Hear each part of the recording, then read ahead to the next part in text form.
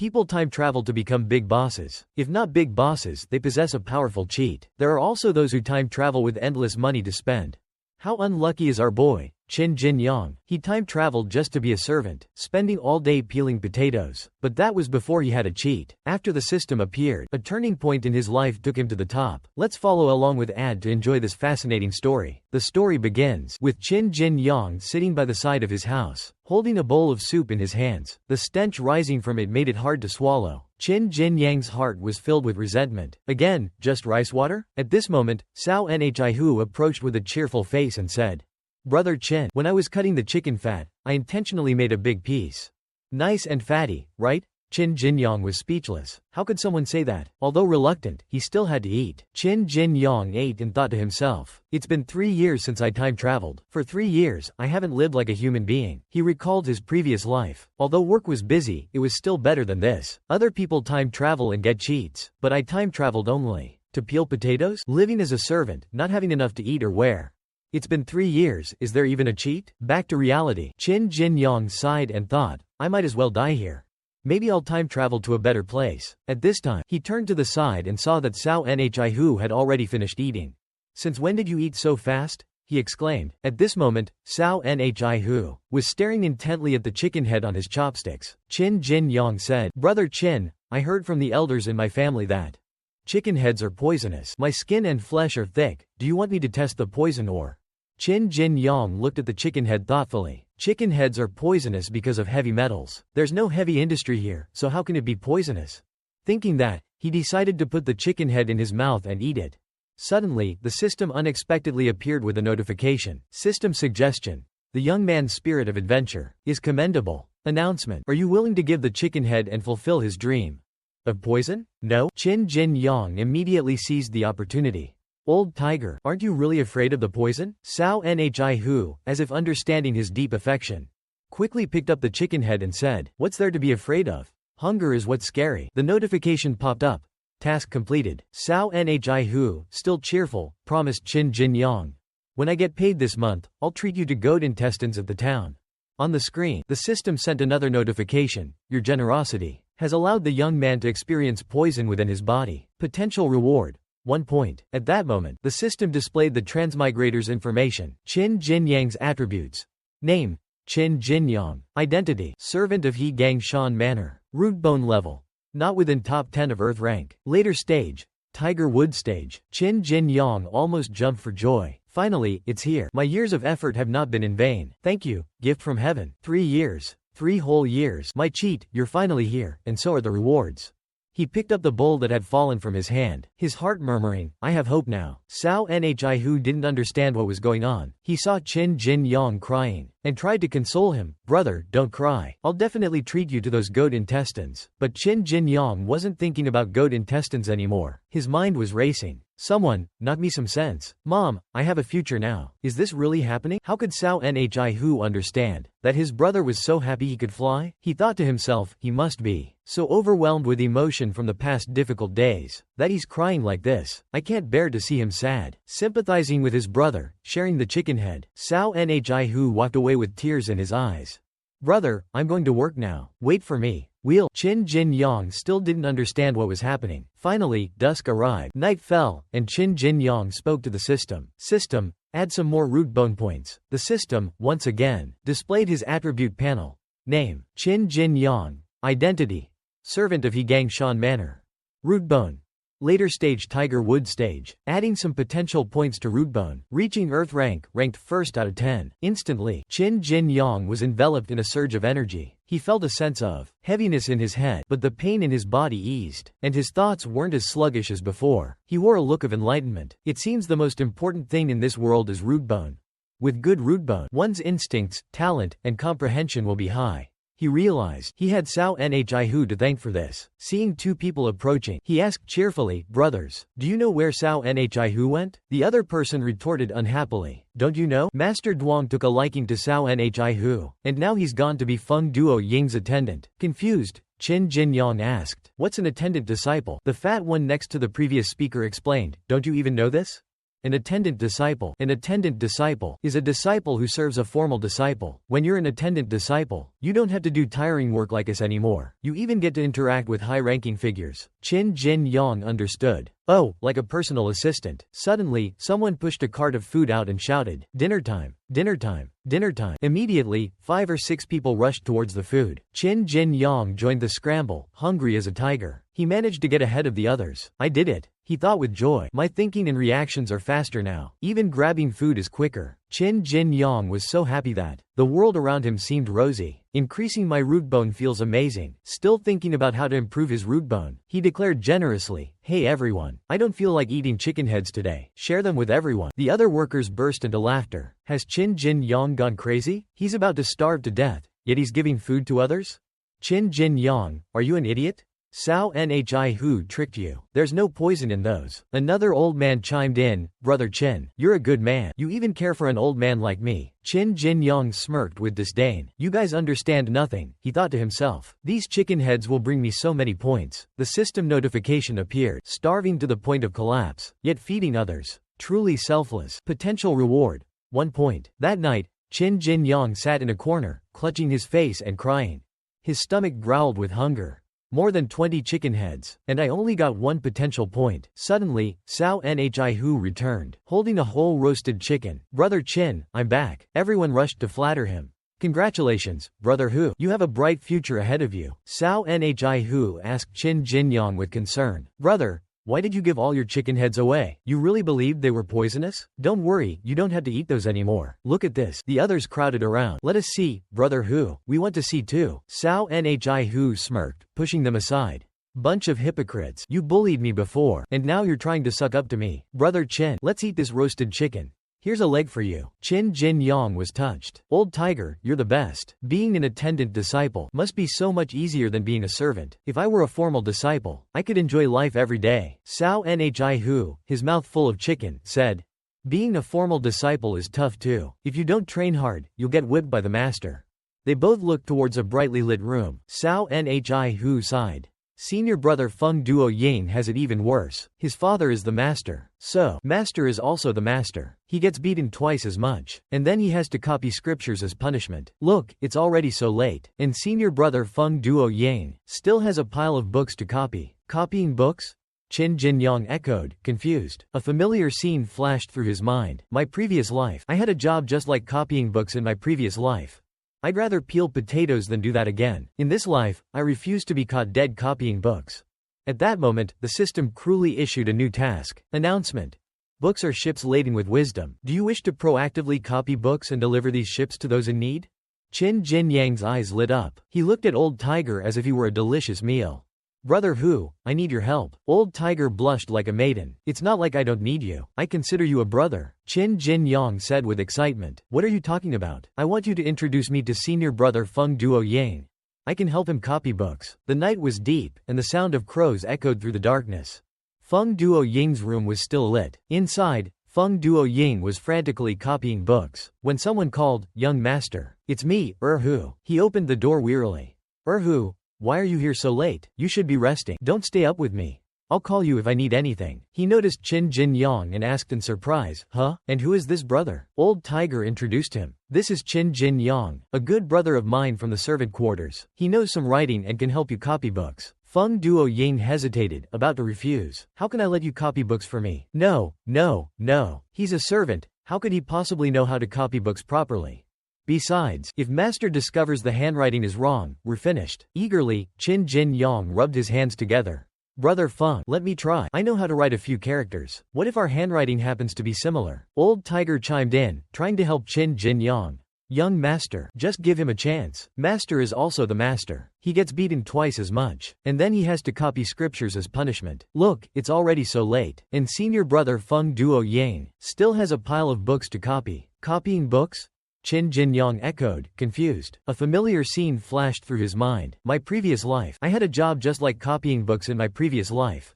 I'd rather peel potatoes than do that again. In this life, I refuse to be caught dead copying books. At that moment, the system cruelly issued a new task. Announcement. Books are ships laden with wisdom. Do you wish to proactively copy books and deliver these ships to those in need?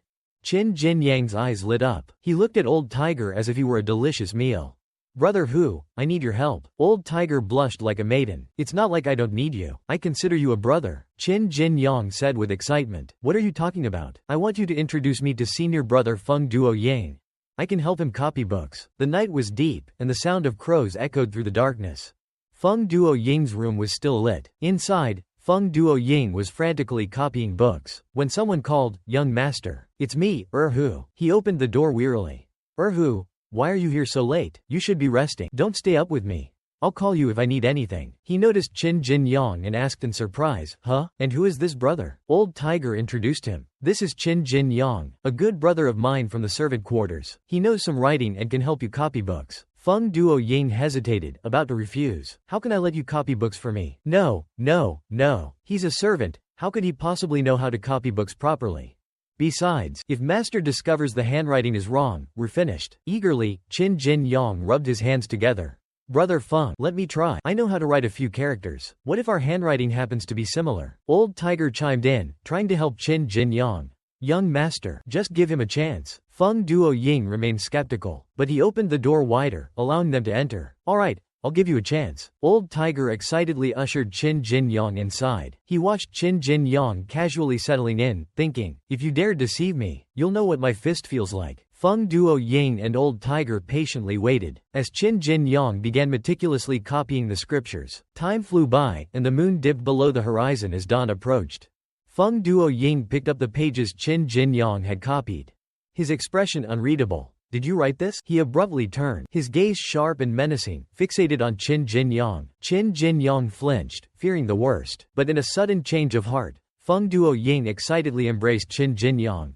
"Unbelievable. You're a godsend. This handwriting, it's as if I wrote it myself. To think we had such a talent hidden away in the servant quarters, Brother Qin." Slightly embarrassed, Qin Jin Yang explained, "My foster father was a fortune teller. Before coming to the servant quarters, I used to help him copy talismans." Silently, he reflected, "Back in school, I forged my classmates' parents' signatures on all their tests. Who knew it would prove useful here? Who would have thought mimicking handwriting would become a valuable skill? What a stroke of luck." As Feng Duo Ying and Old Tiger expressed their amazement, the system notification chimed. Objective complete. The system displayed Qin Jin Yang's updated attribute panel. "Books are ships of wisdom. You have offered passage, helping someone avoid punishment. Reward: 1 potential point." Feng Duo Yang, exhausted with dark circles under his eyes, handed Qin Jin Yang a pouch filled with silver. "Brother Qin, take these 5 taels of silver. I've been spending quite a lot lately, so I'm a bit low on funds at the moment. Next month, I'll give you another 5 taels. Your handwriting is truly remarkable. Perhaps even a few more taels would be fitting?" Qin Jin Yang's eyes gleamed at the sight of the silver. "So much. Brother Feng, you are truly too kind." Qin Jin Yang now saw Feng Duo Ying as a walking money dispenser. Meanwhile, the system issued a new, ruthless directive: show no mercy. A true man knows no compassion. The system then presented another task: a true man knows no compassion. Treat money like dirt. Can you refuse? No. Qin Jin Yang immediately struck a manly pose, waving his hand dismissively. "I don't need this money." His nose practically grew longer with each boastful word. "I, Qin Jin Yang, copy these scriptures out of respect for Brother Hu. Furthermore, my admiration for you, Brother Feng, flows like a mighty river, endless like the Yellow River's floodwaters. Once it bursts forth, it cannot be contained. Hearing you speak of your hardships in your scholarly pursuits, just like those elegant figures of old, including yourself, it is truly an honor for me to be able to help with copying these scriptures. Upon returning home, I will burn incense for my ancestors, thanking them for their accumulated virtues that led to this opportunity. Brother Feng, copying these scriptures is my duty. You are the young master of the Hegang Shan Manor, which makes you like family to me. How could I possibly accept payment?" Instantly, the notification popped up. Task complete. A true man is upright, unfettered by the allure of material wealth. Your integrity is impressive. Reward: 2 potential points. Qin Jin Yang was ecstatic. 2 points. My root bone will soar. Copying scriptures is so rewarding. My mind feels clearer already. Feng Duo Ying swiftly put the silver pouch away, smiling warmly. Brother Qin, your righteousness truly touches me. Though I may lack funds at the moment, I won't let you suffer any loss. There are dozens of junior disciples in our manor, who all need help with copying scriptures. I guarantee you'll earn at least 100 taels. He turned to leave, adding, dawn is approaching. You should rest now. Old Tiger, take Brother Qin back, and assign him some lighter tasks. I need to hand in my assignments to the Haosheng Hall. Brother Qin, Wait for my good news. Qin Jin Yang and Old Tiger bowed together. Thank you, Brother Feng. The sun finally rose in the east. Servant duties continued as usual, with everyone beginning their day hauling firewood. But today, Qin Jin Yang's situation had changed. Old Tiger led him to the firewood storage area. Old Qin, you'll be in charge of watching the firewood from now on. Just move a few stacks before mealtimes, and you can relax the rest of the time. A few fellow servants came over, greeting Old Tiger and Qin Jin Yang. Brother Hu, Brother Qin, we're here to grab some firewood for breakfast. One servant swiftly lifted a bundle of firewood, announcing, all right, everyone, let's move the firewood. Brother Qin, you just supervise. Leave the carrying to us. Old Tiger puffed his chest proudly. See, brothers, this is what a comfortable job looks like. I'll head back now. See you tonight. Qin Jin Yang expressed his gratitude. See you tonight, Old Tiger. He sat down, enjoying his newfound free time. Now that I have some free time, I can try practicing this great river technique. Fortunately, even those with Earth rank root bone can learn the basics. A cultivator's strength is divided into ranks, with first rank being the lowest. Above that are second rank, third rank, and so on. Root bone determines the potential for advancement within those ranks. Above Earth rank root bone is rotten wood root bone, and above that is ironwood root bone. Only those with ironwood root bone are truly considered to have entered the path of cultivation. However, even with ironwood root bone, many cultivators spend their entire lives unable to break through. The first rank beyond ironwood is silver flower root bone. With silver flower root bone, cultivators can easily break through the bottleneck of the first rank with diligent practice and the aid of secret techniques and pills. They might even reach third rank. Above silver flower root bone lies the golden root bone. Those blessed with this type of root bone will find their cultivation journey incredibly smooth. The master of Hegangshan Manor possesses golden root bone, and his cultivation has reached the 5th rank. Even rarer is the white jade root bone, even more precious than golden root bone. It's an incredibly rare sight in the martial world. It's said that there's an even more valuable emerald root bone, but it's just a legend. The Great River Technique helps one achieve inner peace and tranquility, calmness. Brave warriors who copy the Great River Technique scriptures often find themselves feeling sleepy as they practice. This is perfectly normal. To become a first-rank warrior, aside from root bone, one's internal energy must also reach a certain level of density. My Great River Technique is still at a basic level. Qin Jin Yang was lost in thought as he gazed at the dancing water, when suddenly, an old man appeared out of nowhere, exclaiming, Brother Qin. Qin Jin Yang jumped in fright. Ah, you scared me. Regaining his composure, he sighed. It's you. What's the matter? The system displayed the old man's information. Name: Old Liang. Identity: servant at Hegangshan Manor. Old Liang grasped Qin Jin Yang's hands, pleading, Brother Qin, please, I beg you, save me. Qin Jin Yang, sprawled on the ground, urged him to calm down. Slowly, tell me what happened. The atmosphere grew heavy as Old Liang confessed. Brother Qin, I'm about to be dismissed. I have nothing outside the manor. Please, ask Cao Nhi Hu to plead with young Master Feng on my behalf.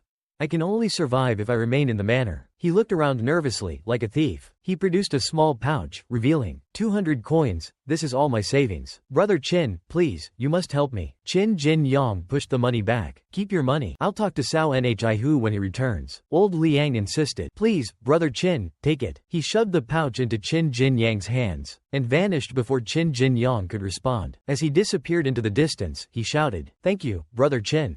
You must help me. Qin Jin Yang was speechless. That old man is fast. The scorching summer sun beat down. Qin Jin Yang sat alone by the wall, eating his lunch. A pang of sadness struck him. Old Tiger usually joins me for lunch. Why isn't he here yet? Whispers and gasps of surprise reached his ears. Did you hear? He's dead. You mean Cao Nhi Hu? No way. Qin Jin Yang rushed over, panicked. Who died? Tell me. The servants replied. Cao Nhi Hu. They say he was on his way back from young Master Feng's place, when he suddenly coughed up a mouthful of black blood. He collapsed and died on the spot. Images of those grotesque chicken heads flashed through Qin Jin Yang's mind. Were those chicken heads actually poisonous? Lost in thought, he didn't notice the blur of motion as a club hurtled toward him. The club struck him squarely on the head, sending him reeling. He struggled to turn and see his attacker. It was a man with a cruel, sneering face, club in hand, grinning wickedly. Before Qin Jin Yang lost consciousness, the man roared, Qin Jin Yang, you're a bold one. You dared to? The scene shifted to the servant quarters. Qin Jin Yang was tied to a wooden post, like a piece of meat hanging to dry. The tall, imposing man who had attacked him accused him. You swindled Old Liang out of 200 coins. The surrounding servants murmured. Confess now, and the worst you'll get is a beating and expulsion from the manor. Once Master Duang arrives, you'll be finished. Qin Jin Yang gritted his teeth. I didn't take old Liang's money. Not 200, not even 1 coin. If you say I stole it, show me the evidence. The tall man with the whip scoffed. Who do you think you are? You lowly servant, to raise your voice at me? A cruel smile spread across his face. Cao Nhi Hu is dead. And now I'll get rid of his closest confidant, you. Feng Duo Ying's attendant position. That will be mine. Suddenly, a voice called out. Master Duong is coming. The newcomer was Feng Zhongfu, the master of the servant quarters. He strode in, accompanied by 2 attendants, causing a wave of surprise to ripple through those present. Everyone hastily bowed. Greetings, Master Duong. The tall man seized the opportunity, reporting, Master, servant Qin Jin Yang impersonated young Master Feng, and extorted money from fellow servants. The evidence is clear. We beg you to administer justice. Master Duong remained calm. What evidence do you have? The tall man pointed to the old man standing behind him. Master, old Liang's 200 coins are in Qin Jin Yang's possession. Each coin old Liang owns is marked with his unique symbol. I've already sent someone to search Qin Jin Yang's room. Old Liang stepped forward, bowing respectfully. Master, Qin Jin Yang and Cao Nhi Hu were both close to young Master Feng. He threatened to take my 200 coins and have me expelled if I didn't give them to him. Master Duong's face darkened. Old Liang, it seems you were trying to bribe Cao Nhi Hu through Qin Jin Yang, so he'd put in a good word for you with my son, correct? Now that Cao Nhi Hu is dead, you want your money back, is that it?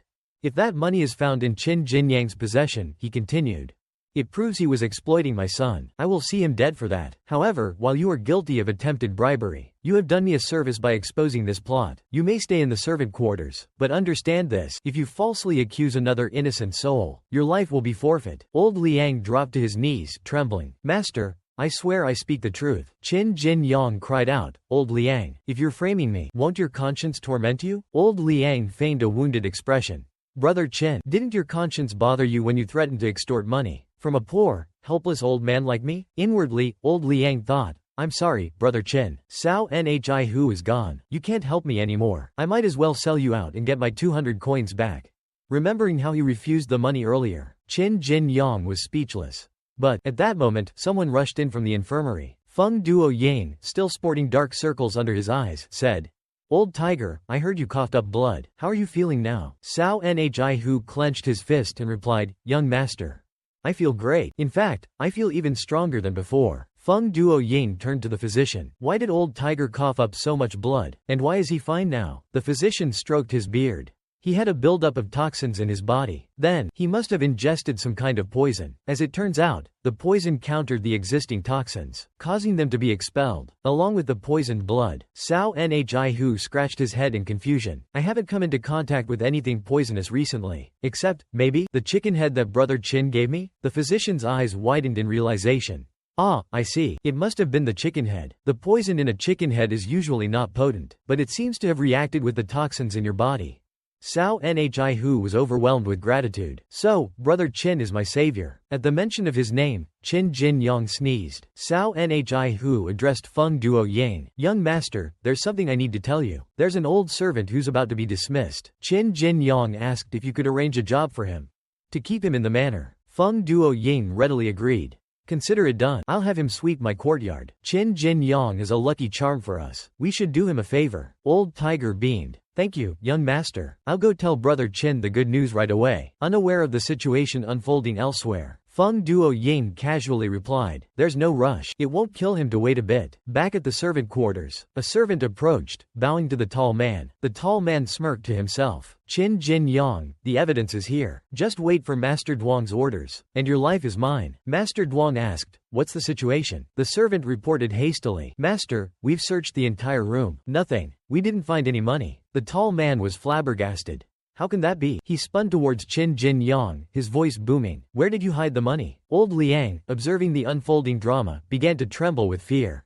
Qin Jin Yang confidently stepped forward, addressing Master Duong. Master, I also have an accusation to make. This entire situation is a malicious plot by old Liang and Steward Wang to frame me. I request a search of old Liang's quarters. Perhaps the missing money will be found there. Master Duong immediately commanded, Search his quarters. The servants bowed. As you command, master. The tall man desperately protested. You're lying. You're making this up. Who do you think you are? To frame me? Old Liang chimed in. Qin Jin Yang, do you really think you can talk your way out of this? Just accept your fate. When you're gone, I'll be sure to burn plenty of joss paper for you. Qin Jin Yang tiredly scoffed. Old Liang, it's clear you've been spending a lot of time with Steward Wang lately. He remembered the moment old Liang had initially given him the money.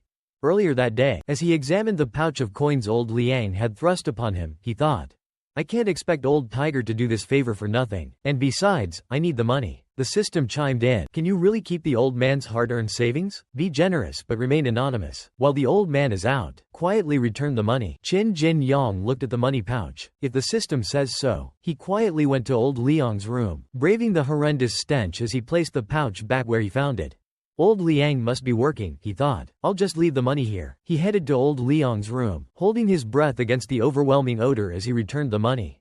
Old Liang must be working, he thought. I'll leave the money here. I'll just leave the money in his room. When they search his room, they'll find it. Old Tiger can tell him about it later. Whether it works out for him or not, well, that's up to old Liang's fate now. Back in the present, the pouch of coins had indeed been found. Master Duang's expression was grave. Are you certain of your findings? The servant replied. The pouch and the 200 coins were found in old Liang's room. We have confirmed that it is indeed 200 coins. And as you said, Master, each coin bears old Liang's mark. Old Liang collapsed to the ground, his face ashen. This is bad. Did Qin Jin Yang find it too troublesome to help me and return the money? He should have told me. I'm doomed. Suddenly, old Tiger's voice rang out from the distance. Brother, I took care of that thing you asked me to. Seeing old Tiger alive and well, the tall man's jaw dropped. Sao Nhi who? But he's supposed to be dead. Oblivious to the drama unfolding, old Tiger announced excitedly. Young master agreed to let old Liang stay and sweep the courtyard. Feng Duo Yang, trailing behind old Tiger, asked, why is everyone gathered here? Both old Tiger and Feng Duo Yang bowed to Master Duang. Greetings, father. Realizing he was trapped, the tall man desperately tried to shift the blame to old Liang. Master, it was him. He filed a complaint. I was simply following protocol when I apprehended Qin Jin Yang. I didn't know anything about the details. He grabbed old Liang's arm, spitting. It's all your fault, old man. You set me up. Silence. Master Duang's voice was ice cold. Enough of this. Stop. Old Tiger rushed forward and untied Qin Jin Yang. Brother, you've suffered enough. Qin Jin Yang sighed with relief. Old Tiger, you're all right. That's great. Master Duang glanced at Qin Jin Yang, declaring, Qin Jin Yang, this blade is yours. Old Liang's fate is in your hands. Kill him, spare him, or keep him alive to suffer. The choice is yours. Old Liang stared at the gleaming blade, his eyes wide with terror. He pleaded, his voice trembling. Brother Qin, please, spare me. I was wrong, blinded by greed. My life isn't worth anything, not worth dirtying your hands. Please, have mercy. Qin Jin Yang's mind replayed images of old Liang's betrayal and lies. He remained silent. Old Liang's fear intensified. Tears streamed down his face.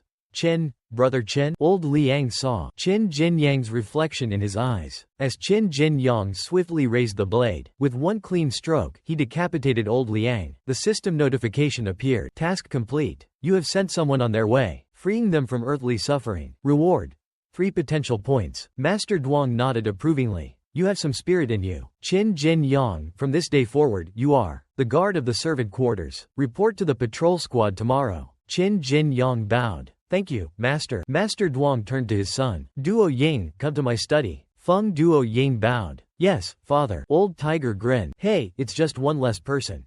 Don't dwell on it. You've gotten a major promotion. I'm treating you to a celebratory feast. Qin Jin Yang thought worriedly. Guard, it's just a glorified security position. This time I got lucky. But what if I'm falsely accused again? What then? This is reality, Qin Jin Yang. You're too kind-hearted. That kind of thinking will get you killed. Life for a life. Blood for blood. That's the law in this world. I need to become stronger. There's no time to waste. Morning in the servant quarters bustled with activity. Qin Jin Yang, clutching a pouch of coins, remarked cheerfully. Talk about a stroke of luck. Got my first monthly pay as a guard already. I need to treat old Tiger to a nice meal soon. Old Tiger appeared at that moment. Brother, you're here. I've been looking all over for you. Qin Jin Yang greeted him warmly. Perfect timing, old Tiger. I was just looking for you, too. Have you seen little Chuzi, the young attendant who follows me on patrol? Old Tiger pointed behind him. Little Chuzi? Isn't he right there? Qin Jin Yang called out. Little Chuzi. Little Chuzi, his face pale and drawn, turned around. Master Qin. Master Sao. He shuffled over timidly. Old Tiger, concerned, asked, what's wrong? Why do you look so down? Haven't you eaten? Qin Jin Yang added. Why are you carrying so many things on your back? Little Chuzi's eyes welled up with tears. Master Chin, my village, bandits attack us every year, and this year, a plague struck. My parents, and my little sister, they're all gone. I need to go home and bury them. Qin Jin Yang and Old Tiger watched, their hearts aching for the young man. Qin Jin Yang handed little Chu Zi his pouch of coins. Little Chu Zi, here's 200 coins. Take it. Buy coffins for your family. Little Chu Zi gratefully accepted the money. Thank you, Master Chin. Thank you so much. The system notification appeared. The purity of filial piety can cleanse even the taint of ill-gotten gains. Reward: 1 potential point. Qin Jin Yang thought, it didn't feel right keeping old Liang's money. Better to do something good with it and help little Chu Zi. Moments earlier, the system had issued a new task: filial piety above all.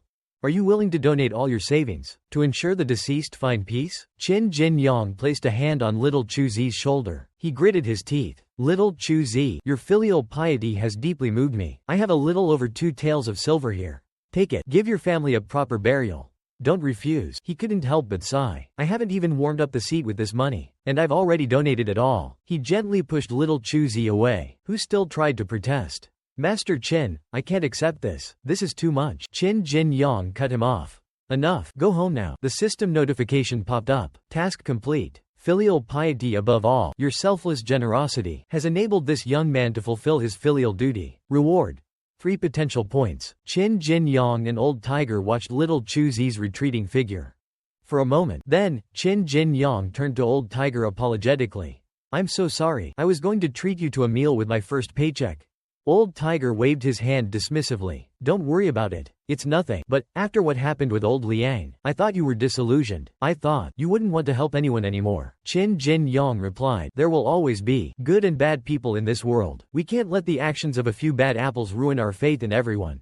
I've been a guard for a few days now, and little Chu Zi has been assisting me. He's a smart kid, quick and observant. Of course I'd help him. Suddenly, from afar, little Chu Zi's voice rang out. Master Qin. He prostrated himself before Qin Jin Yang, exclaiming, Master Qin, I may be just a lowly servant, but I will repay your kindness. If not in this life, then in the next, and the next, and the next. For lifetimes to come, I will repay your debt. Old Tiger winked at Qin Jin Yang. Brother, you definitely helped the right person this time. Qin Jin Yang suddenly remembered something important. Right, Old Tiger, you said you were looking for me earlier? Old Tiger snapped his fingers.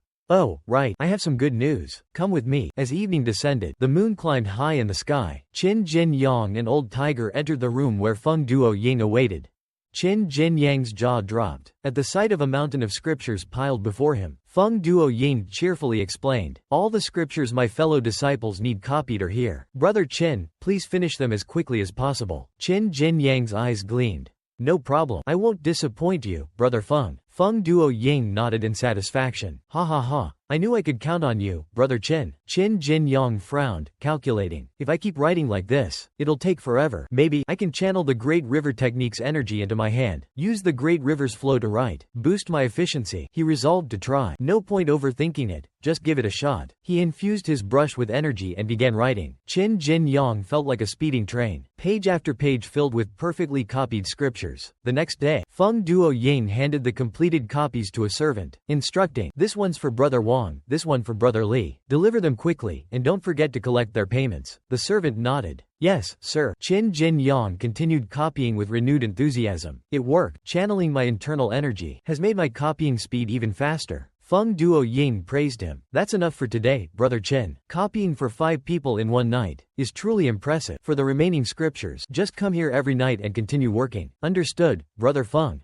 Qin Jin Yang replied cheerfully. Feng Duo Ying tried to offer him a gold bar as a reward. Brother Qin, you're truly exceptional. There aren't many people Feng Duo Ying admire, but you are definitely one of them. Qin Jin Yang's eyes gleamed even brighter. You flatter me, Brother Feng. Any silver I earn is thanks to your generosity. He pushed the gold bar back towards Feng Duo Ying. However, Brother Feng, a simple guard like me wouldn't know what to do with so much money.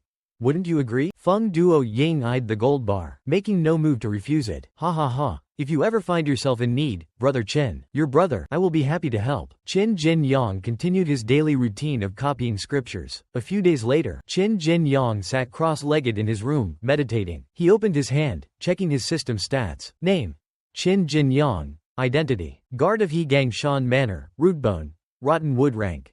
0/20, Martial Arts, Great River Technique, Minor Accomplishment. He thought to himself, these last few days, I've earned quite a few taels of silver from copying, and upgrading my root bone has allowed me to reach minor accomplishment in the Great River technique. He channeled his energy, a faint glow enveloping his hand. He focused on a vase in front of him, and with a flick of his wrist, shattered it. A fly resting on the vase buzzed away in surprise. Qin Jin Yang retracted the energy, the glow fading from his hand. He clenched his fist, pondering, my control over internal energy is still too crude. I need to learn some proper martial arts, something to complement my internal energy cultivation. But the manners martial arts are only for formal disciples. I guess I'll have to try my luck at those martial arts schools down the mountain. The scene shifted to the bustling town of Wuhe. Crowds thronged the streets. Qin Jin Yang, clad in new clothes, marveled at the lively scene. So crowded. This is amazing. Come to think of it, this is my first time down the mountain. Suddenly, a desperate voice called out, please, kind sir, help me. Buy my daughters. Take them off my hands. A man shooed the old man away. Get out of here. Stop bothering my customers. The old man, dressed in rags, pleaded on his knees. Young master, I beg you, please, buy my daughters. If they stay with me, they'll starve to death. He lost his patience, yelling, giving you a steamed sorghum cake is already generous. Don't push your luck. The two daughters called out, worried, father. This scene caught Qin Jin Yang's attention. He approached a nearby steamed bun vendor. Sir, 2 steamed buns, please. Wrap them carefully. The vendor happily obliged. Right away. Qin Jin Yang then discreetly approached the father and his daughters. The old man was saying to his daughters, here, share this sorghum cake. It's all we have. It's all my fault. I failed to provide for you. I even tried to sell you to survive, and I couldn't even do that. The eldest daughter, understanding, took his hand, comforting him. Don't cry, father. Qin Jin Yang, standing behind a wall, quietly placed the wrapped buns and some loose silver coins beside the old man. Take this and buy some rice seedlings. Don't make a sound. The package of buns landed with a soft thud, startling the old man. His eyes widened in shock. He picked up the package, tears welling up in his eyes. Buddha has come. Do you see this, my children? We have met a living Buddha. Confused by their father's outburst, the daughters crowded around him. Father, are you all right? The system notification appeared. You have aided a family in need. Reward. 2 potential points. Qin Jin Yang walked on, passing by more and more struggling individuals. A young girl, her face dirty and her clothes ragged, cried out, I can sing. I can do anything. I have no shame. Please, buy me. Take me as yours. A young man, his face bruised and swollen, shouted, my mother is gravely ill. 1 coin for a beating. Who wants to hit me? The system issued a series of tasks. Will you help this filial daughter bury her deceased father? Will you help this devoted son find a cure for his ailing mother? More and more prompts appeared. Will you help this misguided youth find his way home? Endless prompts filled his vision. Will you? After helping everyone he encountered, the system finally displayed potential points, 22. Qin Jin Yang stared at the notification, elated. I've accumulated so many points. These chaotic times, the strong prey on the weak. The common folk are suffering greatly. If old Tiger knew I gave away so much silver, he'd be furious. Enough. No more dwelling on gains and losses. System. Add all my potential points to root bone. To his dismay, the system responded with an error message. Error. Lack of practical skills detected. You must master at least 3 martial arts techniques before upgrading your root bone. Qin Jin Yang, who had been celebrating his newfound wealth, felt his heart sink upon seeing the error message. He grimaced, muttering a curse. Damn it. From a nearby window, a figure observed Qin Jin Yang, asking his companion, Boss, what's that crazy kid doing? Has he lost his mind? The boss smirked. Ignore him. He's definitely loaded. His underling grinned, replying, we'll take care of him once he leaves town. Not long after, Qin Jin Yang found a martial arts school. Finally, he exclaimed, I searched the whole town, and finally found a place. I wonder what it's like inside. He pushed open the door. Hello, I'd like to become a student. The interior was dim, faces obscured by shadows. Qin Jin Yang called out, why is it so dark in here? He cautiously stepped inside. This isn't a haunted house, is it? A man sat on a chair, grunting, business has arrived. He rolled a pair of metal balls in his hand, the clicking sound echoing through the room. Disciples, greet our new student. A group of disciples enthusiastically responded, yes, master. They struck strange poses, eagerly greeting him. Hi there. Welcome, junior brother. Watch this. The crane takes flight. Another disciple did a flip, shouting, and I'm the soaring crow. Qin Jin Yang smiled wryly, feeling like he had walked into a circus. I think I've come to the wrong place. The master blocked his path, booming, nonsense. You're exactly where you need to be. What do you want to learn? Qin Jin Yang, sweating nervously, asked, What kind of martial arts do you teach here? The master retorted, what kind? Ha! His demeanor abruptly shifted as he launched into a boastful speech. This school specializes in 18 different weapons, internal energy cultivation, and body tempering. No tuition if you fail. Double the tuition if you quit halfway through. He then gestured to his disciples to showcase their skills. Show our guest what you can do. Qin Jin Yang, bewildered, protested. Just tell me about your signature techniques. The disciples ignored him. One disciple swung his sword dramatically, announcing, "Behold, the soul-severing shadowless sword." The others chimed in, "Witness my diamond fist." Another ridiculous move followed, and my thunderbolt palm. The master joined in as well. Ha ha ha. And let me show you a move. Qin Jin Yang couldn't watch any longer. He covered his eyes, wondering, should I just leave? What on earth is going on here? Half an hour later, the disciples, exhausted from their performance, were gasping for air. They turned to Qin Jin Yang. "Well, young master, which technique would you like to learn?" Qin Jin Yang forced a smile, declining. I think I'll pass." The master crushed one of his metal balls. "What, pass?" His eyes narrowed, and the atmosphere in the room turned menacing. "Young master," he said coldly, "you've watched for this long, and now you say, pass. Are you mocking us?" The disciples stepped closer, their expressions threatening. "You can't just toy with us like this." The master continued, "You can't watch for free, and then leave." Qin Jin Yang's legs trembled, and he stumbled back, waving his hands. "Master, it's not that I don't want to learn. It's just..." The master's expression abruptly softened. "If those techniques aren't to your liking, young master, perhaps music, art, or even foreign languages would be more suitable?" The system notification popped up. "Disciples, show our guest what else you've got." The master continued to encourage his disciples. "Disciples, show our guest what else you've got." Qin Jin Yang quickly interrupted. All right, that's enough." He pulled out a few silver coins, fabricating an excuse. "To be honest, master, I'm a traveler, and I need to learn some self-defense techniques quickly. The techniques your disciples have shown don't seem quite right for me. I apologize for wasting your time. Truly sorry. Here's 2 taels of silver. Consider it payment for the tea. Best of luck with your business." The master remained expressionless as he stared at the silver in Qin Jin Yang's hand. The system notification appeared. "Your generosity has earned you the master's respect. Reward: 2 potential points." Qin Jin Yang breathed a sigh of relief. "Time to get out of here. No need to see me out," he thought. 2 taels for 2 potential points. Not a bad deal. Now, I wonder if there are any other martial arts schools in town.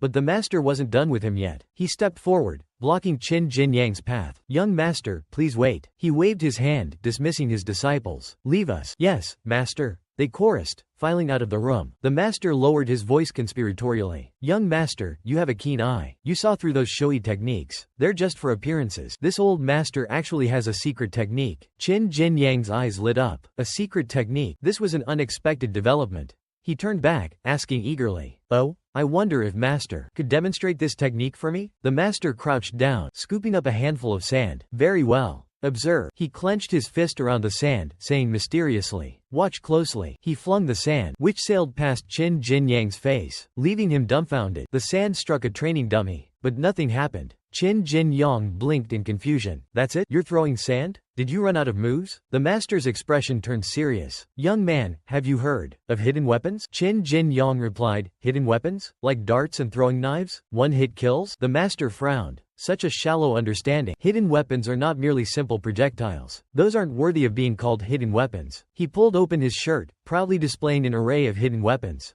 Listen carefully. The key to hidden weapons is surprise, deploying them unexpectedly, catching your opponent off guard. And of course, they must be easily concealed. Ideally, readily accessible. Whether you're creating a distraction to escape, or forcing your enemy to reveal an opening, a handful of dirt is all you need. As for taking a life, you'll still need a proper weapon for that. The master straightened his clothes, walking over to the dummy. "Take a closer look. Pay attention to its eyes." Qin Jin Yang gasped. The dummy's eyes were riddled with tiny holes, like it had been repeatedly pierced by needles. The master explained, "This is the beauty of my earth and dust technique. It can utilize anything. Sand, soil, even gravel. You can even use poisonous powders." Qin Jin Yang's excitement bubbled over. "I'll learn it. How much do you charge?" The master put on an air of importance, beginning a long-winded speech. "This earth and dust technique is a secret passed down through my family.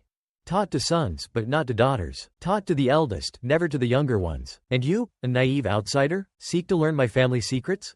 "Ha!" Qin Jin Yang, exasperated, blurted, "Just tell me how much you want." The master held up 3 fingers. "I see potential in you, young man. You are a talent among 10,000. 300 taels of silver. Top quality instruction guaranteed." Qin Jin Yang countered, 10 taels. "Take it or leave it." "I'm leaving." He turned to go, thinking, 300 taels?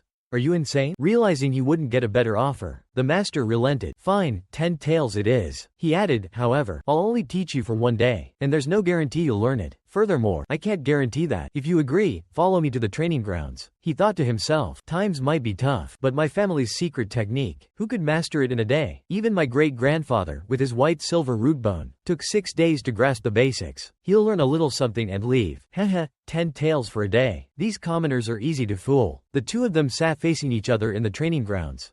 The master announced, I'll start timing now. He began his lecture. Remember, the essence of the earth and dust technique is enveloping objects with internal energy and propelling them. This technique will allow you to grasp the underlying principles, calm your breath, focus your energy, channel it through your spine. Seeing no reaction from Qin Jin Yang, he asked, Hey, kid, are you listening? You haven't fallen asleep, have you? Little did he know, Qin Jin Yang was deeply immersed in understanding the technique. The system notification popped up. 5 potential points consumed. Earth and dust technique unlocked. Level.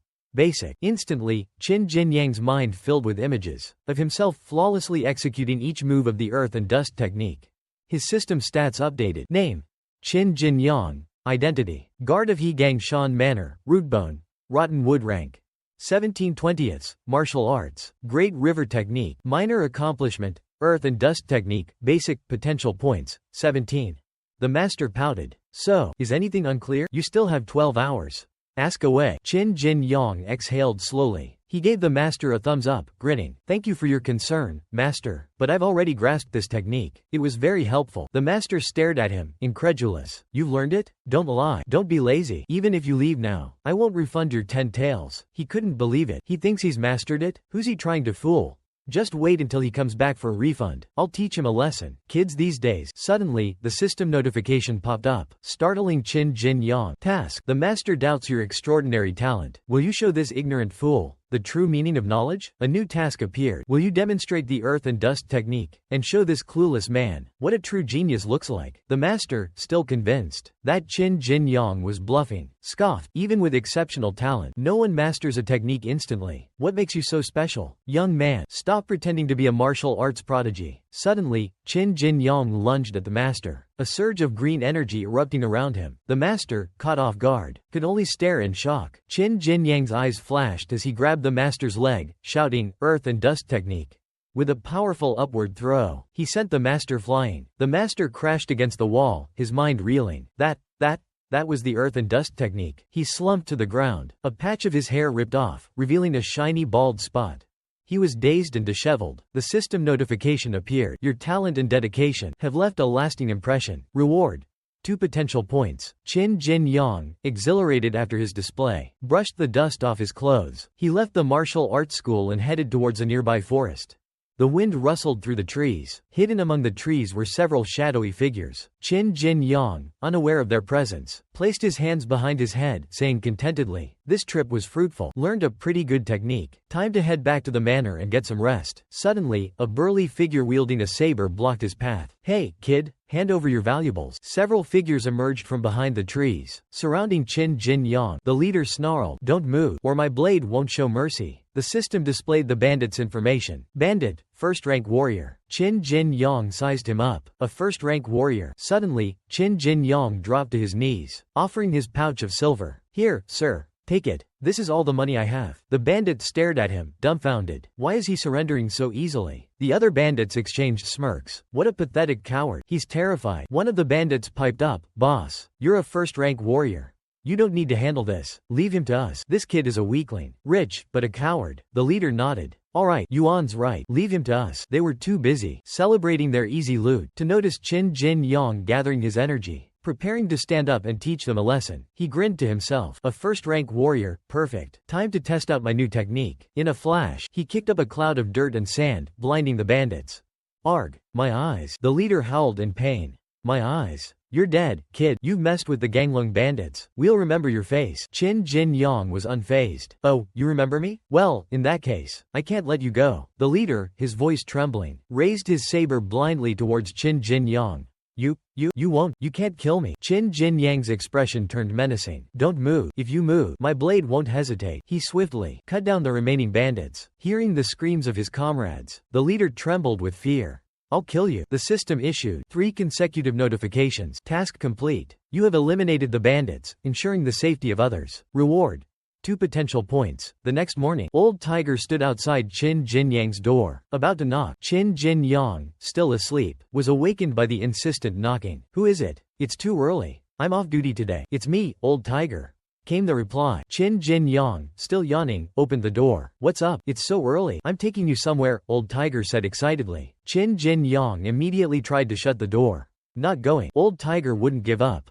He pounded on the door, calling, Old Qin, open up. He continued to coax Qin Jinyang. There's good food and beautiful ladies waiting, Old Qin. I promise. Qin Jinyang, still buried under his blankets, thought, beautiful ladies? Don't tell me Old Tiger's smitten with someone. The system notification appeared. Your friend cares about appearances. Will you help him express his sincerity? Qin Jinyang shot up, his eyes wide. Accept task. All right. For Old Tiger's happiness, I'll go. Task complete. You have generously agreed to fulfill your friend's wish. Reward: 1 potential point. Qin Jinyang pulled a jade pendant from his pocket. The system chimed in again. You have shown thoughtfulness and dedication to your friend. Reward: 1 potential point. Qin Jinyang and Old Tiger arrived at their destination. Qin Jinyang observed the gathering with apprehension, reminded of similar events from his past life. Oh, no, is this a networking event? I thought he was smitten with a girl. He tried to make a quick exit. Old Tiger, you and your disciples enjoy your tea party. I'm out of here. Old Tiger grabbed his arm. No way. You're coming with me. You owe me this. It took me forever to drag you here. I'm not letting you leave now. A new task appeared. Your friend really wants you to participate. Will you save face for your friend? Qin Jinyang reluctantly agreed. Fine. Might as well make some connections. Task complete. You have shown great loyalty by saving face for your friend. Reward: 1 potential point. Old Tiger beamed, his enthusiasm overflowing. He grabbed Qin Jinyang's arm. Come on, brother. Let me introduce you to some people. He dragged Qin Jinyang over to a group, introducing him. Brother Zhang, this is my brother, Qin Jinyang. Brother, this is Zhang Chongjung, junior disciple of senior brother Qian Shijing of the Chuhutang sect. A nearby disciple sighed. Too bad senior brother Qian Shijing is about to marry Lu Shaoqian. Do you know Lu Shaoqian? She's third senior sister's junior disciple of the Shongshan sect. Qin Jinyang extended his hand. Greetings, Brother Zhang. He thought to himself, your relationships are complicated. Old Tiger pushed Qin Jinyang forward, introducing him. My brother, Qin Jinyang, a guard at the Hegangshan Manor, and literate, too. He's a perfect match for your sister, Chong Lan. I brought him here specifically to meet her. What do you think? Qin Jinyang froze. Wait, what? Is this a blind date? Suddenly, a young woman in purple appeared, placing her hands on her hips. Who is this nobody? You think he's good enough for me? The courtyard was crowded with people, a lively and noisy atmosphere. Old Tiger, his arms slung around Qin Jinyang's shoulders, said enthusiastically. Chong Lan, my brother has a bright future ahead of him. You'll be impressed. Ha ha ha. Chong Lan remained aloof, her arms crossed. You think I'm interested? She extended her hand towards Qin Jinyang, expectantly, but said nothing. Qin Jinyang looked at her hand, confused. Chong Lan raised an eyebrow. What are you waiting for? Don't tell me you've come empty-handed? Qin Jinyang stared at her outstretched hand, speechless. Old Tiger, standing behind him, watched anxiously. If Qin Jinyang keeps this up, he thought, he'll never get a wife. Zhang Chongjung, seeing the awkward exchange, placed a hand on Old Tiger's shoulder, shaking his head. Brother who? Your friend here. This friend of yours? He doesn't even have a proper meeting gift. If this is the best you can offer, forget it. We're done here. Old Tiger stammered. Brother Zhang, please. There's an explanation? But Qin Jinyang's expression was growing increasingly annoyed. He hadn't come here for a blind date. Zhang Chongjung scoffed. A servant guard promoted to guard? All that hard work, and for what? Do you even know what suitable match means? Take a good look in the mirror. Chong Lan turned to leave, tossing a parting shot. I only entertained this charade because of Brother Feng. Don't push your luck. The situation mirrored Qin Jinyang's previous life. His face darkened. Not this time. I won't be humiliated like this again, he retorted. And how do you know I don't have a proper meeting gift? Zhang Chongjung scoffed, not even bothering to look back. You can't even understand what I'm saying. What kind of gift could you possibly have? I'll kneel and call you, Father, if you can pull out something worthwhile. Suddenly, gasps filled the courtyard. It's beautiful. Is that a top-grade jade pendant? I've only seen one like that on senior sister. Wow, impressive. Qin Jinyang held aloft a shimmering green jade pendant. Being a guard has its perks, huh? Not bad, kid. That pendant looks expensive. Zhang Chongjung stared at the pendant, his mind reeling. That color, that clarity, worth at least 20 taels. The system issued a new task. Will you bestow this jade pendant upon a person of such shallow mind and narrow heart? Qin Jinyang thought. Does anyone in this world know what showing off means? A mischievous grin spread across his face. How about you call me Daddy instead of Father? Then, this pendant is yours. What do you say? Zhang Chongjung's eyes narrowed. Daddy? What is he talking about? That pendant. It's worth at least 20 taels. It's just a word, not a big deal. He quickly urged his sister. Well, what are you waiting for? Thank Daddy. Chonglan reluctantly muttered. Thank you, Daddy. Good girl. Qin Jin Yang chuckled. Here you go. Chonglan, clutching the pendant, said smugly. Don't think this means anything, Daddy. I have suitors lined up, all the way to the manor gates, but I could put in a good word for you. With the girls from the Jigung sect, the system notification popped up. Gift successfully given. Recipient is overjoyed. Reward. 3 potential points. Qin Jin Yang breathed a sigh of relief. Perfect. I thought it was Old Tiger going on a blind date, but it turned out to be me. And I even gave a meeting gift. Old Tiger asked curiously, Brother, what was that, Daddy, thing about? Why did you tell them to call you that? Qin Jin Yang replied with a smirk. Oh, Daddy. It's just a respectful term. Children use for their father back in my hometown. Everyone burst into laughter. So, Daddy, means father. Old Tiger laughed. Then what? Are they going to call Buddha, Daddy, too? Ha ha ha. Thank you, Daddy. Ha ha ha. Completely oblivious, Zhang Chongjung and Chong Lan called from afar. Thank you for the gift, Daddy. We'll be going now. Qin Jin Yang chuckled. See? He even thanked me. As Zhang Chongjung walked away, he instructed his sister. Old Tiger said this guard is loaded. Don't let him go, Chong Lan. Milk him for all he's worth. Chong Lan, clutching the jade pendant, her eyes sparkling, replied, Don't worry, brother. I know what to do. Suddenly, a young woman's voice cut through the chatter. What's going on here? Causing a scene? Move along, all of you. It was a beautiful young woman, her ample bosom drawing appreciative stares. Wow, she looks like someone important. Qin Jin Yang nudged Old Tiger. Who is she? Old Tiger grabbed his arm, pulling him away. Let's go, brother. That's our third senior sister. She's incredibly powerful. Come on. Suddenly, someone slapped Qin Jin Yang on the back. Well done, brother. A young man exclaimed. I've never liked those Zhang siblings. They're always throwing their weight around. Greedy for money? Not like you, brother.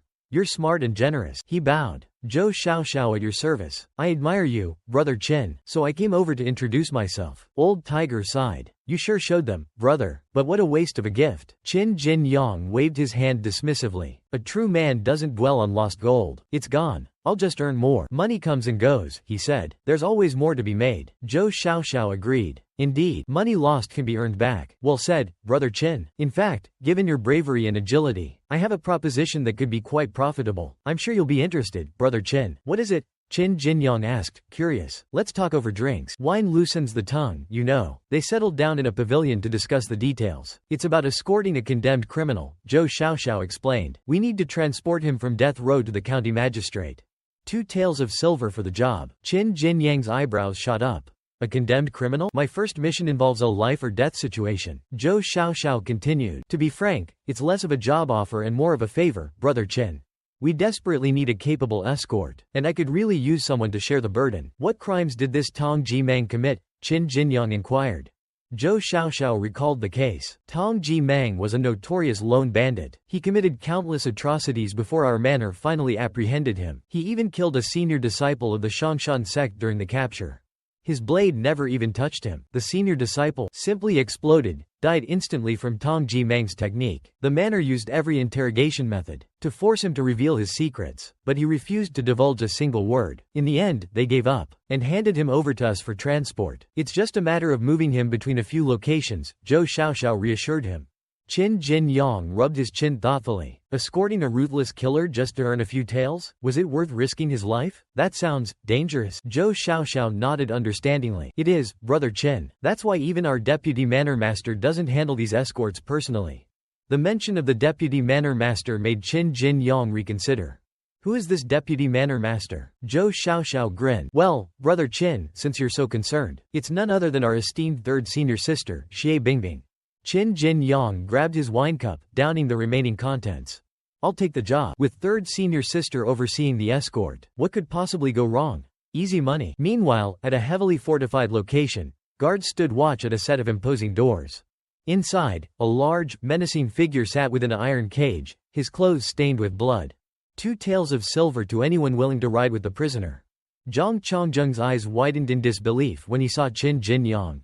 Qin Jinyang? What's he doing here? This can't be a coincidence. A dreadful realization hit him. He's part of the escort team, and the senior brother I serve is leading it. The prisoner, Tong Ji Mang was a massive, imposing figure, his clothes caked in blood.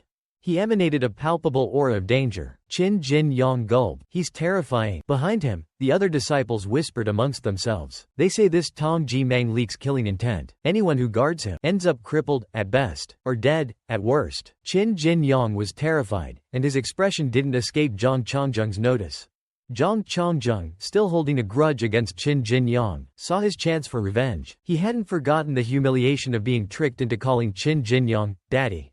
In front of everyone. Perfect, he thought with a wicked grin. You're going down, kid. What are the odds? You're on the escort team, and the senior brother I serve is in charge. Qian Shijing called out, hurry up. Who's volunteering? Zhang Chongjung, with a sly smile, pointed at Qin Jin Yang. Senior brother, I believe this fine gentleman is more than capable. Just look at him, strong and imposing. Qin Jin Yang's heart sank as he realized Zhang Chongjung's intentions. Senior brother, Zhang Chongjung continued, this is Qin Jin Yang.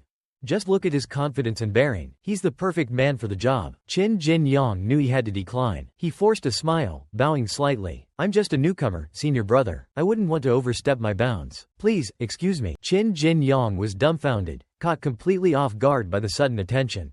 Zhang Chongjung, his fingers still pointed at Qin Jin Yang, continued, this is Qin Jin Yang, senior brother. Just look at him, the perfect picture of confidence and strength.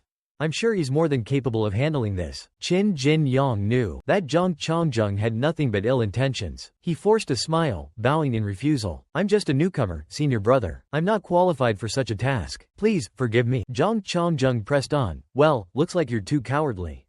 Anyone brave enough to guard this prisoner, step forward. As soon as he finished speaking, everyone took a hasty step back. Qin Jin Yang, still bewildered, didn't react in time. Qian Shijing, seeing this, declared, all right, you're in the cart then. Qin Jin Yang turned around, fuming. What, you bunch of? Everyone averted their gazes, whistling nonchalantly and pretending to be completely uninvolved. Qian Shijing drew his saber threateningly.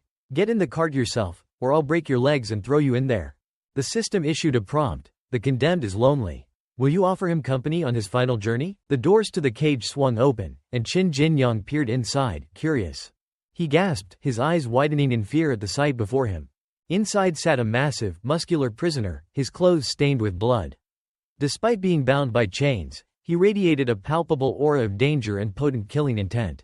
Qin Jin Yang, intimidated by Qian Shijing's drawn saber, knew he couldn't back down. He stepped inside the cage, thinking, I have no choice. The escort wagon and attendants were ready to depart. Qian Shijing bellowed, move out. Qin Jin Yang sat in the cart, staring at the prisoner, overwhelmed by the sheer pressure emanating from him. He felt as though he was facing a bloodthirsty tiger. Suddenly, the prisoner spoke, young man. He fixed Qin Jin Yang with an intense stare. You're not scared of me, are you? The system notification flashed. Accompany the condemned on his final journey. Reward. 10 potential points.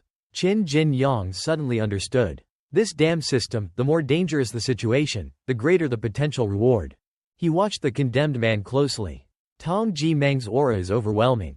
I need to use the Great River technique to resist it. The prisoner spoke again, come closer. If you're too far away, my aura will crush you. The closer I am, the weaker the pressure? Qin Jin Yang wondered. But if the pressure becomes too much, even the Great River technique won't hold for long, I'll explode. Satisfied with Qin Jin Yang's proximity, the condemned man said, that's better. He suddenly roared, I've caught you now. Ha ha ha, let me see what your blood tastes like. Qin Jin Yang, overwhelmed by the prisoner's bloodlust, cursed under his breath, damn it. I let my guard down. The system prompt appeared. This strong man has been sleep deprived for a long time. Are you willing to exchange your potential points for a suitable item to help him? The system suggested several options. 1. A coarse cloth pillow. 2. Sleep-inducing powder. 3. A book of sheep. Qin Jin Yang mentally scanned the options. A pillow? No. A book of sheep? Definitely not. Sleep-inducing powder, combined with the Great River technique and the earth and dust technique. A plan formed in his mind. That's it. The prisoner's red aura continued to press down on Qin Jin Yang. I've got him now, he thought triumphantly. Ha ha ha. A green glow enveloped Qin Jin Yang as he channeled his energy. System, you'd better come through for me this time. Those bastards outside want me dead. They won't notice anything going on in here. This is perfect. As the glow condensed into tiny particles, Qin Jin Yang shouted, now. earth and dust technique. The particles bombarded the prisoner, and simultaneously, the prisoner's attack sent Qin Jinyang flying backward. What? This is, the prisoner's face paled as he realized he'd been tricked. Qin Jinyang collapsed, unconscious. Hearing the commotion from inside the cart, Qian Shijing was startled. Is he dead? He called out. Well, good riddance. At least Tong Jimang's aura has been weakened a bit. Zhang Chongjung, watching from the sidelines, was ecstatic. Ha ha ha. Qin Jinyang, you're finally finished. Inside the cart, Qin Jinyang regained consciousness. He quickly sat up. The prisoner asked, bewildered. Who are you? Qin Jinyang, still dazed, murmured, what's going on? The system notification appeared. The strong man before you has fallen asleep. Reward. 5 potential points. Qin Jinyang stroked his chin. Ah, so that's how it is. He focused his gaze on the prisoner, starting to hypnotize him. My son, I am your father. His face flickered between his own and that of the prisoner's father. The prisoner's mind merged the image of Qin Jinyang with that of his father. He stared at his father, confused. Don't you recognize me, father? Tong Jimang asked, bewildered. Qin Jinyang, knowing he'd been tricked, roared, you idiot. You don't even recognize your own father? How's your orchid palm technique coming along? Recite it for me. Tong Jimang, completely under Qin Jinyang's control, stood up and began to recite. Father, I'll recite it for you. Mountain stance, steady breath, 9 forms. The system notification appeared. Orchid palm technique, basic, requires 15 potential points to unlock.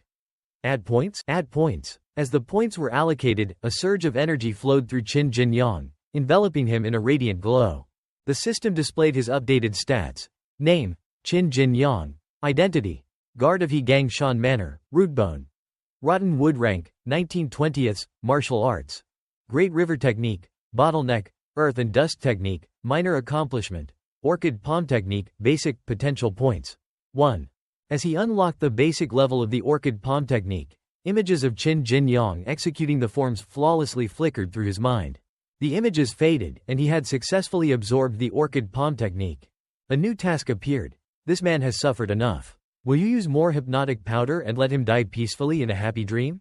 Qin Jinyang felt the power surging through his hands. This is the orchid palm technique. I had to test its power. His greed surfaced. Now that I have the orchid palm technique, surely there are other treasures hidden away.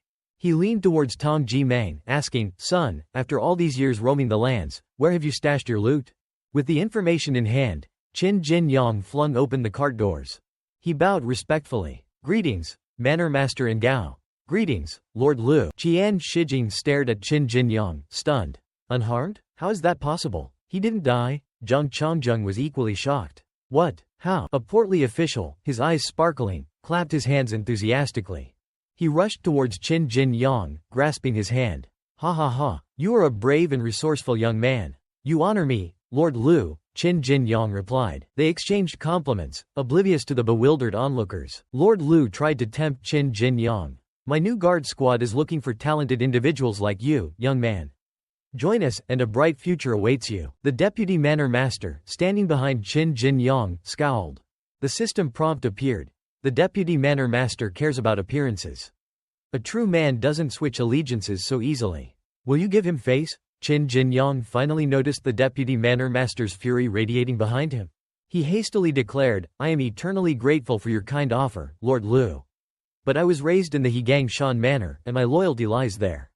I would serve the manor until my dying breath. No reward or future can sway my allegiance. The system notification chimed.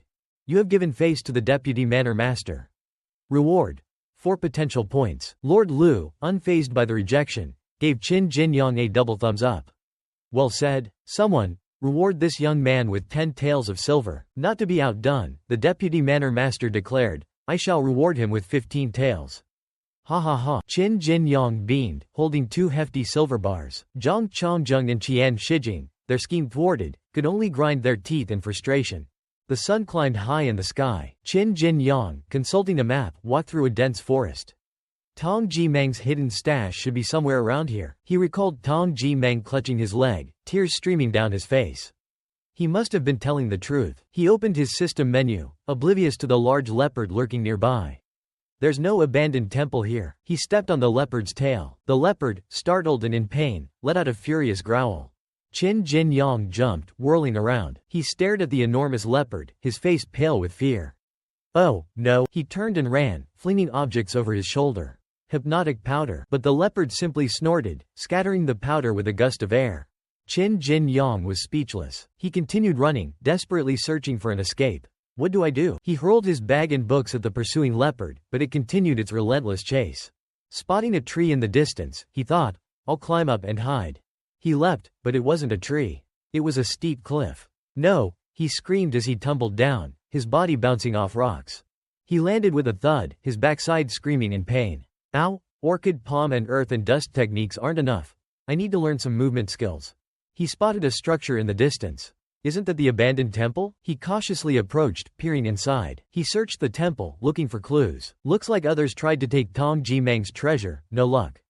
The statue is indestructible, outsiders can't touch it. He channeled his energy, his hands glowing with an orange light. Outsiders can't touch it, because they don't know the orchid palm technique.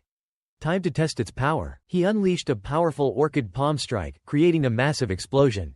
Debris rained down, and Qin Jin Yang noticed something amidst the rubble. He opened a box, revealing a golden leaf. Jackpot! What's in this bottle? Medicine? The system notification appeared. High-grade elixir detected. It will cost 20 potential points to appraise. I don't have that many points to spare, but this medicine must be valuable. He grinned, wiping his nose. The rest is easy. Qin Jin Yang found a local orphanage. Master, here's some food. This should last you half a year. The orphanage master was overwhelmed with gratitude. Thank you, kind sir. You are a true Buddha. Children, thank this kind gentleman. The children waved, calling out, thank you, sir. The system chimed. Your kindness has saved this orphanage from a harsh winter. Reward.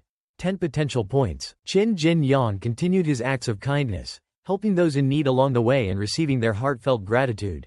Feeling confident, he commanded the system, upgrade my root bone. The system displayed his stats. Name, Qin Jin Yang. Identity, guard of Hegangshan Manor, root bone. Ironwood rank, 39/40. Martial arts. Great river technique, bottleneck, earth and dust technique, minor accomplishment, orchid palm technique, minor accomplishment. Potential points, 57. Upgrading to silver flower root bone requires mastery in 5 martial arts. Upgrading great river technique to mastery requires 30 potential points. High on a mountain peak, third senior sister observed Qin Jin Yang. Who is that? She asked her attendant. He looks familiar. I met him at the disciples' gathering a few days ago, her attendant replied. Xiaoqie, find out which sect he belongs to, third senior sister commanded. Yes, senior sister, Xiaoqie replied. Third senior sister watched as Qin Jin Yang went about his acts of kindness, a thoughtful frown creasing her brow. Sneaking around, helping the poor and sick, what's his angle? Chong Lan spotted Qin Jin Yang approaching the manor gates. Finally, she exclaimed, rushing towards him. Feigning a chance encounter, she twirled and said, Oh, brother Jin Yang. Fancy meeting you here. I heard you escorted that demonic murderer and earned the manor master's praise. Impressive. Qin Jin Yang, unimpressed, replied, Sister Chong Lan, what brings you to the servant quarters? Taking a stroll? She giggled. Oh, I was just passing by and thought I'd say hello. A new task prompt appeared. Life in the Jigung sect has left this young lady sheltered and inexperienced. Will you bake a big cake to broaden her horizons? Qin Jin Yang chuckled mischievously. All right, let me tell you about the ways of love in the mortal world.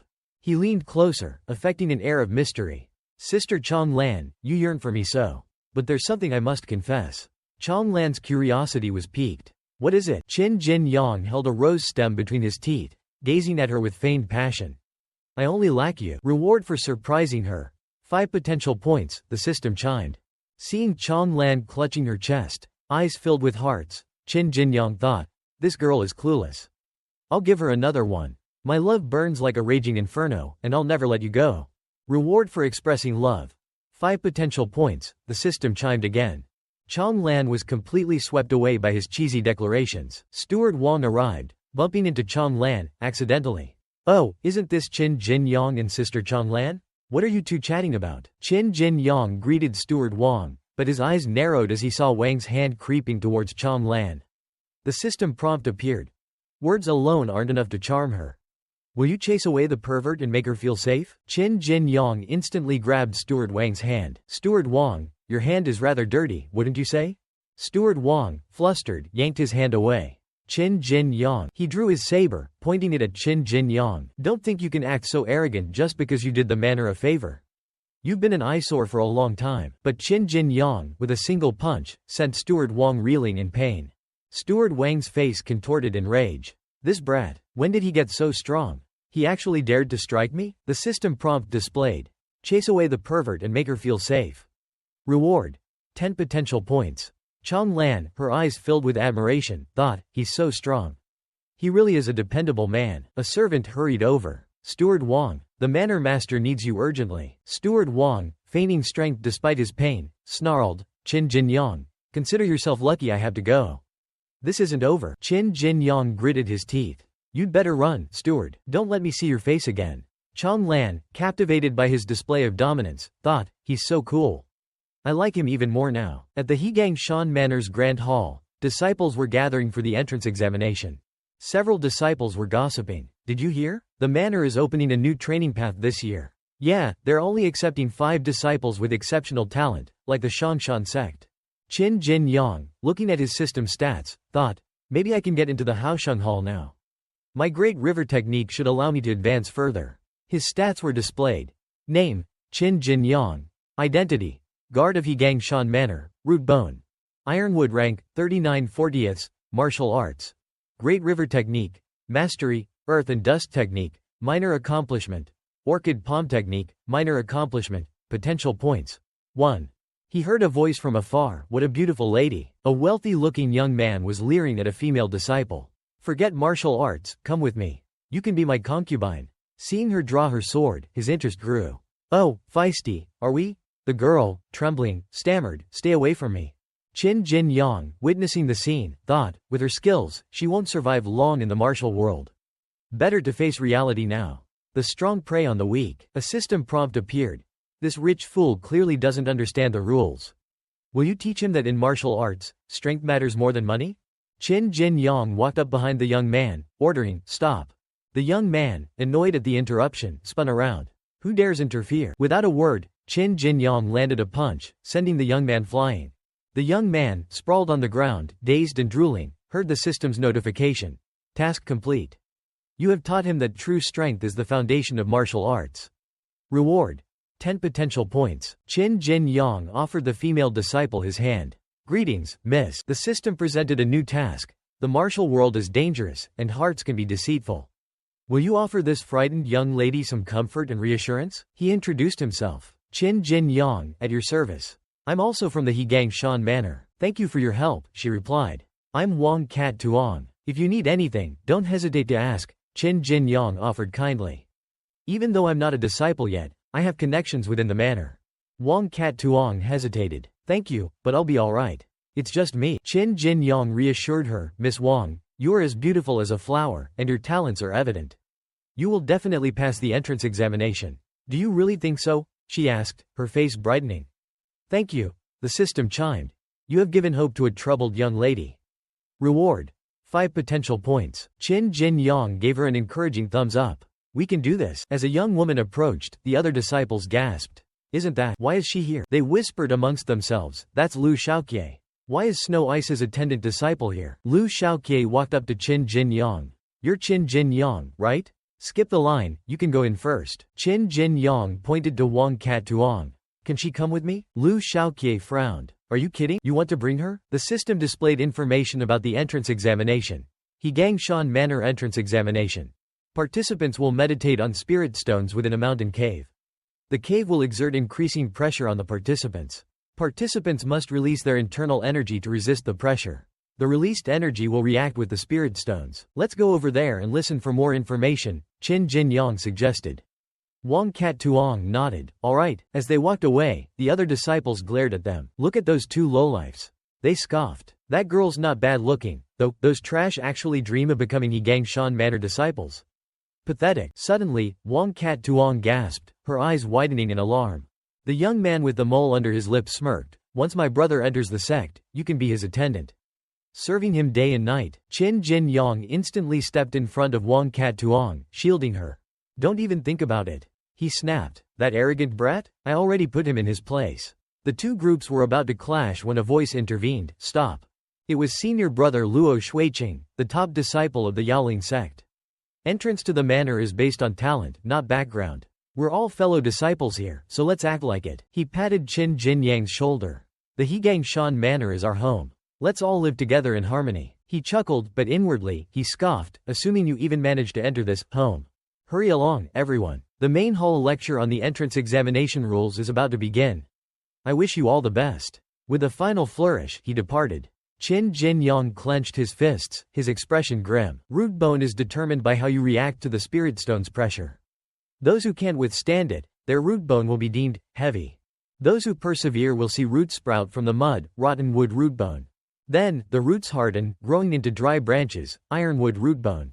Silver flowers bloom on the branches, silver flower root bone. When the dark bark cracks, revealing a golden glow, that signifies golden root bone. The examiner announced, for those with tranquility pills, find a suitable position.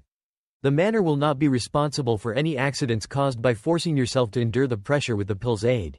The examination begins. The bone-chilling cold within the cave sent shivers down everyone's spine. 2 people have fainted. Carry them out, someone shouted. Qin Jinyang shivered, enduring the cold. He's dead, carry him out. Let's see, how far can I go? High-grade ironwood should be enough to enter the Haosheng Hall. No need to reveal my silver flower root bone and attract unnecessary attention. This place is rich in spirit energy. Would you like to consume 10 potential points to replenish your internal energy? The system inquired. No need, Qin Jinyang refused. I'm already at silver flower root bone. I wonder how Cat Tuong is doing. Is she planning to take the tranquility pill? He saw Wang Cat Tuong about to take the pill. Low-grade ironwood. Even with the pill, she won't reach the entry requirement. He watched as she brought the pill to her lips. Such a kind soul. It seems this is where her journey ends. Suddenly, a voice called out, "Hey, servant. Give me your tranquility pill." The young man with the mole held up 3 fingers. 300 taels. That's 15 years worth of your wages. Others chimed in, I'll give you 310. 315. Qin Jinyang's eyes widened. I can sell this pill? Maybe I can get 350. Another voice scoffed. Relying on pills to boost your root bone? Pathetic. You'll just be a useless disciple. The young man with the mole paled. It was the young master of the Gu family, but he didn't care. Gritting his teeth, he raised his offer. 500 taels. Now hand over the pill. The system prompted. This spoiled rich kid wants to buy your pill. Will you give it to him? Qin Jinyang shook his head. Not for sale. The system issued a new task. Make him understand that money can't buy everything. Qin Jinyang ignored the young master, who was turning purple with rage. You have taught this young master a valuable lesson about the realities of the martial world. Reward. 12 potential points, the system announced. Suddenly, Wang Cat Tuong cried out, ah. Qin Jinyang turned. What's wrong? Wang Cat Tuong was shivering uncontrollably from the cold. This strong-willed young woman is struggling against fate. Will you offer her the pill and show her that there is still light in this world? Qin Jinyang couldn't help but stare at the shivering girl. She looked even more beautiful with a faint blush on her cheeks. He took out the pill, offering it to her. Miss Wang, here, take this. Drink it quickly. Master Qin, I don't deserve this, she protested weakly. No more excuses. Just drink it. He gently pushed the pill towards her. She swallowed the pill, and a warmth spread through her body. The light you have shown has illuminated her path. Reward. 10 potential points. Brother Jinyang, thank you, she whispered gratefully. Qin Jinyang, caught off guard by her familiar address, asked, What did you say? She blushed, nothing. The young man with the mole, shivering in the cold as he struggled to cultivate, cursed under his breath. Damn it, I can't believe he actually, Wang Cat Tuong, her eyes shining with joy, exclaimed, Brother Qin. You've reached high-grade ironwood. They had both successfully cultivated, while many around them had already collapsed, unable to withstand the pressure. Wang Cat Tuong looked at him with admiration. You didn't even need the tranquility pill, and your high-grade ironwood. Incredible. Qin Jinyang shrugged. Pills are just a shortcut, a crutch. Before the exam, I thought I might reach Silver Flower. Wang Cat Tuong giggled. I knew you were capable. So, which sect have you chosen? I'm mid-grade ironwood, so I should be able to enter the Huku sect without any problems. I want to join the Haosheng sect, Qin Jinyang replied. The Haosheng sect? She explained, they're not accepting new disciples this year. Apparently, the sect master discovered someone had been copying scriptures for the entire sect. Furious, he made all the disciples meditate at the mountain waterfall, and they haven't emerged since. I wonder who could be so skilled to single-handedly copy for an entire sect. Qin Jinyang scratched his head, feigning ignorance. They must be quite talented. He stroked his chin thoughtfully. Well, I'll join the Huku sect for now, and look for opportunities to transfer to the Haosheng sect later. I'll join you at the Huku sect then, he said. Alright, let's go to the Huku sect together. She agreed. Suddenly, a voice rang out from behind. Hey, servant. Are you cheating? The young man with the mole was charging towards them. The young master, enraged, charged towards Qin Jin Yang. You dared to refuse me? You're dead. Hidden behind a tree, Luo Shuiqing watched the confrontation unfold. Who would have thought that the one who caught third senior sister's attention is just a lowly guard? He scoffed. High-grade ironwood? That's nothing special. My underlings will teach him a lesson. No one steals the attention of my beloved third senior sister. Qin Jin Yang projected a shield of energy, protecting the girl behind him. Cat Tuong, get behind me. The young master threw a punch, but Qin Jin Yang easily dodged it. More of his underlings charged forward, eager to fight. Qin Jin Yang smirked. Moments later, they were all lying on the ground, groaning in pain. Tisk, tisk, Qin Jin Yang said, shaking his head. You should know your limits. The young master, stunned, stammered. How is this possible? These three are just pawns. Would you like to find the mastermind behind this little scheme? The system asked. Qin Jin Yang's eyes widened. He turned towards the tree. Let's see who's hiding. Luo Shuiqing, his face pale, cursed under his breath. Damn, he spotted me. A voice called out. Attention everyone. Gather for the examination results.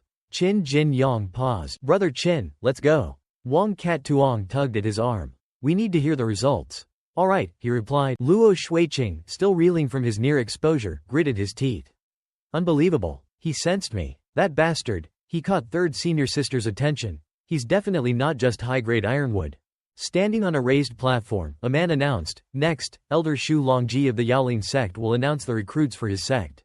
Shu Longji stood, holding a scroll. Our newly formed Yaoling sect seeks only the most exceptional talents. We offer unparalleled benefits and resources. For now, we will accept only 5 disciples. Mid-grade silver flower. Luo Shuiqing. Luo Shuiqing bowed, present. Low-grade silver flower. Ji Konghuo. A young man clad in purple responded, present. Shu Longji continued. Mid-grade ironwood. Bai Yijian. Mid-grade ironwood. Ji Fengeng. Qin Jin Yang glanced at Luo Shuiqing, thinking, mid-grade silver flower, huh? That guy's bad news. Senior sister Xie. Do you have any recommendations for the final spot? Shu Longji asked. Yes, I do, third senior sister replied. The other disciples buzzed with excitement. The manor's most beautiful woman has a recommendation? Could it be me? It must be me. One disciple, eyeing Chonglan's figure, muttered, What a beauty. Another disciple hissed, Shut up. Do you want to die? Their faces flushed with desire. They all prayed for third senior sister's favor.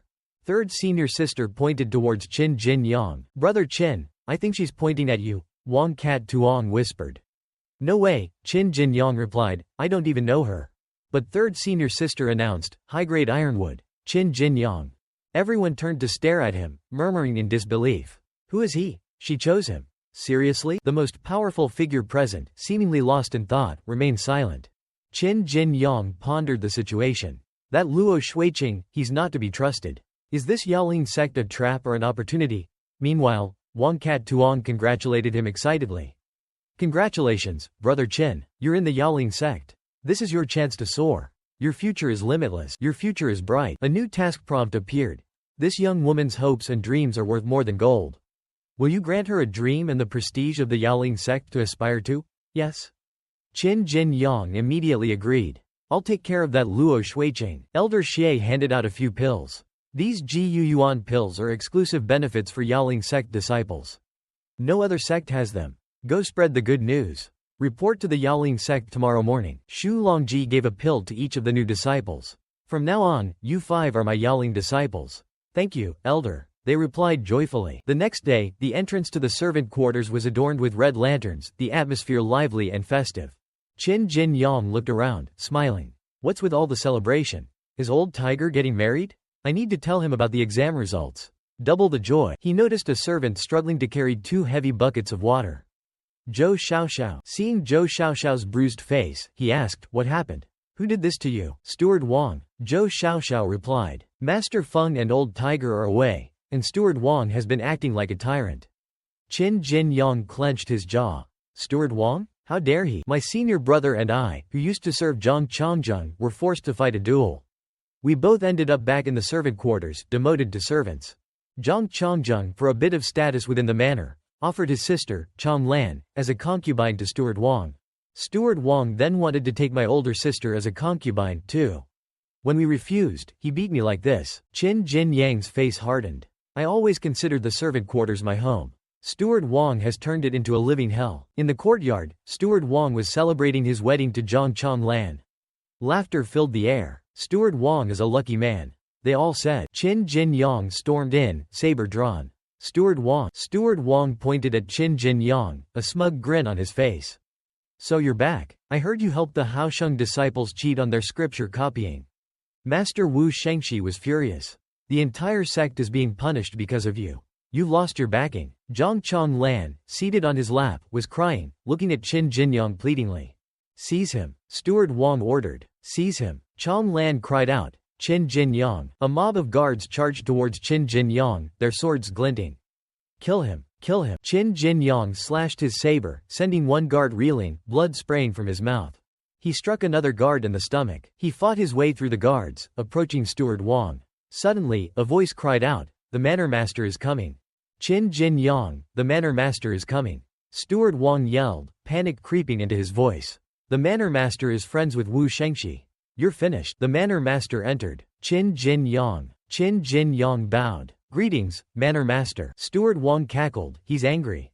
Ha ha ha. You're doomed, Qin Jin Yang. This servant quarters will always be under my control. You can't stop me. But the Manor Master simply said, you have caused chaos in my manor. Clean this mess up, and then report to my study. Yes, Manor Master, Qin Jin Yang replied. Steward Wang was drenched in sweat. What does this mean? Qin Jin Yang turned to him, a dark aura emanating from him. What do you think it means? Steward Wang, terrified by the glint in Qin Jin Yang's eyes and the saber in his hand, fell to his knees, unable to speak. Tears and snot streamed down his face. Jin Yang, please. I gave you all my money. The entire servant quarters will obey you from now on. It was a desperate act, a feigned surrender. He seized the opportunity and lunged, his saber aimed at Qin Jin Yang's throat. Trying to kill me? Then I won't let you live either. No, Qin Jin Yang cried out, eyes wide with horror. Chong Lan had thrown herself in front of Qin Jin Yang, taking the fatal blow. Qin Jin Yang caught her as she slumped into his arms. Why? Chong Lan weakly replied, Brother Qin, your flaws, maybe they can't be changed. With tears streaming down her face, she whispered her final words, because you said, you only lacked me. I knew you were lying, but I truly liked you. Steward Wang, unfazed by the death of his new bride, spat, you're lucky that didn't kill you, kid. That bitch took the blow for you. Chong Lan was gone. The system prompt appeared. Will you eliminate this toxic presence from the servant quarters? Qin Jin Yang cradled Chong Lan's lifeless body, his heart heavy with grief.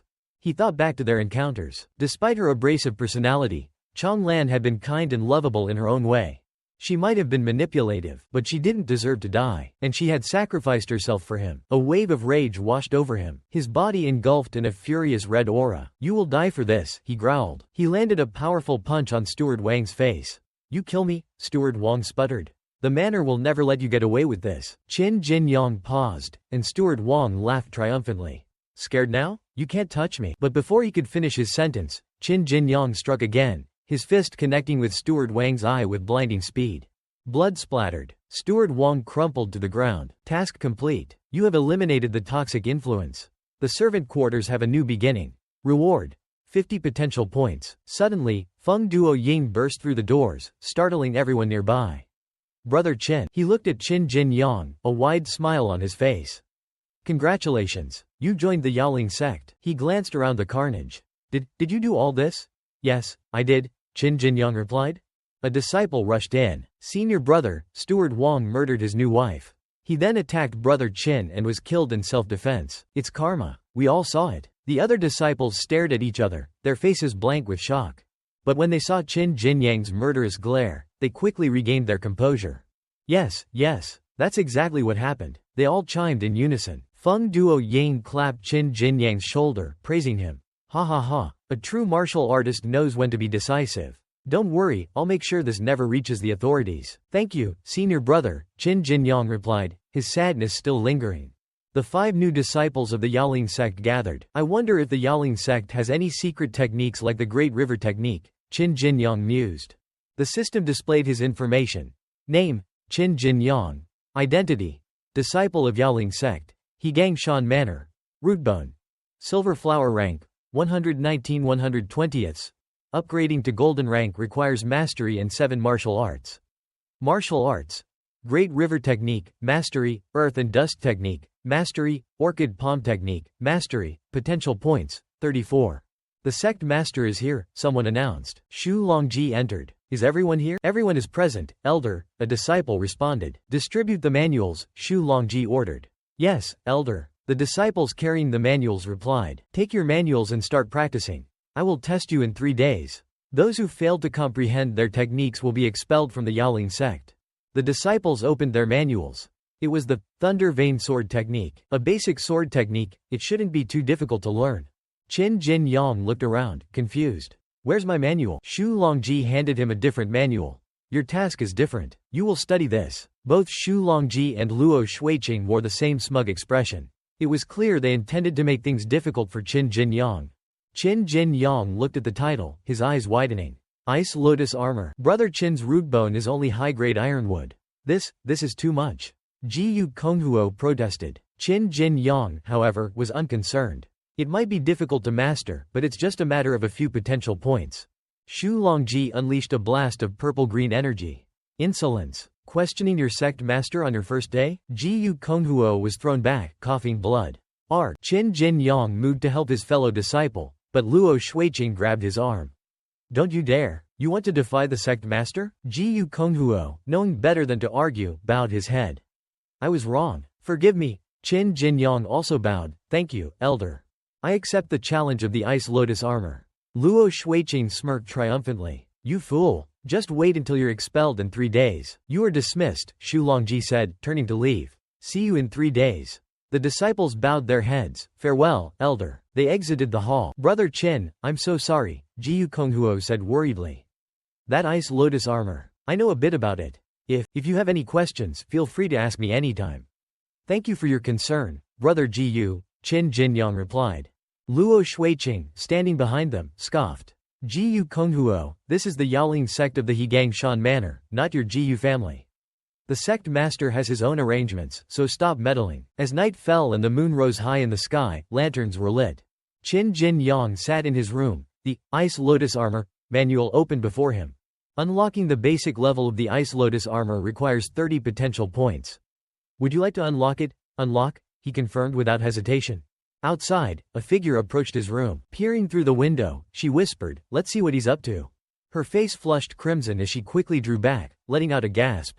She stumbled back, hiding behind third senior sister, stammering, He's what? Xie Bingbing asked. Xiaoqiu pointed towards the room, her face still flushed. He's indecent. That pervert. Xie Bingbing frowned, thinking, I came to check on his progress out of kindness, and now this? Is he doing something he doesn't want anyone to see? Inside, Qin Jin Yang was shirtless, practicing the technique with a sense of exhilaration. This is the Ice Lotus Armor. Incredible. Finally, he jumped to his feet, a sense of accomplishment washing over him. At that moment, Xie Bingbing and Xiaoqiu burst into the room. Xie Bingbing blushed, sputtering, You. She stared at the shirtless Qin Jin Yang, speechless. Is that? Qin Jin Yang cleared his throat. Greetings, senior sister. Xie Bingbing, her cheeks still flushed, asked, You succeeded? Qin Jin Yang scratched his head. I guess so, I was just trying it out, didn't think it would actually work. Xie Bingbing was speechless. Just trying it out? And it worked? The system notified him, the young woman doubts your talent and comprehension. Would you like to surprise her with your latest achievement? But Xie Bingbing was already turning to leave. I must be going. She still seemed doubtful. While the essence of the Ice Lotus Armor is there, the external manifestation is still missing. You need to cultivate diligently. Senior sister Xie, Qin Jin Yang called out. Don't get cocky just because you've learned a bit. She said, still walking away. You call this external manifestation? Qin Jin Yang asked. His hands starting to glow with an icy blue light as ice crystals formed around them. Xie Bingbing stared at him, speechless, her jaw slack with surprise. Reward for surprising the girl. 10 potential points. The next morning, everyone gathered in the courtyard. Begin, Elder Shu commanded. Yes, Elder. The disciples replied in unison. Shu Longji observed the swirling energy around 2 of the disciples' sabers. Not bad. Luo Shuiqing and Jiyu Konghuo have passed. Luo Shuiqing turned to Jiyu Konghuo, smirking. How are you holding up, young Master Jiyu? Qin Jin Yang watched, thinking, To cultivate the wood style, one must first extinguish the wind. All he needs to do is pass this test. The other two disciples struggled to summon any energy around their blades. Ji Fengneng and Bai Yizhan have barely passed. He then turned to Qin Jinyang, who is still inactive. As for you, Qin Jinyang, your talent is mediocre. The Yaoling sect has no use for trash like you. Luo Shuiqing chuckled mockingly. Don't worry, junior brother Qin. Even if you're demoted from the prestigious Yaoling sect to the humble Huku sect, you'll still be considered a treasure. Qin Jinyang, unfazed by his taunts, replied calmly, is that so? As soon as he spoke, a blue aura enveloped him, rapidly condensing into ice. The sheer power radiating from him made everyone gasp. You passed? Xu Longji stared at him, dumbfounded. How did you? Congratulations, brother Qin. Ji Yu Konghuo exclaimed. You truly possess extraordinary talent. The other disciples echoed his congratulations, but Luo Shuiqing glared at them, his face contorted with jealousy. Very well, Xu Longji said, his expression turning serious. We are all members of the Yaoling sect now. While I'm away, you will obey senior brother Luo. Now, let's put your skills to the test. Follow me. He pointed to a large wagon. And Qin Jinyang, you push this. Qin Jinyang stared at the wagon. What? They arrived at the entrance to the Ghost Crow Cave. Your mission, Xu Longji explained, is to enter the cave, kill the Ghost Crow King, and retrieve its heart. The Ghost Crow King lacks 5 senses, but it's highly sensitive to a warrior's internal energy. The higher the warrior's rank, the more easily it can detect them. Only the Thunder Vein Sword technique can harm it physically. The poison in the cave is weak. Use your internal energy to block it. However, the Ghost Crow King's heart quickly decays when exposed to air.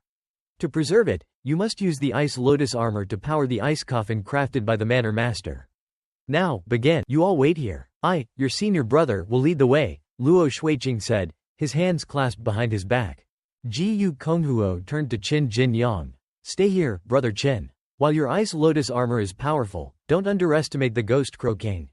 Be careful. You too, brother Ji Yu, Qin Jinyang replied. Qin Jinyang was now alone. Suddenly, several Ghost Crow ghouls emerged from behind him, their eerie screeches echoing through the air. Their eyes fixed on Qin Jinyang. Will you slay these evil ghouls, cleanse the foul air, and return these lands to the people? The system prompted. Qin Jinyang activated his Ice Lotus armor. He grinned at the approaching ghouls. Let's see how my Orchid Palm fares against the Thunder Vein Sword technique. He was surrounded, the ghouls closing in, their screeches growing louder. With a terrifying screech, they lunged at him. Qin Jinyang smirked. He unleashed a barrage of Orchid Palm strikes, each blow sending a ghoul crashing to the ground. Reward for slaying the Ghost Crow ghouls, 1 potential point. The ghouls screeched in pain as they fell. Reward for slaying the Ghost Crow ghouls, 2 potential points. More notifications appeared, rewarding him for his actions. Qin Jinyang looked back at the fallen ghouls, a wave of despair washing over him. I hit them too hard. Their bodies are completely obliterated. Only 3 hearts are intact. He collected the hearts, muttering, I need to be more careful next time. Suddenly, he spotted a glowing purple bud in the distance. A purity lotus has appeared in this miasma-filled cave. Would you like to touch it? The system inquired. The closer he got to the lotus, the brighter it glowed. This is a lotus? It looks more like a bamboo shoot, he remarked. Would you like to expend internal energy and infuse the purity lotus, cleansing the miasma and repelling the Ghost Crow ghouls? Just then, a horde of Ghost Crow ghouls, even larger than before, appeared, surrounding him. They attacked relentlessly, and Qin Jinyang fought back with everything he had. He unleashed powerful attacks, but the ghouls were faster than before, easily dodging his strikes. What's going on? They're so much faster. He reinforced his ice armor, but his movements felt sluggish. The dense miasma is slowing me down. Lost in thought, he didn't notice the ghoul creeping up behind him. The ghoul struck swiftly, slashing at his shoulder and face, sending him stumbling back. He touched his bleeding face, his eyes hardening. These ghouls, I need to get out of here. I'll deal with the lotus later. Elsewhere in the cave, Ji Yu Konghuo was panting heavily, exhausted from battling a group of ghouls. Suddenly, the ghouls sensed something behind them. As they turned and fled, Ji Yu Konghuo had a moment to catch his breath. Those ghouls are incredibly agile. I wonder how Brother Qin is holding up with just his Ice Lotus armor for defense. Suddenly, he heard a thunderous roar echoing from deeper within the cave. Brother Qin? He turned to see Qin Jinyang running towards him, a horde of ghouls on his heels. Run, run, Brother Ji Yu. I stirred up the whole nest. Run. How did you? Ji Yu Konghuo was shocked. They took cover behind a large boulder. You're pretty fast, Brother Qin. I'm impressed you managed to keep up with me just by channeling your internal energy. Your movement skills are quite impressive too, brother Ji-yu, Qin Jinyang replied. Ji-yu Konghuo sighed. It's a shame my internal energy is depleted. I only managed to get one Ghost Crow King heart. The young master before you did not perform well. Would you like to transfer your achievements to him? Qin Jinyang's eyes lit up. Perfect. I have these extra hearts, and I don't know what to do with them. Brother Ji-yu, he began. I have a secret to share, but you have to promise to keep it to yourself. You want to tell me that you've mastered the minor accomplishment level of the Ice Lotus armor? Ji-yu Konghuo grinned. I already know. Elder Shu knows too. No, it's not that. Qin Jinyang waved his hands. Look at this. He opened his shirt. 3 Ghost Crow King hearts. Name your price. Ji-yu Konghuo's eyes widened. I understand. 100 taels each. 300 taels for all 3. They're mine. They shook hands, sealing the deal. Deal. 300 taels. And I didn't even have to kill a single Ghost Crow King. Task complete. You have boosted the young master's performance. Reward.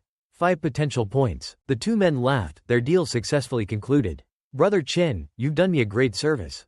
Don't mention it, brother Ji-yu. The disciples regrouped, and Elder Shu demanded, show me your results.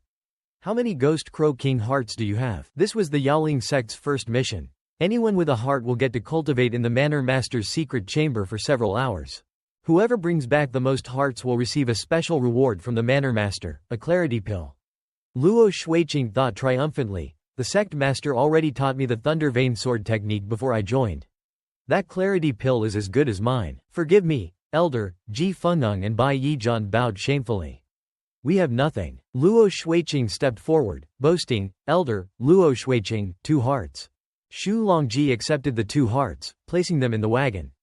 Ji Fengneng, Bai Yijian, you 2 will practice your sword techniques all night. Learn from your senior brother. No sleep for you. Luo Shuiqing turned to Ji-yu Konghuo, sneering. And you, young master Ji-yu? How many do you have? Ji-yu Konghuo proudly presented his collection.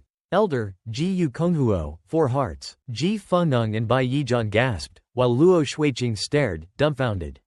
4 hearts? Ji-yu Konghuo exchanged a knowing glance with Qin Jinyang. Thank you, brother Qin. You're welcome. Qin Jinyang winked, giving him a thumbs up. Does the Ji-yu family have a technique even more powerful than the Thunder Vein Sword technique? Luo Shuiqing thought, his face twisting with anger. He pointed accusingly at Ji-yu Konghuo. You must have cheated. If your skills are lacking, then focus on improving them, senior brother Luo. Ji-yu Konghuo retorted. Don't go around making baseless accusations.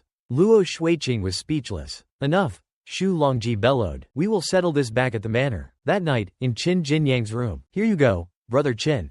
Ji-yu Konghuo handed him a bag of silver. 400 taels, 300 for the hearts, and an extra 100 for your trouble.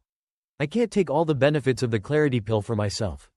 Qin Jinyang beamed. You're too kind, brother Ji-yu. Qin Jinyang admired his newfound wealth. 3 hearts for a few hundred taels, I'll be rich in no time. This Ji-yu Konghuo knows how to show gratitude. Suddenly, he noticed a shadow in the window behind him. He spun around, and, with a loud crash, both he and the figure in the window tumbled outside. A cloud of dust and debris filled the air. Standing amidst the chaos was a large, imposing old man. Qin Jinyang broke out in a cold sweat. The old man's eyes swept over him, and he suddenly charged forward, attacking with lightning speed. Qin Jinyang barely managed to block the blow, his arms crossed defensively in front of his chest. Earth and dust technique, the old man noted approvingly. Minor accomplishment in the Ice Lotus armor. Not bad. Qin Jinyang retaliated, flinging a cloud of hypnotic powder towards the old man with the earth and dust technique. The old man casually waved his hand, dispersing the powder. A true warrior relies on skill, not tricks. He lunged forward, appearing behind Qin Jinyang in a blink of an eye, a mischievous grin on his face. He ripped Qin Jinyang's shirt open, leaving him exposed and flustered. A well-built body, I see. His eerie chuckle sent shivers down Qin Jinyang's spine. Tell me, young man, how far have you progressed in the Great River technique? Help, pervert. Qin Jinyang's cry echoed through the night. The old man, now sitting on top of Qin Jinyang, laughed. Excellent, excellent. He drew strange symbols on Qin Jinyang's back with his finger. So young, and you've already achieved mastery in my sect's Great River technique without even reaching first rank. Qin Jinyang stammered, Master. I shouldn't have secretly learned the Great River technique. Please, don't cripple me. The old man, Master Wu, stood up, chuckling.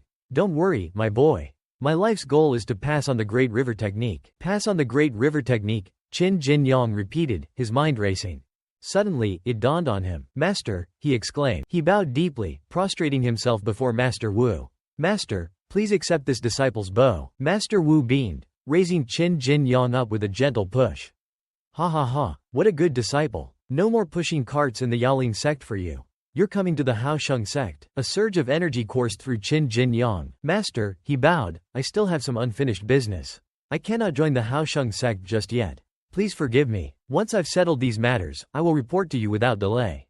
Very well, very well. Master Wu chuckled. I'll teach you a technique to help you with your unfinished business. What would you like to learn, Master? Qin Jinyang asked. Do you have any techniques for scaling walls and leaping over rooftops? Oh, Master Wu raised an eyebrow. You choose movement skills? I thought young men preferred offensive techniques. I've given it careful consideration, Master, Qin Jinyang replied. Right now, movement skills would be most beneficial to me. Alright then, follow me. Qin Jinyang beamed. Thank you, Master. They arrived at a clearing in the forest. Watch carefully, Jinyang, Master Wu instructed. He began chanting, Li strike meridian, left wind stance, three pools activation, bright strike, distant gaze. A powerful energy swirled around his feet, rising upwards. Remember these words, my disciple. Focus your internal energy on your feet. The energy coalesced, forming a swirling vortex. Come, boy, follow your master. Qin Jinyang looked at him with awe. Movement technique detected, black step. Would you like to spend 20 potential points to unlock it? Unlock black step? Unlock? The power of the black step technique surged through him, enveloping him in a dark aura. He channeled the energy, leaping into the swirling vortex. I'm coming, Master. Good, Master Wu exclaimed, seeing Qin Jinyang close behind. He thought joyfully, he truly is a once-in-a-century genius. He's almost grasped it already. To be able to teach both him and Duo Ying, I have no regrets. Back at the manor, preparations were underway for a grand feast. Hurry up, Joe, the steward ordered. Yes, sir, the servants replied, scurrying about. Every year, under the first full moon, the manor holds a feast for all newly accepted disciples. Inner or outer disciples, it doesn't matter. Every disciple of the Hegangshan manor is invited. Feng Duo Ying spotted Qin Jinyang entering the hall. Brother Qin. Wang Cat Tuong waved. Brother Jinyang. You made it. Qin Jinyang greeted them, smiling. This feast is ostensibly for the new disciples to mingle, but it's also a chance for the sect masters and elders to observe them in action, especially when they fight amongst themselves. Suddenly, a melon slice came flying through the air, hitting Qin Jinyang square in the head. If there's no sign of a fight, the manor master will often arrange for some encouragement. Qin Jinyang glared at Luo Shuiqing and his cronies, who were clearly looking for trouble. How dare you touch my brother? Wang Cat Tuong shouted. Don't touch my friend. Feng Duo Ying added angrily. Luo Shuiqing and his group sneered, unafraid. New disciples clashed with older disciples in a chaotic brawl. Tables were overturned, and food flew through the air. The servants, used to the annual chaos, simply said, watch out. The tables are about to break. One disciple was knocked to the ground, blood dripping from his nose. Qin Jinyang grabbed him, demanding, you harassed Wang Cat Tuong, didn't you? Suddenly, a hand landed on his shoulder. Qin Jinyang whirled around, a punch ready to fly. A hand gently stopped his fist. Enjoying yourself, are we? Master Wu asked. Qin Jinyang lowered his hand, bowing. Master, come with me, Master Wu said. I'll introduce you to the other sect masters and the manor master. Qin Jinyang, still confused, followed obediently. They entered a private room. Here we are, Master Wu announced. He gestured to two figures seated at a chessboard. Jinyang, meet Deputy Manor Master Ngao and Deputy Manor Master Dane. Deputy Manor Master Ngao spoke first. Qin Jinyang, it's been a while since I've seen a young man with such heroic spirit. Qin Jinyang bowed. You honor me, Deputy Manor Master Ngao. Deputy Manor Master Dane chuckled. Old Wu speaks highly of you, Jinyang. He seems to have taken on a fine disciple. Master is too kind, Qin Jinyang said, smiling. Deputy Manor Master Ngao's expression turned serious. Well then, let's test your skills. He gestured to the chessboard. Tell me, is there any way for Ngao to win this game? Qin Jinyang studied the board, a smile spreading across his face.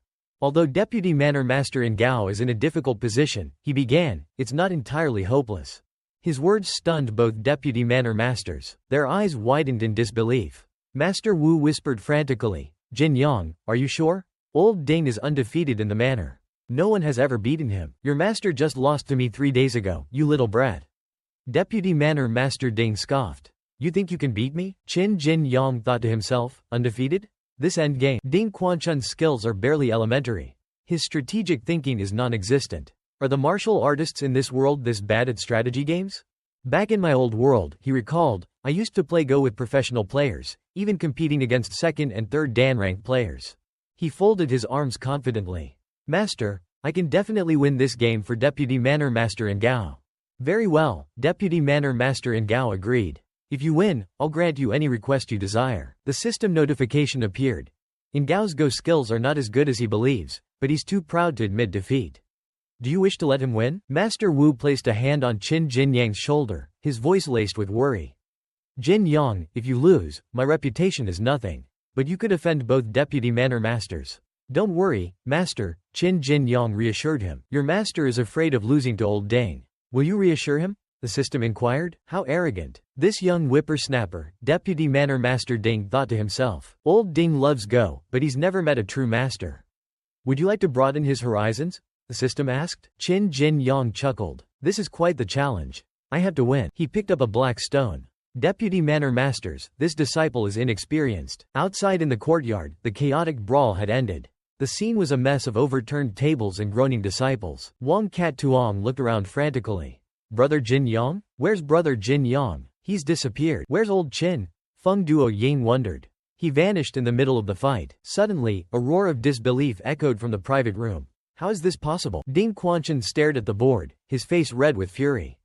After all these years, undefeated in the entire manor, and I lose to a junior? Qin Jin Yang suppressed a chuckle. So much for the legendary Go skills of the Hegangshan Manor, reward for defeating Ding Quanchun, 10 potential points. Deputy Manor Master Ingao laughed heartily. Old Wu, you've taken on a remarkable disciple. Brave and cunning. To think old Ding would taste defeat like this. This is glorious. Master Wu joined in the laughter. Ha ha ha. Finally, someone put that old coot in his place. What reward would you like? Qin Jin Yang, Deputy Manor Master Ingao asked. This chaos is a result of your actions, yet you stand untouched. Would you like to request a purifying bath for everyone, courtesy of Manor Master Ingao? The system suggested. This disciple has a bold request, Qin Jin Yang declared. I'd like a purifying bath for everyone. He had heard that purifying baths could condense internal energy and enhance root bone, and he was eager to experience it for himself. A purifying bath for everyone? Feng Duo Ying exclaimed. The other disciples cheered at the news. Ha ha ha. Granted. Deputy Manor Master Ingao readily agreed. Inform the medicinal hall. The purifying bath will commence in 2 hours. Thank you, Deputy Manor Master Ingao. Qin Jin Yang replied. Ding Quanchun was still staring at the chessboard, muttering to himself. Where did I go wrong? Master Wu leaned closer to Qin Jin Yang, whispering, the longer you soak in a purifying bath, the weaker its effects become. Go enjoy it while you can. Before everyone else arrives. Qin Jin Yang bowed. Understood, Master. The purifying bath chamber was shrouded in mist, a tranquil and serene atmosphere. Qin Jin Yang dipped a toe in the water. The water is so dark, but the aroma of the herbs is invigorating. He sighed contentedly as he sank into the warm water. Years of transmigrating, and I've never had a chance to enjoy something like this. Time to relax. Suddenly, he heard voices approaching. Wait, someone else is coming? It was third senior sister Xie and another young woman. The bath is ready already? Yes. Father told me Qin Jin Yang requested a purifying bath from Deputy Manor Master Ingao. He said we should enjoy it before anyone else arrives. The young woman stepped into the bath. Only 2 hours, what I wouldn't give to have this bath all to ourselves. She stopped right next to where Qin Jin Yang was hiding. He held his breath, panicking. What do I do? I can't stay submerged until they're done. If I come up now, they'll kill me. He was starting to run out of air. Third senior sister entered the bath. 2 hours is enough. The effects wear off after that anyway. The young woman's hand drifted close to Qin Jin Yang's hiding spot. I'm doomed, he thought. The young woman's eyes narrowed as she noticed something unusual. Who's there? They both jumped up, startled. The young woman leapt into the air, channeling her energy. Thunder Vein Sword Technique. She shouted, unleashing a bolt of lightning that crashed into the water. The attack was so powerful that the entire chamber was illuminated by the blinding flash. Qin Jin Yang, jolted out of his hiding spot, surfaced, gasping for air. Wait, third senior sister recognized him. It's that pervert. The young woman raised her hand to strike again. I'll kill you. Stop, Sister Shu. Xie Bingbing intervened. It's Qin Jin Yang. Him? Shu frowned. Xie Bingbing chuckled. He couldn't see anything from under the water. Let him off this time. Let's go, Shu said, turning to leave with Xie Bingbing. I've lost my appetite for this bath. I'm going back. Back in his room, Qin Jinyang, now dressed, thought, I almost died. Senior sister Xie, her thunder vein sword technique is incredibly powerful. Dust and debris filled the air. A large, muscular old man stood before Qin Jinyang, who was covered in sweat. The old man's eyes quickly scanned him, and then he suddenly attacked, forcing Qin Jinyang to block with his arms crossed defensively. Earth and dust technique, the old man observed, a hint of approval in his voice. Minor accomplishment in the ice lotus armor. Not bad. Qin Jinyang retaliated instantly, using the earth and dust technique to fling hypnotic powder at the old man. The old man effortlessly swatted the powder aside. A true warrior shouldn't rely on such tricks. He lunged forward, appearing behind Qin Jinyang in a flash, a mischievous grin on his face. He ripped open Qin Jinyang's shirt, startling him. Muscular indeed? His chuckle sent shivers down Qin Jinyang's spine. Tell me, young man, how is your great river technique coming along?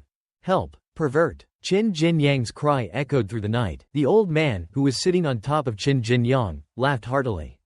Excellent, excellent. He drew strange symbols on Qin Jinyang's back. You're still young, not even a first-rank warrior, and you've already mastered my sect's great river technique. Qin Jinyang stammered, Master. I shouldn't have secretly learned, please, don't cripple my martial arts. Master Wu stood up, chuckling. Nonsense. My life's goal is to pass on the legacy of the great river technique. Pass on the legacy? Qin Jinyang echoed, his eyes widening in realization. He suddenly understood. Master, he exclaimed. He bowed deeply, his forehead touching the ground. Master, please accept this disciple. Master Wu smiled, raising Qin Jinyang up with a wave of his hand. Ha ha ha, good, a promising student. You're no longer a mere cart pusher. Join the Haosheng sect. A surge of energy flowed through Qin Jinyang. He bowed respectfully. Master, I have some unfinished business. Please forgive me, but I cannot join the Haosheng sect just yet. Once my affairs are settled, I will report to you immediately. Master Wu chuckled. Very well. I'll teach you a technique to help with those affairs. What would you like to learn? Master, Qin Jinyang asked. Do you have any techniques for scaling walls and leaping rooftops? Interesting. Master Wu seemed surprised. You want to learn movement skills? I thought you young ones preferred offensive techniques. I've thought about it carefully, Master, Qin Jinyang replied. Movement skills are what I need most right now. Very well. Follow me. Qin Jinyang beamed. Thank you, Master. They arrived at a secluded clearing in the forest. Pay close attention, Jinyang, Master Wu instructed. He began to chant, Li strike meridian, left wind stance, three pools activation, bright strike, distant gaze. A powerful energy swirled around his feet, rising like a whirlwind. Remember these words, my disciple. Channel your internal energy into your feet. The energy coalesced, forming a massive, swirling vortex. Come, boy. Follow your master. Qin Jinyang watched, his eyes wide with admiration. Movement technique detected, black step. Would you like to spend 20 potential points to unlock it? Unlock black step? Unlock? The power of the black step technique surged through him, enveloping him in a dark aura. He channeled the energy into his legs, propelling himself forward into the swirling vortex. I'm coming, Master. Good, Master Wu exclaimed, watching Qin Jinyang close behind. He thought joyfully, he truly is a prodigy. To be able to teach both him and Duo Ying, my life's work is complete. Back at the manor, preparations for the grand feast were in full swing. Hurry, set the tables. Steward Zhou barked orders. Yes, sir, the servants replied, scurrying about. Every year, under the first full moon, the manor hosts a feast for all the new disciples. Inner disciples, outer disciples, everyone is invited. Brother Qin, Feng Duo Ying called out, waving. Wang Cat Tuong smiled. Brother Jinyang, you made it. Qin Jinyang greeted them, returning their smiles. This feast is supposedly for the new disciples to get acquainted, a nearby disciple explained. But it's really a chance for the sect masters and elders to see them in action, especially when they start fighting. A melon slice suddenly struck Qin Jinyang in the head. Qin Jinyang glared at Luo Shuiqing and his cronies, who were clearly looking for a fight. How dare you? Wang Cat Tuong shouted. Leave him alone. Feng Duo Ying added, his voice laced with anger. Luo Shuiqing and his group merely smirked in response. The feast erupted into chaos as new and old disciples clashed in a wild brawl. Tables and chairs were overturned, food and drinks flew through the air. The servants, accustomed to the annual chaos, simply shouted, watch out. The tables are going to break. One disciple was knocked to the ground, blood gushing from his nose. Qin Jin Yang grabbed him, his voice cold. You harassed Wang Cat Tuong, didn't you? A hand landed on his shoulder. He whirled around, fist raised, ready to strike. Master Wu effortlessly caught his fist. Enjoying the festivities, are we? Qin Jin Yang instantly lowered his hand. Master, come with me, Master Wu said, a mischievous twinkle in his eye. I'll introduce you to the sect masters and the manor master. Qin Jin Yang, confused but obedient, followed his master. They entered a private room. We're here, Master Wu announced. He gestured towards two figures engrossed in a game of Go. Jin Yang, meet Deputy Manor Master in Gao and Deputy Manor Master Dane. Deputy Manor Master in Gao smiled. Qin Jin Yang, you possess the aura of a true hero.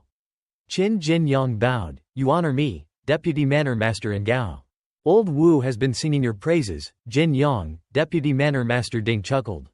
It seems he's found a worthy disciple. Master is too kind. Qin Jin Yang replied modestly. Deputy Manor Master in Gao's expression turned serious. Let's put your skills to the test. Qin Jin Yang knew he had to escape.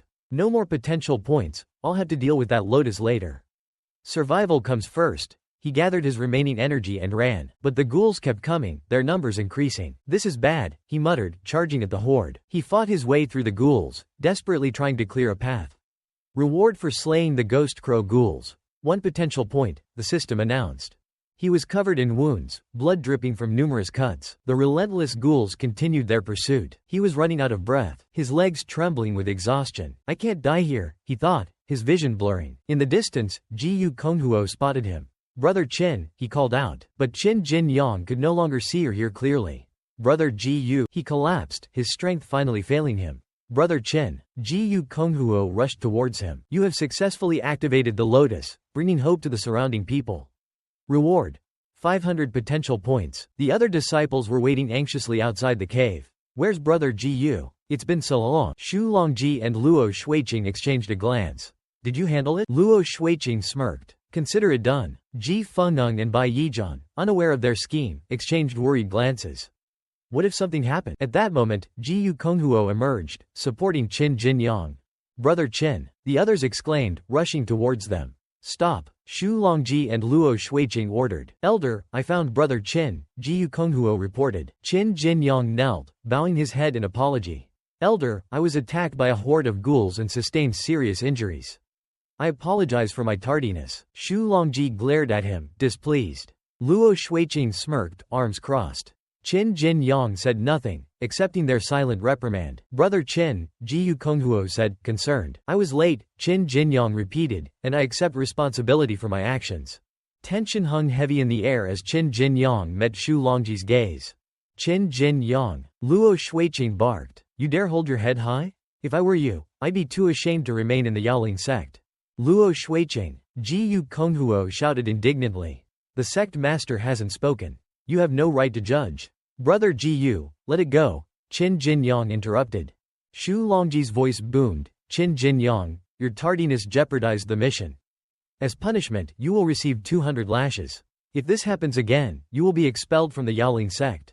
Elder, Ji Konghuo protested. Brother Qin was protecting the ice coffin. He's seriously injured. He can't endure such a punishment. What do you know about his condition? Luo Shuiqing sneered. Fine, Xu Longji relented. 100 lashes today, the rest tomorrow. Save your breath. It's clear you want me gone. Qin Jin Yang shouted. He flung his sect token to the ground. There won't be a next time. I quit. The Yaoling sect is nothing but a nest of vipers. Ji Konghuo caught the token, his face grim. To think the Yaoling sect would be filled with such backstabbing and scheming. He threw his own token down. I'm out of here. I don't have time for this. He turned and left, his voice filled with disgust. Luo Shuiqing watched them go, exchanging a smirk with Xu Longji. We're brothers now, Ha ha ha. Those fools. Inform the young masters of the Shi and Zheng families. Tell them to prepare their meeting gifts.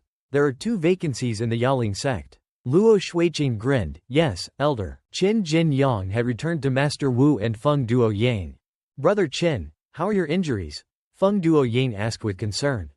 Thank you, Master, Senior Brother, for your concern. My injuries are almost healed. Master Wu smiled. Jin Yang, this is your home now.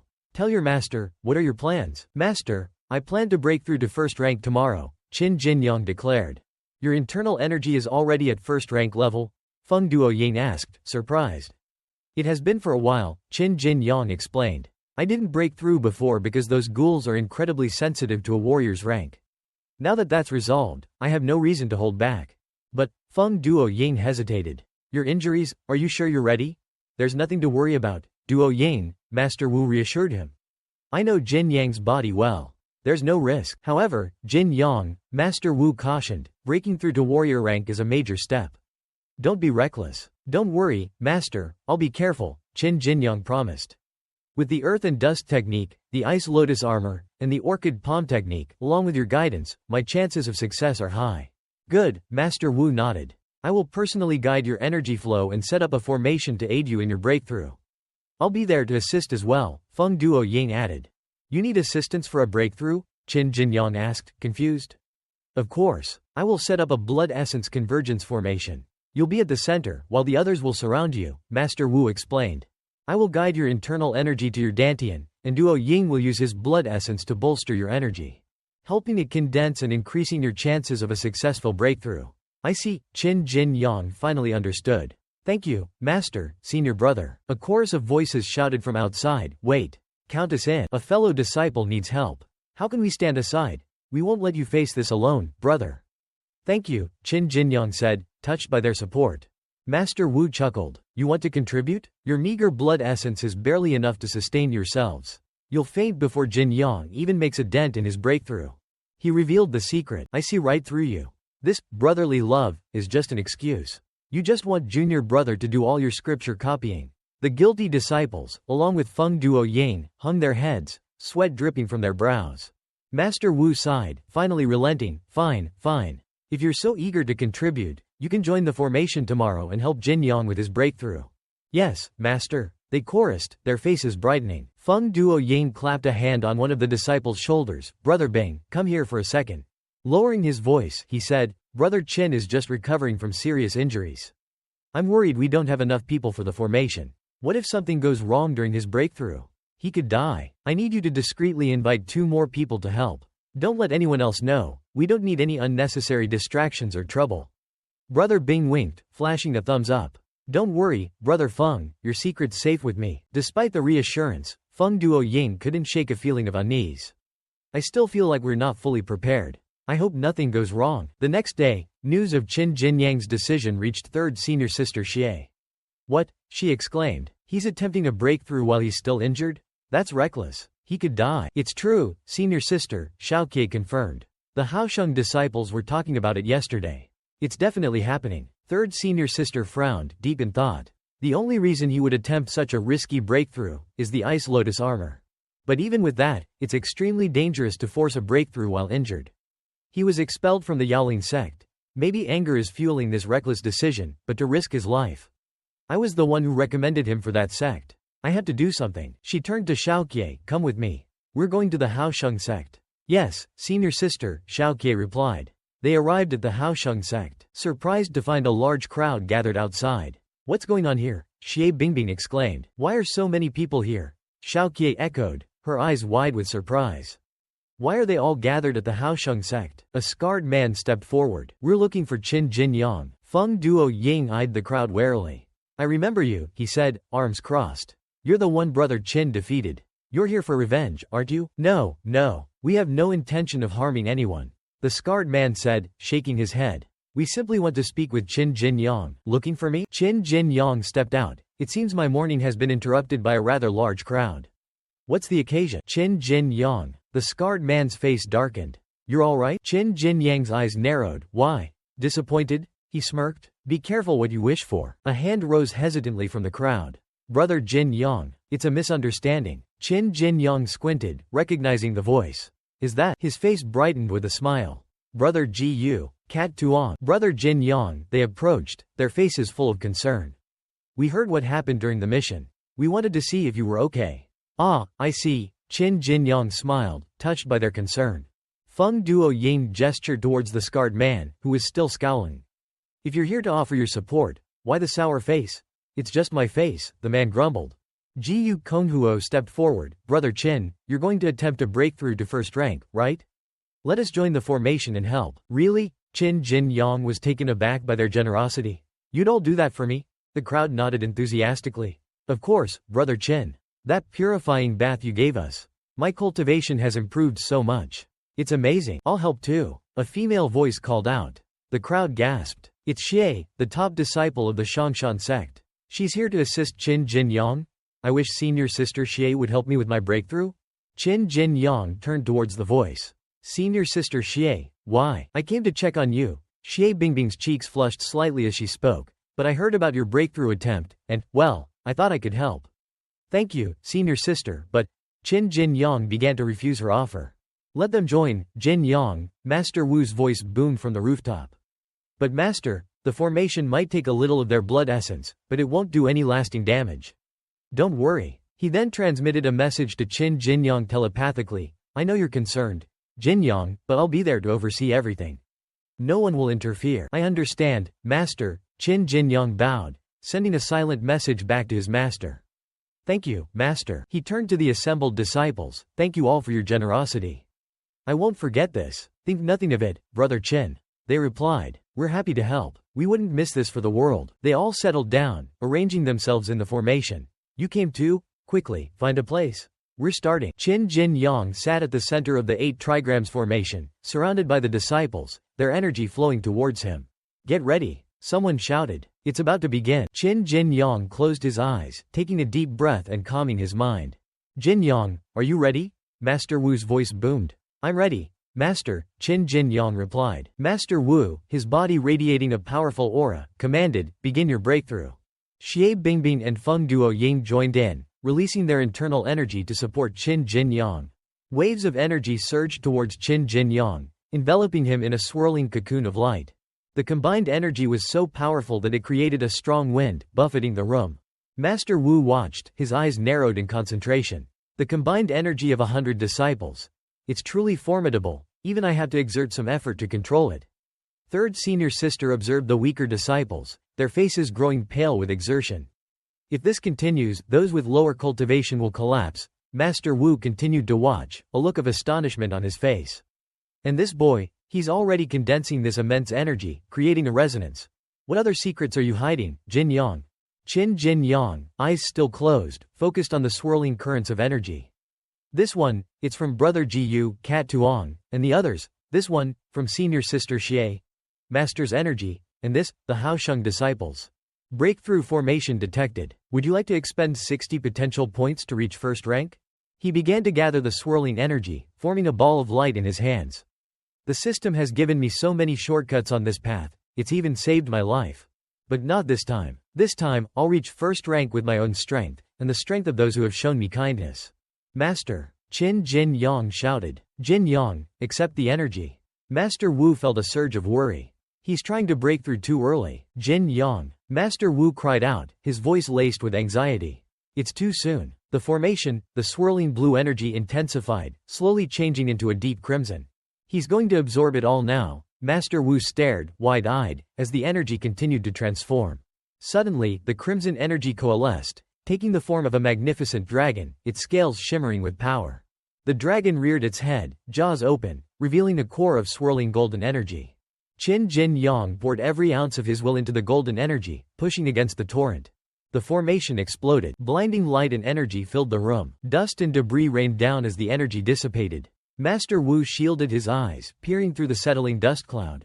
Everyone was exhausted from searching and calling out for Jin Yang. Senior sister Shui spoke up. Back then, even with my top-grade silver flower physique and the patriarch's support, I needed to circulate my qi through the entire first Joshin to reach the first rank.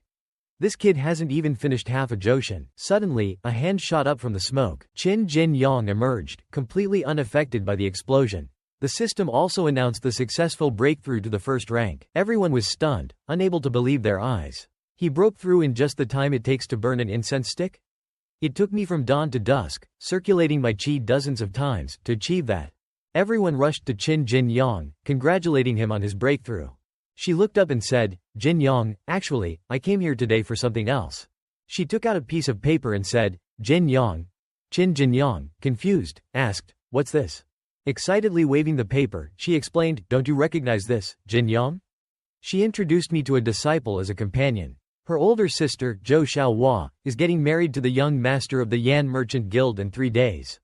Qin Jin Yang accepted the invitation. Isn't that Zhou Xiaoyan's sister? I wouldn't miss this joyous occasion. Meanwhile, in another location, two individuals were conversing. Is everything going smoothly with Xiao Zhen? Everything is proceeding as planned, madam. Zhang Chongzhen was massaging a wealthy madam, smugly thinking, those fools from Elam Sun Manor are doomed, and this clueless woman has no idea. The madam, pleased, praised, Xiao Zhen, your technique is quite good. Feng Duoan cheerfully slung an arm around Qin Jinyang. Brother, you achieved your breakthrough so quickly. Do you have some secret technique? Share it with your senior brother. Qin Jinyang responded modestly, just luck. I simply condensed the qi within my body and then let it collide with the qi outside. It worked out somehow. Feng Duoan was speechless, thinking, as if it's that easy. I nearly drained all my qi before barely succeeding. Afterward, the pain was unbearable. I was bedridden for 3 days and nights. He forced a smile. Brother, you are truly remarkable. Suddenly, Master Wu appeared behind Feng Duoan, giving him a hard knock on the head. You know he's remarkable, so you should train harder. In a few days, junior brother Qin might even surpass you. Feng Duoan, easily swayed, tried to explain, Master, it's not that your disciple isn't putting in the effort, it's just that junior brother is monstrously talented. Master Wu didn't release his grip. Instead of arguing, you should be copying scriptures. Go. Qin Jin Yang observed from the sidelines, thinking, it's nice here. After 3 years of transmigrating, this is the first time I feel at home. The system notification popped up. The weather is scorching, and everyone is exhausted. Would you like to spend some money and invite everyone to the hot springs again? Everyone was sitting in the courtyard, exhausted, complaining about being covered in sweat. It's so hot today. I didn't think it would end so quickly. Qin Jin Yang raised his hand and announced, everyone, listen up. I, Qin Jin Yang, have decided to treat everyone to another round at the hot springs. Cheers erupted. Really? You're the best, junior brother Qin. So generous. Everyone said joyfully, since junior brother is so generous, we won't stand on ceremony. Let's go, brothers. Xiao Jia, standing behind him, startled him with her greeting, congratulations, junior brother Qin. He grinned and asked, Miss Xiao, aren't you going to the hot springs with senior sister Shui? Xiao Jia warned, you dare mention it again? Be careful or you'll get beaten up. Qin Jinyang quickly said, Xiao Jia, I really didn't see anything that day. Please, tell senior sister Shui that I'm sorry. Xiao Jia handed him a book. Look at you, so scared. Here, take this. It's a congratulatory gift for your breakthrough. Qin Jin Yang accepted it excitedly. Saber techniques. I was just lacking a good martial art. Thank you, Miss Xiao. Xiao Jia said, you should thank senior sister Shui. She's the one who picked it for you. It's said that a 4th-rank martial artist used this technique to slay 7 4th-rank opponents and 1 5th rank. Qin Jin Yang shouted towards the distant Shui Shi Jia, thank you, senior sister Shui. I'm deeply grateful. Shui Shi Jia blushed slightly and didn't reply. Turning to leave, she said, Xiao Jia, let's go. Xiao Jia replied, yes, but before they were too far, Shui Shi Jia added, Qin Jinyang, this saber technique consumes a great deal of qi and can easily cause qi deviation, leading to internal injuries. With practice, you can master it and it will become even more powerful than your Great River Palm and Ice Lotus armor. Qin Jin Yang replied, I won't disappoint you, senior sister Shui. Later, Qin Jin Yang was in his room. He stared at the system notification, speechless. Appraisal successful. Consumed 20 potential points. Epic grade saber technique. Demon extinguishing saber technique. After each level up, there is a 20% chance of succumbing to qi deviation. He decided, let's try reaching the beginner level first. He pressed confirm. Suddenly, he felt something. Panicked, he thought, what's happening? A surge of red energy rushed towards Qin Jin Yang, engulfing him. He realized this was different from anything he'd experienced before. The energy gradually surrounded Qin Jin Yang before surging into his hand. It erupted like lightning, becoming increasingly powerful, overwhelming Qin Jin Yang. The energy invaded his eyes, turning them bloodshot. Visions of demonic faces, slaughter, and death filled his mind. He recalled Shui Shi Jia's words. With practice, you can master it and it will become even more powerful than your Great River Palm and Ice Lotus armor. Qin Jin Yang suddenly raised his head. He was still within the surge of energy when another force appeared, pushing back the demonic energy. The demonic faces gradually faded from Qin Jin Yang's mind. He quickly used his Ice Lotus armor, condensing ice shards and launching them forward. The grotesque faces couldn't dodge Qin Jin Yang's ice. They were trapped within the ice shards. Qin Jin Yang quickly grabbed the remaining energy and yelled, explode. A loud explosion instantly shattered the remaining energy. The system announced, Demon extinguishing saber technique successfully learned. Current level, Beginner. Qin Jin Yang let out a sigh of relief. Fortunately, there was no danger at the beginner level. But it probably won't be this easy after I cultivate it further. He suddenly felt dizzy. Why am I feeling? Damn it. He fainted before he could finish his sentence. Qin Jin Yang slowly opened his eyes. Huh? He was met with the emotionless face of Lao Hu, staring directly at him. Qin Jin Yang clutched his chest in fear. Holy crap, Lao Hu. When did you get here? Lao Hu handed him a book. This secret manual originally belonged to the young master. As per Master Wu's instructions, it now belongs to you. Qin Jin Yang's eyes widened in surprise. Lao Hu, Qin Jin Yang began, it's been a while since we last met. Why don't you stay and have a few drinks with me? Lao Hu was already heading for the door. No need, there are other matters that the young master needs me to attend to. I'll take my leave now. Qin Jin Yang listened to the door slam shut behind Lao Hu. What's wrong with Lao Hu? Could something be bothering him? The system notification popped up. Martial arts compatibility detected. Consuming 80 potential points will merge selected techniques and grant beginner-level proficiency in the newly formed skill. Qin Jin Yang stared at the notification in shock. Wait, these techniques can be merged? The system explained, Ice Tiger Blade and Demon Extinguishing Blade share the same origin. Consuming 80 potential points will merge them, granting beginner-level proficiency in the newly formed skill. Qin Jin Yang scoffed. Ice Tiger Blade? That's just a cheap, street-level technique. Who uses that seriously? It's practically begging to be mocked. He stroked his chin thoughtfully. That demon extinguishing blade, while powerful, lacks versatility with its straightforward moves. I wonder what kind of monstrosity would be created by merging these two. He decided, let's just try the merge and see what happens. Instantly, a surge of energy, blazing like fire, enveloped Qin Jin Yang. Here we go again. Who needs this kind of flashy cutscene every single time? The system offered a timely suggestion. Would you like to consume 2 potential points to fast forward? The speed can be adjusted freely. The energy condensed into a figure, performing the techniques. Qin Jin Yang grinned. On behalf of the viewers, thank you for the fast forward option. He immediately dragged the progress bar forward. Fast forward, fast forward. Qin Jin Yang mumbled as he observed the figure's every move, absorbing the essence of demon extinguishing blade. He couldn't help but complain, 80 potential points for this? Compared to a martial art, cheap trick is more fitting. He watched as the figure assumed the stance of Tiger Claw. Let me guess, it's still just Ice Tiger Blade? And the power isn't anything special either. Suddenly, the figure's aura shifted dramatically. A menacing aura enveloped the figure, like a demon manifesting before his eyes. Qin Jin Yang's jaw dropped. What the? His aura changed completely. But that's still the Ice Tiger Blade stance. The blade was now engulfed in demonic chi, resembling the aura of a powerful demon. The power intensified, forcing Qin Jin Yang to step back. This brutal demonic energy. Quote, it's demon extinguishing blade. The system announced, fusion successful. New skill created, demonic Ice Tiger Blade. Demon extinguishing blade's energy now enhances Ice Tiger Blade, boosting its power through chi consumption. Cultivating and utilizing this skill as intended will not result in chi deviation. Understanding dawned on Qin Jin Yang. So that's how it works. It utilizes a sudden burst of demonic power to obliterate the enemy. No wonder a 4th-rank martial artist could defeat opponents of 4th and even 5th rank with this. He chuckled smugly. This time, I've hit the jackpot. The scene changed to a picturesque landscape, filled with blooming flowers. Qin Jin Yang commented, we haven't been down the mountain in a while, but the atmosphere in town is still vibrant. Jia Shang replied, Yanfang Town is under the protection of Senior Sister Shui in our sect. Plus, the town granaries are always open to the people during times of hardship, ensuring everyone can live in peace and prosperity. Zhou Xiao Yan's sister, pointed towards a building.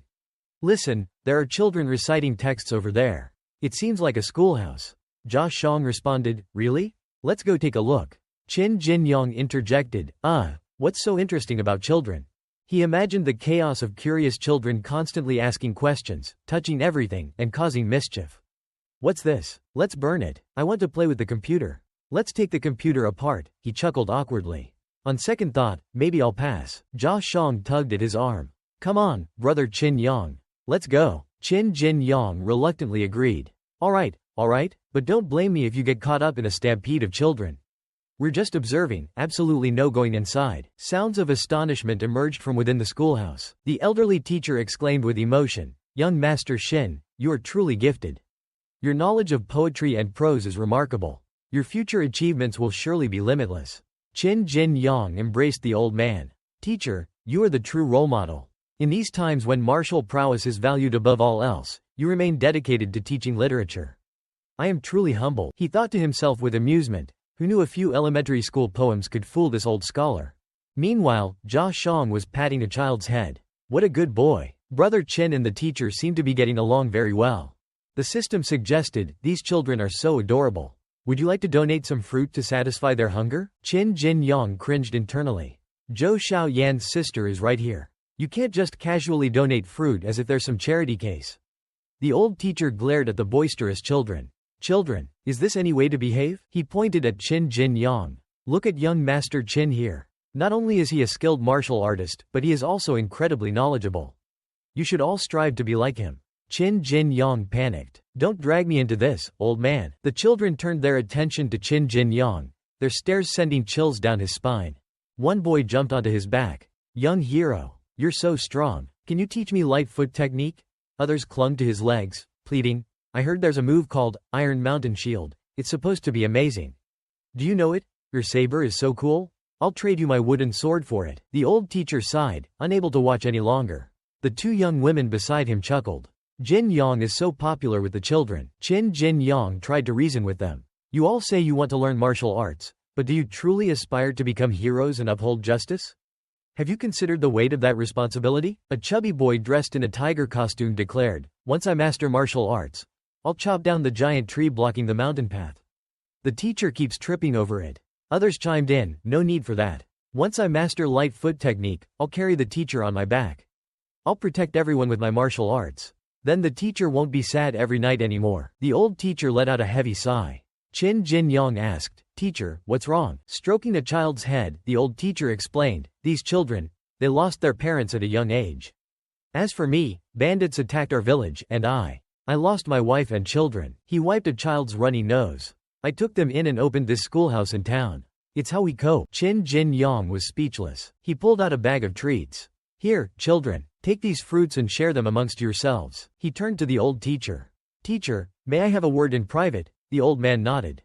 Certainly. What is it you need, young master? The system announced, children are our future. Thank you for your generous donation of 100 taels. With your support, these sprouts of hope will blossom. Qin Jin Yang thought irritably, no need to remind me. He handed the old teacher a box. Teacher, running a school is no easy feat. Please accept this small token of my appreciation. Use it to buy the children some fruits, books, and learning materials. The old man tried to refuse. Young Master Qin, I cannot possibly accept this. Qin Jin Yang insisted. Please, teacher, don't stand on ceremony. Consider it an investment in these children's futures. The old man finally relented. Well then, thank you, young Master Qin. I am most grateful. Thank you, truly, the old teacher expressed his gratitude. Qin Jin Yang smiled. As I said, there's no need to thank me. Suddenly, Shui Shi Jia appeared. Her arms crossed as she observed them with a smile. Jia Shang spoke up. Oh, that reminds me. We're invited to the town leader's manor tonight as guests. Qin Jin Yang was surprised. We are? Jia Shang explained. Initially, the town leader only invited senior sister Shui. But after learning that we were also disciples from the sect, he extended the invitation to us. Qin Jin Yang muttered, is that so? Unaware of the danger brewing, the group remained oblivious. Meanwhile, Zhang Chong Zhen emerged, brandishing his sword with a sinister grin. Perfect, they're all here. Soon, Yanfang Town will be ours. Back at the manor, Qin Jin Yang and the others were slumped over the dinner table, some even foaming at the mouth. Their fates hung in the balance. An old woman chuckled, covering her mouth. Tie them up tight. We'll wait for Master and to collect his reward. Zhang Chong Zhen brandished his sword menacingly. Qin Jin Yang, if it weren't for you, I'd be enjoying myself with Steward Wang right now. I don't care about the reward. I'm going to carve you into 1,000 pieces. Rewinding 10 minutes earlier, the town leader gestured towards the table. Tomorrow is the wedding of my nephew and Miss Zhou. I am honored to have you all as guests in our humble town of Yanfang. My wife has prepared a feast. He gestured towards the lavish spread. It is thanks to young heroes like yourselves that Yanfang Town enjoys such peace and prosperity. Qin Jin Yang responded politely, you flatter us. Qin Jin Yang happily raised his cup, enjoying the fine wine and food. It's good to be out of the mountains. Delicious food, delicious wine. Suddenly, a system notification popped up. Warning. Suspicious substance detected in beverage. Would you like to play along and expose the culprit? He glanced at Jia Shang, who had already downed his drink. How can he drink so casually? He then noticed that Shui Shijia was still holding her cup. Senior sister hasn't taken a sip. She must have noticed something amiss. She's so observant. To his astonishment, Shui Shijia drank the entire cup in one gulp. The town leader praised, "What a bold woman." Qin Jinyang panicked internally. Senior sister. He then noticed that the wine in Shui Shijia's cup had frozen solid. Relieved, he realized she used her qi to freeze the wine. What a brilliant move. Shui Shijia was also playing along, ready to adapt to the situation. Suddenly, a cup slipped from someone's grasp and shattered on the floor. Qin Jinyang watched as the town leader and the others collapsed. He couldn't believe it. The town leader drank as well? Didn't he know? He slumped over the table, feigning dizziness. I feel lightheaded. Let's see who's behind all of this. Back in the present, Zhang Chongzhen swung his sword down, only to have it effortlessly caught barehanded. Qin Jinyang smirked. Long time no see, my dear boy. Zhang Chongzhen's eyes widened in disbelief. How? You weren't. Another voice rang out. We're all fine. It was Shui Shijia. She had poured out her wine, revealing that she hadn't consumed it. Zhang Chongzhen was speechless, his face pale as a sheet. You. He stared at the calmly seated Qin Jinyang, his voice trembling. So, you weren't actually poisoned. Qin Jinyang chuckled derisively. When your dear old dad uses sleeping drugs, you wouldn't even know which way to run, let alone. Zhang Chongzhen snapped. You bastard. You ruined my future, killed Chonglan, and now you're acting all high and mighty? Qin Jinyang's face darkened. You dare speak her name, Zhang Chonglan? He lunged at Zhang Chongzhen with lightning speed, his sword flashing. Terrified, Zhang Chongzhen screamed, Save me, second master. A tall figure armed with a saber intercepted Qin Jinyang's attack. During the scuffle, a pouch of coins flew out. Qin Jinyang recognized it instantly. This pouch. He turned to Zhang Chongzhen, his voice dangerously low. Why is this pouch in your possession? Zhang Chongzhen laughed maniacally. Ha ha ha, this is a reward from our great leader. Qin Jinyang gritted his teeth. Nonsense. That pouch clearly contained my donation to the town schoolhouse. The tall bandit chuckled darkly. The schoolhouse? Ah, that reminds me. My elder sister cultivates a rather unique technique. For her training to progress, she requires the fresh blood of young children. Zhang Chongzhen let out a smug laugh. So, yes, that money was intended for them. What do you think about that? Scared now? Qin Jinyang's blood ran cold as the horrifying truth dawned on him. The children. He turned to leave, but another bandit flung his saber at him. Trying to escape? Over my dead body. In a flash, Shui Shijia darted forward, shielding Qin Jinyang with her own body. With a powerful strike, she sent the tall bandit flying. Senior sister Shui. Qin Jinyang exclaimed in relief. Shui Shijia gripped her blade tightly, a dangerous glint in her eyes. The bandits, however, remained unfazed. What's this? You think you can fight your way to the schoolhouse and save those brats? You're no match for our leader, and Yan Yan. You'll all meet your end here. Shui Shijia's mind raced. The Kang Long Gang's leader, and Yan Yan, a ruthless second-rank master, according to the rumors. She made a split-second decision. Qin Jinyang, she commanded, head to the schoolhouse. You're no match for her. Wang Jiashang, return to the sect and call for reinforcements. Without hesitation, Qin Jinyang scooped up Jiashang and leapt onto the rooftops, escaping into the night. A system notification appeared before Qin Jinyang. Bandits have overrun the town, targeting every nook and cranny. The safety of the children in the schoolhouse is uncertain. Will you risk it all to investigate? Qin Jinyang's jaw clenched. Do I even have to ask? He tightened his grip on his blade, a surge of urgency coursing through him. Jiashang, he said, his voice firm, the bandits are busy looting the town. The roads should be clear. Head straight to the sect and alert them. I have something I need to do. Jiashang watched Qin Jinyang disappear into the darkness. I understand. Please, be careful. She stared after him, worry etched on her face. Brother Qin Yang, a voice, cold and menacing, cut through her thoughts. You still have the time to worry about others? Back at the schoolhouse, the old teacher cried out in pain as a vicious punch landed squarely on his chest, sending him crashing to the ground. The horrified children could only watch as their beloved teacher lay bleeding before them. The attacker, a woman with a cruel smile, chuckled. Now, who shall be next? Suddenly, a noise caught her attention. The old teacher, mustering his last ounce of strength, clung to her leg. Run, child, run, you old fool. With a cruel laugh, she grabbed his head, her eyes filled with disdain. You're still alive? The children screamed in terror. Teacher. The old man's vision blurred as his world turned upside down. With a sickening crack, the wicked woman snapped his neck. The children stared in disbelief, their voices caught in their throats. Teacher, you evil woman, bring our teacher back, they cried, their small fists clenched in rage. We'll avenge him. The woman remained unmoved, her smile cold and mocking. Don't worry, little ones. I'll show you the same kindness. You can all join your precious teacher. She lunged towards the terrified children. Her hand shot out, aiming to snatch one of the children. But her grasp met with empty air. Qin Jin Yang had swept in, scooping the child into his arms and leaping away. The woman laughed. Another one comes to die. And who might you be? Qin Jin Yang's voice was filled with fury. Prepare to meet your maker. Gently ruffling the child's hair, he instructed, take your brother and sister and find a room to hide in. Don't come out, no matter what you hear. The children nodded solemnly. Yes, hero. The woman scoffed. Oh, how heroic. A true champion of the people. She lunged towards Qin Jin Yang, her laughter echoing through the hall. Ha ha ha, just a measly first rank. I'll kill you in those brats, and then it's off to bigger and better things. A series of system prompts flashed before Qin Jin Yang's eyes. Objective: eliminate An Yan Yan and save the children. Objective: avenge the teacher's death. Objective: bring peace to the souls of the 7 villages terrorized by An Yan Yan. Objective: protect the innocent people of Yanfang Town. Qin Jin Yang's face paled, sweat beading on his forehead. This woman, she's more dangerous than I thought. To defeat her, I need to exploit her arrogance.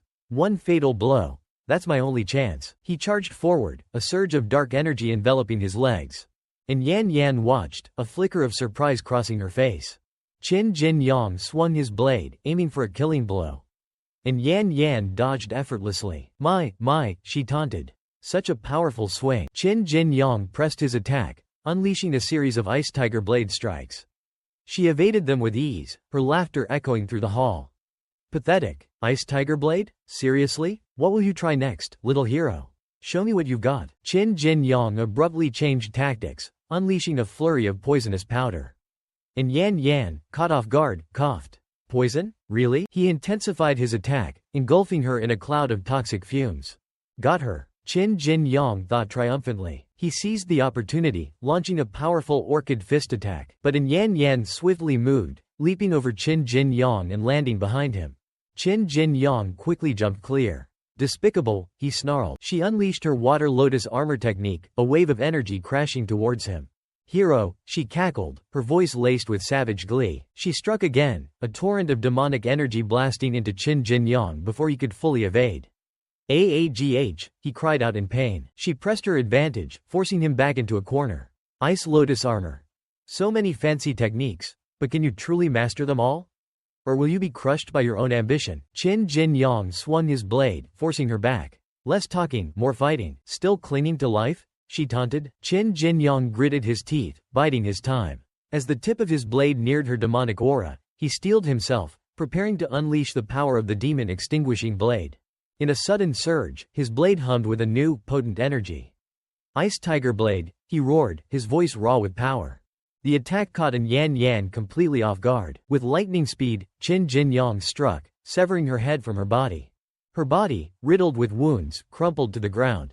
A cloud of dust and lingering energy obscured the scene. Qin Jin Yang, catching his breath, spoke triumphantly. You underestimated Ice Tiger Blade. Even in death. But his victory cry died in his throat. And Yan Yan stood before him, unharmed.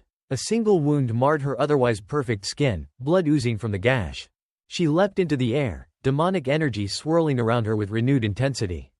Qin Jin Yang couldn't believe his eyes.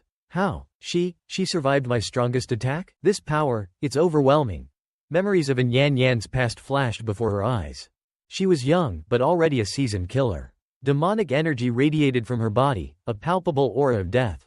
She stood amongst a pile of corpses, a triumphant demon amidst a sea of blood. Slow clapping broke the silence. Excellent. As expected of the blood demon sect's most promising disciple. Ha ha ha, the future looks bright. An old man approached her, his eyes filled with pride. Well done, my child. He wiped the blood from her cheek. Only you could truly master my ultimate creation, the blood demon art. With it, we'll be unstoppable. As long as we have a steady supply of. Suddenly, she lashed out, grabbing his wrist. She slammed him to the ground, releasing a surge of demonic energy that snuffed out his life. She stood over his lifeless body, blood staining her face. Don't be absurd, master, she cackled. There can only be one strongest. Driven by madness, she struck the corpse again and again. Only me. Only I can be the strongest. Back in the present, she howled, I am the strongest. A wave of demonic energy, stronger than ever, blasted towards Qin Jinyang. He dodged frantically. This woman, she's insane. Her face, twisted into a demonic mask, was a terrifying sight.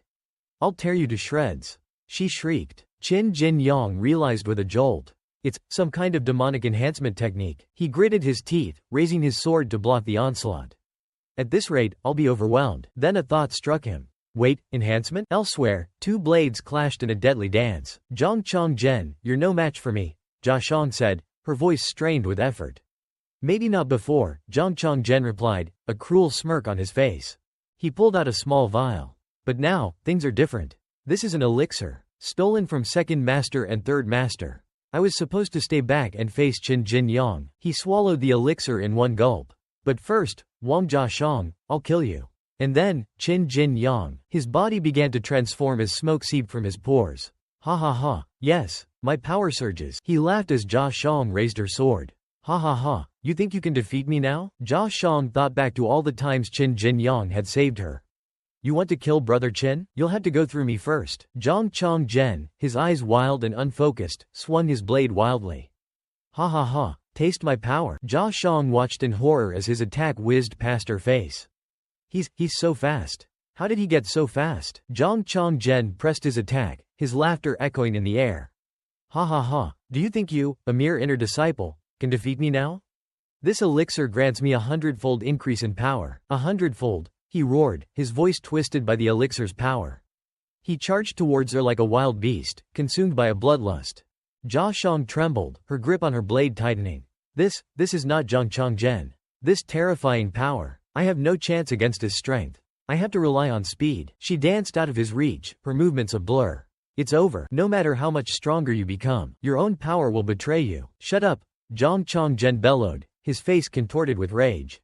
I hate you arrogant elites. Die! He slammed his fist towards Jia Shang. His fist connected with the ground. His hand twisted at a grotesque angle, bones shattering under the immense force.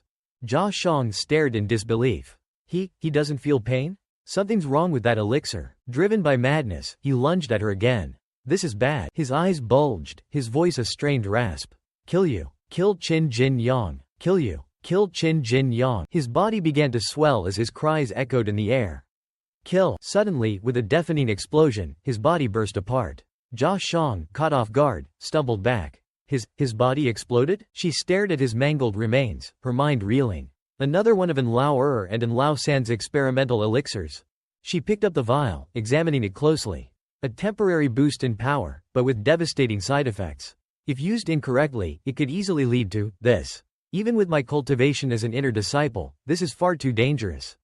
Even my core might not be able to withstand the strain. Another explosion thundered behind her. She spun around, her heart leaping to her throat. Brother Qin Jinyang was flung back by a powerful blow from An Yan.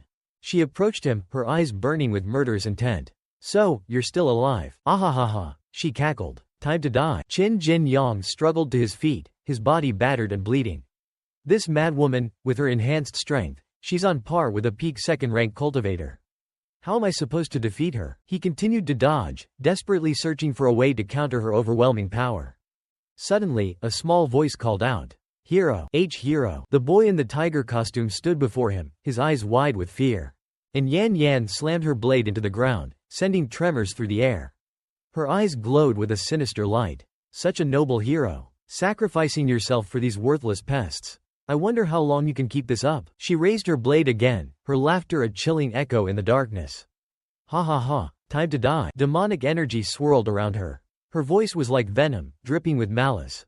I'll rip out your heart. Your guts. Everything. But Qin Jinyang remained calm, his gaze unwavering. Your face, it's as ugly as your soul. You disgust me. Die. She screamed, her rage boiling over. Demonic energy crackled around her as she unleashed a barrage of attacks, bolts of dark lightning sending debris flying. Suddenly, they both stopped. Their eyes met. Jia Shang stood between them, her blade raised. Get away from Brother Qin, she yelled. Qin Jinyang's face darkened. Jia Shang, what are you doing here? Get out of here. And Yan turned towards Jia Shang, a cruel smile twisting her lips. Oh, another one throws her life away for this boy? How touching. Don't tell me, she purred, her voice laced with malice. He's your lover? Jia Shang flushed crimson. Don't be ridiculous. She charged forward, and Yan Yan's grip tightened on her blade. Before Jia Shang could reach her, she slashed with her sword. Another slash, and she aimed to finish off Cat Tuong. Unexpectedly, Tan Kenduang suddenly embraced the evil woman, preventing her from continuing.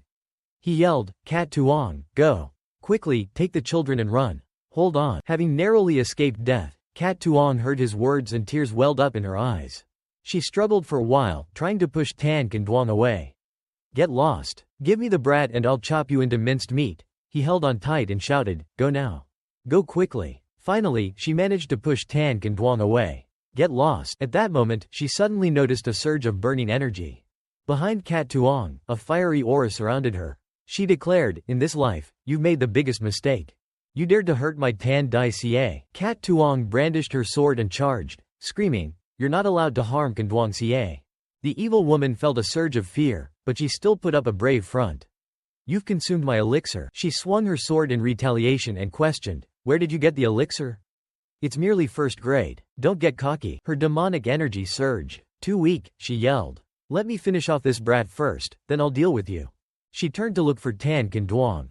Could it be that Lao Er and Lao San encountered trouble? I had to finish these two brats quickly. But he had vanished, no longer lying there. She exclaimed in panic, "Where is he?" Just then, Tan Kenduang appeared behind her, brandishing his sword and shouting, "Die!" She swiftly leapt back, dodging his attack. She let out a scornful laugh. "You think you can defeat me? A mere first-grade intermediate with a rusty sword?" Tan Kenduang continued attacking. "As long as it can kill you, it's a good sword." At that moment, Cat Tuong, who was behind the evil woman, also charged forward to attack. Seizing the opportunity when her attention was divided, Tan Kenduang struck again, but ultimately missed. She quickly unleashed her demonic energy, shattering his attack. Cat Tuong, who was behind her, was also hit. The evil woman calculated in her mind, "If this goes on, I won't have enough blood to sustain my cultivation technique. I need to replenish it quickly." She spotted the group of children in the distance and laughed maniacally. "Ha ha ha, heaven helps me." She charged towards the children, claws outstretched, attempting to grab them. The terrified children cried out, "Hero!" Tan Kenduang was horrified. "Oh no!" Just in time, Cat Tuong shielded the children. "You shameless madwoman! You would even harm these children?" She then turned her attention back to Tan Kenduang, who looked on in fear. The evil woman grabbed Cat Tuong by the neck and lifted her. "You little harlot! Heaven has a way, and hell has a gate, but you chose to come back. Fine, I shall savor your blood first." Just then, another blade, enveloped in a different demonic aura, struck towards Tan Kenduang from behind. A voice boomed, "Demonic ice tiger blade." The evil woman had her tongue out, ready to drain Cat Tuong's blood. At this point, Cat Tuong was motionless.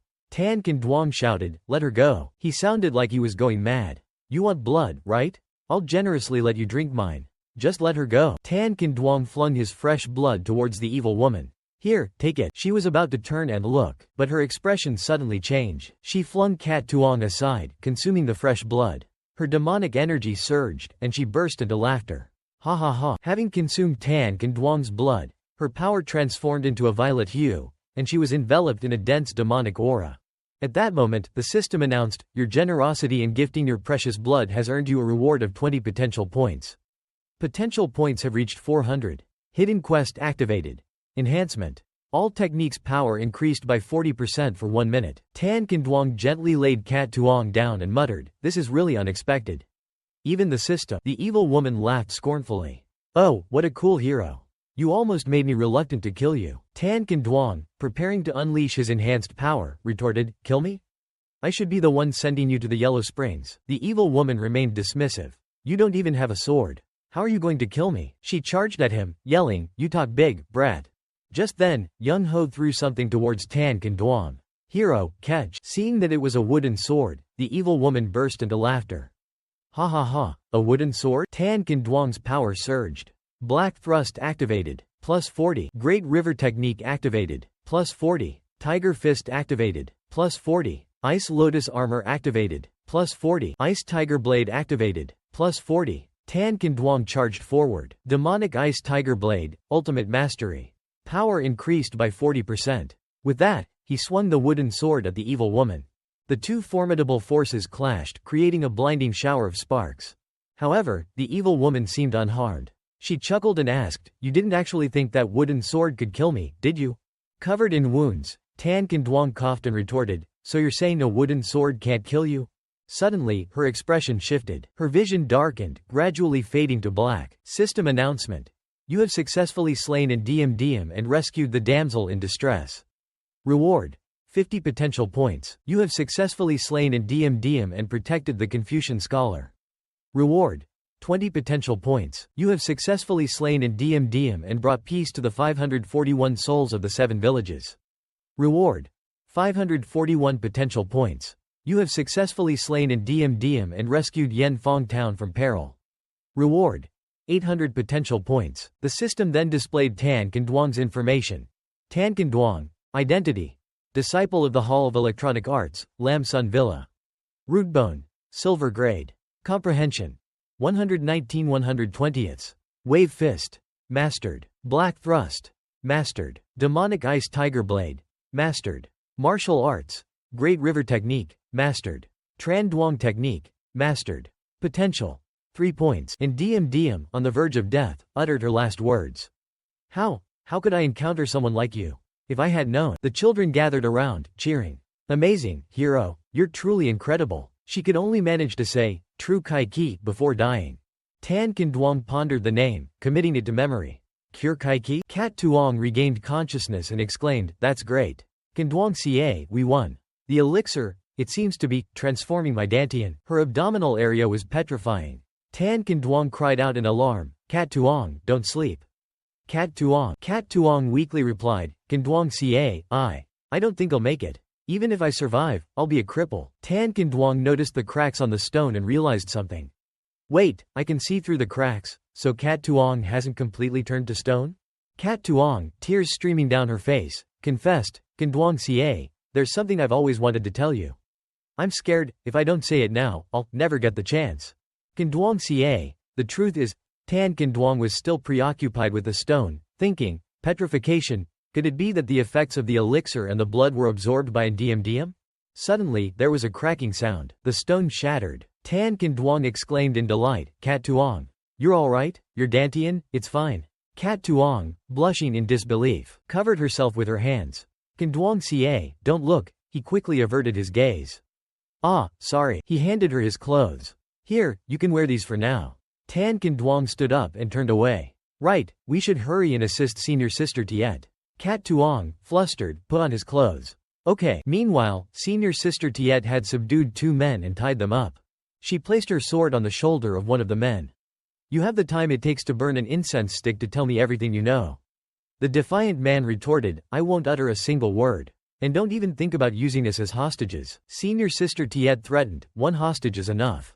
If you don't talk, you die. He remained unafraid. Kill me then. Once our elder sister arrives, you'll all meet the same fate. Just then, Tan Kenduang and Kat Tuong arrived. We're here. Elder sister, we're here. However, only a small part of an DM's body appeared. The man stammered, elder sister's sword, in his hand was an DM's severed head, which Tan Kenduang tossed over. See for yourself. The 2 men paled upon seeing their leader's head. How is this possible? They wailed in fear. Elder sister, how can we live without you? We're doomed. Quang Long, we're done for. Tan Kenduang sat down beside them. Tell me everything. Don't think I'm not aware of Lam Sun Villa's interrogation methods. The 2 men exchanged glances. We'll talk. A few days ago, a group of people came to our elder sister and told us to enter the town and kill the town elder and the female hero.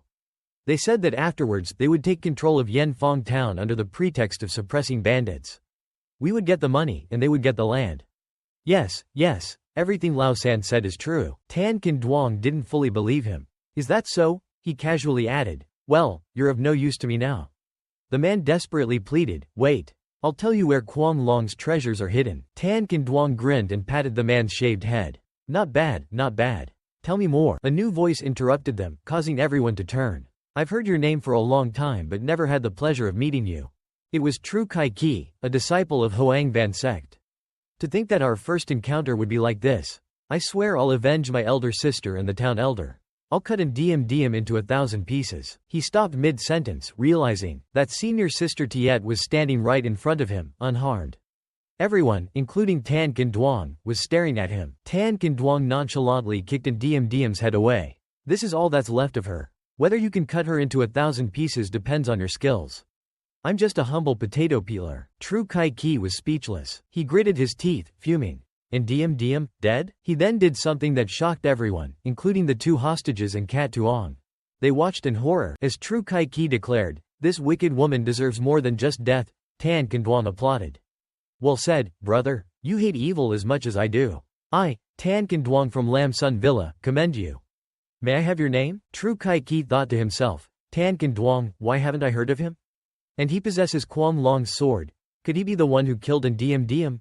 He replied, "I am True Kai-Ki from Hoangvan sect. We cultivators strive to protect the innocent." Tan Kan-duong memorized his face.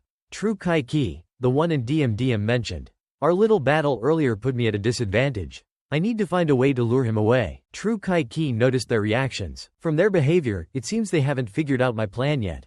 He approached Tan Kan-duong. "The men behind you are likely from Quam Long's gang. Such villains." He suddenly drew his sword. "Must be eliminated to set an example." The two hostages, bound and helpless, cried out in terror. In a flash, Tan Kan-duong intervened, knocking True Kai-Ki back. "Brother," Tan Kan-duong stated calmly, "these two are prisoners of Lam Sun Villa." "Why the rush?" True Kai-Ki's face darkened. "Don't tell me you're planning to silence them." He thought to himself, "You're so obvious. I've seen enough gangster movies to know you're an amateur." True Kai-Ki's disciples rushed to his side. "Master, are you all right?" He thought angrily, his swordsmanship is too strong. With such sharp and powerful swordsmanship, he's on par with an Diem. And he has Tiet Bang Bang on his side. I might not win in a fight. He sheathed his sword and said with forced politeness, "What are you saying, brother? I despise evil. How could I possibly silence them?" Tan Kan-duong chuckled mockingly. Good. I wouldn't want anyone to accuse me of colluding with bandits, using them to eliminate rivals and seize their territory for Lam Sun Villa. Ha ha ha. Zhao Zhij quickly waved his hand. "Hey, our Hoangvan sect is totally legit, okay? We'd never do anything shady like messing with bandits." He was freaking out inside because he knew Jin Yong was onto him. Jin Yong replied, "Well, if that ever did happen, it would be our Lam Sun Villa's problem, so please, brother." His look changed, giving off a warning vibe. "Just stay out of it." Zhao Zhij quickly took off. "Alright then, Jin Yong, see you around." He thought, gotta get out of here. Quam Long's gang is toast anyway. I'm gonna grab their treasure, at least I won't go home empty-handed.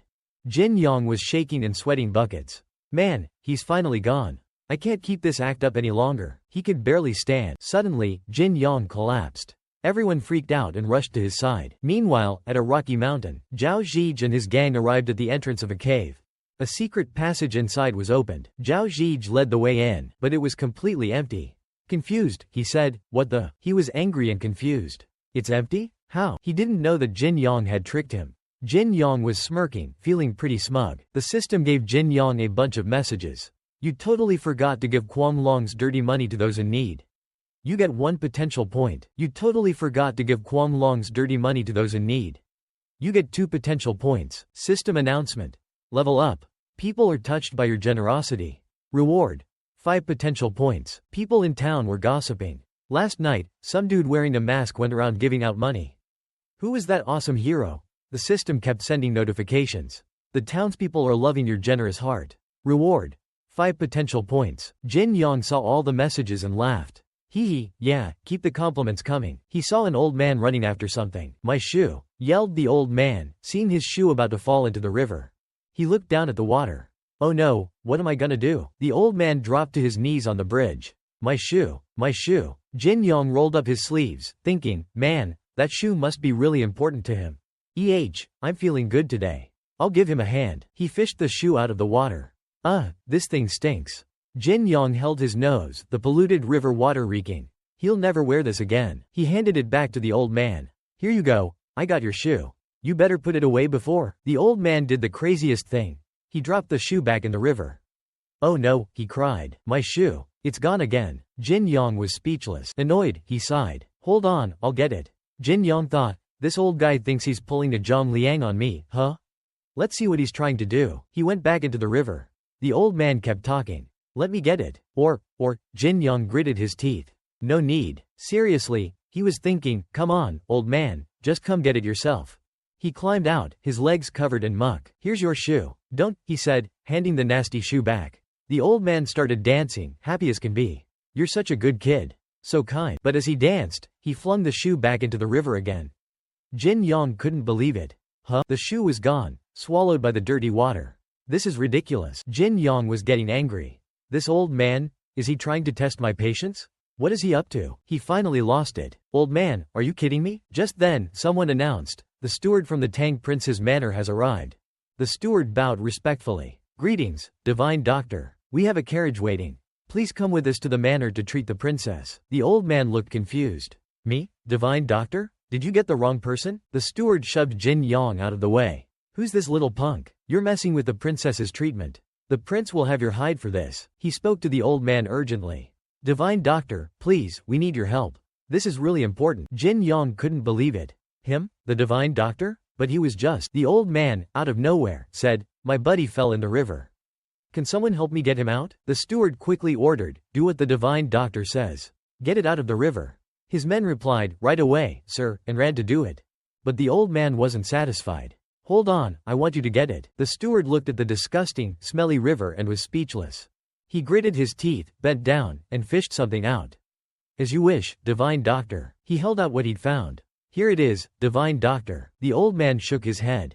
No, the bird carving on mine is different. This isn't it. You must have grabbed the wrong thing. I bet it's still down there. Go look again. The steward realized the old man was messing with him. He was furious. The steward finally lost his cool. I'm the steward of the Tang Prince's manor. How dare you treat me like this? He yelled. Someone, grab this so-called divine doctor and bring him back to the manor. The old man stayed calm, his hands behind his back. Jin Yong ran forward. Hey, careful. He couldn't believe they were actually trying to grab the old man. Suddenly, all the guards from the manor collapsed. Jin Yong was stunned. What the heck just happened? Even the steward was frozen, acupuncture needles sticking out of him. He gritted his teeth, furious. What? Jin Yong was shocked, too. This old guy, he's not messing around. Did he just use acupuncture to take down the steward? The steward struggled against the needles. Divine doctor, you wait. You'll regret messing with the Tang Prince's manor. He face planted on the ground. The old man said, carry your master away. He's alright, just needs a nap. Take good care of him. Jin Yong and the old man watched as the manor's people scrambled away with their unconscious steward. Jin Yong scratched his head. Wait a minute, you're really a divine doctor?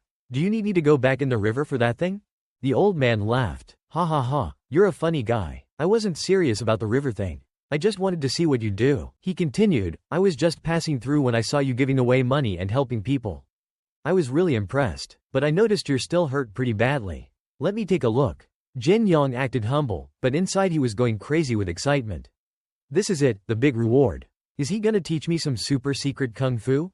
Give me a mountain of gold? Or maybe, he pulled out a weird-looking bird from inside his robe. Jin Yang's jaw dropped. Seriously? A bird? The old man cleared his throat. This little fella is called a sleep-not bird. I'm giving him to you. He mostly just naps and feeds on your energy, but when you really need it, he'll lend you a hand. Jin Yong could only manage a weak smile. They said their goodbyes. Thanks, divine doctor. Haha, catch you later. Jin Yong looked at the sleeping bird in his hand. Dude, all you do is sleep. How are you gonna help me with anything? Cat Tuong was beside him, admiring the bird.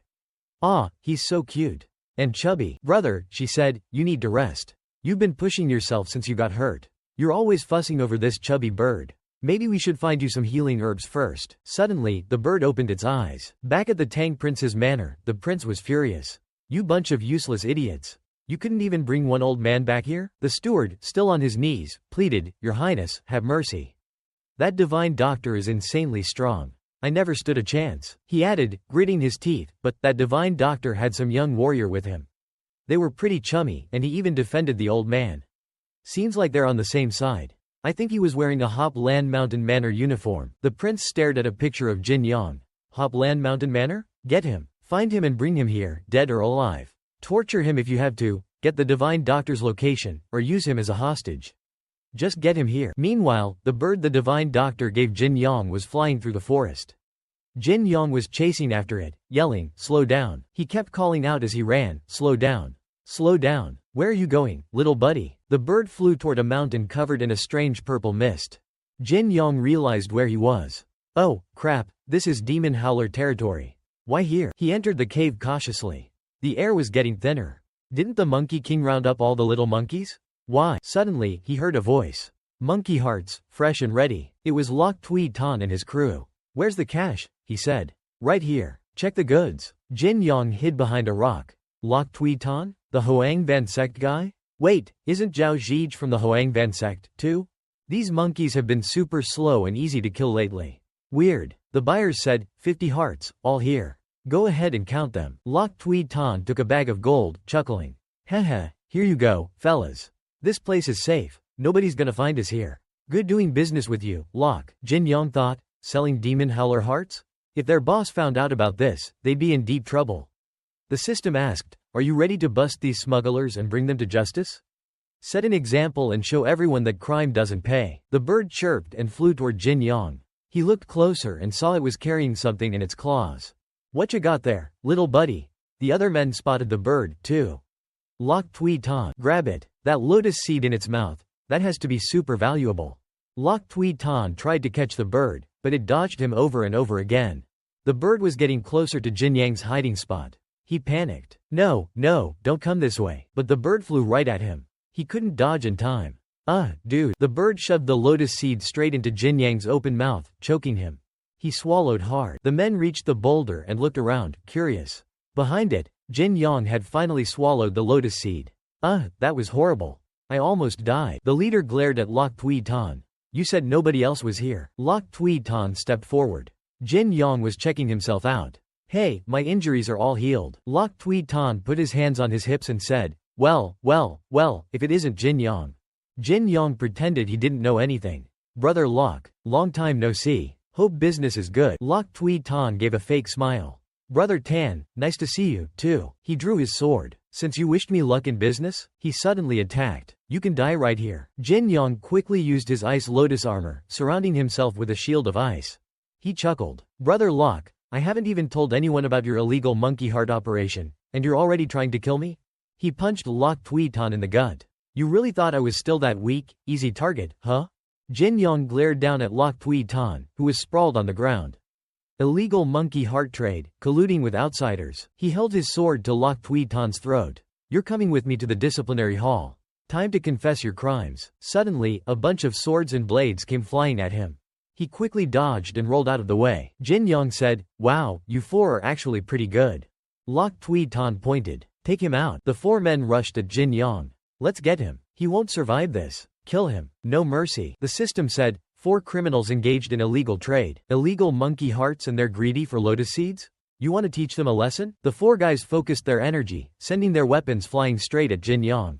Jin Yong gripped his sword tightly. With a powerful swing, he deflected all their weapons. The weapons flew back towards the 4 men, who cried out in fear. Jin Yong charged into their midst. You think you're tough? You're nothing compared to an DM. He sent them sprawling with a few swift strikes. Jin Yong sheathed his sword. You guys in Lok Tui Tan, you're all going to the disciplinary hall to confess. But Lok Tui Tan had already slipped away. Damn it, he got away. Lok Tui Tan ran back to his sect, calling out, Senior Sister. He reported, Senior Sister. It's bad. Jin Yang's gone rogue. He's killing demon howlers and selling their hearts to the Hoang Van sect.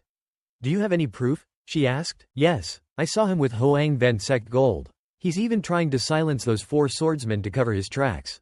Lok Tui Tan was kneeling, begging before his senior sister and her attendants. Senior sister, he wailed. He tried to crawl towards her. Please, help me. If you don't hurry, it'll be too late for the 4 swordsmen.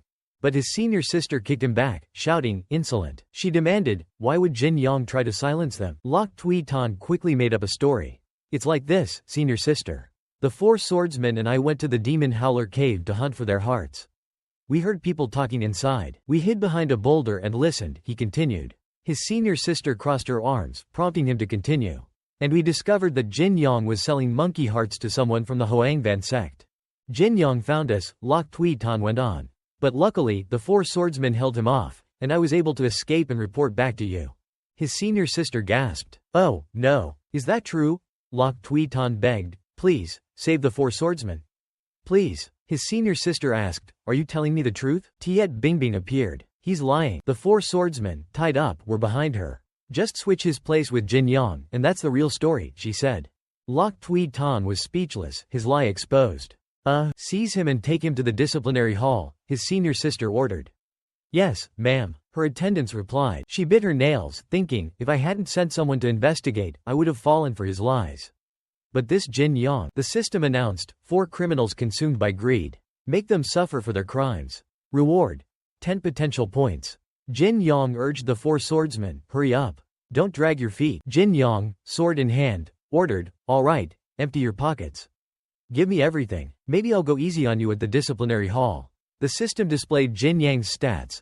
Identity: disciple of the Hall of Electronic Arts, Hop Land Mountain Manor. Rootbone: silver grade. Comprehension: 119 120ths.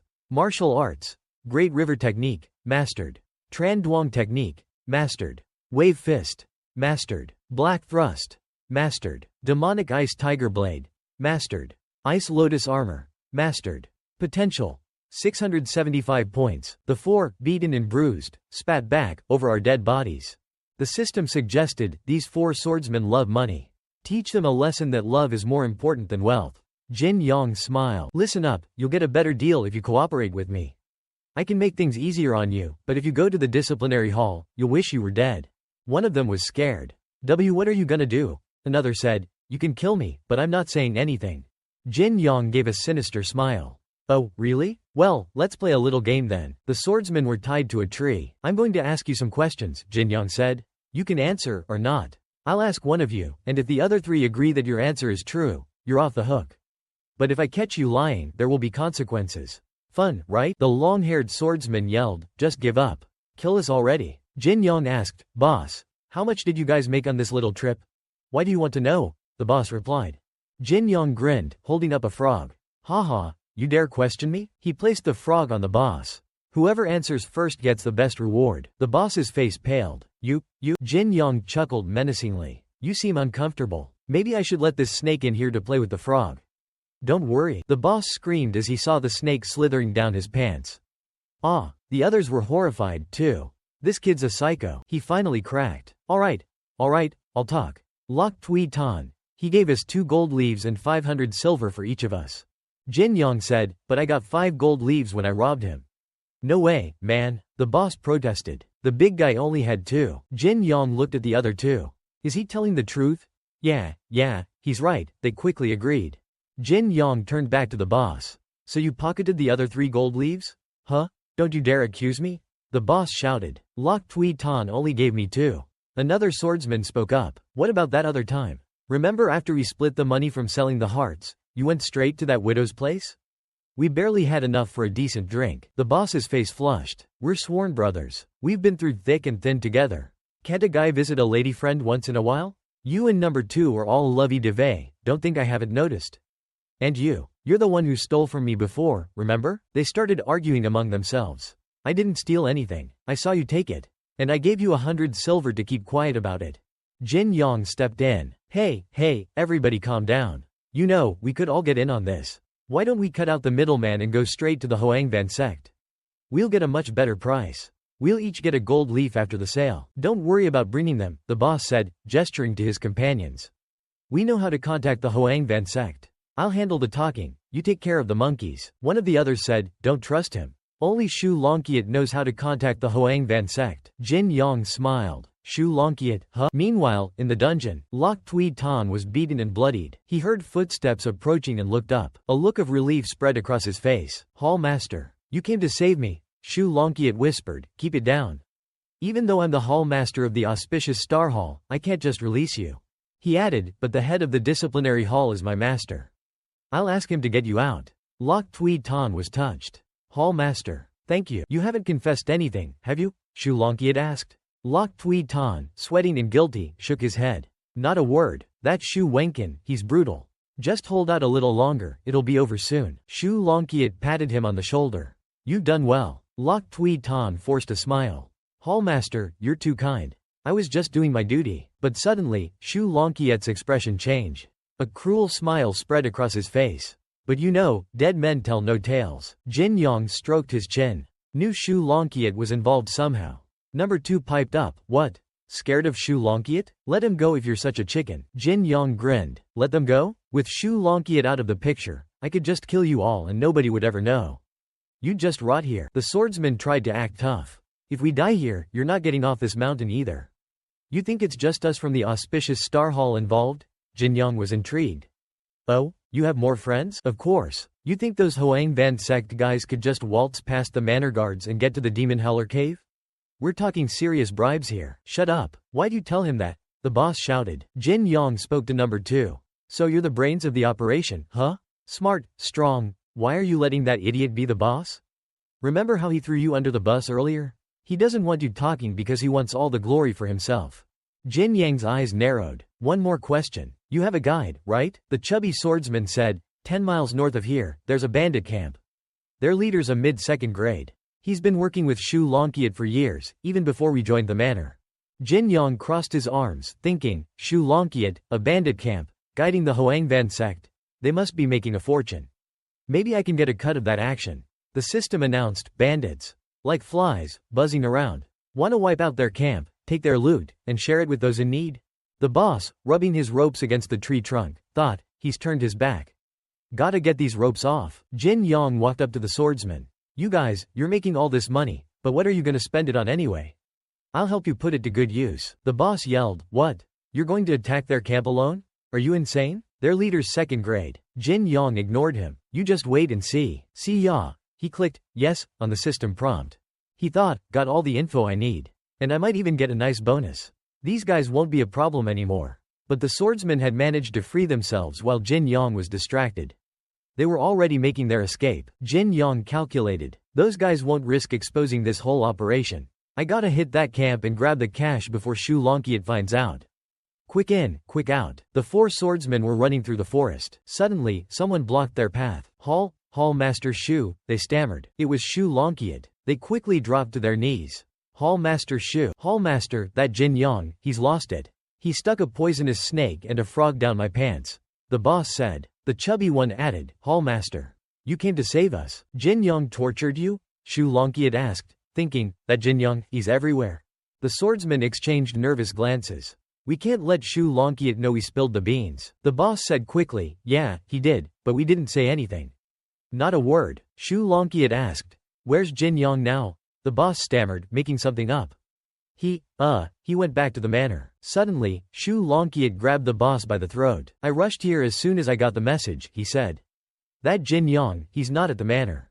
I didn't see him on the road either. His face darkened. Did you tell Jin Yong anything? He asked number 2, his voice menacing. Number 2, terrified, bowed low.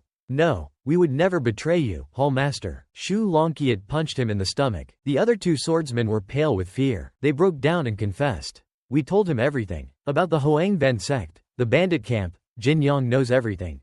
He went to the camp an hour ago. Shu Longkiat's eyes widened in alarm. This is bad. Really bad. He remembered the shattered jade and what he'd told his attendant. If anything urgent comes up, crush this jade. I'll be there immediately. His face was grim. Jin Yong, he shouted. Meanwhile, Jin Yong was searching the body of Shu Longkiat's attendant. Where's the key? Aha, got it. The system announced, you have cleansed the bandit camp and restored peace to the region. Reward. 200 potential points. Jin Yong sheathed his sword. Well, that went smoothly. Let's grab the loot and head back to the manor. In the dead attendant's hand was a shattered jade piece. Jin Yong just noticed it. Oh, crap. Suddenly, Shu Longkiat appeared behind him, ready to strike. Jin Yong barely dodged. Energy and demonic energy clashed. Even though he dodged, Jin Yong was injured. He coughed up blood. Shu Longkiat said, not bad, you survived one hit. But the next one will be your last. Jin Yong raised his sword. Think that's all I got? Ice Tiger Blade. The system displayed his information. Name, Tan Jin Yong. Identity. Disciple of the Hall of Electronic Arts, Hop Land Mountain Manor. Rootbone. Silver grade. Comprehension. 119 120ths. Martial Arts. Great River Technique, mastered. Tran Duong Technique, mastered. Wave Fist, mastered. Black Thrust, mastered. Demonic Ice Tiger Blade, mastered. Ice Lotus Armor, mastered. Potential. 875 points. Shu Longkiat blocked his attack. Don't get cocky just because you beat in DM. You're no match for a high-level second-grade warrior. Jin Yong ignored him, preparing his next move. Demonic. Shu Longkiat scoffed. With a single hand, he shoved Jin Yong back. Jin Yong went flying. He crashed to the ground. He's too fast. Whether it's Tiet Bingbing or Yanfeng Town, I have eyes and ears everywhere, Shu Longkiat said. I knew about your little surprise attack. He raised his sword. Die. Suddenly, he heard something behind him. Someone appeared and kicked Shu Longkiat, sending him flying. He crashed into a wall. Shu Longkiat thought, he's way stronger than me. Gotta get out of here. Why you're, Jin Yang stammered. It was the Kong Prince's steward. He picked up Jin Yang's sword. Good blade. Shame you're wasting its potential. If you could wield its full power, you wouldn't be struggling against someone like him. Jin Yang was speechless. Shu Longkiat, someone like him. Come with me to the manor, the steward said. The young prince requests your presence. At the manor, someone was yelling, incompetent fools. You can't even handle a simple task. A blood-red vial shattered on the floor. A man in purple robes was yelling. How many times do I have to tell you? This medicine requires the hearts of 99 3-year-old girls, simmered in porridge. It was the Kong Prince's son, Li Hong. What do we pay you for? Just throw in some 4 and 5-year-old hearts. Close enough. The servant kowtowed repeatedly. Young prince, please forgive me. It's impossible to find so many 3-year-old girls in such a short time. I'm desperate. Li Hong smirked cruelly. If I'm not mistaken, you have a 3-year-old daughter, don't you? No, young prince. Please, I beg you. Li Hong was unmoved. Consider it an honor that your daughter's heart will be used for my mother's medicine. It's a blessing for your entire family. Take him away. Add his daughter's heart to the medicine, or his whole family will join her. The unfortunate servant was dragged away, crying out, young prince. Please, have mercy. Just then, a woman spoke. Hong, stop making me drink that disgusting concoction. It's doing nothing. It was the Kong princess, Li Hong's mother. Li Hong said, Mother, I'm desperate. Your illness just won't go away. I thought maybe this folk remedy. Suddenly, someone announced, young prince. The steward forced Jin Yang to his knees. I have brought the man who was with the divine doctor. Jin Yang thought with disgust. 99 hearts of 3-year-old girls? Who comes up with this stuff? Guess history wasn't kidding about how little these nobles cared for commoners. Li Hong walked up to him. Tell me, where is that old man who was with you? Jin Yang shrugged. How should I know? I'm looking for him, too. Li Hong was furious. You commoner? How dare you talk back to me? Cut off his hands. Let's see if he's still so cocky. Jin Yang quickly raised his hands. Wait, I really don't know where the divine doctor is right now. He put on a serious expression. But I am his true disciple. The divine doctor's disciple? The princess asked. Yes, that's right, it's me, Jin Yang said, sweating nervously. I hope the divine doctor won't mind me borrowing his title, or I'm gonna lose my hands for real. The princess smiled. Well, if you're the divine doctor's disciple, then my son has been disrespectful. Please, come closer and examine me. If you can cure my illness, you will be richly rewarded. Li Hong was unhappy. Mother, how can you trust him so easily? Jin Yang bowed. Very well. I will examine you in my master's stead. He thought, I have no choice. Gotta play this one by ear. He reached out to take her pulse. The system announced, people reaching middle age often worry about their health. Do you want to help this lady regain her health? Jin Yang, calm on the outside, was cursing the system on the inside. This damn system is getting smarter. Now I'm supposed to be a doctor, too? The princess smiled. Don't be nervous, doctor. Cure me, and I will reward you handsomely. If you can't, it's all right. I won't punish you. She paused, her expression unchanging. It's just that my son has a bit of a temper. He might. Jin Yang was sweating. They're threatening me. Suddenly, the bird flew out. Chirp. They all stared in surprise. What's that chubby bird doing? Jin Yang asked. The princess watched the bird curiously as it chirped around her. Jin Yang thought, that bird, it led me to Lok Tui Tan and helped me bust his operation. Maybe it's smarter than it looks. But why is it acting like this now? The bird landed on the princess, on a rather private area. She flushed, too embarrassed to speak. The bird chirped encouragingly. Li Hong and the steward stared, wide-eyed and speechless. Jin Yang closed his eyes, focusing his senses. The skin was soft, but he could feel tiny granules embedded beneath the surface. If it weren't for my Tren Duong technique, I would have never noticed this. He opened his eyes. Excuse me, princess, but... He activated his Tren Duong technique. The princess cried out in alarm. Then she suddenly coughed up blood. Li Hong was horrified. You peasant? Get him. Grind him into the dirt. I want him minced meat. The servants charged at Jin Yang with their swords drawn. Yes, sir. Stop. The princess commanded. The steward picked up a poisoned pellet and examined it. Your Highness, this young doctor just used his internal energy to force poison out of your body. It seems your illness hasn't been responding to treatment because these pellets have been slowly releasing toxins into your system all along. What? Li Hong said, confused. The princess propped her chin on her hand and said, Steward Wang, find out who put this poison in my body. Find out who's responsible. I want answers. Yes, Your Highness, the steward replied. The princess took Jin Yang's chin in her hand, a playful smile on her face.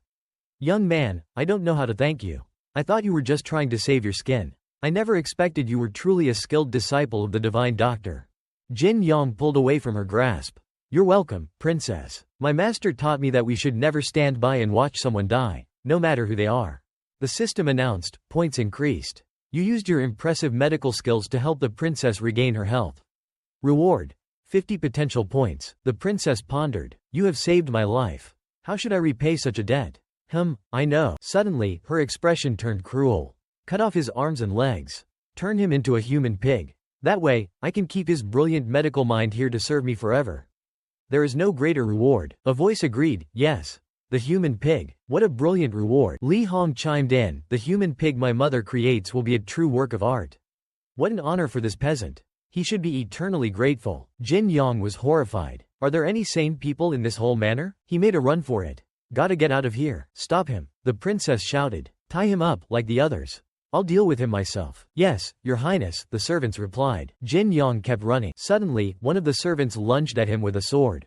Jin Yang quickly deflected the attack with his own blade. Their swords clashed. Jin Yang was ready for them. Moments later, all the servants were lying on the ground. The system announced, you have slain an evil servant of the manor and brought justice to their innocent victims. Reward: 5 potential points. You have slain an evil servant of the manor and brought justice to their innocent victims.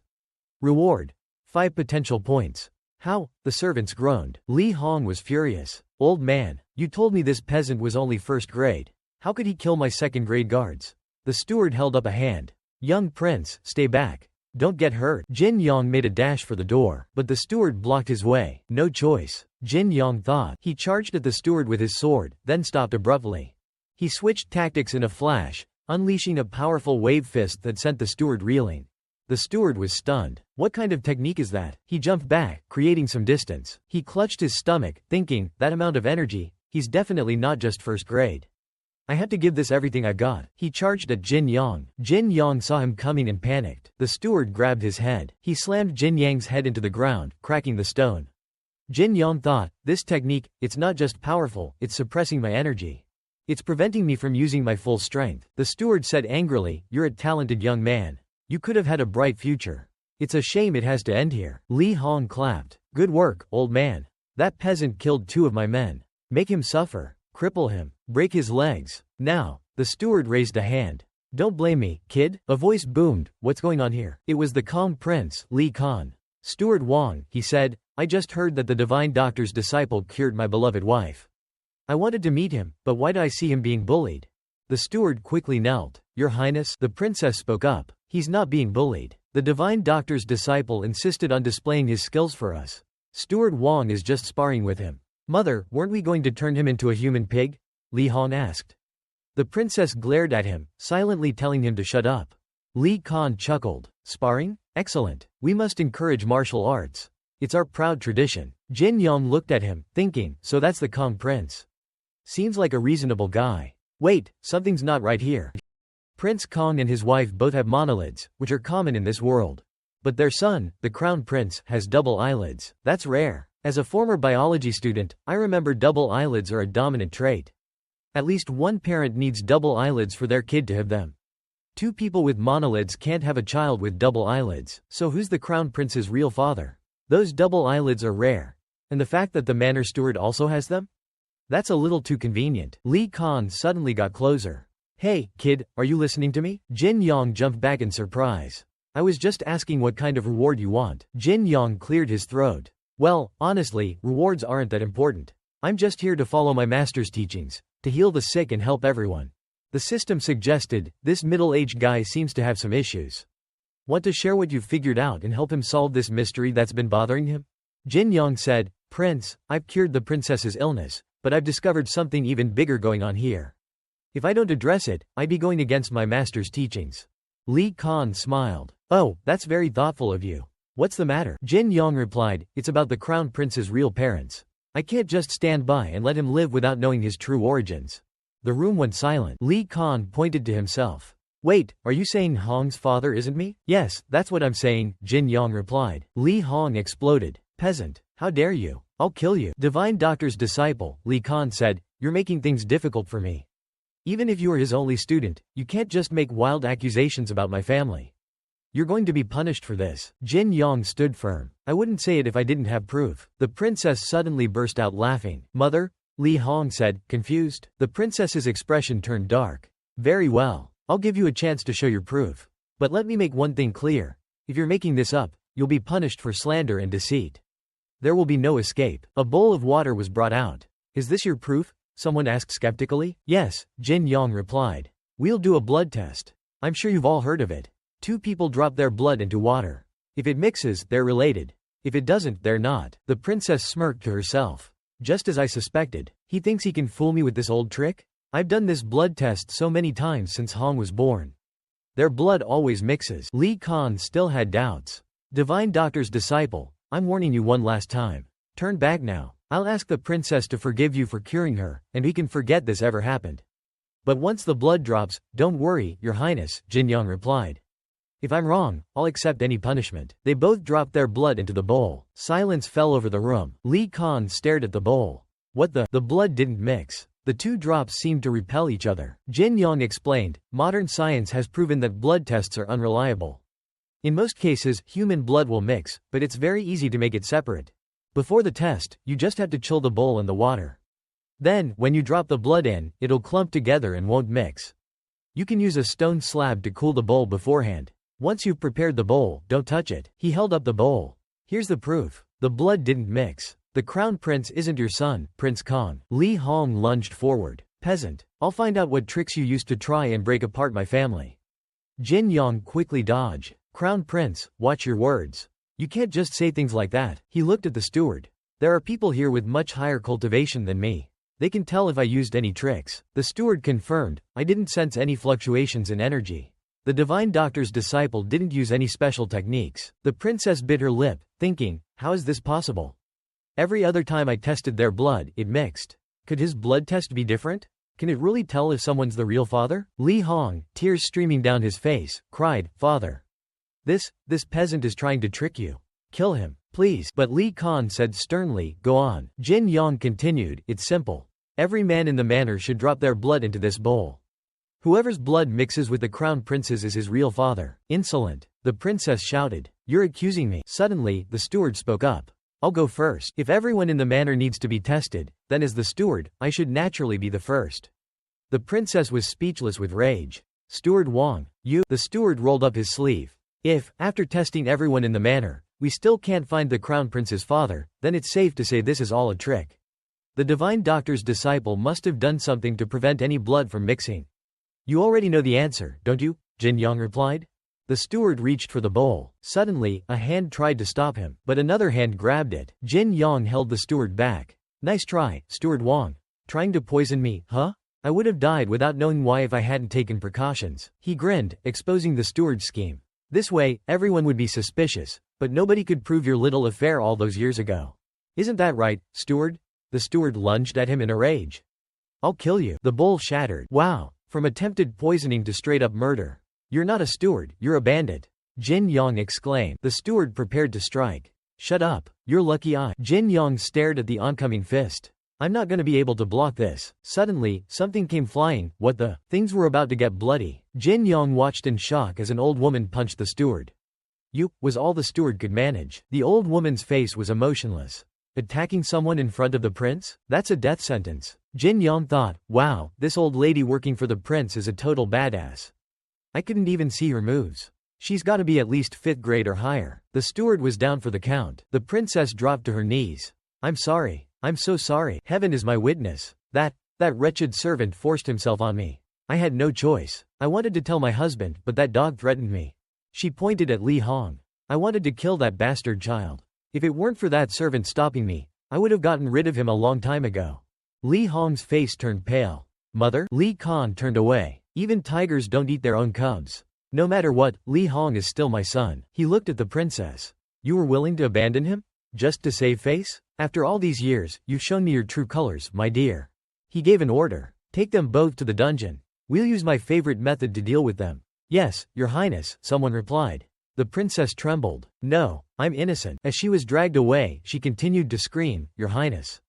You can't do this. The human pig is a punishment for commoners. Let me go, Your Highness. Then you're a commoner now, Li Khan said coldly. Both the princess and Li Hong were taken away. The system announced, You've revealed the truth and helped this middle-aged man finally find peace. Reward. 50 potential points. Divine Doctor's disciple. I owe you a great debt, Li Khan said. Name your price. Anything within my power, and it shall be yours. Jin Yong replied, Well, since you're so generous, there's a village near Hop Land Mountain Manor called Yuhua. They're suffering from a terrible drought. The people are struggling. I'd like you to build a canal to bring water to them. Think of it as repayment for my services. Li Khan hesitated. A canal? That's a big project. But a promise is a promise. I'll do it. It's just that. Jin Yong understood what he meant. Don't worry, Your Highness. I came to the manor solely to treat the princess. I didn't know anything else that was going on. Consider us even after you build the canal. There will be no further obligations between us and the Kong Prince's manor. Li Khan smiled. You are indeed worthy of being the Divine Doctor's disciple. Clever, compassionate, very well, I agree to your terms. The canal will be built within the year. I promise you. Later, Jin Yong was walking through the forest with 2 men from the manor. He thought, once that canal is built, every time someone uses that water, I'll get potential points. It's like a perpetual potential point machine. Perfect. He stopped at the manor gate. Well, here we are. You can head back now. The prince specifically ordered us to escort you back safely, they said. Jin Yong sighed. All right, he thought, the prince just wants to make sure I'm actually from Hopland Mountain Manor. He opened the manor gates. Nobody's here? Those slackers are skipping out on their duties again. But Shu Longqiat was waiting for him, surrounded by his men. You traitorous scum, he shouted. You're in league with that Lok Tui Tan. You've been stealing the manor's monkey hearts, and now you dare to return after running away? I'm here on the manor master's orders to arrest and execute you. Shu Longqiat's men surrounded Jin Yong and his 2 escorts. A tense standoff ensued. One of the men from the Kong Prince's manor held up a badge. We are here under the prince's orders to escort the Divine Doctor's disciple back to the manor. What do you think you're doing? Jin Yong whispered. Hey, the Divine Doctor's disciple thing was supposed to be a secret. Shu Longqiat's men whispered among themselves. The Divine Doctor's disciple? Never heard of him. But the Kong Prince's manor, this guy's got some serious backing. Shu Longqiat was furious. I don't care about any Divine Doctor. This Tan Jin Yong is a member of Hop Land Mountain Manor. Even the Kong Prince's manor shouldn't interfere in our internal affairs. He ordered his men, seize this traitor.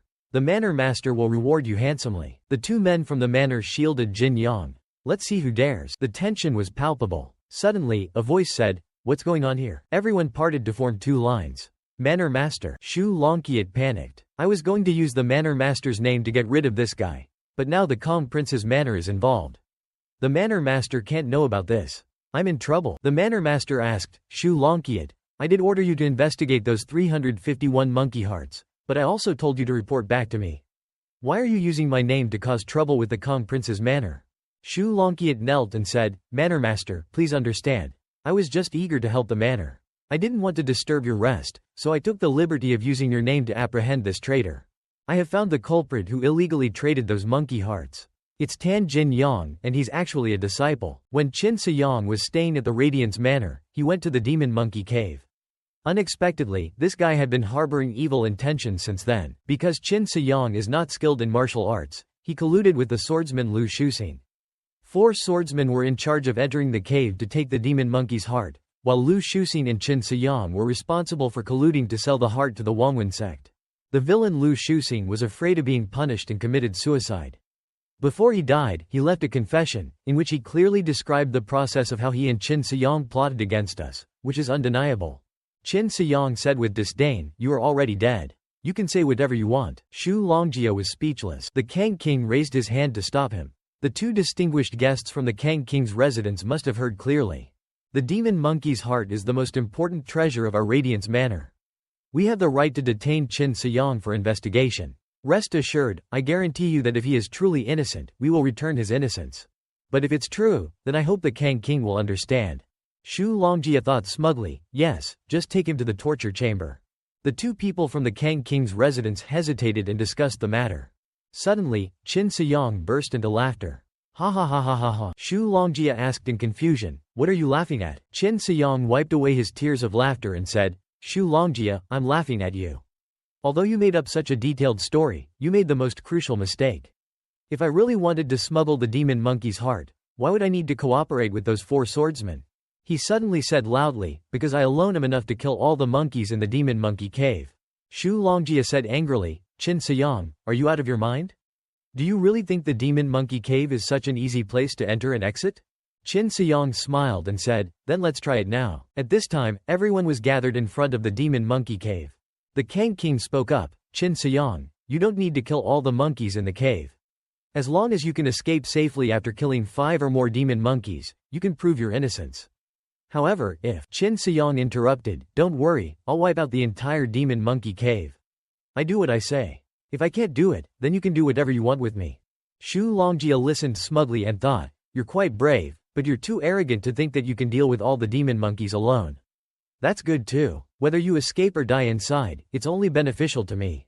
Qin Siyang stepped forward and said, last time, I was in a hurry and didn't have time to clean up properly. He held his sword and confronted the monkeys, saying, this time, I will annihilate all of you. Just in time to practice my skills, he said to the system, allocate all 975 potential points to my bone structure. The system announced, bone structure breakthrough complete. Current bone structure, golden level. Potential points consumed, 800. Upgrading to white jade bone structure requires a breakthrough in realm. At this time, Qin Siyang was gaining strength. A surge of power surrounded him. Qin Siyang said, the prerequisites for the white jade bone structure have changed. It's no longer about practicing martial arts, but about reaching a certain level. The system displayed his information. Name, Qin Siyang. Identity. Disciple of Radiance Manor. Bone structure. Golden level, 799 800s. Unlearned skills. Wushui De Gong, Gongyuan Man, Chunyang Gong, Dacheng Lanquan, Dacheng Haizu, Dacheng Fema Bingu Dao, Dacheng Binglian Jia. Potential points. 175. He swung his sword and said, anyway, dealing with these monkeys isn't difficult. The golden bone structure is enough. At this moment, in another part of the cave, a man poked his head out from behind a rock. He said, it seems safe now. He was holding a bloody hand. He turned and called, third brother, let's go. He gasped in horror, awe, and immediately retreated. He was speechless with fear as he saw a group of demon monkeys staring at him. He ran away, screaming, help, help. At this time, Qin Siyang had already killed many monkeys. The system announced, you have killed a demon monkey, clearing the obstacle and allowing the land to become fertile again. The common people can now farm and receive 8 potential points. You have killed a demon monkey, clearing the obstacle and receiving 10 potential points. Qin Siyang sheathed his sword confidently. He asked the man running towards him, aren't you that 4th brother? Why are you here? The 4th brother hugged Qin Siyang's leg and said, benefactor, you are like my second parents. Please, take us out of this hell. Qin Siyang said in disgust, get off me, you're making me sick. He continued, I remember you having a sword technique specifically designed to counter demon monkeys. Why are they chasing you? The 4th brother, sweating profusely, replied, that was just for ambushes. Suddenly, a roar startled both of them. The 4th brother hugged his head and said, we're dead. We've been discovered. It's coming. It's coming. Qin Siyang grabbed his sword and said, who is it? Tell me clearly. The 4th brother muttered with a pale face, it's. At this moment, a hand smashed through the rock. A gigantic monkey, completely different from the others, appeared. The 4th brother screamed, the demon monkey king. At the same time, in another location, junior sister Tai pushed the door open and said, senior sister, Shu Longjia just took people to arrest Qin Siyang, accusing him of being a spy in league with Lu Shuxing. The senior sister asked back, Qin Siyang? How is that possible? Lu Shuxing even tried to frame him back then. She continued, wait a minute, Bingbing, do you remember when we captured a disciple of the Wangwen sect? What was the name of the person in charge of contacting him at the manor? Junior sister Tai recalled, it seems his last name was Shu. The senior sister realized, Shu, could it be? She grabbed junior sister Tai's hand and said, Bingbing, this is urgent. Come with me to see the manor master. Junior sister Tai asked in confusion, senior sister? The senior sister said, Shu Longjia is the real spy. He's trying to silence everyone involved. At that moment, a loud explosion erupted inside the demon monkey cave. The 4th brother asked, benefactor, are you alright? Qin Siyang covered his chest with his hand and said, I'm fine. Do I look fine to you? This demon monkey king is so strong, even the ice silk armor couldn't withstand it. Suddenly, the demon monkey king stepped forward and roared loudly. Qin Siyang kicked the 4th brother and shouted, get down. The fourth brother obeyed. Yes sir. Qin Siyang flew in front of the demon monkey king. He swung his sword, but the demon monkey king blocked it with his hand. Qin Siyang activated the phantom step technique. He slashed at the demon monkey king's neck with his tiger blade. The demon monkey king fell to the ground in front of the fourth brother, who gasped in shock. Suddenly, the demon monkey king raised its hand to attack Qin Siyang. Qin Siyang was startled and tried to dodge, but the demon monkey king still hit him, sending him crashing to the ground. Qin Siyang vomited blood, thinking in disbelief, how? It's still moving without its head. The fourth brother was still crawling on the ground, pleading, Monkey King, please don't kill me. At this moment, the demon monkey king's head was picked up. As if nothing had happened, the demon monkey king reattached its head. The cut disappeared, seamlessly connecting the head and body. It roared and charged at them as if it was perfectly fine. The fourth brother was grabbed. Qin Siyang knew that running was their only option. The fourth brother was still panicking and shouting, Don't kill me. Don't kill me. Don't kill me. The fourth brother was thrown to the ground. Qin Siyang said, Stop shouting, it hasn't been able to catch up for half an hour. He asked, Tell me, what is that thing? Why is it still alive after being beheaded? The fourth brother stammered, I don't know. The fourth brother recounted, Benefactor, after you left, Shu Longjia captured us again. He killed the first and second brothers. Only third brother and I escaped, but we didn't know where to hide, so we came to this cave to take refuge. At that time, the demon monkeys weren't like they usually were. They didn't run away but stood in the distance watching us. Third brother and I had sword techniques to restrain them, so we didn't pay much attention at first. Then, that thing appeared. That was the first time we encountered it. Our sword techniques, which were supposed to be fatal to demon monkeys, had no effect on it. Moreover, one blow from its club had terrifying destructive power. It must be the demon monkey king. It probably came to settle the score because we killed too many of its kind. At first, third brother and I tried to escape, but as long as one demon monkey saw us, the king could pinpoint our location. There was no escape. Qin Siyang stroked his chin, thinking, that explains why the king suddenly appeared in front of me. But I clearly killed all the monkeys that saw me. None of them had the chance to report back. It's still alive after being beheaded. The monkey that saw me. There's no need for communication. Could it be?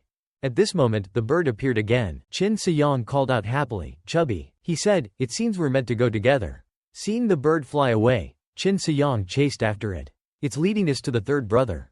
The fourth brother followed and asked, leading us to what? At this moment, an explosion occurred. Qin Siyang drew his sword and said, Finally found you. It turned out to be a monkey sitting in front of a flower bud with its eyes closed. Below him was a formation of some sort. It seemed like he was controlling something. The fourth brother exclaimed, That old monkey is the demon monkey king. Qin Siyang replied, That's right. I had a strange feeling from the first time I encountered these demon monkeys. The old monkey smiled wickedly. A normal group of monkeys would have different sizes, genders, and ages. But this group of demon monkeys were all strong males, and they all looked exactly the same. I just killed all the monkeys that saw me. None of them survived to report back, but that giant monkey in iron armor was able to locate me and chase after me. The only explanation is that they share the same senses. All these strange occurrences led me to suspect that the demon monkeys we saw, including that giant one, are just puppets created by some means. Someone is controlling them from behind the scenes. That's why the monkey we beheaded earlier could still move. The monkey picked up a brush and said, You're a very clever human. All the monkeys in this cave, including the armored ones you encountered, were created by me using the reflection formation. Qin Siyang was shocked. It can speak human language. The old monkey stood up and said, I usually don't mind when you humans kill my puppets. I suppose it's for their hearts, right? It's not a big deal since it's not a large quantity. He suddenly raised his head and said, But you too. His voice shook the entire cave as he said, One of you dared to trespass into my territory, while the other arrogantly claimed to be able to wipe out all the monkeys in this cave. As he spoke, the surrounding rocks and earth trembled. Several armored demon monkeys appeared. The monkey said, Did you really think you could leave here alive? The armored monkeys charged towards them. Just as their clubs were about to hit Qin Siyang and the fourth brother, the system announced, You have found the main culprit causing the chaos. Reward: 50 potential points. The main culprit is right in front of you. Will you bravely step forward and eliminate this menace for the people? Qin Siyang shouted, Allocate all remaining potential points to the Phantom Tiger Blade. A surge of immense power surged into him. Qin Siyang dashed forward and swiftly cut the armored monkeys in half. The system displayed his information. Name: Qin Siyang. Identity: Disciple of Radiance Manor. Bone structure: Golden level, 799 800s. Learned skills: Wu Shui De Gong, mastered, Gongyuanman, mastered, Chunyang Gong, grand completion. Lanquan, grand completion. Haizu, grand completion. Phantom Tiger Blade, perfection, Ice Silk Armor, grand completion. Potential points. 4. An enraged monkey roared, "You're just a mere human. You're going to die." Qin Siyang thought, so this is what it feels like to have a sword technique reach perfection. In the past, when I swung my sword, there was always a thought process involved in controlling it, even if it was just for a split second. But now, controlling the blade felt as natural as breathing. He struck again. Another demon was easily cut down. The old monkey watched in disbelief as Qin Siyang's blade reaped through his demons. How is this possible? This human. Suddenly, the old monkey tripped over a rock and fell backwards. He landed face first on the ground, groaning, "Oh dear, this is the end of me."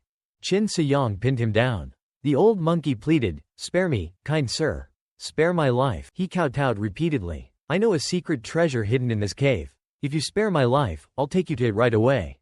He continued, "The truth is, I didn't want to stay here. My master brought me here over a decade ago. He treated me well, and this cave was the safest place to cultivate. He even left the reflection formation for me. One day, my master left the cave to search for resources, but he never returned. I've been waiting here for him all this time, believing that he might come back someday." Suddenly, the old monkey was slapped across the face. The fourth brother sat beside him and scolded, "Get to the point, old-timer. Our benefactor's time is precious, so stop wasting it." The old monkey chuckled, all right. To summarize, his hand moved stealthily. He levitated the brush in his hand. The brush shot towards Qin Siyang's neck. Blood splattered, but it belonged to the deceitful old monkey. The old monkey clutched his neck in disbelief. The monkey collapsed. The system announced, "You have bravely fought against the evil monkey and eliminated the threat for the people. The crisis has been completely averted. Reward: 500 potential points." The fourth brother asked, "Benefactor, how did you know he was going to attack? And was he telling the truth?" "About the secret treasure," Qin Siyang said. "Old Wu, you are a villager from a nearby village, aren't you?" The fourth brother replied, "Yes. Why do you ask?" Qin Siyang continued. Regardless of his past, his demon monkey cave has brought nothing but trouble to the surrounding villages. Farmland has been abandoned, and people are struggling to survive. Many, like you, risk their lives for a bit of money. Even if there was a secret treasure, I'd still have to kill him. The well-being of these people means more to me than any personal gain." Tears streamed down the fourth brother's face. "Benefactor, I had no idea." He sobbed, "Benefactor, I want to be a good person just like you." Qin Siyang thought to himself, if there really was a treasure, the system would have told me by now. Suddenly, a voice came from the entrance of the demon monkey cave. "Manor Master, why won't you believe me?" Shu Longjia crossed his arms smugly. "Senior Sister Shu, I've already told you countless times, I have Lu Shusong's confession as proof." "What do you have?" "Just a vague statement about someone whose last name is Shu. You bear the same surname, does that make you a suspect too?" Senior Sister Shu was about to retort angrily, but Junior Sister Bing intervened. Sister, the Kang King interjected. "Enough, Magistrate Wen, stop arguing." Qin Siyang already stated his intention to prove his innocence by entering the demon monkey cave. He's been gone for almost an hour. He's probably dead inside by now. It seems Longjia is telling the truth. Qin Siyang must be the spy. Knowing he would be sentenced to death if caught, he must have fabricated a reason to commit suicide in the cave. Suddenly, a voice shouted, "Wait!" Qin Siyang walked out and announced, "The demon monkey cave is clear. Manor Master, please come and inspect." Both Senior Sister Shu and Junior Sister Bing exclaimed in unison. "The cave is clear?" Shu Longjia pointed at Qin Siyang and scoffed. "What nonsense are you spouting? Do you think you can fool us by smearing some blood on yourself?" Qin Siyang replied, "See for yourself." In a flash, he darted into the cave. A cry of surprise followed. The Manor Master and the Kang King entered the cave and were met with a grisly sight. So many demon monkey corpses. How did that kid manage this? The Manor Master exclaimed. Examining the wounds, he observed, a single, precise, fatal blow. Not only highly effective, but it also preserved the demon monkey hearts intact. This level of swordsmanship, it can only be achieved with complete mastery. But never mind that now. We need to freeze these bodies immediately to preserve the demon monkey hearts. That's the priority. As for that disciple, Qin Siyang, he's not to be underestimated. We'll need to keep an eye on him. The Kang King announced, I have inspected the cave. There's not a single monkey left alive. Shu Longjia was dumbfounded. Impossible. Qin Siyang, what have you done? The system announced, your senior brother is trying to deny reality and conceal his guilt. Would you like to present undeniable proof to set him free? Qin Siyang smirked. Suddenly, a figure charged towards them with a sword. Qin Siyang swiftly parried the attack with his own blade. Senior brother Shu, what are you doing? Shu Longjia roared, get out of the way. This man is a traitor who sold out our manor. Today, I will eliminate him and avenge the manor. Qin Siyang exposed him, such righteous words. And to think you came up with such a convincing excuse for murder in such a short time. Old Wu stepped forward and addressed the manor master. Manor master, I am Wu Leasi, one of the 4 swordsmen. We were blinded by greed and, under Shu Longji's manipulation, we stole the demon monkey hearts with Lu Shuxing and sold them to the Wangwen sect. Murmurs erupted from the crowd. So it's true. Senior brother Shu is the culprit. That confession letter must have been forged after he killed senior brother Lu. He's ruthless. The Kang King spoke with authority. Wu Leasi, Shu Longjia is the chief of Radiance Hall in my manor. Without concrete evidence, accusing him is a grave offense. Old Wu replied, I have proof. He presented a half of a jade pendant. This is half of the pendant that Shu Longjia gave to us as a token for our transaction with the Wangwen sect. He has the other half. If they match, it proves I'm telling the truth. The system announced, you are a kind and generous soul. By presenting irrefutable evidence, you have helped your senior brother confront his true self. Reward: 35 potential points. Qin Siyang pointed at Shu Longjia. Senior brother Shu, would you mind showing everyone your pendant? Don't tell me you've forgotten about it. I believe it's hanging right there on your waist. Everyone's eyes fell on the pendant hanging from Shu Longji's belt. Shu Longji's face darkened with fury. Curse you. Curse you. If only I had recognized his extraordinary talent sooner when he first joined Radiance Hall. If I had taken him under my wing, with his rate of progress, he would be my proudest disciple, my most valuable asset. With him by my side, supplying demon monkey hearts would be effortless. The manor master would reward me generously with the finest resources. With abundant resources at my disposal, why would I resort to such underhanded dealings with the Wangwen sect? I was forced into this situation. Qin Siyang, why didn't I treat you better from the start? No, it's his fault. He deliberately hid his true potential, deceived me. Shu Longjia glared at Qin Siyang with resentment. This is all your fault. You brought this upon yourself, Qin Siyang. You deserve to die. Suddenly, junior sister Bing screamed, Qin Siyang, look out. Shu Longjia lunged towards Qin Siyang with his sword raised, shouting, die. Qin Siyang quickly raised his ice silk armor to block the attack. Allocate potential points to ice silk armor, enhance defense, he thought urgently to the system. The system responded, ice silk armor has reached perfection. Potential points consumed, 500. Remaining points, 38. Senior sister Shu watched in astonishment. He actually blocked a full-powered strike from Shu Longjia? Ice silk armor at perfection. Qin Siyang clenched his fists, his mind racing. I didn't want to reveal this yet. Looks like I have no choice but to use the wave fist. Suddenly, a commanding voice boomed, have you no shame? Stop this instant. Shu Longjia collapsed to the ground, overwhelmed by the sheer pressure of the voice. Qin Siyang felt the weight of the voice pressing down on him. What kind of technique is this? It feels like 1,000 pounds on my back without even laying a finger on me. And it's specifically targeting Shu Longjia. I'm only slightly affected. As expected, there's always someone stronger. This manor master is unfathomable. I need to be even more cautious in the future. The Kang King declared, Shu Longjia, you colluded with outsiders and smuggled out valuable resources from the manor. You will be imprisoned in the dungeon awaiting trial. Qin Siyang, you have exposed this treachery and aided the manor in securing numerous demon monkey hearts. Rest assured, you will be handsomely rewarded for your service. Shu Longjia was dragged away, protesting desperately. Manor master, you can't do this to me. I've served the manor for years, surely my contributions count for something. You can't treat me like this. Old Wu was dragged away as well. He pleaded, could you please go easy on me? Senior sister Shu crossed her arms and scoffed, serves you right. Qin Siyang bowed respectfully to the people from the Kang King's residence. He thought to himself, the potential points I gained today are almost equivalent to a year's worth of accumulation. Not a bad haul for a day's work. Suddenly, he felt a presence behind him. Qin Siyang was enjoying a drink with Master Wu when he exclaimed, Master, if you want to give me a fright, just do it. Why sneak up on me like that? Master Wu poured them more wine. You know nothing. You overexerted your internal energy today. If I hadn't startled you to clear your meridians while they were still in disarray, you'd be a cripple by now. Qin Siyang thought, overexerted? Is it because I used too many potential points today? Master Wu continued to gulp down his wine. He slammed the cup down and exclaimed, I heard about your stunt in the demon monkey cave as soon as I got back. I was about to head over there to help you, but you little rascal, managed to wipe them all out yourself.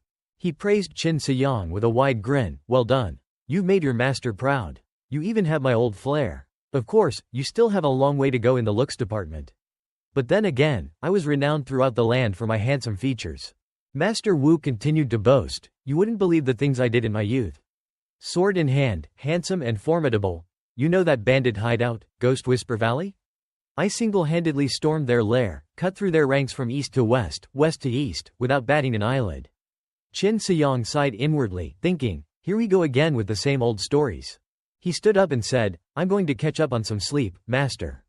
We'll drink again some other time. Hold on. Master Wu stopped him. Come see me first thing tomorrow morning. There's something important we need to discuss. Qin Siyang nodded. Yes, master. The next morning, Qin Siyang was already waiting impatiently. Didn't he say it was important? Why isn't he here yet? Suddenly, a hand landed on his shoulder. Feng Duying greeted him cheerfully. Junior brother Qin. It really is you. Qin Siyang rolled his eyes. Good heavens, you and master are two of a kind. Always trying to scare the life out of me. Feng Duying explained. Last night, master mentioned that he was taking another disciple on an important mission today. I immediately knew it must be you, junior brother Qin. I heard all about it this morning. You single-handedly cleared out the demon monkey cave yesterday. You were amazing. Qin Siyang rubbed his head sheepishly. Ah, it was nothing, really. I just had a few tricks up my sleeve. Feng Duying chuckled. Of course. Tricks. But this mission master mentioned, it's no walk in the park. But don't worry, junior brother. Your senior brother will protect you. Just relax. At that moment, Master Wu stumbled out. Ah, my two favorite disciples. You're both here. He tripped and landed face first on the floor. Feng Duying rushed to his side. Master. He helped Master Wu up. Are you alright, master? He turned to Qin Siyang and chuckled. Don't mind him, junior brother. This is just a regular occurrence after one of his drinking binges. You'll get used to it. Master Wu stood up, swaying slightly. Now that you're both here, let's be off. Feng Duying quickly interrupted. Wait, master. You haven't told us what we're supposed to do. Master Wu said, our task this time is to eradicate the bandits. Feng Duying asked, Master, why have we come to this village to fight bandits? Master Wu whacked him on the head. You fool. Do you think eliminating bandits is the most important thing? I'm telling you, it's all about intelligence. An old woman sat before them, puffing on a pipe. Master Wu asked, Innkeeper, how much for a room? The woman replied, Go 70 miles down the road, you'll find another inn. What do you want here? Master Wu pressed. What if I insist on staying here? This time, the woman turned to look at him, startled. Master Wu took off his hat, and the innkeeper gasped in recognition. Oh, she stood up and glanced around nervously. Then, she quickly pulled Master Wu inside. The two disciples were left outside, bewildered. The innkeeper spread out a map. The Blue Scar Bandits' hideout is on the mountain, 30 miles from here. This is the layout of their camp. The leader is a third-grade, late-stage cultivator. His wife is a third-grade, early-stage cultivator. They have 8 elite second-grade subordinates, about 41 first-grade members, and over 200 grunts. Tomorrow is the Blue Scar leader's birthday. Their defenses will be relaxed. It's a perfect opportunity. Master Wu crossed his arms. Good point. We'll rest here tonight and attack the mountain at dawn tomorrow. Feng Duying exclaimed, Master, there are 2 third-grade cultivators, 8 second grades, and over 40 first grades. There are only 3 of us. How can we possibly fight them? Master Wu replied confidently, Don't worry. I'll take care of the 2 leaders. You two just need to hold off those 8 second-grade subordinates. He unwrapped his blade. Once I've dealt with the leaders, those 8 second grades will be easy pickings. Feng Duying tried to remind him, but master, you're only a third-grade cultivator yourself.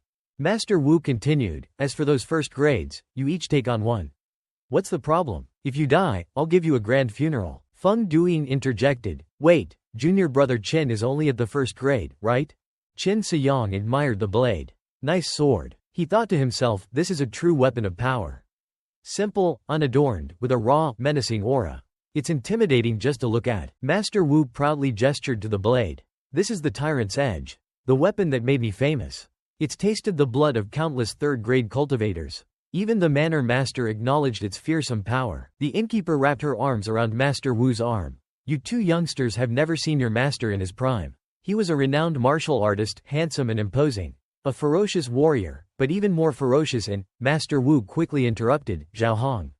Don't corrupt my disciples. Qin Siyang's jaw dropped. Is this, master's wife? Feng Duying groaned. If she's our, master's wife, Then we have way too many, master's wives. Suddenly, a hidden projectile struck Master Wu, who let out a grunt.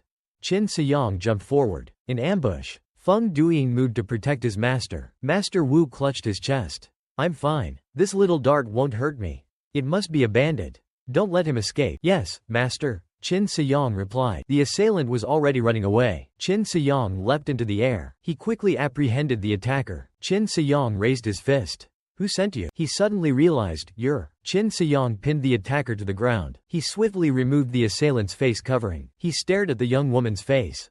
En Nu? What are you? A dog suddenly barked and ran towards them. It clamped its jaws onto Qin Siyang's arm. Feng Duiying rushed forward, drawing his sword.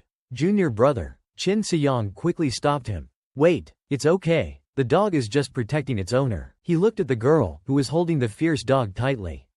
You're not a bandit, are you? Master Wu approached them. So, you mistook us for members of the Blue Scar Bandits and wanted to avenge your mother, so you attacked us? The girl knelt and bowed her head apologetically. I'm so sorry. I saw you carrying weapons and sneaking into the village. I thought you were scouts for the Blue Scar Bandits. Master Wu asked, where did you get that dart? It doesn't look like something someone in this village could make.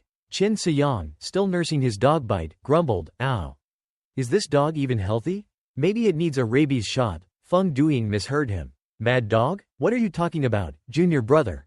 The misunderstanding arose from the similar pronunciation of rabies shot and 1 second in Chinese. The girl explained, this belonged to my father. He left it for my mother. She told me he was a martial artist, but he left shortly after I was born. We haven't heard from him since. Master Wu and Zhao Hong exchanged glances. Zhao Hong was holding the crossbow, which had the character Zhou engraved on it.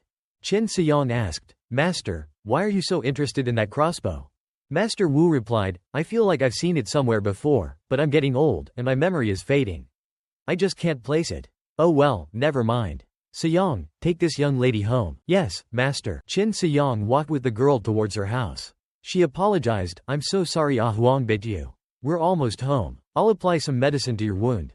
Qin Siyang waved his hand dismissively. It's just a scratch. Don't worry about it. The girl said, your master said you're going to attack the Blue Scar Bandits tomorrow. But there are only 3 of you, and they have hundreds of men, all skilled in martial arts. Are you sure you'll be alright? Qin Jinyang put his hands behind his head and said, I'm not so sure, but I believe master is very strong. Suddenly, the girl held out a bag. Qin Jinyang was confused and let out a, huh? The girl said, this is the money I saved from working in town. Please accept it. You helped me avenge my mother by defeating the Blue Thuong gang. This is the reward you deserve. Qin Jinyang waved his hand and refused. I can't accept this. Eliminating the Blue Thuong gang is the reason master brought us here. There's no need for additional reward. Please keep this money and use it to improve your life. System announcement. Points increased. You did not accept the money she saved, helping her avoid a life of hardship and warming her heart. Reward. 5 potential points. The girl pointed to a house in the distance with its roof blown off by the wind. Don't worry, although I live alone, life isn't that bad. That's my house over there, where Ah Huang and I live. Besides the occasional strong wind blowing off the roof, it's quite alright living here. Qin Jinyang said, it sounds like there's a strong wind blowing right now. The girl cried out in panic, ah, the roof. The girl's already dilapidated house was being battered by strong winds, the roof on the verge of being blown away. Her dog also barked a few times, woof, woof, woof. Qin Jinyang resignedly said, alright, I'll help you fix the roof. System prompt. New mission. The girl's house has been ravaged by the storm. Will you offer a helping hand and help her repair her shelter from the wind and rain? The sun had set behind the mountain peak. Lying on the roof, Qin Jinyang sighed. It's been a while since I've done such heavy work, it's a bit hard to adjust. System announcement. Points increased. Enthusiastically helping others. You lent a timely hand, assisting the girl in repairing her home and allowing her to feel the existence of genuine kindness in the world. Reward. 15 potential points. Seeing that the dog had finished building its own little house, he said in astonishment, hold on, how come this dog knows how to build its own house? At that moment, the bag was presented in front of him again. The girl said, this is the reward for you helping me fix the house. Qin Jinyang had no choice but to accept. Alright then, I'll take it this time. The girl stood up and said, right, about that, do martial artists like you usually marry early? Like, at your age, you must already have a wife, right? Right? Qin Jinyang denied, no, not yet. The girl pushed him away. Great. Ah Huang and I are going to get some rest now. You should go too. We still have to go up the mountain to kill bandits tomorrow. Qin Jinyang was puzzled. He didn't understand what good things the girl was talking about, but he still answered, "Ah, okay." He waved goodbye to the girl and her dog. Suddenly, the girl called out to him, "Hey, you have to come back alive, okay? And then, when you're free, could you teach me martial arts?" The girl said cheerfully, "I'll pay you." Qin Jinyang smiled and replied, "Okay." After he left, the girl realized, "Oh no. I forgot to put a silver coin in the bag." She said sheepishly, "It's all right. We'll have a chance to meet again. I can give it to him then, right, Ah Huang?" The dog barked happily in agreement. Night fell at the inn. Feng Doyan and Qin Jinyang were sleeping. Feng Doyan, without a care in the world, rested his foot on his junior brother's face. Qin Jinyang was speechless, thinking, "I give up. This snoring is even louder than my college roommates." He was closing his eyes when a scent drifted by, the smell of burning. He opened his eyes, but the scent was very faint. Qin Jinyang immediately woke Feng Doyan up. "Senior brother Feng, wake up." Feng Doyan, still drowsy, drooled and mumbled, Junior brother, what's wrong?" Qin Jinyang grabbed his saber. "Bandits. They've infiltrated." Feng Doyan immediately sat up. "What?" Outside, a fire had started. A saber slashed at the barrier, but it was quickly deflected back towards Feng Doyan. He said, "This is bad." The barrier master set up, "We can't break it with just our strength."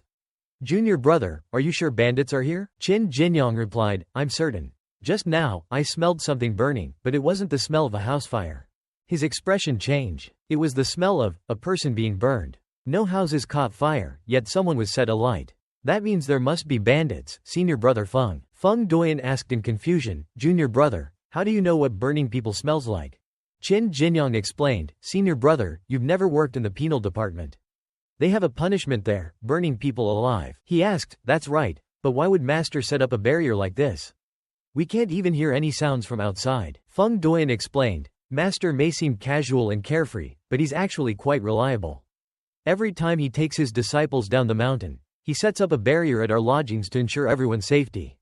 This barrier prevents intrusion but also blocks sound from the outside. Besides, no one inside can get out before the barrier is broken."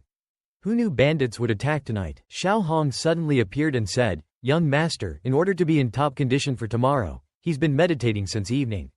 Waking him now to break the barrier would be too dangerous." Qin Jinyang picked up his saber. He asked, "Senior brother, is this barrier also underground?" Feng Doyan replied, "No, it's not." "Why?" Qin Jinyang said, "Time is of the essence, we'll dig a tunnel out." At that moment, the bandits were gathering, bringing forth the bound villagers to be burned alive. One of the bound villagers trembled and said, "Are you really going to keep your promise?" The bandit laughed and replied, "We of the Blue Thuong gang always keep our word. As long as you jump into the fire, your wife, children, and parents will live." Another villager, seemingly the wife of the bound man, cried out, "Honey, no. Don't." The bandit thrust his spear into her shoulder. He angrily cursed, "What did you say?" Another villager spoke up, "My fellow villagers, for our wives, children, and parents, let us jump into the fire together." Everyone resolved, "Yes." One by one, they walked towards the raging fire and jumped in. The flames quickly engulfed them, causing them to scream in agony. "Ah!" The masked man laughed. "Give these cowards a glimmer of hope, and they won't resist, walking willingly to their deaths. This scene is so wonderful. I never get tired of seeing it." A subordinate leaned in and whispered, "Boss, it'll be even more exciting after all the men here are dead. Imagine the expressions on their wives' and children's faces when they're buried alive." The boss chuckled, "You sure know how to joke. But we can't bury them alive this time. We had to behead them." Master Shang Shu said the purpose of this trip down the mountain is to bring back 99 women's heads to make longevity wine. "Don't worry, boss," the subordinate replied. "You know our beheading skills," he boasted. Mid-sentence, he was suddenly killed by a hidden weapon. The bandits panicked, drawing their swords and shouting, "Ambush! Where? Where?" At that moment, Feng Doyan appeared, slashing at the bandits with his saber. Several bandits fell to the ground, blood splattering everywhere. Women and children watched silently as the bodies fell around them and Feng Doyan stood before the fire.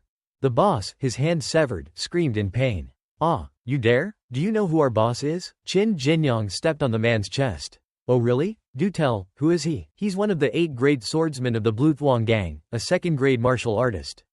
He's here too. Please, spare me. Spare my life. I'll do anything you want." Qin Jinyang scoffed. "No need. I don't need a filthy scum like you to do anything." With that, he killed the bandit boss. "Junior brother, the bandits here are taken care of," said Feng Doyan, "but I heard the leader is outside the village."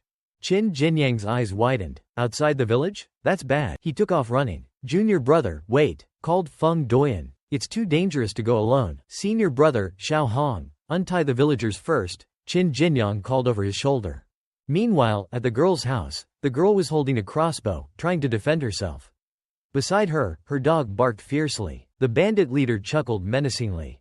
Why put up such a fight, young lady? You're quite pretty. Why don't you become my wife and come back to the mountain stronghold with me? What do you say? He pressed on. Come on, answer me. I may have avoided hitting your vital points, but with all that blood loss, you won't last much longer. Surrender now, and I'll stop the bleeding. His response was a stone shot from the crossbow, but he effortlessly caught it with his hand. With a flick of his wrist, he redirected the stone toward the dog. The stone struck the dog, causing it to yelp in pain. It collapsed, unmoving. Tears streamed down the girl's face as she cradled her dog. Ah Huang. To her relief, the dog whimpered, still alive. Fine then, the bandit leader said coldly, I don't like those who disobey. You'll be ingredients for Master's longevity wine. The girl squeezed her eyes shut, trembling in fear, waiting for the inevitable. But when she opened her eyes, she saw Qin Jinyang. He had arrived just in time, shielding her with his body. Before the bandit could react, a saber pierced his chest. Who are you? The leader roared in fury. Who am I? Qin Jinyang pointed his saber at the bandit leader. You can tell me your name in hell. Go to hell yourself. I'll never tell you. Neither moved, locked in a tense standoff. The bandit leader raised his hand, energy gathering around it. Don't think you can play hero and save the damsel just because you know a few martial arts moves. His hand clenched into a fist. You're nothing but an ant to me. System prompt. This villain has committed all sorts of evil deeds and caused harm everywhere with his second-grade cultivation. Will you step forward to eliminate this evil for the sake of the people? Unaware of the energy blades hurtling towards him, Qin Jinyang gently laid the girl down. Suddenly, a golden barrier materialized, deflecting the energy blades. The barrier shimmered around Qin Jinyang. The bandit leader's face turned pale. What is this? But by the time he looked back, Qin Jinyang had vanished. He reappeared in front of the bandit leader in a flash. Before the leader could react, Qin Jinyang's saber sliced through the air. The bandit leader crumpled to his knees. No, this can't be happening, he screamed in disbelief. I'm one of the 8th-grade swordsmen of the Bluthwang gang, a 2nd-grade martial artist. A 2nd-grade martial artist? Who are you? Qin Jinyang raised his fist. 2nd-grade martial artist? You're nothing but an ant before me. With those words, he ended the bandit leader's life with a single blow. System announcement. You acted decisively, risking your life for righteousness. You have eliminated an evildoer and protected the innocent. Reward. 100 potential points. The girl sat up with his help. Ah Huang, are you okay? He'll be fine, Qin Jinyang assured her. I'm going to find some medicine. Come on, Ah Huang. Just then, Feng Doyan arrived, panting. Junior brother, why did you run off like that? Suddenly, his eyes widened. He had spotted something. Suddenly, the headless bandit stood up behind Qin Jinyang. Junior brother, behind you. Feng Doyan yelled. A spear shot through the air. It pierced the headless body, sending it crashing backward. This man used a parasitic artifact to enhance his cultivation, Master Wu explained, retrieving his spear. Even after death, the artifact can control the body for a short time. Jinyang, remember this lesson. Xiao Hong checked the girl's pulse and shook her head. She's gone. It wasn't the blood loss, she explained sadly. It was poison. They applied it to her wounds. Those animals, they never intended to let her live. A storm suddenly erupted, streaks of lightning flashing across the night sky.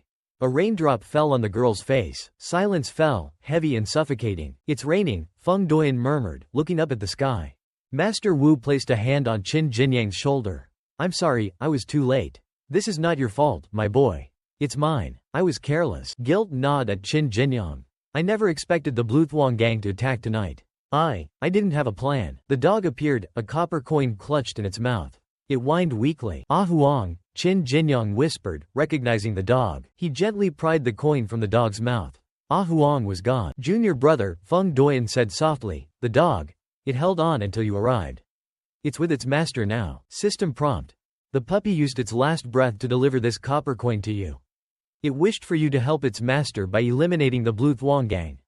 Do you accept this request? Master Wu unsheathed his spear, his gaze hardening. Such tragedies occur every day. For ordinary people, a peaceful life is but a distant dream.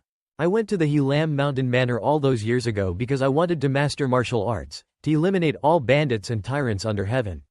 But now I realize. He gritted his teeth, anguish twisting his features. I can't do it alone. Master, Qin Jinyang said resolutely. I will destroy the Blue Thuong gang, and I stand with junior brother, declared Feng Doyan. Master Wu nodded. Very well. Then let us depart at once, and eradicate these villains. Leave none alive. Yes, master. At the bandit camp, lights blazed, revelry in full swing. Drink up. This wine is amazing. Cheers. The bandits laughed, their voices boisterous. Stuck on guard duty on such a joyous day, one guard grumbled. And they won't even let us have any wine. The other guard complained. Such disrespect. What are you two whining about? Another bandit approached. Don't you know Swordsman is back from collecting 10 women's heads for the chief's longevity wine? Keep it down, and be ready to open the gate for them. Be boss. The two guards pointed behind the approaching bandit, their faces pale with terror. Oblivious, the bandit leader snapped. What is it now? Are you two possessed or something? He turned around. Standing there, as if they had materialized from thin air, were Qin Jinyang and Feng Doyan. The feasting bandits below looked up in astonishment. Who are you? One of the guards stammered. Qin Jinyang ignored them. Senior brother, he said, I'll take care of this side. You handle the other. Be careful. Right. Feng Doyan nodded. Call if you need help. Are you deaf? One of the guards shouted angrily.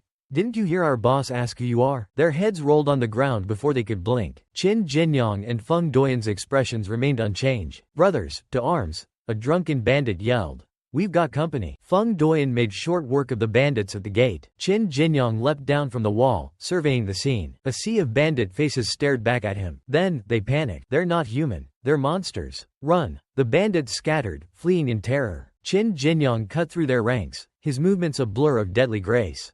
System announcement. You have slain an evildoer, avenging the souls of the innocent. Reward.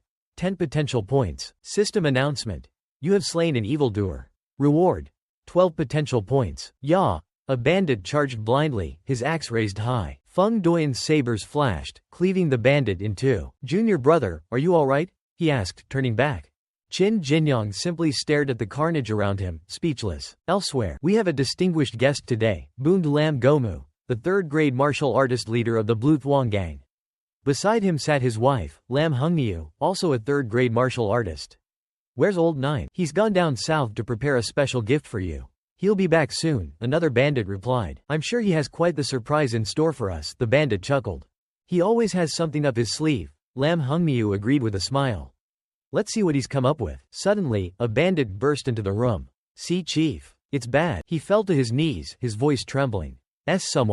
Someone's invaded the camp. What? Lam Gomu roared. A deafening explosion rocked the camp. Cough. Cough. Who dares to disrupt our celebration? The bandits coughed, choking on the smoke. A saber pierced the messenger's chest, silencing him. The fire raged, fueled by the chaos. The bandits scrambled for their weapons. Lam Fungu, a voice called out, it's been a while.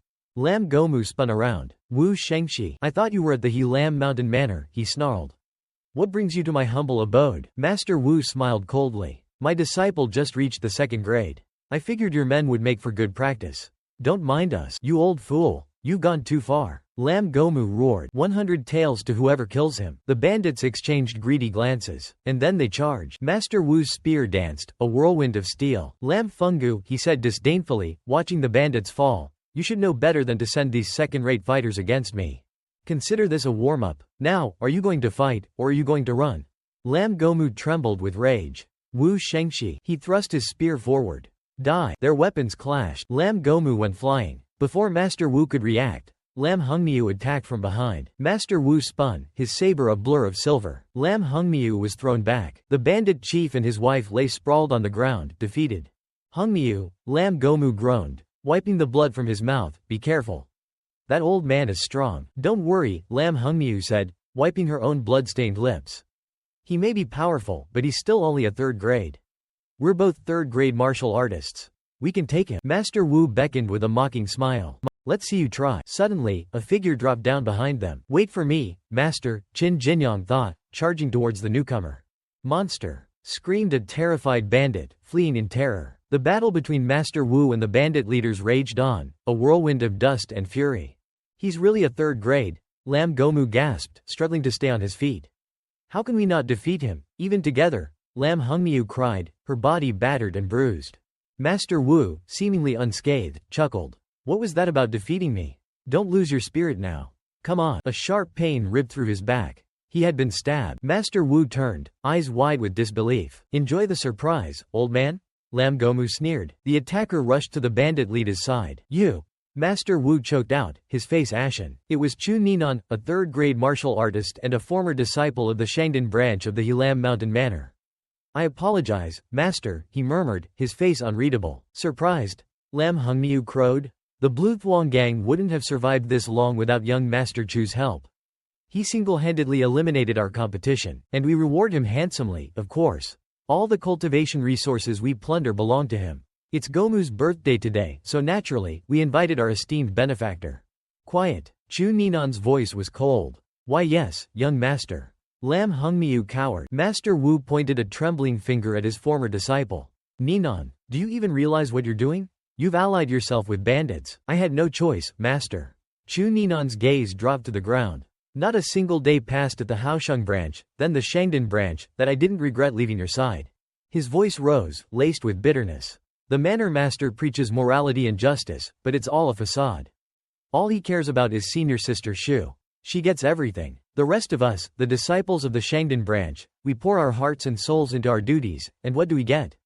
Empty praise and meager rewards. She's his daughter, you see. We were nothing but glorified servants. They only give us enough resources to barely survive. How are we supposed to reach the 3rd grade? And if we don't reach the 3rd grade, we're nothing but tools. Sent out on dangerous missions to gather resources, work to death. He continued his tirade, oblivious to Master Wu's darkening expression. Master, he said, his voice softening, that last attack damaged your meridian. You can't use your internal energy anymore. Please, just go back to the manor. Pretend this never happened. Please, master. What are you thinking? Lam Gomou snapped. Let him go? Don't you think he'll expose us? He's injured. Finish him. A blade pressed against Lam Gomou's throat, silencing him. You call my master, old man, again, Chu Ninan said, his voice dangerously low. I dare you. Ninan, Master Wu said wearily, you know I can never compromise with bandits. Chu Ninan's shoulders slumped. He closed his eyes and drew himself up, energy crackling around him. Eastern frost, blazing fire fist. A surge of energy erupted, taking the form of a roaring lion. I'm sorry, master, he cried, charging forward, but his expression suddenly changed. Master Wu met his attack head-on. Void guard. His fist connected, a blur of motion too swift to follow. Chu Ninan was sent flying, crashing to the ground. He scrambled to his feet, blood trickling down his chin. Slow. Master Wu's saber flashed. Chu Ninan leapt back, narrowly avoiding the killing blow. He spun, lunging towards Master Wu's unguarded side. His sword pierced Master Wu's shoulder. Master Wu grabbed the blade, his hand closing around the steel. A laugh rumbled in his chest, deep and chilling. Chu Ninan froze. You lack resolve. A headbutt, brutal and unexpected. Chu Ninan crumpled, his vision exploding in stars. Ninan, Master Wu said, a phantom panther forming behind him, its eyes glowing with power. You've regressed. You're not even as strong as a 2nd grade now. How is he this strong without any cultivation techniques? Lam Hongmiu whispered, her voice shaking. We attack now. Lam Gomou hissed. Aim for his waist. I don't care how powerful he is, he won't survive that. Gomou, look out. They were thrown back before they could react. Damn it. Who was that? Lam Gomou spat, his wife helping him up. I thought we were done for. Master, Qin Jinyang said, striding forward. I'm here, Jinyang. Relief washed over Master Wu's face. You're just in time. Master. Who is this? Qin Jinyang gestured towards Chu Ninan. Outside. Feng Doyan surveyed the carnage, wiping the sweat from his brow. Finally, he muttered, stepping over a pile of unconscious bandits. Time to help master and junior brother. A spear shot past him, a blur of deadly intent. Out of my way. Lam Gomou roared. Anyone who stands in my way dies. Qin Jinyang's saber flashed, intercepting the spear just in time. Junior brother. Feng Doyan cried, overjoyed. Don't you two know any manners? Lam Gomou sputtered. Find your own opponents. Senior brother, Qin Jinyang said, hefting his saber. These two are Lam Gomou and Lam Hongmiu. We can't let them escape. Don't worry, junior brother, Feng Doyan grinned. I've got this. Don't push us too far. Lam Hongmiu snarled. Do you think we're easy targets? Her eyes widened. Gomou, use that move. Thousands of needle-like projectiles shot towards Qin Jinyang and Feng Doyan. Twin swords, piercing rain. The bandit leader's blades flashed, a deadly torrent unleashed. Feng Doyan prepared to shatter the projectiles, but Qin Jinyang was faster. A golden barrier shimmered, deflecting the deadly rain. Senior brother. Qin Jinyang yelled in surprise as Feng Duoyan suddenly leapt away. You fell for it. Lam Hengmiu lunged, her blade aimed at Qin Jinyang's heart. General, she cried, her sword mere inches from Qin Jinyang's chest. Junior brother, Feng Duoyan shouted, realizing the trap. He raced back, but Lam Hengmiu's sword wouldn't budge. It was as if an invisible force held it back. Qin Jinyang's saber found its mark, plunging deep into her abdomen. Why? Why can't I pierce him? She gasped, stumbling back. Her eyes glazed over, and she collapsed, lifeless. Lam Gomü turned to flee, fear twisting his features. This isn't over. I'll be back, he shrieked. But Feng Duoyan was upon him in a flash, blocking his escape. Lam Gomü fell to his knees, his bravado gone. What have we done to you? He wailed. We haven't wronged you in any way. Why are you doing this? What about Baifeng village? Qin Jinyang's voice was cold. Did you wrong them? Lam Gomü's head snapped up. What village? Bai. A choked gasp escaped his lips. Qin Jinyang had driven Lam Hengmiu's sword through his throat. Lam Gomü clutched at the wound, blood gushing between his fingers. The bandit leader was dead. System announcement. You have slain Lam Gomü, leader of the Blue Thuong gang, avenging the suffering of the innocent. Reward.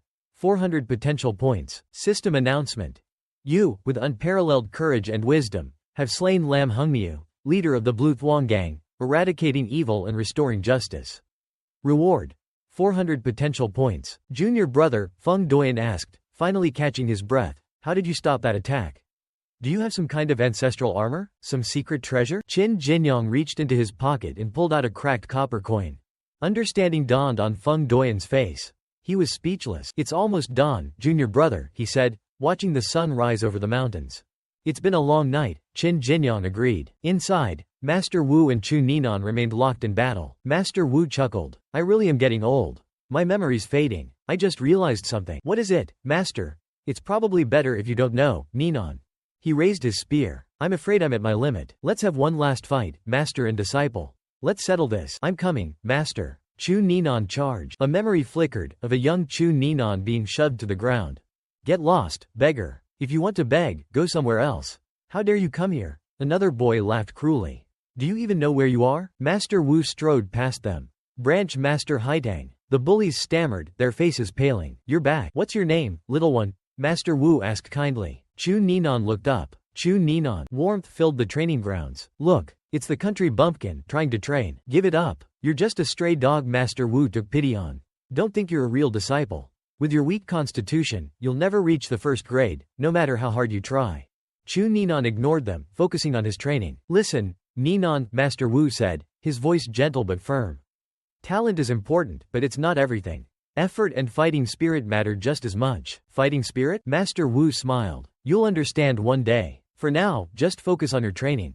You can become a great martial artist. Believe in me. Even through the harshest winters, Chu Ninan persevered, dragging logs through the snow, meditating with a boulder balanced on his head. He did it. He broke through. Go tell Master. Chu Ninan is a second-grade martial artist. One punch. He knocked out senior brother with just one punch. And senior brother is a third grade. How is he so strong? He must have had some incredible opportunity. I'm so jealous. Chu Ninan, second-grade martial artist, by order of the Manor Master, is hereby promoted to the Shangdan branch.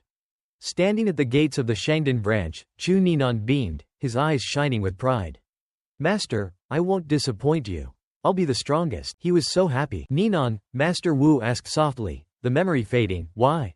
Master, Chu Ninan gasped, clutching his chest, I think I finally understand what you meant by fighting spirit. He swayed, his voice weak. Fighting spirit. It's the righteous heart within us, struggling against the darkness, struggling against the desire to kill. But you'll never understand. Master. Qin Jinyang and Feng Duoyan rushed over. Chu Ninan lay still. Master, you're injured. Feng Duoyan cried, supporting Master Wu. I'm all right. I'm not dead yet, Master Wu rasped. Qin Jinyang's eyes fell on a wooden tablet, engraved with the character, Chu. Jinyang, Master Wu said, his voice heavy with sadness, you figured it out, haven't you? Ninan, your senior brother Chu, he continued, he was a refugee when I found him. His wife and daughter lived in a nearby village. When he joined the manor, he never spent a single copper from his allowance. He saved it all, planning to give it to his family when he went down the mountain. The day he was promoted to the Shangdan branch, he requested leave to tell his family the good news. But the village, it was accused of harboring bandits, and the government executed everyone. His wife and daughter, they were gone. We searched for them for so long, but it was chaos back then. We couldn't find them. Looking back now, I think that's when he changed. This is too ironic. His own daughter was killed by the bandits he was working with, Feng Doyan said, shaking his head. Master, what would senior brother Chu do if he knew? Qin Jinyang picked up the wooden tablet. Perhaps, for both him and his daughter, ignorance is bliss. Master Wu watched Qin Jinyang search through Chu Ninan's clothes. What are you looking for, Jinyang? Master, Qin Jinyang replied. Senior brother must have some healing medicine on him. I want to treat your wound. Master Wu waved his hand dismissively. Don't bother. He didn't expect to be here, so he wouldn't have brought anything special. But the Blue Thuong gang surely has a stockpile. Today, I'll show you the true treasure of the Grand River Fist lineage. The three sat down in the courtyard. Master Wu held out a small, intricately carved sphere. This is the Grand River Orb. It can detect the presence of martial artists' souls. Hidden souls, especially those of bandits, tend to gather in specific locations, concealed by formations. Ordinary people can't find them, but the Grand River Orb can detect spiritual energy within a radius of 3 miles. Feng Doyan exclaimed, Master, how did you get something like this? We're going to be rich. Qin Jinyang, ever cautious, said, something this powerful must have limitations, right? Master Wu nodded. Jinyang is right. There's no such thing as a free lunch. To use the orb effectively, one's Grand River Fist must reach the limitless realm. There are other things you need to know, but I'll explain them when we return to the manor. A beam of light shot down from the orb, striking the ground. Master Wu tossed 2 shovels at his disciples. There it is. Start digging. Return the money to the villagers. Half the pills go to the manor, the other half is yours. Master, Feng Doyan wrinkled his nose. Where did you get these shovels? They smell weird. Less talking, more digging, Master Wu interrupted. They returned the stolen money to the villagers, who wept with joy, thanking their saviors. Benefactor, you've saved our village. We'll build a monument in your honor. What is your name? Master Wu chuckled. There's no need for that, old man. Wu Shengxi never leaves his name after a good deed. A small hand tugged at Qin Jinyang's sleeve. A young boy held out a basket of food. Big brother, my mom made this for you. It's a village specialty. What are you waiting for, Jinyang? Master Wu urged. Take it. Thank you, Qin Jinyang said, accepting the basket with a smile. Laughter filled the air, a bittersweet celebration of life amidst the newly built graves. Chu Ninan's wooden tablet, the girl's crossbow, and the copper coin rested beside them. Back at the Haosheng branch, Master's still in seclusion? Qin Jinyang asked. He has been ever since we returned, Feng Doyan replied. He says he made many mistakes during that battle. He wants to reflect and improve his cultivation. As expected of Master, Qin Jinyang said admiringly. Always striving for perfection. Senior brother, I need to go down the mountain for a bit. I won't disturb Master. Please let him know when he wakes up. Sure, go ahead, Feng Doyan said, grinning. You must be visiting that little lady. Young love. They were unaware that Master Wu was merely indulging in a bit too much wine inside his room. Good luck, junior brother. Feng Doyan called out. Ah, youth, he sighed. He sniffed the air. What's that? Is that wine? Must be my imagination. At the Zhao family estate, Master, the tomb we prepared for young Master. It collapsed. Everyone inside is buried. What? The Master roared, jumping to his feet. The funeral is almost here. And you tell me the tomb collapsed? Then find someone else to dig it out. I tried, Master. But word has spread. As soon as our men arrive, all the able-bodied men flee. Only the old and the sick remain. We can't find anyone. The Master kicked the servant in the face. Useless. If you can't find anyone in the village, then go to the main road. He stomped on the servant, his rage mounting. Set up an ambush. Capture any young man you see. Do I have to teach you everything? And have you contacted my second son? Tell him to return from the Helam Mountain Manor immediately. He needs to be here to honor his brother at the funeral. It's done, Master. Someone has already been sent. Second young Master should be on his way. System announcement. The irrigation project built in your name is now providing water for the people's crops. They are very grateful. Reward. 1 potential point. The irrigation project built in your name is now providing water for the people's crops. They are very grateful. Reward. 1 potential point. Qin Jinyang, riding through the forest, received the notification. King Kong works fast. He's already finished the canal. Just as I predicted. This is a foolproof way to earn potential points. I'll have to see how things are going. Might as well make some money on the way. System announcement. Morning Sun Art has reached great perfection. Wolf Fist has reached great perfection.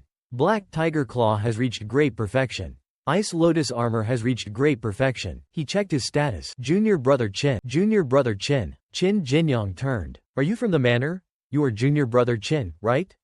Thank goodness. I was afraid I'd gotten the wrong person. I'm Zhao Liangzhou, the newcomer said, from the Jiangning branch. I sparred with you in the training hall a while back. To be honest, if it weren't for that, I wouldn't have reached the second grade so quickly. I remember you, Qin Jinyang exclaimed.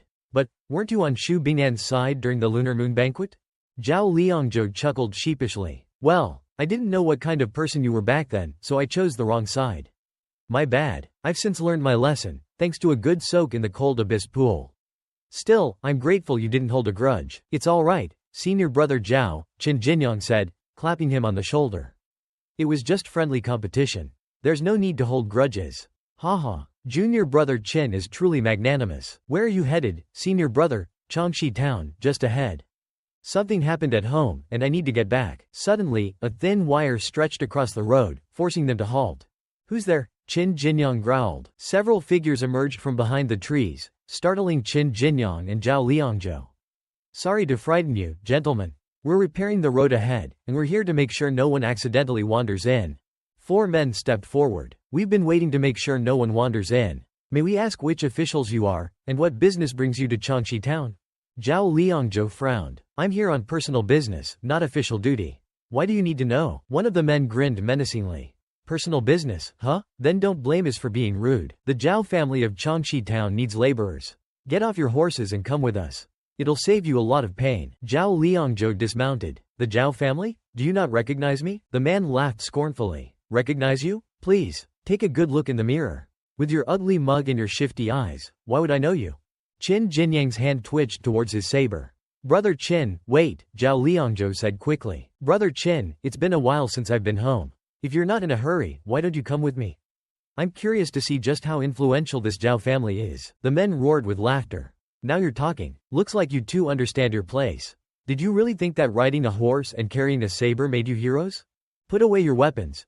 Qin Jinyang raised his hands in mock surrender.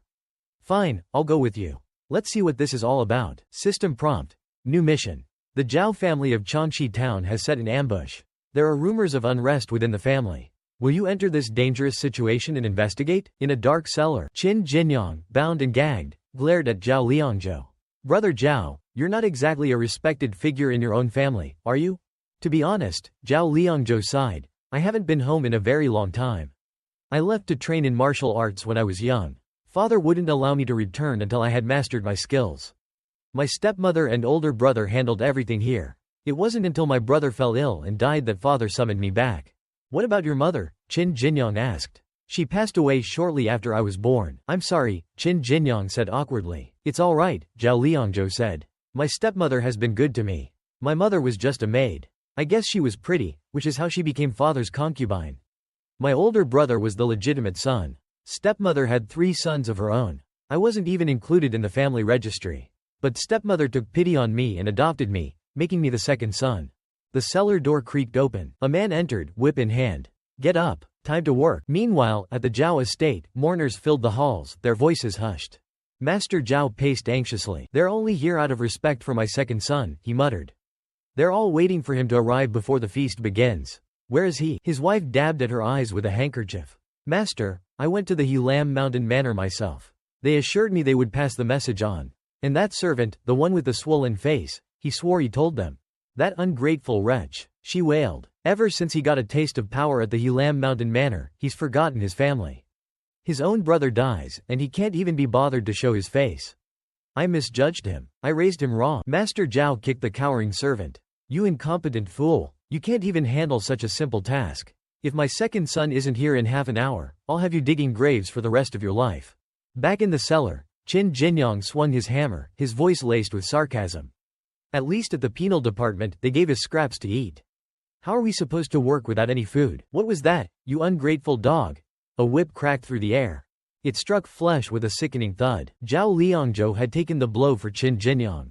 Brother Zhao. Qin Jinyang cried, horrified. You came here because of me, Zhao Liangzhou gasped, his face pale with pain. I won't let you suffer. Don't worry, brother Qin. Once I get to the bottom of this, I'll make sure everyone gets justice. The overseer sneered. Putting on a brotherly act for me? Fine, let's see how many lashes you can take for him. Get over here, he bellowed. A man with a bandaged face approached the overseer. Boss, your face, it's nothing. I just tripped, you too, the overseer snarled. I'll be back for you.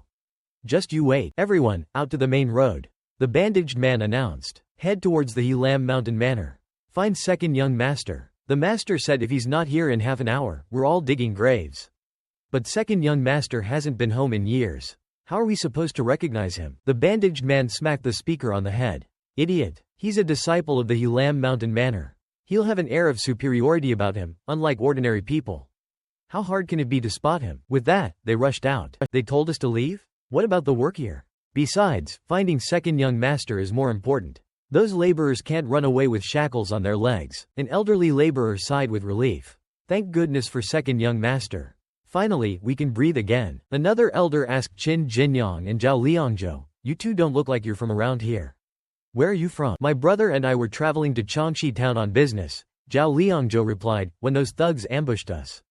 Does the Zhao family always act with such lawlessness? Kidnapping people in broad daylight for slave labor? The elder sighed. You're new here, so you wouldn't know. The Zhao family controls over half of Changxi town's land and resources. Moreover, their two sons are inner disciples of the prestigious Helam Mountain Manor, destined for greatness. No one dares to defy them. Recently, their eldest son passed away. The mistress wants to build a grand tomb for him in the mountains. The construction has been plagued with accidents, and many laborers have died. It's a dangerous project. Everyone knows about it now, so no one wants to work for the Zhao family. They have no choice but to abduct people off the streets. You two were just unlucky. I'm from a nearby village. They tricked me into coming here with promises of payment, but it's all unpaid labor. I've been here for 15 days already. Don't even think about escaping. The only way out of here is death. Zhao Liangzhou clenched his fists, his eyes burning with anger. The Zhao family is so corrupt. Those two sons wouldn't stand for this if they knew. They wouldn't be complicit in such injustice. Qin Jinyang frowned. Why build a tomb in the mountains? Tombs are usually built on flat ground, near rivers, in places with good feng shui. I've never heard of carving a tomb into a mountainside. Another laborer chuckled. You're observant, young man. The mistress isn't really building a tomb. She's using this as an excuse to search for a treasure hidden by second young master's real mother. Treasure? Qin Jinyang asked. I thought their real mother was just a maid. How could she have a treasure? That's what they want you to believe. She was a maid, but rumor has it she was actually from a wealthy family. They lost everything, and she ended up as a servant in the Zhao household. The mistress was furious when the maid gave birth to her second son. She secretly poisoned her, but before she died, the maid kept muttering about a family heirloom, a treasure she wanted to leave for her son. But I heard she died in childbirth, Zhao Liangzhou said, his voice tight. The laborer snorted. Please, the Zhao family is under the mistress's thumb. She would never admit to murder. It's tragic. That poor second young master, so devoted to his training, has no idea. He even calls that woman, mother. Fate can be so cruel. Zhao Liangzhou jumped to his feet. Liar. Don't spread such vicious rumors. My mother couldn't even afford a decent meal before she married into the Zhao family. How could she have a treasure? You people will believe anything you hear in a tea house. This is madness. Calm down, young man, the elder said soothingly. What he's saying is true. If you don't believe it, ask him yourself. He pointed to a man huddled in the corner, his face gaunt, his eyes bloodshot. He used to serve second young master's mother. She told him the location of the treasure. The mistress, after she killed the maid, she tried to force him to reveal it. But he wouldn't say a word. Eventually, she gave up and left him here to rot. He's in no condition to prove anything, Zhao Liangzhou said, approaching the man. Suddenly, the man looked up, his eyes widening. Second young master? Is that you? He scrambled to his feet and embraced Zhao Liangzhou. Second young master. I've been waiting for you. Second young master? The others murmured, confused. How did you recognize me? Zhao Liangzhou asked, bewildered. The man pointed to Zhao Liangzhou's leg, his hand trembling. The birthmark. It's you. I remember everything. You're second young master. He coughed, a harsh, rattling sound. Rest, Zhao Liangzhou said urgently. Take your time. Tell me everything. Second young master. The man gripped Zhao Liangzhou's hand, his voice weak. I'm not long for this world. I've been waiting for this day. For this moment. Your mother, she left something for you. At the temple, at the foot of the mountain? His eyes fluttered closed. Hey, wake up. Your mother, she was so kind to me. I'm finally able to repay her kindness. You've grown so much, go now. Second young master, go. His voice faded. A shadow fell over Zhao Liangzhou's face. Silence descended upon the cellar. He's gone, Qin Jinyang said softly, checking the man's pulse. He must have clung to life, just to see this moment. Zhao Liangzhou didn't answer. He stared at his shackles, his hands clenched. With a roar of fury, he ripped the shackles from his legs. The others stared, their jaws slack with disbelief. Brother Chen, Zhao Liangzhou said, his voice raw with emotion. Will you come with me to the temple? Of course, Jin Jinyang said. I'm with you until the end. System announcement. The Zhao family's ambush hides a deep secret. You have bravely entered a dangerous situation, secretly investigated, and uncovered a crucial clue. Reward: 20 potential points. The secrets of the Zhao family are unraveling. Your sworn brother is in turmoil. Will you continue to investigate with him? Meanwhile, the Zhao family's men searched the mountainside. Second young master is a martial artist from a prestigious sect. He wouldn't get lost so easily. Right, what are we standing around for? Bring out the laborers. We need all hands on deck. Suddenly, Qin Jinyang and Zhao Liangzhou appeared before them. How did you break free? One of the men sputtered, drawing his sword. Without a word, Zhao Liangzhou charged. The others scrambled to defend themselves. Zhao Liangzhou grabbed one of the men by the throat. The man choked, his eyes bulging. Zhao Liangzhou lifted him off the ground with one hand, his grip tightening. The man's face turned purple, his struggles growing weaker. This is your second young master, Qin Jinyang said calmly. But we don't have time for your eldest young master's feast. We're going to the temple at the foot of the mountain. Leave your swords. We'll be needing them. Zhao Liangzhou tossed the man aside. Get out, he snarled, picking up a fallen sword. At the Zhao estate, a servant rushed into the main hall. Master. Second young master is back. Master Zhao flung open the doors. Why are you so flustered? Where is he? The servant pointed. He's not here. He went to the temple, at the foot of the mountain. What temple? Master Zhao frowned. Behind him, his wife stiffened, a flicker of fear crossing her face. At the dilapidated temple, a man with a long beard and a straw hat smiled. You're finally here. You know me? Zhao Liangzhou stammered, pointing at himself. I don't know you, the man said, but I knew your mother.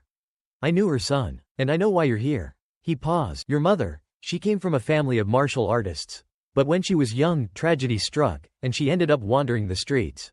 My master took her in and gave her shelter in this temple. We were both young then. We grew up together. She became a beautiful young woman. I loved her. I still do. One day, my master passed away. He was a respected man, well known in town. That's why the Zhao family didn't dare to act while he was alive. But as soon as he was gone, Master Zhao, who had long coveted your mother's beauty, sent men to capture her. I'm sure you know the rest. He forced himself on her. She became pregnant. And then, one day, she came to the temple. She was heavily pregnant by then. I think she knew something would happen to her. She wasn't afraid of death, but she worried about her child. She had prepared something to secure his future. She asked me to retrieve a pill she had hidden here. It was the only thing she had left from her family before they lost everything. A pill? Qin Jinyang asked. The man looked up, his eyes filled with pain. It was a pill that could alter a person's constitution. She had been saving it, for her son. She wanted him to have a martial arts aptitude, a chance at a better life. It was the only way he could survive in the Zhao household after she was gone. He smiled sadly. Yes, my boy. You are the treasure your mother left behind. Tears streamed down Zhao Liangzhuo's face. Outside, the mistress stormed towards the temple, followed by a group of servants. That little bastard. He dared to defy me. I should have known he would come here. That wretched woman must have left something in this cursed temple. Mistress, one of the servants said hesitantly, what if second young master, what if he knows about? She laughed, a cruel, chilling sound. Don't be ridiculous. That boy is weak. He's always seen me as his mother. Even if someone told him the truth, he wouldn't believe them. As for you, she snarled, turning to the servant, you imbecile. Abducting people off the streets. Not only did you capture that bastard, but you let him talk to that woman's old servant. Don't forget you were involved in that affair too. The servant, sweat beading on his forehead, remained silent. She kicked open the temple doors. Liangzhou, she said, forcing a smile, your father and the others are waiting for you. The feast is about to begin. Why are you here? Silence. The three men stared at her, their gazes unwavering. Mother, Zhao Liangzhou said, his voice thick with unshed tears, it's been a while. Do you think it's true? About the mistress? Killing second young master's mother? The servants whispered amongst themselves. I wouldn't be surprised. She's a cruel woman. Everyone knows that. Maybe second young master found something in that old temple. Maybe that's why the mistress is here. But why would she stay inside with him? Second young master has always seen her as his mother. He's devoted to her. And you don't know the mistress? She can twist anything to her advantage. Just wait. She'll have him convinced and back home in no time. Inside the temple, my poor child, the mistress sobbed. I raised you with love, and this is how you repay me. It's true, second young master, one of the servants chimed in. I've been with the Zhao family for years. I've heard all the rumors. But those are just rumors. Your mother, she died in childbirth. I saw it with my own eyes. Mother, please, Zhao Liangzhou said, waving his hand dismissively. I believe you. He smiled. I heard there was a treasure hidden here. I came to see for myself. I never thought it would be true. The mistress stopped crying. Treasure? Her eyes gleamed with greed. My dear Liangzhou, you're so thoughtful. Where is it? Show it to me. Zhao Liangzhou threw back his head and laughed. Ha ha ha. Liangzhou, what's so funny? The mistress asked, her voice sharp. I'm laughing at how foolish I was. Zhao Liangzhou's voice was cold. I couldn't see through your pathetic act. I called you mother while my real mother suffered in heaven. Liangzhou, what are you saying? The mistress stammered, her face pale. The servant beside her gaped. Second young master? Listen well, you evil woman. Zhao Liangzhou roared. The treasure my mother left me is me. She used a precious pill, a pill only she possessed, to alter my constitution. To give me a chance. She made me who I am today. The mistress scrambled out of the temple, the servant trailing behind her, shouting, Mistress. This is bad, she thought, fleeing. That little bastard knows. I need to get back to the estate and secure my position. This is all my bad luck. He never comes home, and the one time he does, I'm stuck dealing with this mess. That damned old priest. This is all his fault. Just you wait. Once the master sends that bastard back to the manor, I'll tear him to shreds and feed him to the dogs. A foot stomped on the ground. A stone was flicked into the air. Qin Jinyang channeled his morning sun art, launching the stone with deadly accuracy. The stone struck the mistress's leg as she emerged from the temple. Help! He's gone mad. Protect me. Someone tell the master. The servants stared, speechless, their faces pale with shock. Mistress, you? She looked down. Blood trickled from a small wound on her leg. Thanks, brother Qin, Zhao Liangzhou said. Don't mention it, Qin Jinyang replied. Ah! The mistress screamed. Tears and snot streamed down her face. He's insane. He's insane. Help! Someone help me. Zhao Liangzhou stepped closer, his eyes cold. Father said you gave birth to me when you were 19. I'm 19 now. That means my real mother would have been 38 this year. A cruel smile spread across his face. So, to be fair, every year, I'll stab you once for every year my mother would have lived. Today, that's 40 stabs. You hear that, kid? Qin Jinyang said to the cowering servant. My brother needs to borrow a sword. Just give us back our swords. The servant hastily dropped a bag to the ground. Yes, of course. Brother Zhao, catch.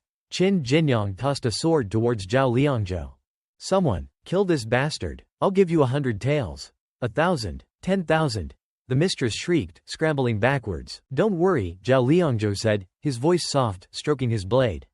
I won't let you die before I've delivered all 40 stabs. He raised his sword. 1. The blade plunged down, spraying blood. 2. Another swing. The mistress screamed. 3. 4. Inside the temple, the servant trembled, his clothes stained with fear. Hey! Qin Jinyang's voice. The servant shrieked, falling to his knees, covering his face. I'll talk. Don't kill me. Don't kill me. The mistress, she killed her. I saw it. I wanted to tell everyone, but she threatened me. She promised me a promotion. She said I couldn't tell. She controls everything. The master is just a puppet. I couldn't say anything. Qin Jinyang sighed inwardly. He lowered his saber, the tip resting inches from the servant's neck. The man whimpered. I wasn't even going to ask you anything. Why are you confessing? I just need you to do one thing. Anything. I'll do anything. Qin Jinyang's saber flashed. But you'll have to do it in hell. Kowtow 3 times for every laborer you condemned to death. System announcement. You have avenged the innocent souls who suffered at the hands of the Zhao family. Reward. 100 potential points. System announcement. You have sent the cruel overseer to his rightful punishment. Reward. 20 potential points. Zhao Liangzhou delivered the 40th blow. The mistress lay still, her body a mangled mess. The Zhao family's men stared at him, standing over the mistress's body, their faces drained of color. No one dared to move. Brother Zhao, Qin Jinyang said, this woman's family has its claws in everything. They're complicit in these atrocities. Don't worry, brother Qin, Zhao Liangzhou replied, his gaze fixed on the dead mistress. My mother, and all those who suffered, they will have justice. At the Zhao estate. Zhao, we came to pay our respects to your eldest son. Where is your second son? Has he become so arrogant, being a disciple of the Helam Mountain Manor, that he disrespects his elders? Please, honored guests, Master Zhao stammered, my son hasn't been home in years. He's lost his way. My wife has gone to retrieve him. Master, second young master, he's back. The servant stumbled into the hall, falling to his knees. This is good news. Why are you so panicked? Master Zhao exclaimed. He's back. But Qin Jinyang sat on the coffin, his saber resting across his lap. Who are you? Why are you sitting on my son's coffin? Master Zhao demanded. Qin Jinyang hopped off the coffin. I'm your son's sworn brother, from the Helam Mountain Manor. I'm here to help him clean house. Clean house? Master Zhao's brow furrowed. A head rolled across the floor, coming to a stop at Master Zhao's feet. Master Zhao and his guests stared at the severed head, their faces draining of color. Zhao Liangzhou strode into the hall. Father, your unfilial son has returned. Forgive my tardiness. I was busy eliminating that vile woman and her entire family, cleaning up the Zhao family's mess, delivering justice to the people. How dare you? A man at the feast leapt to his feet, pointing a trembling finger.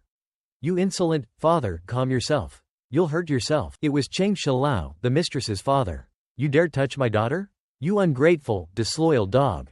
I'll kill you. 10th brother, don't. He's only a second grade. Cheng Da, the eldest son, tried to restrain him. Cheng Shilao ignored him, raising his saber. You think you're invincible just because you joined some fancy sect? Try this on for size. No one in this town can withstand my blade. Zhao Liangzhou watched the approaching blade, his expression unreadable, his eyes hardened. In a flash, Zhao Liangzhou's blade struck, too fast for Cheng Shilao to react. The Cheng family gasped, their faces pale with shock. You think you can act so arrogantly just because you're used to throwing your weight around in Changshi town? Zhao Liangzhou scoffed. I taught you that saber technique myself, years ago when I visited home. Years have passed, and you haven't improved one bit. You're full of openings. Cheng Shilao crumpled to the ground. Father! His children rushed to his side, their cries filling the air. Cheng Da's face was slick with sweat. Liangzhou, please. We won't seek revenge for your aunt and brother. We concede defeat. You've shed enough blood. Let's end this feud here. What do you say? For years, your family has controlled the Zhao family, Qin Jinyang said, his voice cold. You've oppressed the people, caused countless deaths. Innocent people. Even travelers like us are kidnapped and forced into slavery. I've been told that your crimes are recorded in a secret ledger, kept in the chief's office. Find that ledger and we'll have the evidence to expose your crimes and bring justice to those who died. Brother Qin speaks my mind, Zhao Liangzhou said, his jaw clenched. This is not just about my mother anymore. It's about the people. It's about justice. Cheng Da's face hardened. Does anyone here know how to read official documents? Qin Jinyang asked, looking around. I'll pay handsomely. We need to find that ledger. The onlookers exchanged uneasy glances. No one stepped forward. Qin Jinyang's gaze fell on a young man standing timidly in the back. System announcement. Qian Suan-san is highly skilled in accounting and reading official documents. However, due to his humble origins and timid nature, his talent has gone unnoticed. Do you want him to join your side and assist the Zhao family? The Zhao family is in need of a capable manager. Will you help Qian Suan-san achieve his full potential? Qian Suan-san, Qin Jinyang thought. Could he be someone important? Why would the system specifically point him out? He approached the young man, placing a hand on his shoulder. You're Qian Suan-san, right? You look like you can handle this. It's all yours. Qian Suan-san jumped, his eyes wide. Why yes, I can read official documents. Master, it's bad. A servant burst through the doors. There's a fire. The chief's office is on fire. What? Master Zhao gasped. Qin Jinyang glared at the Cheng family. Destroying evidence so blatantly? They're not even trying to hide it. You see, second young master, Cheng Da said smoothly. The office is burned. The ledger your friend mentioned. Who knows if it even existed? You can't slander the Cheng family without evidence. In front of all these witnesses, are you going to continue with these false accusations? Zhao Liangzhou stroked his chin. No physical evidence? You're right. He swung his saber, catching Cheng Da off guard. You Chengs are so used to abusing your power that you've lost your minds, he said coldly. Brother Qin, I just want them to die knowing the truth. Revenge requires a list, not evidence. Do you understand? He's gone mad. He's gone mad, the Cheng family screamed. Fifth brother, run. Forget it. Every man for himself. Run. The patriarch clung to his fleeing son's leg. Ungrateful children, leaving your old father behind. I just want to live. Damn it, old man. His son snarled. Weren't you just pretending to faint? Brother Qin, Zhao Liangzhou said, his eyes burning with vengeance. I want the entire Cheng family to pay. I want their blood to appease my mother's soul, and the souls of all the innocent people they've harmed.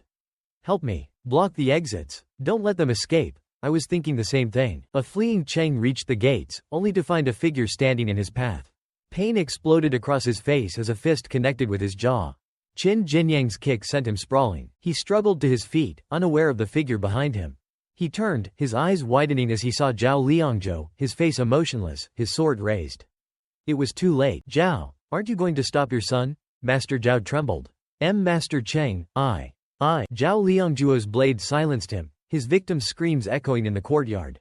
Master Zhao cowered. Please, everyone, I can't stop him. He'll kill me too. The blade fell, blood splattering across the ground. Zhao Liangzhou fell to his knees, his voice hoarse. Mother, do you see? After 19 years, I've avenged you. System announcement. You have assisted your sworn brother in cleaning house. Reward. 120 potential points. The task was done. It was time to part ways. Brother Chen, Zhao Liangzhou said, his voice thick with emotion, thank you.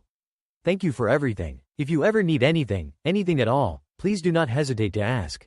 Don't mention it, Qin Jinyang said, clasping Zhao Liangzhuo's hand. We were cellarmates, after all. We shared hardship. Benefactor, Qian Suan-san said, approaching them, all the laborers have been released. We're investigating the deaths of those who suffered at the Zhao family's hands. We will bring justice to the people. You're doing well, Qin Jinyang said, patting Qian Suan-san's shoulder. You're already a fine manager. It's all thanks to you, benefactor. I would never have had this chance otherwise. Qin Jinyang mounted his horse. I'll be going now. Brother Zhao, see you at the manor. Until next time, Brother Chen. System announcement. The Cheng family has been eliminated. Qian Suan-san, born into poverty, sympathizes with the plight of the system announcement. You have insightfully analyzed the lives of the local people and kept your promise. Reward. 300 potential points. System announcement. You have helped the Zhao family acquire Qian Suan-san. The Zhao family's rise is within reach. Reward. 300 potential points.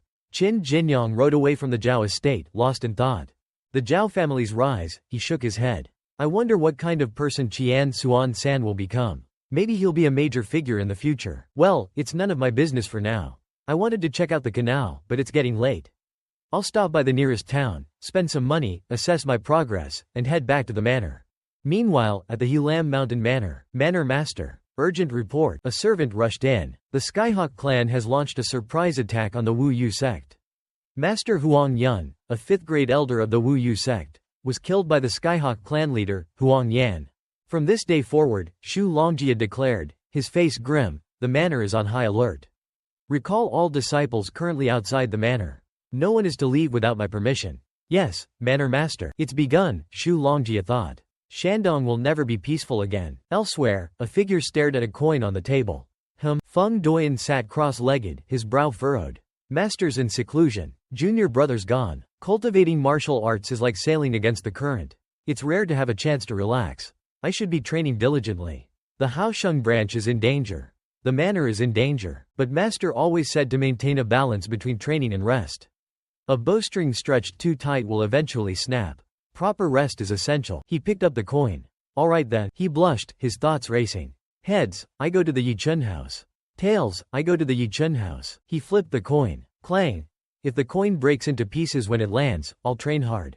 The coin landed. Heads. Welcome, young master. The girls you requested are here. All graceful and beautiful. The madam of the Yichun house beamed. Feng Doyan strutted in, his chest puffed out. Ha ha ha, I knew that coin wouldn't break. That's why I came straight to the Yichun house. No time to waste. I make my own destiny. This is what you call strategy. 4 beautiful women, their eyes sparkling, approached him. Greetings, master. Feng Doyan's nose bled. Hello there. This is the scent of a woman. He was overwhelmed. Those guys can sweet-talk girls at 18? What about me? I haven't even touched a woman's hand. My life is so tragic. He started to cry. They say a woman's skin is like it's covered in oil. So soft and smooth. I tried rubbing oil on myself, but it didn't feel the same. They think I can act arrogant because my father works at the penal department. But the truth is, my father is so strict. He believes that women weaken a man's swordsmanship. He's forbidden me from going near women. He stared at the 4 women, drool dripping from his chin. This is it. This is my day. I'm letting loose. I'm going to be reckless. I'm going to be a tiger. Madam, he leaned closer, his voice husky, are all your girls 9s? Oh, we have 19s and 29s too. But I suggest you stick with the 9s, young master. Our girls, regardless of their weight class, are renowned for hundreds of miles. Feng Doyan's face turned even redder. 29s. Bring me the 29s. If the 9s are this good, then the 29s must be heavenly. The madam wiped her brow. Young master, are you sure? We only have 3 29 girls. And they're not easy to please. Feng Doyen tossed a bag of coins onto the table. Do I look poor? I want rare. I want unique. Now go. Coming right up, young master.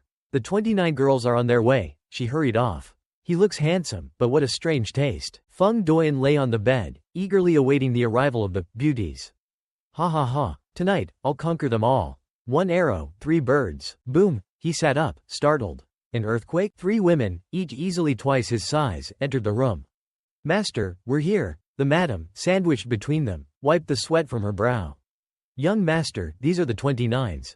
Every pound accounted for. This isn't what I meant by 29. That's not how it works, Feng Doyen yelled. Young master, our establishment guarantees accurate weight. We don't cheat our customers. Everyone pays the same price, regardless of their preferences. We cater to all tastes, one of the 29s said, winking. Every pound is a work of art. You're a wild stallion, young master. We're here to tame you. Get me the 9s. Now. The 29s heard him. The air crackled with tension. What do you take us for? One of them snarled, her knuckles cracking. Comparing this to those painted dolls. We'll show you what real beauty is.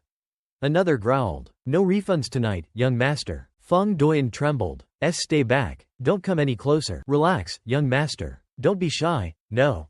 Junior brother Chin, help me. Chin Jinyang, riding through the forest, sneezed. Did I catch a cold? I need to find a place to rest. I hear the Yi Chun house in Xuanling town has a reputation for beautiful and soft women. Masters in seclusion. He wouldn't be caught dead in a place like that. And senior brother Feng is far too disciplined to indulge in such debauchery. He blushed. Well, if I won't run into anyone I know, then I should, for purely academic purposes, of course, study the local culture. It's my duty, even if it's unpleasant. I can't drink anymore, Feng Doyen groaned, pushing his 8th cup away.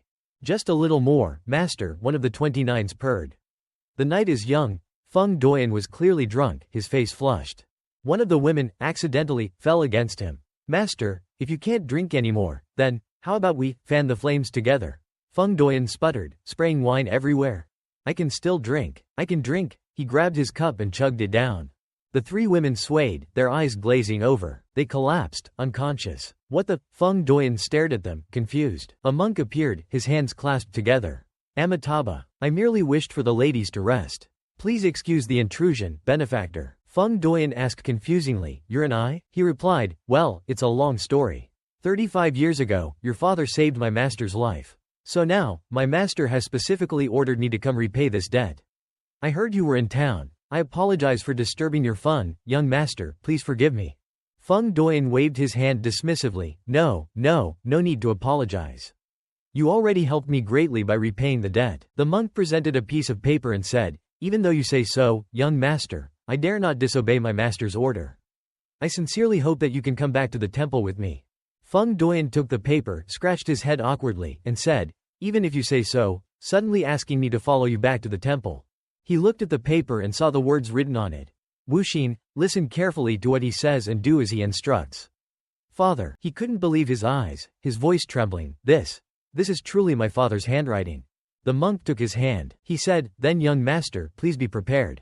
Feng Doyen still didn't understand. Huh? Prepared for what? Meanwhile, at Yishun brothel, Master Wu was being served by 3 beautiful women, laughing heartily. What did you say? Those 3. Haha. I never thought there would be someone with such a unique preference. One of the girls pouring him wine said, that's right, that man looked quite handsome, but he didn't seem interested at all. He just kept telling them to leave him alone. Maybe it's because I'm getting older and my looks aren't what they used to be. Master Wu put his arm around her, comforting her. Don't mind that strange guy. I think Miss Shower looks even younger than before. The girl leaned closer to him. You really know how to flatter a lady. Suddenly, a door burst open, crashing into their feast, sending delicious food and wine flying everywhere. Everyone was startled. The monk was dragging Feng Doyen out of the brothel, who hastily said, wait a minute, I haven't paid yet. Master Wu yelled angrily, what's going on? The madam quickly explained, oh my, young master, don't be alarmed. That strange man upstairs just dined and dashed, broke the window, and ran away. Master Wu reached into his pocket. What a shameless person. How could anyone dine and dash at such a fine establishment? At that moment, his purse fell out. Master Wu was stunned, realizing what just happened. I'm doomed. I forgot to bring money. Outside, a few poor people were talking to each other. You're right. This morning, I opened my eyes and found a purse full of money in my arms. A mother holding her child said, it must be a blessing from the heavens. Chin Kanyong looked at the map and thought, Yishun brothel should be just ahead. At the same time, the system announced, people are suffering, you have helped a poor family, rewarding 2 potential points. A mother's love is as high as a mountain, you have helped a mother to be able to raise her child, rewarding 3 potential points. Life is more important than anything, you have helped a hungry person. Notifications kept popping up continuously. As Chin Kanyong arrived in front of Yishun brothel, several madams tried to pull him in. Oh my, such a handsome young man. Come with us, we have many beautiful girls here. Chin Kanyong clasped his hands behind his back and said, well, cough cough, call all the girls out here. The madam quickly replied, as you wish. You must be a regular. You seem like a trustworthy young master, please wait a moment. Chin Kanyong said to himself, this is research, experiencing the lives of the people. Suddenly, he heard a voice, please, let me go. I'll be back to pay you once I return to the Helan clan. Please believe me, I'm really from the Helan clan, I'm not lying to you. The man with the staff scoffed, as if, you old geezer, why don't you take a look in the mirror and see for yourself? If you're from the Helan clan, then I'm the clan leader. At this moment, Chin Kanyong and Master Wu recognized each other. Chin Kanyong quickly covered his face with his hand, too embarrassed to acknowledge his acquaintance. However, Master Wu easily broke free from his restraints and angrily approached Chin Kanyong. He scolded, Kanyong, how many times have I told you? Cultivating martial arts is like sailing against the current, you can't slack off even for a moment. Instead of diligently training at the clan, you're here indulging in this place of pleasure. Chin Kanyong blushed and argued, I was just passing by. What about you, master? What are you doing here? At this inopportune moment, the madam appeared again. Well, young master, everything is arranged according to your request. All the girls are here, come and take your pick. Master Wu said seriously, it just so happens that I have some business in town, so I'm passing by as well. The man with the staff couldn't stand it anymore, cut the crap. You haven't even paid for the 4 girls from last night, don't even think about leaving.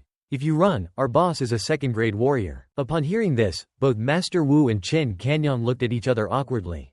Master Wu said awkwardly, Kanyong, do you have any money on you? Lend some to your master. Chin Kanyong replied, yes. Dawn broke, and the master and disciple were walking in town. As the two were talking, a pigeon flew towards them. It turned out that the bird was carrying a letter. Master Wu took it out. Master Wu was surprised when he saw the letter. Chin Kanyong immediately asked, Master, what's written inside? Master Wu burned the note in his hand and said, this is a secret message of the clan. Only the successive branch leaders can understand it.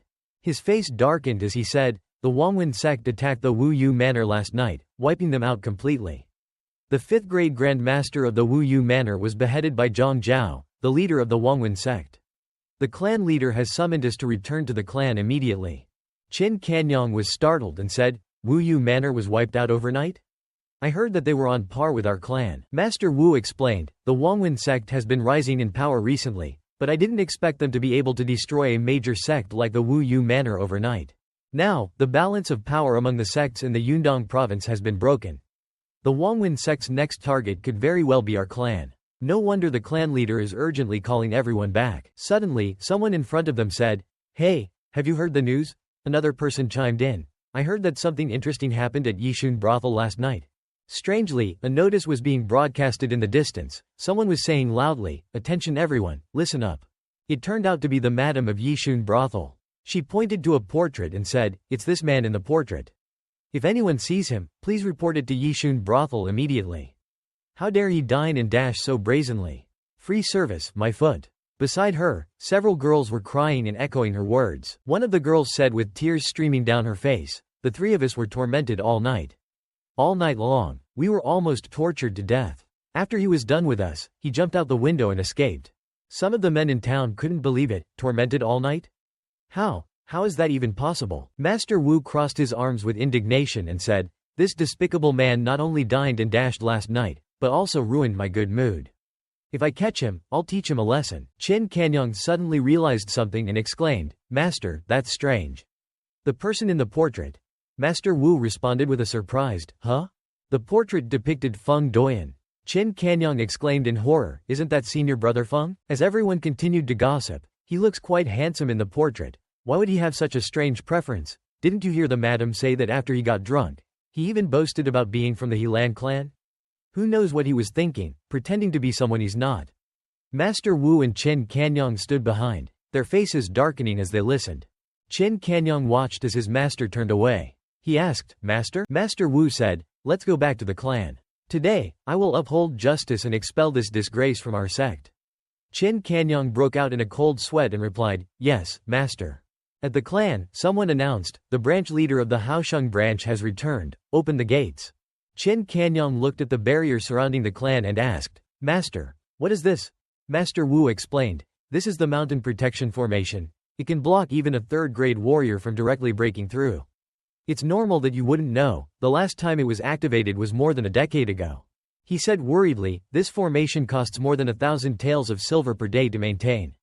The clan leader wouldn't activate it unless it was an emergency." There was a crowd of people in front of the courtyard, and a voice said, line up, line up. Report your names and whereabouts one by one." Master Wu said, "As expected, the clan leader has summoned all the disciples within the vicinity of the town." Qin Kanyang agreed. It seems like a battle is about to take place. Gathering and preparing for combat is the right thing to do. As they entered the Haosheng branch hall, a joyful voice said, "Master Qin. Junior brother Qin, you're finally back." Feng Duan said cheerfully, "I have something very important to tell you too." Seeing Master Wu's expressionless face as he grabbed his shoulders, Feng Duan asked, "Master, you've already figured it out, haven't you?"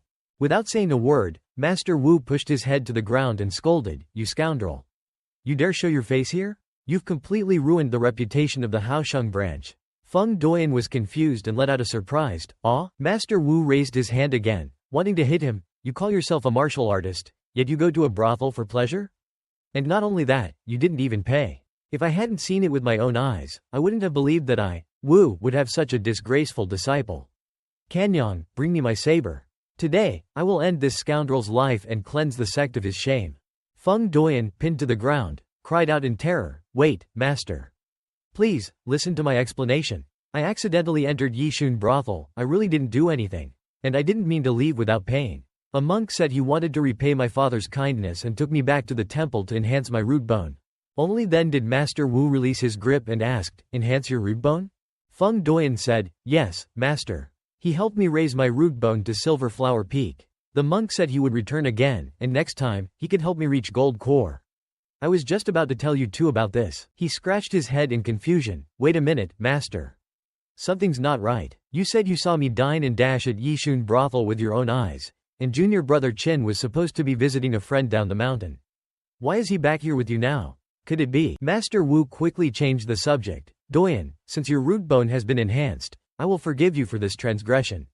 Let's never speak of this again." Qin Kanyang chimed in, patting Feng Duan's shoulder. "Master is right. Brother Feng, don't you agree?" Feng Duan had no choice but to reply, "Yes," but he couldn't shake the feeling that something was amiss. In their room, Master Wu said, "You've both made great progress lately, I'm very pleased. However, the current situation is volatile, and a great war is imminent. Therefore, there are a few things that I feel it's time to tell you. First, let me ask you, what is the highest realm of a martial art?" Feng Duan answered, "Perfection." Master Wu shook his head and said, "Wrong. Every martial art, from its creation to its transmission through generations, has undergone constant revisions. The forms of martial arts practiced today are not necessarily their final forms. Even if you achieve perfection, it is only the beginning of the true path. If you delve deep enough into a martial art, you will be able to unlock its true potential, surpassing even the limitations of perfection. You may even catch up to the footsteps of the creator, or even surpass them. This limit is endless, therefore it is called Infinite Realm." Feng Duan stammered, In Infinite Realm?" Master Wu nodded, his voice deep, "Indeed. I can confidently say that the Great River Technique has an infinite realm. I myself have reached it. But this realm is tremendously complex and profound, incredibly difficult to grasp, let alone describe. My understanding is finite. During my seclusion, I compiled some reflections on the infinite realm of the Great River Technique. This is the Book of Infinity for the Great River Technique. Each of you take one. It may not be entirely accurate, you must rely on yourselves to truly comprehend it." Feng Duan squinted at the book suspiciously. "Master, are you sure you didn't scribble this down while tipsy?" Master Wu gave him a swift knock on the head. "You lazy bum. Complaining about copying the Great River Technique, but this Book of Infinity. You won't understand a single stroke until you reach perfection in the Great River Technique. It'll just look like gibberish to you." Nursing a bump on his head, Feng Duan listened to his master's scolding. "Get back to practicing the Great River Technique. Don't even think about peeking at this book of infinity until you reach perfection, just like your junior brother. Turning to Qin Kanyang, Master Wu said, Kanyang, besides me, you're the only one who can potentially reach the infinite realm. So, tell me, do you understand any of this? A little, Master, Qin Kanyang replied. It's truly the heart of the infinite realm. Seems complex and chaotic on the surface, but it's brimming with profound truths. However, even with your insights, Master, to truly master it and achieve success in cultivation. Master Wu patted his shoulder. No worries, just give it your best shot. As Qin Kanyang sat on his bed, cultivating, his system interface displayed his information. Name: Qin Kanyang. Identity: disciple of Haosheng branch, Helan clan root bone. Gold. Next stage: Jade, 799 800s, martial arts. Great river technique. Perfection, ice silk armor, perfection, tranquil sun palm, grand perfection, swift fist, grand perfection, black leg, grand perfection, phantom shadow blade, grand perfection. Potential points: 6,447. The system chimed in, detected, Book of Infinity, for the Great River Technique. Can be used to upgrade Great River Technique to Infinite Realm. Consume 2,200 potential points? Yes. No. So even the infinite realm can be bought with potential points, Qin Kanyang mused. But 2,200 is a bit steep. Oh well, let's go for it. Closing his eyes, he commanded, Great River Technique, Infinite Realm, add points. Meanwhile, Feng Duoyan paced outside Qin Kanyang's door. This is no good, I can't make heads or tails of this. Maybe I should ask junior brother for help. Before he could knock, he heard a muffled thud from within. Pressing his ear against the door, he heard more strange noises, creaking, followed by another thud. Misinterpreting the sounds, Feng Duoyan thought with a grin, junior brother's got stamina. Even at this hour. Well, a martial artist needs to know moderation, but youth is a time for vigor and vitality. Turning away, he muttered, I shouldn't disturb him then. He certainly motivated me though. Gotta say, being single isn't so bad after all. Time to work on myself. Loud noises continued to emanate from Qin Kanyang's room. The system announced, Great River Technique upgraded to Infinite Realm. Exhausted, Qin Kanyang slumped to the floor. Finally done. The system interface reappeared, displaying his updated information. Name: Qin Kanyang. Identity: disciple of Haosheng branch, Helan clan root bone. Gold. Next stage: Jade, 799 800s, martial arts. Great River Technique, Infinite Realm, ice silk armor. Perfection, tranquil sun palm, grand perfection, swift fist, grand perfection, black leg, grand perfection, phantom shadow blade, grand perfection. Potential points: 4,247. Looking at his hands, Qin Kanyang thought, this system forced fast track to the infinite realm. Stuffing my head with so much information at once almost did me in. But I can feel it, this infinite realm is something else. My whole body feels invigorated. System, he asked, can ice silk armor be upgraded to Infinite Realm? Upgrading ice silk armor to Infinite Realm requires 2,400 potential points. Confirm? The system replied. No rush on that one, Qin Kanyang decided. What about Swift Fist? Upgrading Swift Fist to Infinite Realm requires 2,700 potential points. Confirm? Nope, not yet, Qin Kanyang declined. So it seems once one martial art reaches the Infinite Realm, others can follow, he mused. But without Master's insights, the cost is much higher. Flopping onto his bed, he said, that's enough cultivation for tonight. Can't rush these things. Better to keep these potential points for life-saving upgrades later. A thought struck him. System, can Great River Technique be upgraded further? Insufficient potential points. Great River Technique cannot be upgraded to Infinite Realm Level 2. There's an Infinite Realm Level 2? Qin Kanyang exclaimed. How many levels are there? And here I thought I had plenty of potential points, over 4,000. This is getting ridiculous. Forget it, for now. The next morning, someone knocked at his door. Junior brother Qin, coming, hold on. Qin Kanyang called out sleepily. Who is it at this ungodly hour? Opening the door, he saw his fellow disciple. Senior brother Fang. Fang held 2 jars of wine. Junior brother, it's past noon. Still sleeping? Came to invite you for some drinks and conversation. They clinked their jars together. Cheers. Qin Kanyang began to speak. So, senior brother Fang. Senior brother, you want to return to the Wuning courtyard? What about the deputy clan leader? You're not staying with him behind the mountain anymore? A shadow crossed senior brother Fang's face. You haven't heard? When the Wu Yu manor was destroyed, my master was sent to negotiate on behalf of the clan leader. He got caught in the crossfire, He survived, but was severely injured. Severely injured? Qin Kanyang exclaimed. Is he recovering behind the mountain? Senior brother Fang shook his head. Master has left the clan. The clan leader is urgently seeking another 4th-grade warrior to fill the position. The new deputy clan leader likely won't let me stay behind the mountain. But deputy clan leader was injured serving the clan. Qin Kanyang protested. To replace him so quickly seems rather heartless. Senior brother Fang sighed, rising to his feet. When Master parted ways with the clan leader, all he received were empty words of comfort. He understands his own worth now, and probably the clan leader's true nature. But with the Wangwin sect looming over us, the clan leader is desperate. I wanted to follow and care for him, but he refused. So, I'm going to settle down at the foot of the mountain, alone. He left with his injuries and burdens. Qin Kanyang sighed. We had a chance encounter on the chessboard, never thought fate would be so cruel. To think a 4th-grade warrior like deputy clan leader would face such a fate. Senior brother Fang reached into his pocket. Actually, before leaving, Master mentioned you. He asked me to give you something, said it would be very beneficial. That's why I sought you out. Looking at the pills in Fang's hand, Qin Kanyang asked, These are for me? Indeed, Fang replied. They're called Golden Destiny pills. He explained, these are specially concocted by my master. They can significantly boost a 2nd-grade warrior's cultivation, even allowing them to break through to the 3rd grade. Not unheard of. However, he warned, they require an exceptionally strong root bone.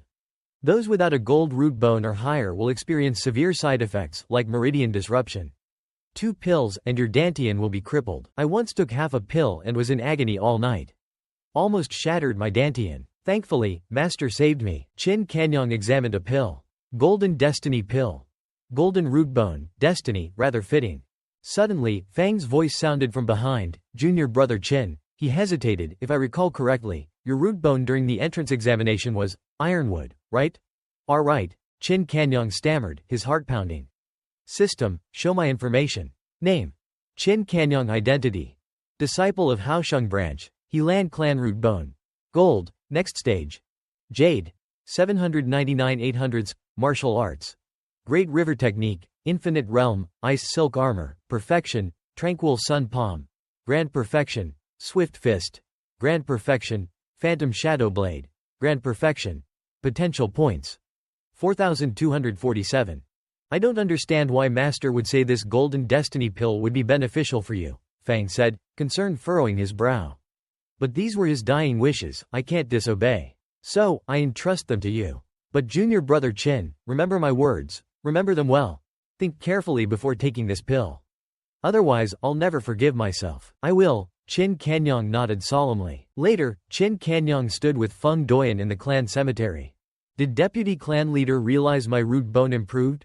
Qin Kanyang wondered. No, that's impossible. Root bones can't be seen with the naked eye. Junior brother, Feng Doyan said, what are you thinking about? It's a shame about senior brother Fang. Who would have thought the deputy clan leader would be dismissed like this? Indeed, Qin Kanyang sighed. Fate is a fickle mistress. Sometimes I wonder if personal effort truly matters.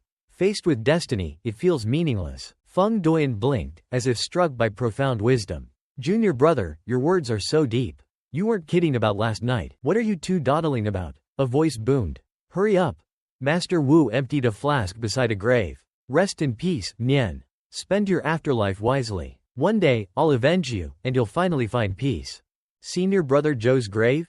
Qin Kanyang asked, recognizing the inscription. The clan was told his body was found in the earth-fathomed beast's lair, presumably killed by the beast. Master Wu explained, his voice heavy.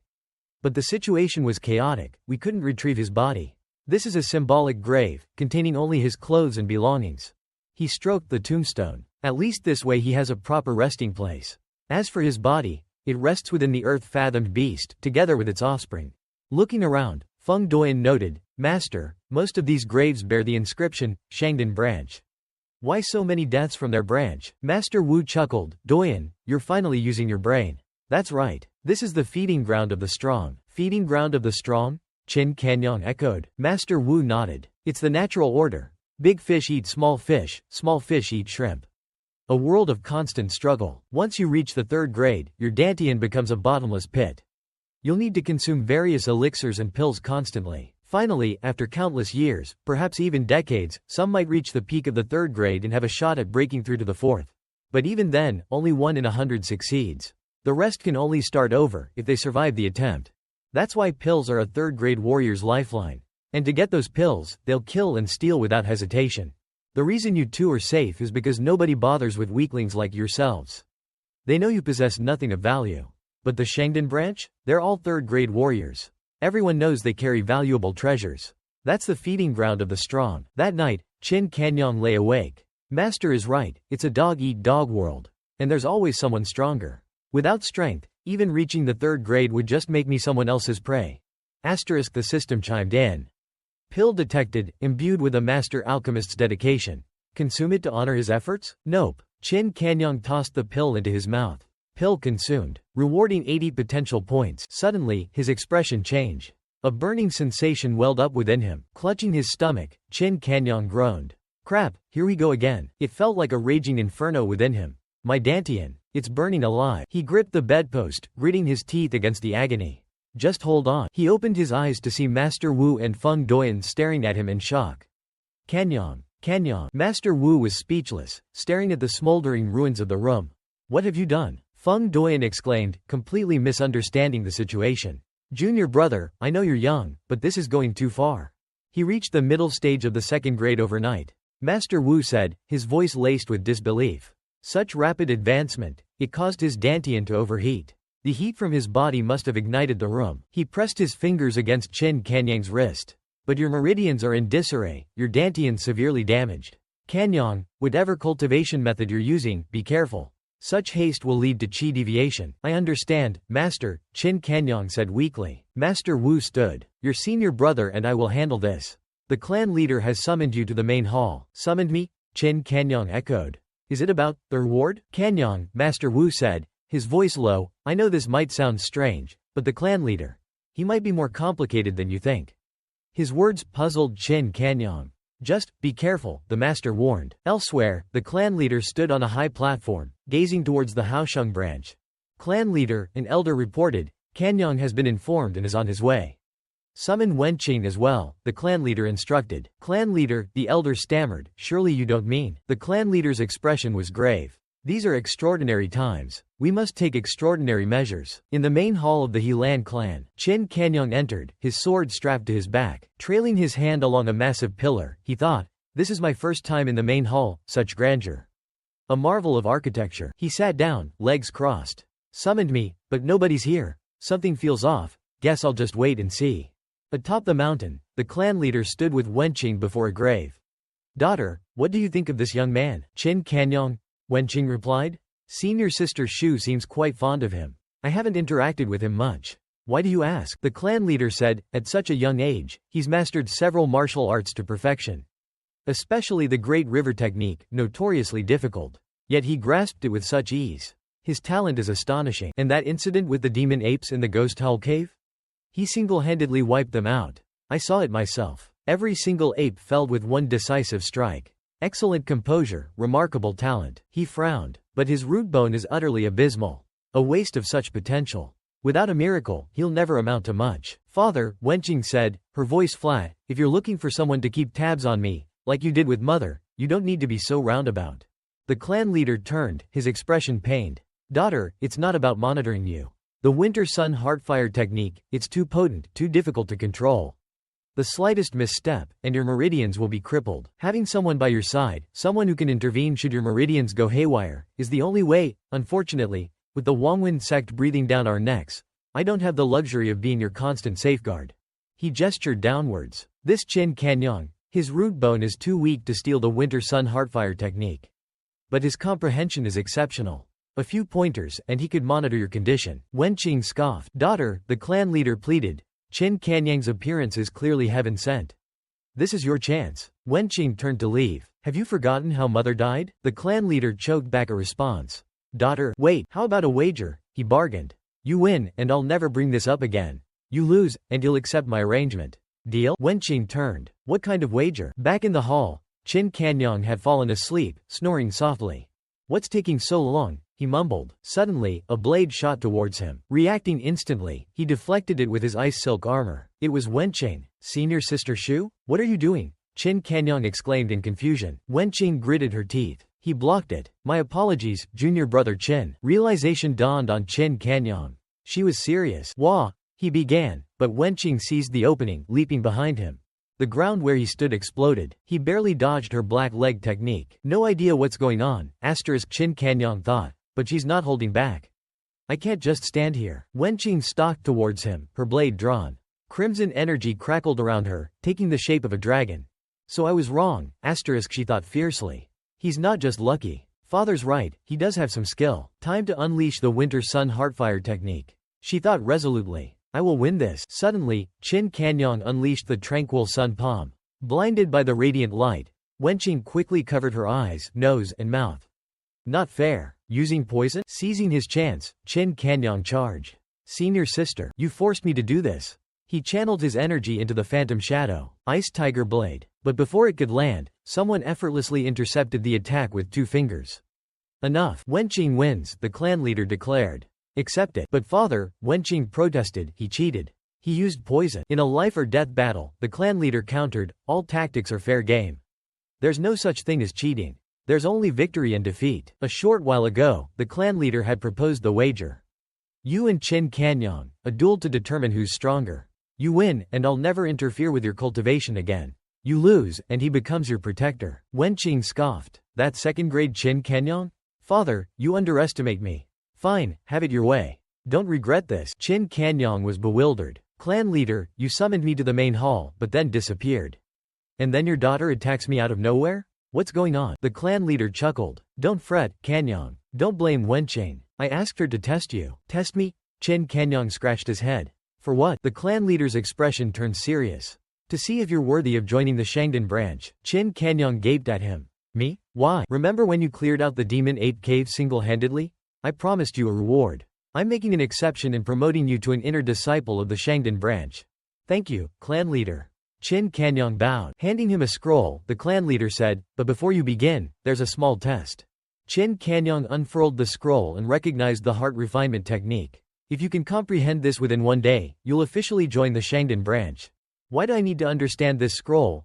Chin Kanyang wondered. It's just a test to enter the Shangdan branch, though this mental cultivation method seems to enhance true energy perception. The clan leader continued, also, here's a spirit gathering stone. It's the treasure your senior sister used during her second-grade training. It can gather the essence of heaven and earth, extremely beneficial for second-grade warriors.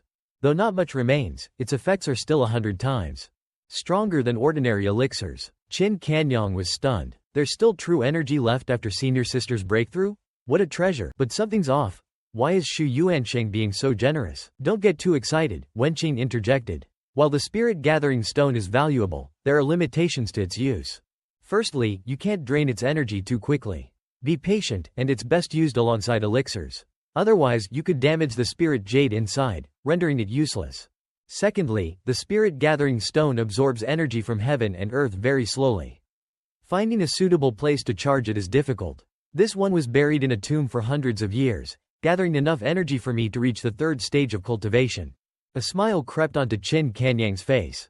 Think of it like a power bank. High energy conversion, directly supplying true energy to a warrior's dantian without side effects. The downside is it can't be quick charged, and it charges slowly. The clan leader and his daughter stared at him in bewilderment. Go and study the heart refinement technique, the clan leader finally said. If you can master it, come to the main hall tomorrow at this hour. Understood, Chin Kanyang replied. Returning to his makeshift tent, his room was still a burnt-out mess after the Golden Destiny Pill incident. He showed the spirit-gathering stone to Master Wu. A true treasure, the master acknowledged, examining it. Though its energy is somewhat depleted, it's still a boon for a second-grade warrior.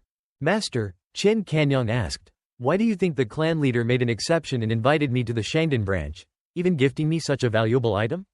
I can't figure it out. I don't understand his motives. Master Wu smiled faintly. You're not as slow as I thought. The clan leader is exploiting your naivete. His voice turned grave. Wenqing is practicing a secret technique, and she desperately needs protection. You, with your weak strength but keen perception, with a little training, you can sense energy fluctuations and act as her shield. Who else would he choose, if not you? Realization dawned on Chin Kanyang. That's why I was asked to learn that technique. Master Wu stood. The reason the Helan clan stands strong is because of its unwavering harmony. But the only ones who truly know the full story, The inner workings of the clan are the clan leader and his daughter.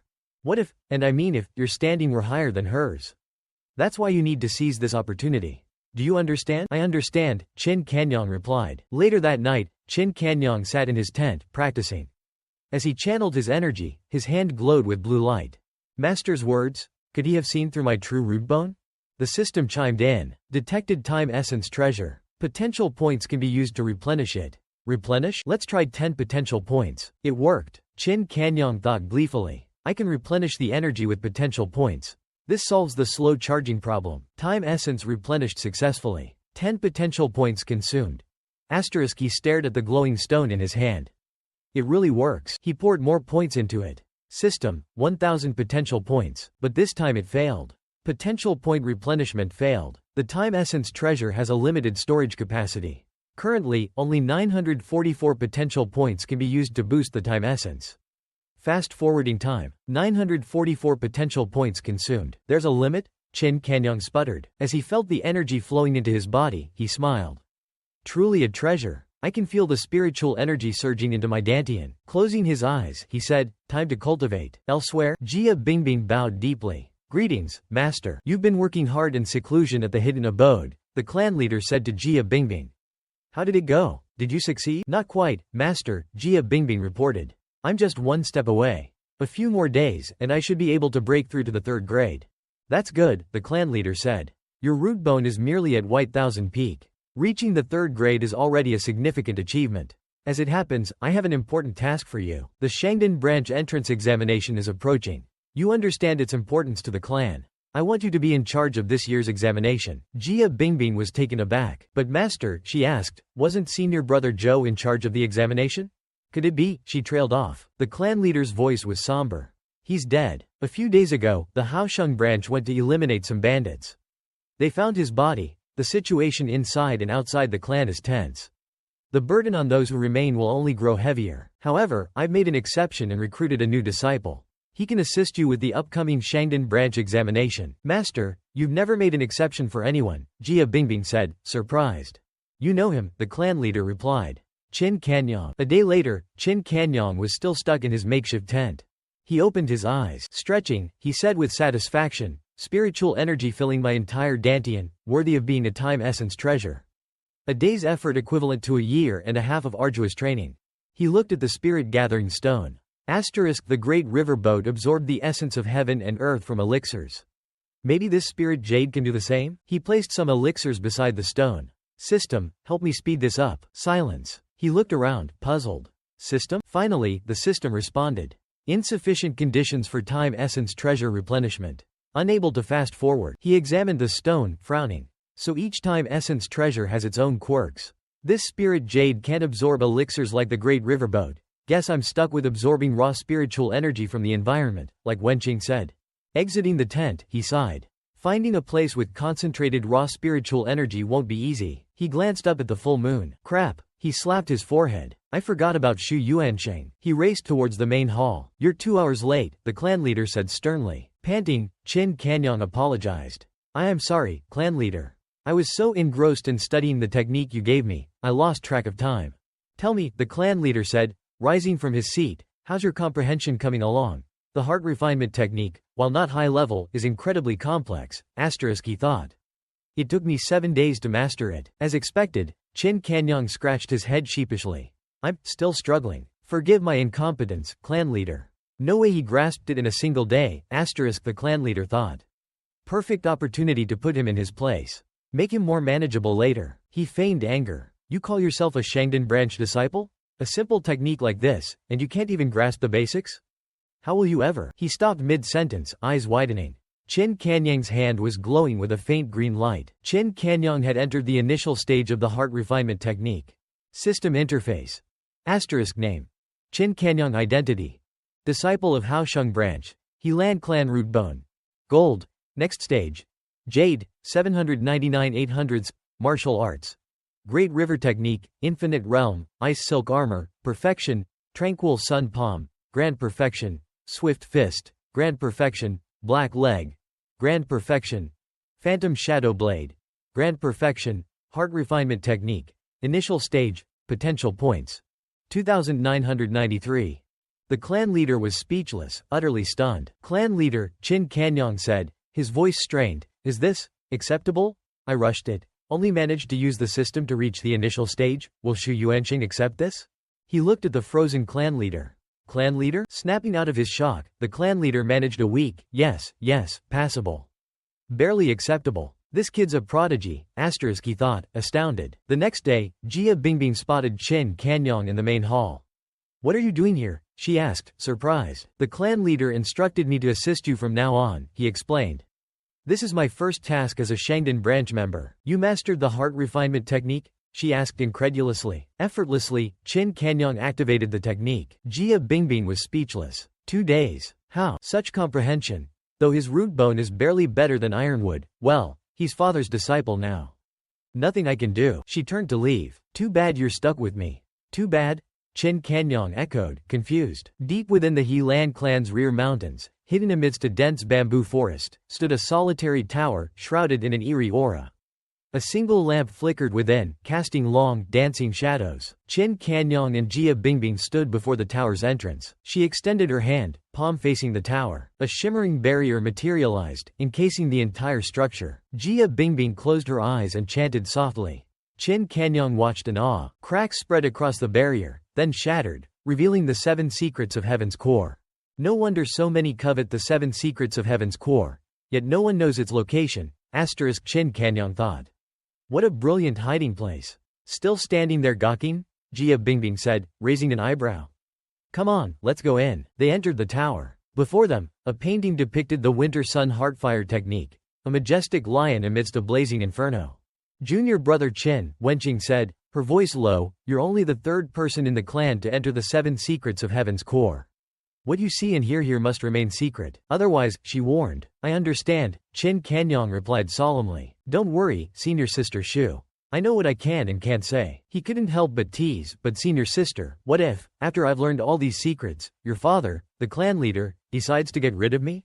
You know, kill me to ensure my silence? Doesn't that often happen in those adventure novels?" Xu Wenqing burst out laughing at his words. "What are you even thinking? Silencing people? Don't worry, my father wouldn't do that. You're the one who's been reading too many of those silly adventure novels." Chin Kanyong chuckled. "Oh, right. Can't exactly tell her I read it in the novel I transmigrated from."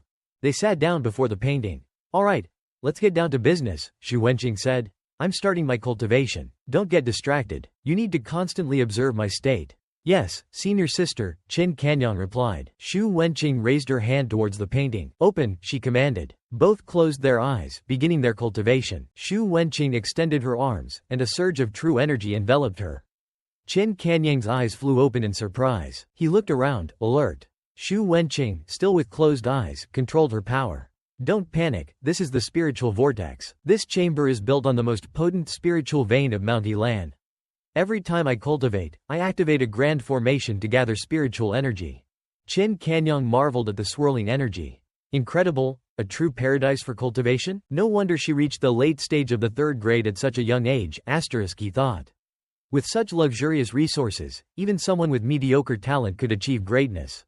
Junior brother Chin, Xu Wenqing said, "While I'm in seclusion, you must constantly use the heart refinement technique to observe my condition. If you sense any abnormalities, any signs of reaching my limit, try to intervene." With those words, she extended her hand, initiating the first step of her seclusion. A blinding light erupted from her palm. System notification. Detected spiritual vortex. Time essence treasure can be replenished. Use potential points to accelerate time essence? Chin Kanyong clenched his fist excitedly. Such a fast charging opportunity. It's here. System notification. Accelerating time essence. Time essence treasure gathering energy. 1,550 potential points consumed. Something caught Chin Kanyang's eye. "Wait," he said, confused. "Why is her hand just stuck there?" Xu Wenqing remained motionless, her hand frozen in midair. "I see," Chin Kanyong murmured. "This must be the true form of the winter sun heartfire technique, he thought. But the system didn't react, meaning it's incomplete. She knows how to manifest the true form, but it seems she can only reveal a fraction of its full power. With my ironwood root bone, I can't perceive the technique at all, so it's definitely not a defensive measure against me. It's more likely that she can currently only practice a small portion of the complete technique. At this rate, I only need to come here 3 more times to grasp the entire Winter Sun Heartfire technique, he thought gleefully. Xu Wenqing's expression suddenly twisted. Beads of sweat rolled down her face. Her eyes flew open. Something was wrong. Xu Wenqing gritted her teeth, enduring the pain. Sweat poured from her brow. Agony courses through me, she thought. But it makes me realize how precious these moments are, 1,000 times more valuable than gold. Don't interrupt, don't interrupt. Sensing her distress, Qin Kanyang stood up. Senior Sister Xu? Something's definitely wrong. My initial stage heart refinement technique is useless in this situation. Should I intervene? But is it the right time? System notification. Xu Wenqing experiencing martial arts backlash. 3 breaths from now is the optimal time to intervene. Assist? Qin Kanyang blinked. The system can do that? At that moment, Xu Wenqing felt herself reaching her breaking point. Trembling, she thought desperately, Junior brother Qin, help me. Help me. Suddenly, darkness consumed her. A bucket of cold water crashed over her. Isn't this how you interrupt? Qin Kanyang asked hesitantly. Well, yes, Xu Wenqing sputtered, drenched. But the heart refinement technique is meant for subtle interruptions. I'll remember that next time, Qin Kanyang mumbled. Looking at her soaked clothes, she sighed. But thank you. Your timing was impeccable. Impeccable is good, Qin Kanyang said, scratching his head. System notification. Perfectly timed interruption, making Xu Wenqing ecstatic. Rewarding 100 potential points. That evening, Qin Kanyang returned to his tent. Shirtless, he practiced the heart refinement technique. The spirit-gathering stone hovered above him. Slowly, the stone descended, emitting a pulsing white glow. Qin Kanyang rubbed his stomach. 7/10 full. I guess you could say I'm officially at the late stage of the 2nd grade. All thanks to buying my way up. Even my pants are from the system. Suddenly, Feng Duoyan poked his head into the tent. Junior brother. Big news. The scene was awkward to say the least. Qin Kanyang was about to take off his pants. They stared at each other, speechless. Excuse me. Feng Duoyan quickly backed out. Get back here, Qin Kanyang roared, grabbing him. Feng Duoyan clapped his hands together. I understand. Junior brother, you were cultivating. I thought you were rewarding yourself again. What? Rewarding myself? Qin Kanyang exploded. What kind of nonsense is going on in your head? You said there was big news. What is it? Did your father finally agree to let you marry? Feng Duoyan grinned. Marriage? That's nothing. The sect war in Yundong province, it's over. No more fighting. He clapped Qin Kanyang on the shoulder. Thanks to you, junior brother. You wiped out those demon apes, giving us all those demon ape cores. Demon ape cores? Qin Kanyang asked, confused. A few days ago, Feng Duoyan explained, the clan leader acquired a piece of void fragment jade. He used it as the core of a formation, along with 900 demon ape cores, to create a grand formation. Capable of teleporting people across thousands of miles. Teleportation? That's invincible, isn't it? Qin Kanyang said, awestruck. There are limitations, Feng Duoyan said. Only a 5th grade warrior can tear through the void. In other words, only the clan leader can use this formation. He entrusted the formation keys to 8 other 5th grade clan leaders in Yundong province. So if the Wangwin sect attacks any of them, they can teleport to each other's aid. The Wangwin sect's 6th grade clan leader is powerful, but against 9 5th grade clan leaders combined, he'd be outnumbered. Amazing, Qin Kanyang said, impressed. The Wangwin sect disrupted the balance, but the clan leader formed a defensive alliance using teleportation. Of course, Feng Duoyan puffed out his chest. Our clan leader is now the alliance leader. The Helan clan's future is bright. Lost in thought, Qin Kanyang remained silent. Flashback. Qin Kanyang and senior brother Fang, sharing drinks. The whole clan is celebrating the clan leader becoming the alliance leader, Fang said, raising his cup. Saving the sect? Who remembers my master now? Let's not dwell on it. Junior brother, how's your preparation for the exam going? That's what I wanted to talk to you about, Qin Kanyang replied. A sneering voice interrupted them. Still in the mood to drink? The newcomer arrogantly propped his feet on their table. The new deputy clan leader's arriving soon, Miao Dong said, looking down at them. You think you can keep sucking up to him like a dog and stay here? Dream on. Get your feet off the table, Qin Kanyang said coldly. Miao Dong sneered. Look who it is. The ironwood trash. Pulled off something lucky in the ghost hole cave and now you think you're hot stuff? Qin Kanyang's hand tightened around his sword hilt, barely restraining himself. Senior brother Fang rose to his feet. Miao Dong, I'm leaving soon, but you came here specifically, do you want to serve me? I'm not interested, so you're bitter? Is that it? Miao Dong sputtered. You. Too enraged to retort, he kicked their table over. The table shattered. Just you wait, Miao Dong snarled, turning away. Once I join the Shangdan branch, I'll deal with you. What a jerk. Qin Kanyang fumed. Should have just cut him down. He's just a petty nobody, Fang said dismissively. But he looks familiar, Qin Kanyang mused, rubbing his chin. He's Miao Dong from the Wuning courtyard, Fang explained. When my master was in charge of the Shangdan branch exam, he'd loiter outside our door every day. You might have seen him then. I know him well. A sycophant. He'll fawn over you when he needs something, then stab you in the back the moment he doesn't. That kind of person claims he'll join the Shangdan branch? Who gave him that confidence? Qin Kanyang scoffed. The thing is, Fang said, he actually might succeed. Don't you know the details of this year's exam? No, Qin Kanyang said, hesitant. Flashback. 3 days earlier. Master, Jia Bingbing said, surprised. Did you say they're removing the spirit ceiling formation for this year's exam? That's right, the clan leader replied. This year, the final stage will be held in the 10,000 Armies cave. Before the exam, disciples will undergo root bone assessment. Those who meet the Silver Flower Peak standard and are at least at the late stage of the first grade can participate. Then they go out on missions, but those missions are time-consuming, sometimes taking a month without results. And they're dangerous. Disciples die every year. This year, they won't be going out. Everyone will cultivate within the cave, refining spiritual energy and battling each other. The one who refines the most spiritual energy in one day wins and joins the Shangdan branch.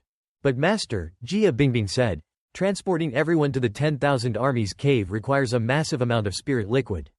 Even with a formation gathering spiritual energy, the amount needed to sustain it. I've made arrangements, the clan leader assured her. The formation keys weren't given out for nothing. Spirit liquid from the other sects is on its way. Only you and the branch leaders know about the exam's details, he said. Understood, Master, Jia Bingbing said. Back to the present. Asterisk, senior brother, how did you learn about the exam? Qin Kanyang asked. Fang waved his hand. There are no secrets in this world. We just pretend to be in the dark. So Miao Dong, he has a talent for quickly refining spiritual energy? Qin Kanyang asked. Isn't that cheating? Not cheating, exactly, Fang said. Miao Dong's ancestor had a unique talent and caught the eye of a master. He learned a special formation technique. He took a swig of wine. That gathers spiritual energy and aids in refining true energy. So not only does Miao Dong have a guaranteed win, he can even share his gathered energy with others.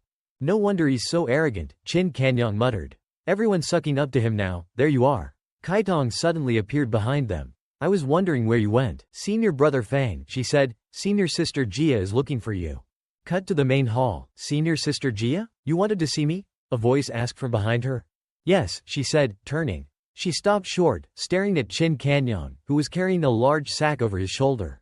Memories flooded back. Senior sister, Xiao Jia had said, pointing, look at his clothes. He must be from the clan's maintenance department. Asterisk, they were watching Qin Kanyang helping with. Thank you so much, the father and daughter said. We're very grateful. A maintenance worker willing to help others, Jia Bingbing commented. Such people are rare these days. I have a feeling, Xiao Jia said suddenly, that he might become a powerful warrior someday. Jia Bingbing let out a confused, huh? Didn't senior sister say good deeds are always rewarded? Xiao Jia explained. Jia Bingbing chuckled. Xiao Jia, remembering the scene, a smile crept onto her face. You're right. Seeing her unexpected laughter, Qin Kanyang was puzzled. Nothing, just remembering something amusing, Jia Bingbing explained.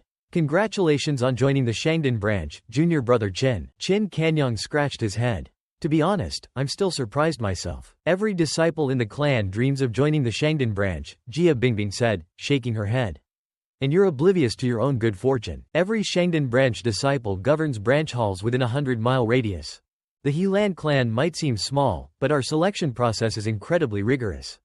We have a vast network of influence. Besides our disciples, many smaller sects pledge allegiance to us. These sects rely on our branch halls for guidance and support. You'll be the leader of those smaller factions. Her voice turned serious. To put it bluntly, if you're unhappy with a sect, you can reduce them to ashes overnight. In contrast to her intensity, Qin Kanyang simply said, I see. Their usual friendly interactions masked her true nature, asterisk he thought. She's terrifying when she's serious. Anyway, Jia Bingbing continued, you'll learn these things eventually. The reason I called you here is something important. The entrance examination is about to start. You know about it, right? Of course, Qin Kanyang replied. But that doesn't concern me anymore. It does concern you, Jia Bingbing said. Master has decided. You'll be in charge of the examination. Qin Kanyang pointed at himself, dumbfounded. Me? Leaving Jia Bingbing, Qin Kanyang walked away, still in shock. Never thought I'd be examining others. Suddenly, a hand grabbed his sleeve. He turned around. Senior brother Qin, Kaitong asked, concern furrowing her brow. Did senior sister Jia say something upsetting?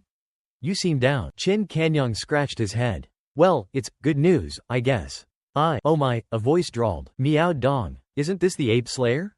Just saw you at Fang Yongli's place, and here you are again. The girl beside him feigned disapproval. Meow, you're being so mean, exposing him like that. My bad, Miao Dong said, pretending to apologize. I shouldn't interrupt junior brother Chin's good time. His tone shifted, turning oily. But joy shared as joy multiplied. Junior brother Chin, why not bring some more brothers along? Kaitong bristled at his words, but Chin Kanyang merely scoffed. You two are idiots. One of Miao Dong's companions shouted, what are you laughing at, Chin? I'm laughing at your stupidity, Chin Kanyang replied calmly. You've messed with the wrong person. The wrong person? The man blinked. Who? Chin Kanyang said cryptically. His answer left them speechless. They burst into laughter. Junior brother Chin, Miao Dong said, wiping tears from his eyes. You clearly don't understand this year's Shangdan branch exam, do you? Know why everyone's siding with me? He boasted, because I'll not only join the Shangdan branch, I'll bring them along. Once I'm in, you and your little girlfriend can stay hidden in the clan forever. But if you dare step outside, he smirked. Well, I won't spoil the surprise. As they turned to leave, Miao Dong's companion said, just letting them go like this? What's the rush? Miao Dong replied. Once I'm in the Shangdan branch, the real fun begins. Kaitong looked at Chin Kanyang, worried. Senior brother, don't worry, Chin Kanyang reassured her. None of them will join the Shangdan branch. As for me, I'm surprised I got in myself. That night, in a brightly lit room, Miao Dong sat at a table, waiting. A hand landed on his shoulder. Same rules, a masked figure said. No turning around. Two important pieces of news. First, the clan leader has made an exception and allowed someone to join the Shangdan branch directly. That lucky bastard, Miao Dong muttered, envious. Wonder who pulled strings for him. And the second piece? The masked figure remained silent. Don't tell me, Miao Dong said, exasperated. I already gave you 3,000 taels. That was for the first piece, the figure replied. This one's even more valuable. Now, Miao Dong sighed, resigned. Fine.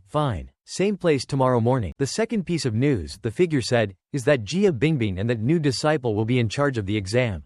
Jia Bingbing, Miao Dong mused. Stubborn as a mule. Not easy to deal with. But that new disciple, that's an opportunity. Who is he? I only deliver information, the masked figure replied. Investigating people isn't my job. Can you at least help me contact this new disciple? Miao Dong pressed. That's a bit risky, the figure drawled.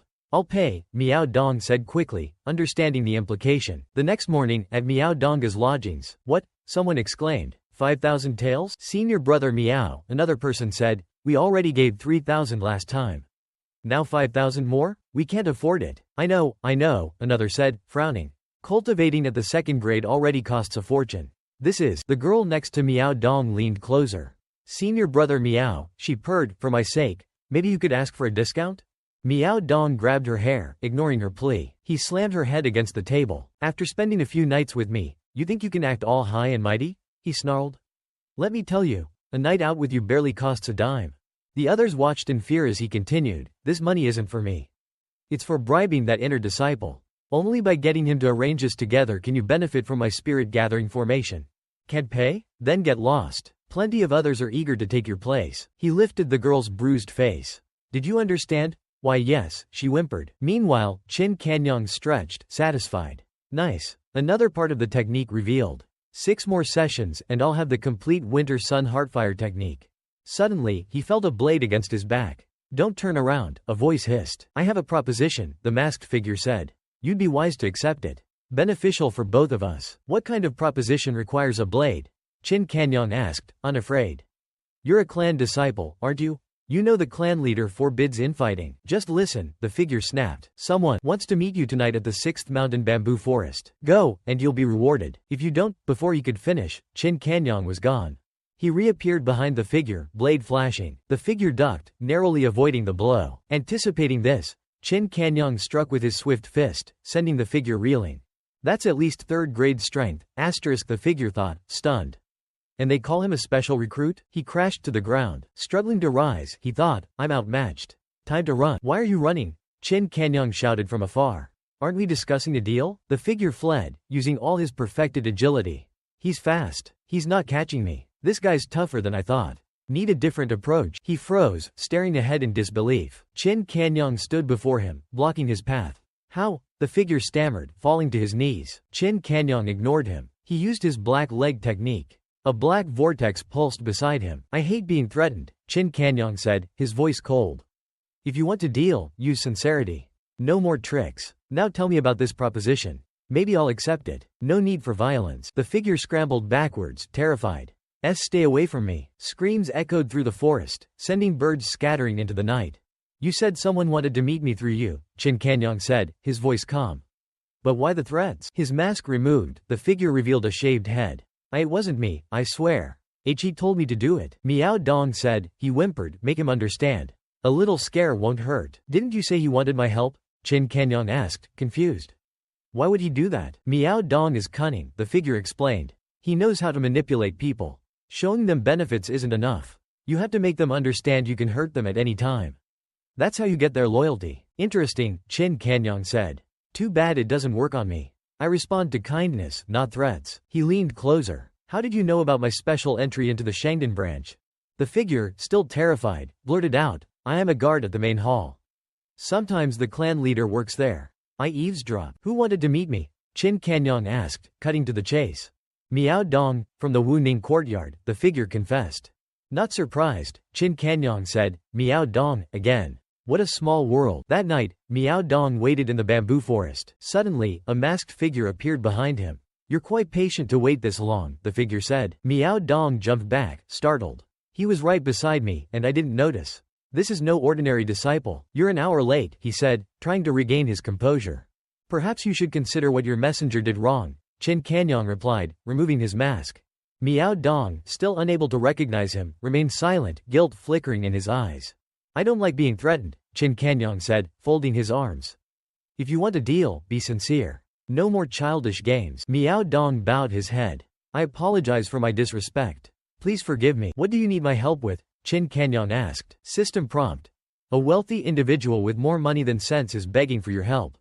Do you accept? You seem like a straightforward person, Miao Dong said, cutting to the chase. I want the most advantageous position in the 10,000 Armies cave. The spot with the most concentrated spiritual energy. And I want 5 of my fellow disciples surrounding me. That's not difficult, Qin Kanyang said. But, Miao Dong quickly produced a bag of silver. Of course. 3,000 taels here. Please accept it. Qin Kanyang didn't take the money. 3,000 is enough, he said, his voice chilling. But once I'm threatened, I can't breathe. Only the smell of 8,000 taels can revive me?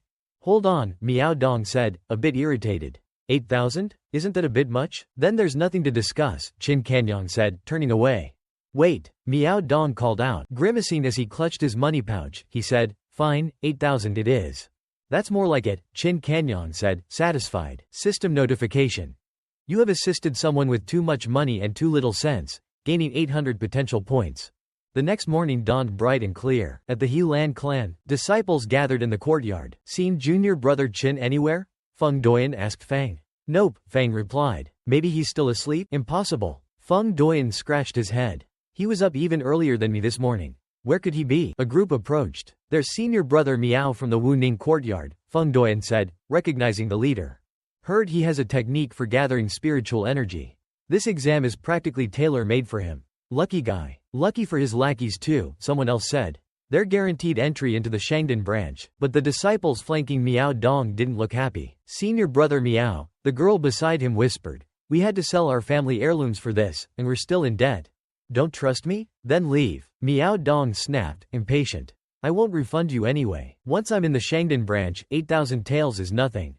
I'll earn it back tenfold. Of course, senior brother Miao, the others mumbled. He spotted Feng Doyan. Senior brother Fang, he said, approaching, this exam doesn't concern you.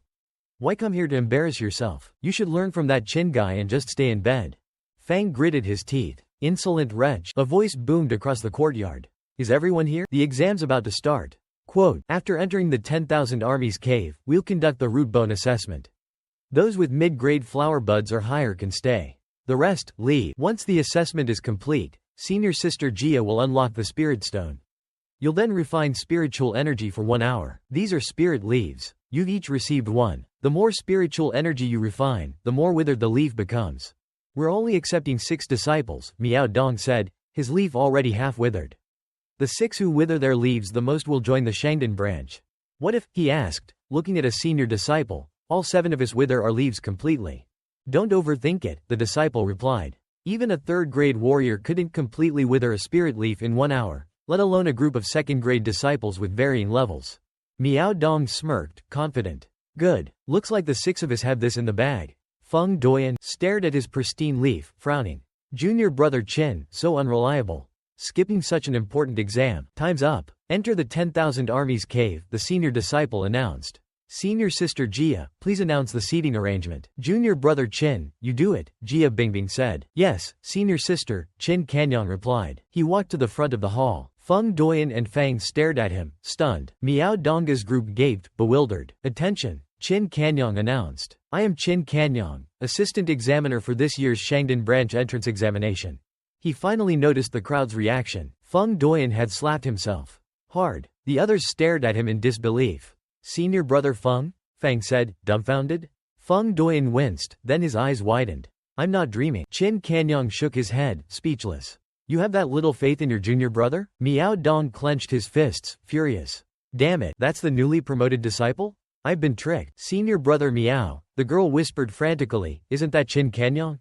He's the examiner. Our seats? Miao Dong exploded. Shut up, I paid. If he doesn't deliver, the bribe will be exposed. We'll all be finished. Alright. Listen up, Qin Kanyang announced. I'll call out your names. Enter the 10,000 Armies cave in that order and take your assigned seats. The disciples filed into the cave. He still gave me the best spot, Miao Dong thought. And my 5 disciples are around me. But seeing Feng Doyan and Fang seated in front of him, Miao Dong fumed. Those 2? What's going on? He took my money, but he's playing me. He's deliberately placing them where they'll benefit the most. Fang, understanding Qin Kanyang's intention, grinned. So that's it. Miao Dong wants to share his gathered energy with those 5, but he has to channel it through us. We're the ones who'll benefit the most. Feng Doyan stifled a laugh. Junior brother Qin is brilliant. I need to ask him later how he snuck into the Shangdan branch. Miao Dong panicked. There are only 6 spots. If those 2 accidentally outperform my disciples, 2 of mine will lose their chance. He gritted his teeth. Damn it, I've become Qin Kanyang's tool. Commencing root bone assessment, Qin Kanyang announced to Jia Bingbing. Senior sister, please activate the spirit measuring stone. Oh no, a disciple whispered, trembling. He clutched his chest, staring at the tree manifested before him. Low-grade silver flower, I'll never join the Shangdan branch. He glanced at the tree beside him, much larger than his own. It belonged to Feng Doyan, who was straining, pushing his energy to its limit. Silver flower peak. Just 1 step away from gold. Qin Kanyang observed him. So it's true about the monk enhancing his root bone. He's so lucky, always stumbling upon opportunities. Me? Nothing, he sighed inwardly. Root bone assessment complete, Qin Kanyang announced, raising his hand. Those below low-grade silver flower, please leave. He turned to Jia Bingbing. Senior sister, you can unlock the seal now. Fine, Miao Dong thought, gritting his teeth. Let them reap the benefits. I'll focus on channeling energy outwards. As for how much those 5 absorb, that's up to them. He glanced at his anxious companions. At least I'm keeping my promise, sort of. If they expose my bribe in desperation, we're all doomed. Suddenly, Qin Kanyang sat down behind him. You? Miao Dong sputtered, outraged. Qin Kanyang held up his spirit leaf. The spiritual energy here is quite potent, he said casually. I wouldn't want to miss out. Besides, I paid the exam fee. Fang, watching this, shook with laughter. That's our junior brother Qin. Feng Doyan gave Qin Kanyang a thumbs up. Jia Bingbing, watching from above, smiled. Is he being generous, or playing the long game? She wondered. He opened it up to all the disciples. If it were me, I wouldn't let even a tiny advantage slip away. Silence, she commanded, standing. 1 hour begins. She raised her hand, sending out a wave of energy. The spirit measuring stone released a surge of spiritual energy. Amazing, so much spiritual energy. Here we go. Miao Dong thought. He pressed his palms against the ground, and a formation appeared beneath him.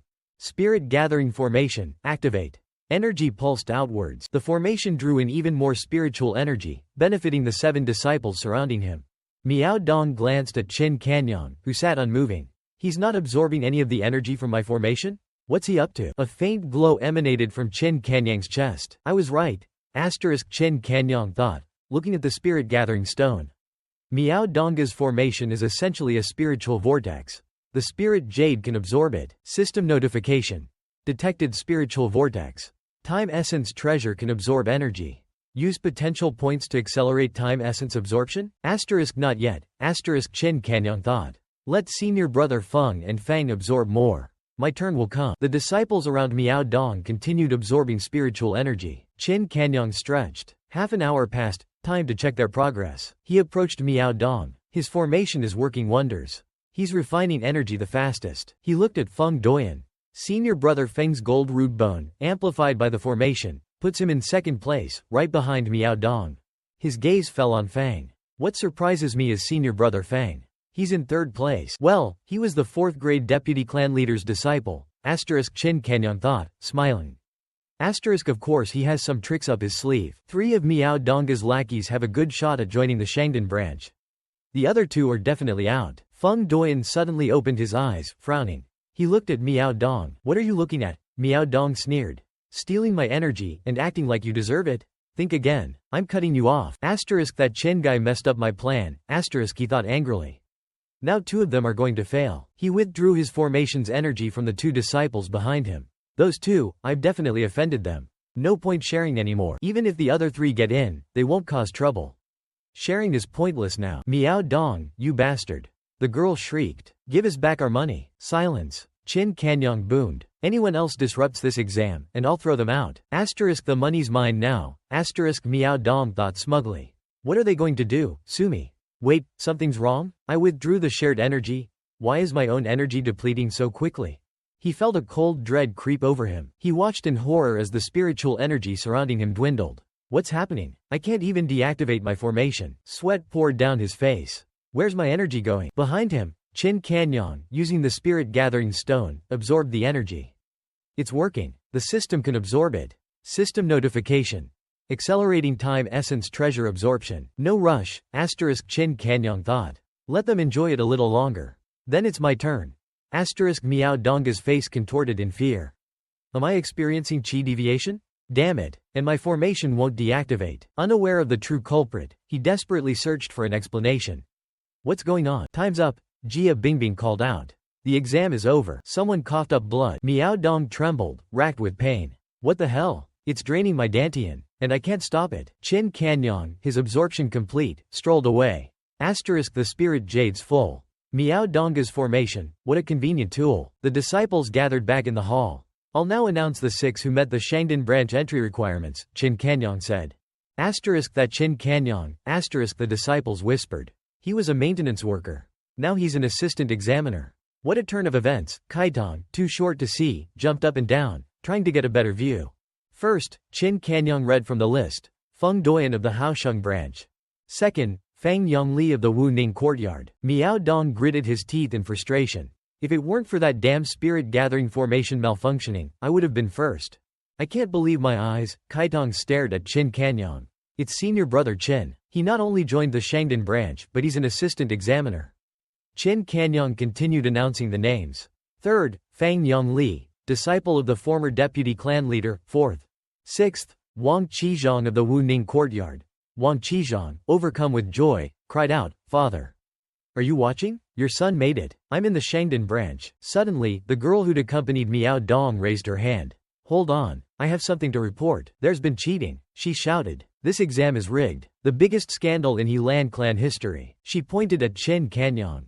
I accuse Assistant Examiner Qin Kanyang of bribery and abuse of power. He manipulated the results for personal gain. Stupid woman, you're asking for death. Asterisk Miao Dong thought, clenching his jaw. Junior brother Qin was chosen by the clan leader himself, Jia Bingbing said coldly. Don't slander him without evidence. Do you understand the consequences? To everyone's surprise, Qin Kanyang turned to Jia Bingbing. Senior sister, she's not lying. I did accept a bribe. Jia Bingbing's jaw dropped. Enforcers from the discipline hall have arrived. Someone announced. The girl rushed towards them. You're here for Qin Kanyang, right? I have proof. I have proof. Step aside, one of the enforcers said coldly. She clutched his arm desperately. Senior brother, I really do have proof. Please reinvestigate. The clan is corrupt. Quote. He shoved her aside, impatient. The enforcers marched forward. Miao Dong, come with us. Miao Dong stared at them, bewildered. Me? As they bound his hands, he continued to protest. Senior brother, why are you arresting me? He pointed at Qin Kanyang. You got the wrong person. I'm not Qin Kanyang, he is. Do you think we've made a mistake? Jia Bingbing asked coldly. She gestured to a man with a bruised and swollen face. You recognize this man, don't you? It was the masked figure. It was him, he blurted out, pointing at Miao Dong. Miao Dong of the Wu Ning courtyard. He forced me. Miao Dong stared, speechless. Miao Dong of the Wu Ning courtyard, Jia Bingbing declared, conspired with an outsider to obtain clan secrets. This is a grave offense. She looked at Qin Kanyang. Junior brother Qin accepted the bribe with the clan leader's consent. It was a trap to expose the spy. I was merely doing my duty, Qin Kanyang said, bowing. Junior brother Qin, Jia Bingbing continued, uncovered the truth during the exam and captured a clan traitor. He has earned great merit. Take him away, she ordered. Rest assured, senior sister Jia, we will deal with him accordingly, one of the enforcers replied. As they dragged Miao Dong away, he screamed, Qin Kanyang, you set me up. Just you wait, I'll get my revenge. Feng Doyan gritted his teeth. That bastard. Still thinking about revenge after all this? Revenge? Fang snorted. He betrayed the clan. He's finished. Senior sister Shu, Qin Kanyang said, my investigation revealed 5 others who conspired with Miao Dong and bribed me during the exam. They might not have committed a grave offense, Shu Wenqing said, but their actions won't be tolerated. Void their exam results. Hearing this, 2 of Miao Dong's accomplices collapsed, wailing, my money. It's all gone. Father, I'm ruined. The exam is over, Shu Wenqing declared. 10 days later, Qin Kanyang and Kaitong shared a drink in his Shangdan branch quarters. This wine, Qin Kanyang said, swirling his cup. It doesn't taste the same as before. Maybe you're not used to it yet, Kaitong said, refilling their cups. I like it. Qin Kanyang stretched. Helping senior sister Shu with her cultivation is exhausting. Oh, you mentioned another exam? Right, Kaitong said, snapping her fingers. They didn't fill all the spots, so the clan leader held a supplementary exam a few days ago. Zhao Liang, Zhou Kei, and Wang Qizhong made it into the Shangdan branch. The first 2, Qin Kanyang mused. I think I've met them. Suddenly, Feng Doyan burst in. Junior brother. Bad news. It's Fang. Come with me, quickly. To the main hall. Fang stood before Jia Bingbing, head bowed. Thank you for your concern, senior brother Zhao. But I've made my decision. You're a good disciple to care for your master, Jia Bingbing said. But finding him will be like searching for a needle in a haystack. Quote, I'll ask around, Fang replied resolutely. Heaven helps those with a devoted heart. I'll find master. I have faith. Feng Doyan, watching from the sidelines, whispered to Qin Kanyang, you're closer to him. Talk some sense into him. He's really leaving. Qin Kanyang sighed. It's no use. To him, loyalty means more than his future. I'm back, a voice boomed. Welcome back, deputy clan leader In Gao, someone called out. Qin Kanyang. In Gao laughed. Heard the Shangdan branch has new blood. All new faces indeed. You've worked hard, deputy clan leader In Gao, Shu Longjia said. Your return means, Zhao Zhij is gone? In Gao scowled. Don't remind me. The Wangwen sect sent a messenger demanding his return. Said Prince Luan is coming to Yundong. Those Wangwen bastards want the martial hall for themselves. In the future, leave these matters to Ding, he suddenly remembered. Speaking of Ding, he sighed. Clan leader, I heard Ding was severely injured and left the clan. Is it true? It's true, someone replied. That's his disciple. He just joined the Shangdan branch, and now he's leaving to find his master. In Gao looked at Fang, nodding. Foolish, perhaps, but a loyal heart. A good man. The clan leader stood. Let him go, he said. I wouldn't stop a devoted disciple.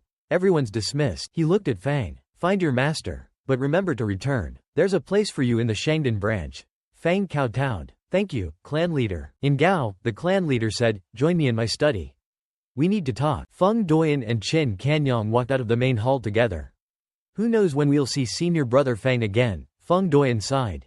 He's loyal to a fault, Qin Kanyang replied. If he's made up his mind, all we can do is support him. The clan will face many challenges soon, he said, his voice turning serious. Perhaps it's for the best that senior brother Fang, with his righteous nature, is away for now. By the way, he asked, who's this Prince Luan that deputy clan leader In Gao mentioned? You don't know? Feng Doyan exclaimed. Prince Luan is the late emperor's 6th son, the current prince of Zhongwu. He's different from that useless Prince Yun in the east. Decisive, ambitious. A few years ago, he was stationed at the southwestern border. Under his leadership, the southwest thrived. Many warriors achieved great feats. No wonder the Wangwen sect recalled Zhao Zhij as soon as they heard Prince Luan was coming, Qin Kanyang said, arms crossed. They're preparing. Asterisk in another room, the clan leader and deputy clan leader In Gao played chess. Asterisk. Do you know why Prince Luan is coming to Yundong? The clan leader asked. In Gao made a move. Isn't it because Prince Yun is old and wants to retire, so they're sending Prince Luan to replace him? That's just an excuse, the clan leader replied. I received reliable intel in the capital. Prince Luan is here for the Danuo Kingdom. The Danuo Kingdom? Ingao said, startled. We've had peace for over a decade. They want war? If there's going to be a war, the clan leader said, Prince Luan's first order of business will be to establish a martial hall, just like he did in the southwest.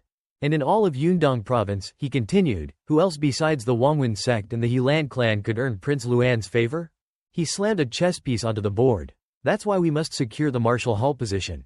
It's our chance to rise to the top. The next morning, Qin Kanyang and the others saw Fang Yongli off. To think the four of you would see me off, Fang said, touched. These years at the Helan clan haven't been wasted. I just happened to be passing by, Qin Kanyang started to say, but Kaitong interjected. He woke us all up before sunrise. He was the most eager one. Feng Doyan handed Fang a pouch. Senior brother, a little something from the four of us. Travel expenses. Please accept it. Fang opened it, revealing gold leaves. Thank you, he said, accepting it. I'll repay you all someday. Until then, Feng Doyan waved. Senior brother Fang, come back. We'll be waiting. Fang, tears in his eyes, didn't turn back. He raised his hand in farewell. At the Helan clan, the new deputy clan leader, Ni Jingfei, sat at a table, eating. We encountered rebels on our way from the capital. A man standing behind him explained. Delayed us by a few days. My apologies. Rebels? Shu Wenqing asked. Those new Heaven Army remnants again? Don't worry, brother Jingfei. I'm just glad you made it. And this is Pei Fengkong, Master's final disciple, the man said, bowing.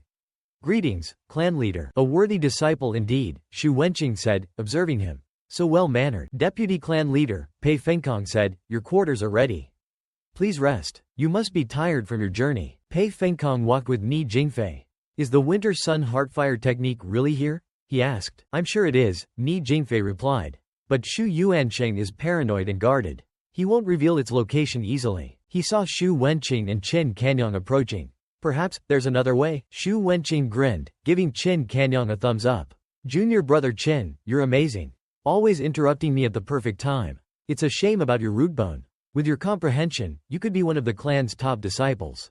There's nothing I can do about it, Qin Kanyang chuckled, playing along. I'm so close to the 4th grade. Shu Wenqing said excitedly. Just a few more sessions and I'll completely master it. Qin Kanyang nodded. 7 sessions down, 2 more visits to the 7 Secrets Chamber, and I'll have the complete Winter Sun Heartfire technique too. Shu Wenqing tripped over a loose brick. Oh no, not again. They braced for impact, but Pei Fengkong caught her. Are you alright, miss? I am fine, Shu Wenqing said, flustered. Who are you? We haven't met, have we? You have an excellent memory, Pei Fengkong said, laying it on thick. I'm Pei Fengkong. I accompanied my master to the Helan clan today, and was fortunate enough to meet you. His shameless flattery made even Ni Jingfei cringe. Ah, so you're Pei Fengkong. She smiled. Well, I must be going. Be careful where you step in the future. Pei Fengkong bowed and walked away. Even after he left, Shu Wenqing kept repeating his name. Pei Fengkong. Qin Kanyang, however, was more interested in the brick. Strange, could I be wrong? I sense faint spiritual energy around that brick. And traces of manipulation. Pei Fengkong, walking ahead, wore a smug, scheming expression. Shu Wenqing was happily engrossed in something. She was embroidering a handkerchief with a scenic design. Senior sister Shu. Startled by the sudden shout, she jumped.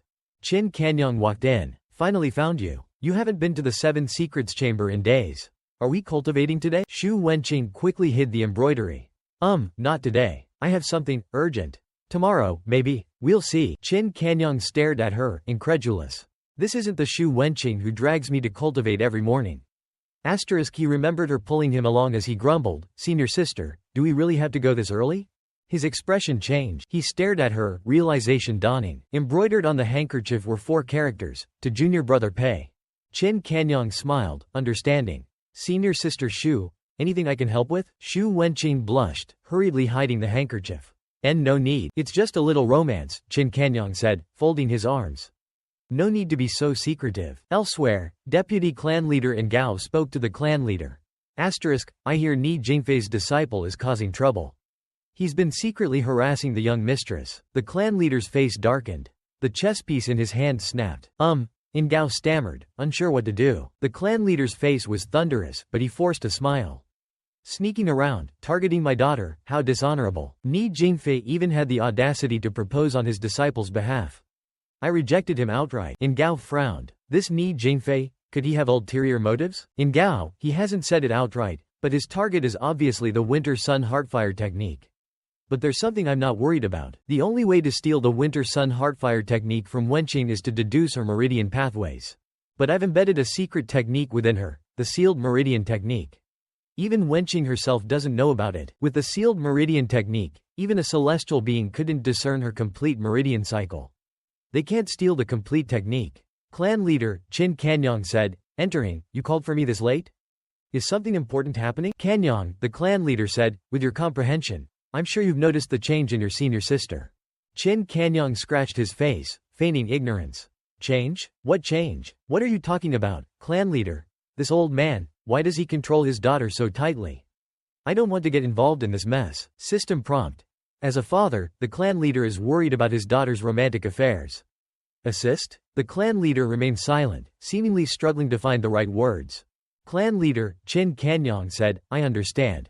Don't worry, I consider senior sister Shu's affairs my own. Just tell me what to do. Sorry, senior sister Shu, he thought. I'll handle it, clan leader, he said, bowing respectfully. The clan leader smiled, pleased. Good. I'll teach you an incantation to locate your senior sister. Don't let them be alone together for too long. Understand? Only, not too long, deputy clan leader In Gao said, surprised. That's unlike you. Be patient, the clan leader explained. Prince Luan is arriving soon. The martial hall is our priority. Ni Jingfei is just a pawn. I've heard Shu Yuansheng paid a high price to bring Ni Jingfei here because he's related to Prince Luan's steward. In Gao thought, worried. He's clearly trying to use Ni Jingfei's connection to secure the martial hall for the Yilan clan. That night, the cool breeze whispered romantic secrets. Pei Fengkong held the embroidered handkerchief. Senior sister, thank you. I love it. Shu Wenqing blushed. As long as you like it. I just added your name on a whim. Don't read too much into it. Pei Fengkong, looking pained, said, Senior sister, the truth is, I feel for you. But there's something you deserve to know about me. Junior brother Pei. He held out a jade pendant carved in the shape of a dragon. Shu Wenqing recognized it. My father once said each imperial family member has a unique token. Only their blood can activate it, revealing a special phenomenon. I'm not Pei Fengkong, he confessed. My real identity is Prince Luan's heir, Zhang Yuliang. Shu Wenqing stared at the pendant. This is no fake. This is a genuine imperial token, with the character, Liang, carved on it. He really is Zhang Yuliang. I traveled incognito with Ni Jingfei to help my father find a suitable location for the martial hall. He took her hand, making her blush. I was supposed to visit 10 sects in Yundong. Never expected to meet you at my first stop, the Yilan clan. Now, entranced by his words, Shu Wenqing murmured, Junior brother Pei. On a rooftop, bathed in moonlight. Qin Kanyang received a system prompt. Operation. Protect Wenqing's chastity has begun. Assist the clan leader in locating his daughter? He stood silently, expression unreadable. He raised his hand, his true energy forming a butterfly. The butterfly fluttered away, guiding him. Southeast, Qin Kanyang said, following the butterfly. Senior sister Shu, he muttered, rushing towards her location, blame your father for this. He reached the forest, but had lost her trail. Shu Yuansheng's incantation is pretty useless, he grumbled. Only gives a vague location. Where is she? He pulled something from his pocket. Good thing they gave this to me. It was the bird he'd received as a gift. Bird bro, he said, any sign of your kind with fluctuating spiritual energy nearby? The bird, drowsy, chirped weakly. Qin Kanyang smirked. I was thinking of helping you find a cute bird girlfriend. Instantly, the bird perked up, chirping excitedly. It soared into the air, leading the way. Other birds appeared. Qin Kanyang's bird communicated with its brethren, chirping out instructions in bird language. The birds obeyed, following close behind. They soared through the air. Qin Kanyang chased after them. Don't worry, bird bro, he said. I'll find you a girlfriend soon. The bird chirped happily. They landed on the roof of a pavilion. Here, Qin Kanyang said, catching up. Their mission complete, the birds dispersed. Qin Kanyang approached the pavilion. A barrier blocked his path. He recognized it. A concealment formation, he said. That's why the incantation couldn't pinpoint her. But why go through all this trouble? Inside the pavilion, Shu Wenqing was holding a vial of something. What is this, junior brother Pei? She asked, sniffing it. It smells wonderful. Do you like it? It's a special fragrance from the western regions. But it's not the most fragrant one. Oh, Shu Wenqing's eyes widened. There's something even more fragrant? The sweetest fragrance, Pei Fenkong said, leaning closer, is you, senior sister. I want my memories filled with only your scent. Entranced, Xu Wenqing leaned closer too, her heart pounding. Junior brother Pei. The inevitable was about to happen. They were about to kiss. Too easy. Pei Fenkong thought smugly. Just as planned. Senior sister, don't listen to him. A voice shattered the moment. Qin Kanyang hung upside down from the pavilion roof, startling them both. That fragrance is from Western merchants, he said. 10 taels a bottle. If you like it, I'll buy you a few. Humiliated and furious, Xu Wenqing sputtered, you. She fled the pavilion. Junior brother Pei Fenkong glared at Qin Kanyang. This concealment formation, it's a treasure I borrowed from master. Even a 5th grade warrior wouldn't find us. How did he? System notification. You have successfully protected your senior sister's chastity. Rewarding 500 potential points. Qin Kanyang continued to stare at Pei Fenkong. System notification. You have successfully made pretty boy question his life choices. Rewarding 100 potential points. That night, 2 figures sat on a rooftop. Zhang Wu is ambitious, Ni Jingfei said. His first act in Yundong will be to hunt down the New Heaven Army. He won't hesitate. He was the New Heaven Army's eastern commander. We must obtain the complete Winter Sun Heartfire technique and leave, quickly. I was so close, Pei Fenkong said, the New Heaven Army's deputy eastern commander, clenching his fists. That Qin guy, her lackey, ruined it. Next time I won't fail. Patience, Ni Jingfei cautioned. Xu Yuanqing sealed her meridians. He just didn't expect we have a countermeasure. But Xu Wenqing is a 4th grade warrior. We can only use the countermeasure when she's mentally vulnerable. Don't worry, Pei Fenkong smirked. Xu Wenqing has fallen for me. It's only a matter of time. Thank goodness we stole Zhang Yuliang's token from Prince Luan's real son. Xu Wenqing is probably dreaming of becoming a prince's wife. He looked at the jade pendant. Thanks to your royal blood, we could manipulate the token. She believed it without a doubt. His face darkened. I'll never forget how the emperor slaughtered my entire clan. If it wasn't for our steward switching me with his own son, I'd be dead. One day, he said, clenching his fists, I'll overthrow the dynasty and avenge my family. How many secret techniques has master gathered so far? He asked. 100, Ni Jingfei replied. 5th grade techniques for breaking through to the 6th grade are insufficient. The Winter Sun Heartfire technique is just an ordinary technique, but master has extraordinary talent. He'll create a perfect technique. Then we'll have the power to challenge the imperial court. A perfect technique, a 6th grade grandmaster, Pei Fenkong said, his eyes gleaming. Those so-called heroes in the martial world, Ni Jingfei sneered, are just a bunch of bandits squabbling over petty gains. He clenched his fist. Our New Heaven Army will change this era. Make it a better one. He stretched out his hand. This world will have a new ruler. In his room, Qin Kanyang sat on his bed, reviewing his system interface. Name. Qin Kanyang identity. Shangdan branch disciple. Helan clan root bone. Gold. Next stage. Jade martial arts. Great river technique, infinite realm. Ice silk armor. Perfection. Tranquil sun palm, grand perfection. Swift fist. Grand perfection. Black leg, grand perfection. Phantom shadow blade, grand perfection. Heart refinement technique. Initial stage, potential points. 3,793. Potential points. 41,524. Nice. Qin Kanyang grinned. That sudden flood saved so many people, and the system rewarded me generously. Getting out of bed, he stretched. But I can't break through to the complete Winter Sun Heartfire technique yet. 2 parts are still missing. Once I reach the 3rd grade, my true root bone will be exposed. Then I can't keep sneaking peeks at the technique. He picked up the spirit gathering stone. Absorbing high-intensity spiritual energy like this, I can only use it a couple more times, before this treasure breaks. Putting it away, he said, doesn't matter anymore. Once I'm 3rd grade, the spirit gathering stone will be useless anyway. He opened the door and stepped outside. Time to take care of business. Pei Fenkong and Xu Wenqing, the lovebirds, were perched on a tree branch, leaning against each other. Senior sister, Pei Fenkong murmured, after we marry, let's have many children, alright? 10 boys. 10 boys? Xu Wenqing pouted. Why only boys? Do you look down on women? This guy was a smooth operator. Senior sister, I just don't want to love any other woman besides you. Xu Wenqing blushed. Junior brother Pei, she murmured, touched. They leaned in for another kiss. This woman is so gullible, Pei Fenkong thought smugly, puckering his lips. Here comes the best part. Mwah, he kissed a hand. Huh? He opened his eyes in confusion. Qin Kanyang had intercepted the kiss. Why you? Pei Fenkong stammered, speechless. Junior brother Qin, Xu Wenqing said, annoyed, this isn't the first or second time. Isn't this a bit much? Senior sister, Qin Kanyang said, backpedaling, don't misunderstand. The clan leader didn't send me. I just want to ask junior brother Pei a few questions. He turned to Pei Fenkong, hitting him with the classic internet question. Junior brother Pei, if your mother and senior sister Xu both fell into the water, and you could only save one, who would you choose?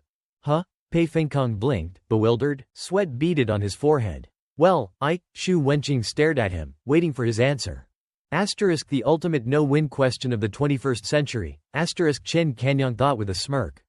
Let's see you get out of this one. Alright, it seems junior brother Pei can't answer that. Let's move on. Xu Wenqing frowned, clearly unhappy with the unanswered question.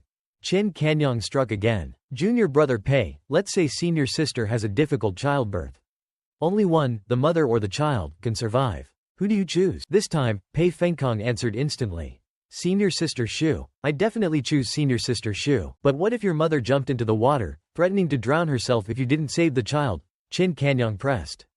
Who would you protect? Pei Fenkong faltered. What the hell is this? He thought, enraged. What kind of insane questions are these? Xu Wenqing sighed. Junior brother Pei Fenkong snapped. Drawing his sword, he pointed it at Qin Kanyang. Qin Kanyang, I'll kill you today.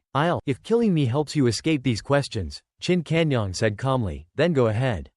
Consider it senior sister Xu misjudging you. Frustrated, Pei Fenkong stabbed his sword into a tree branch. Damn it. Pei Fenkong's persistent, Qin Kanyang mused, lying on the roof after the encounter. He's still meeting senior sister Xu after so many interruptions. Could it be true love? Junior brother Xu? A voice called out. Jiyu Bukong waved at him from below. Senior brother Jiyu, come have a drink. He held up a jar. Being in charge of a branch hall is busy work. No time to relax. I came to bring you something. Ancient flood dragon blood? Qin Kanyang asked, taking the jar. Guaranteed to improve your root bone, junior brother Qin. Jiyu Bukong said. Qin Kanyang scratched his head. I'd forgotten all about it. Sorry, junior brother, Jiyu Bukong said, flustered. It doesn't work on those who've already reached a certain level. You're already second grade, but the clan's recruiting new disciples. Maybe you can sell it to them and make some money. Thanks, senior brother Jiyu, Qin Kanyang said gratefully. This is still useful to me. He ushered Jiyu Bukong inside. Come, let's have a drink. I really shouldn't, Jiyu Bukong protested weakly. Later that night, Qin Kanyang addressed his two henchmen. Asterisk, did you remember what to do? Of course, Lao Hu said, puffing out his chest. A dark and stormy night like this. Just tell us who to take care of. Chu Zi nodded eagerly.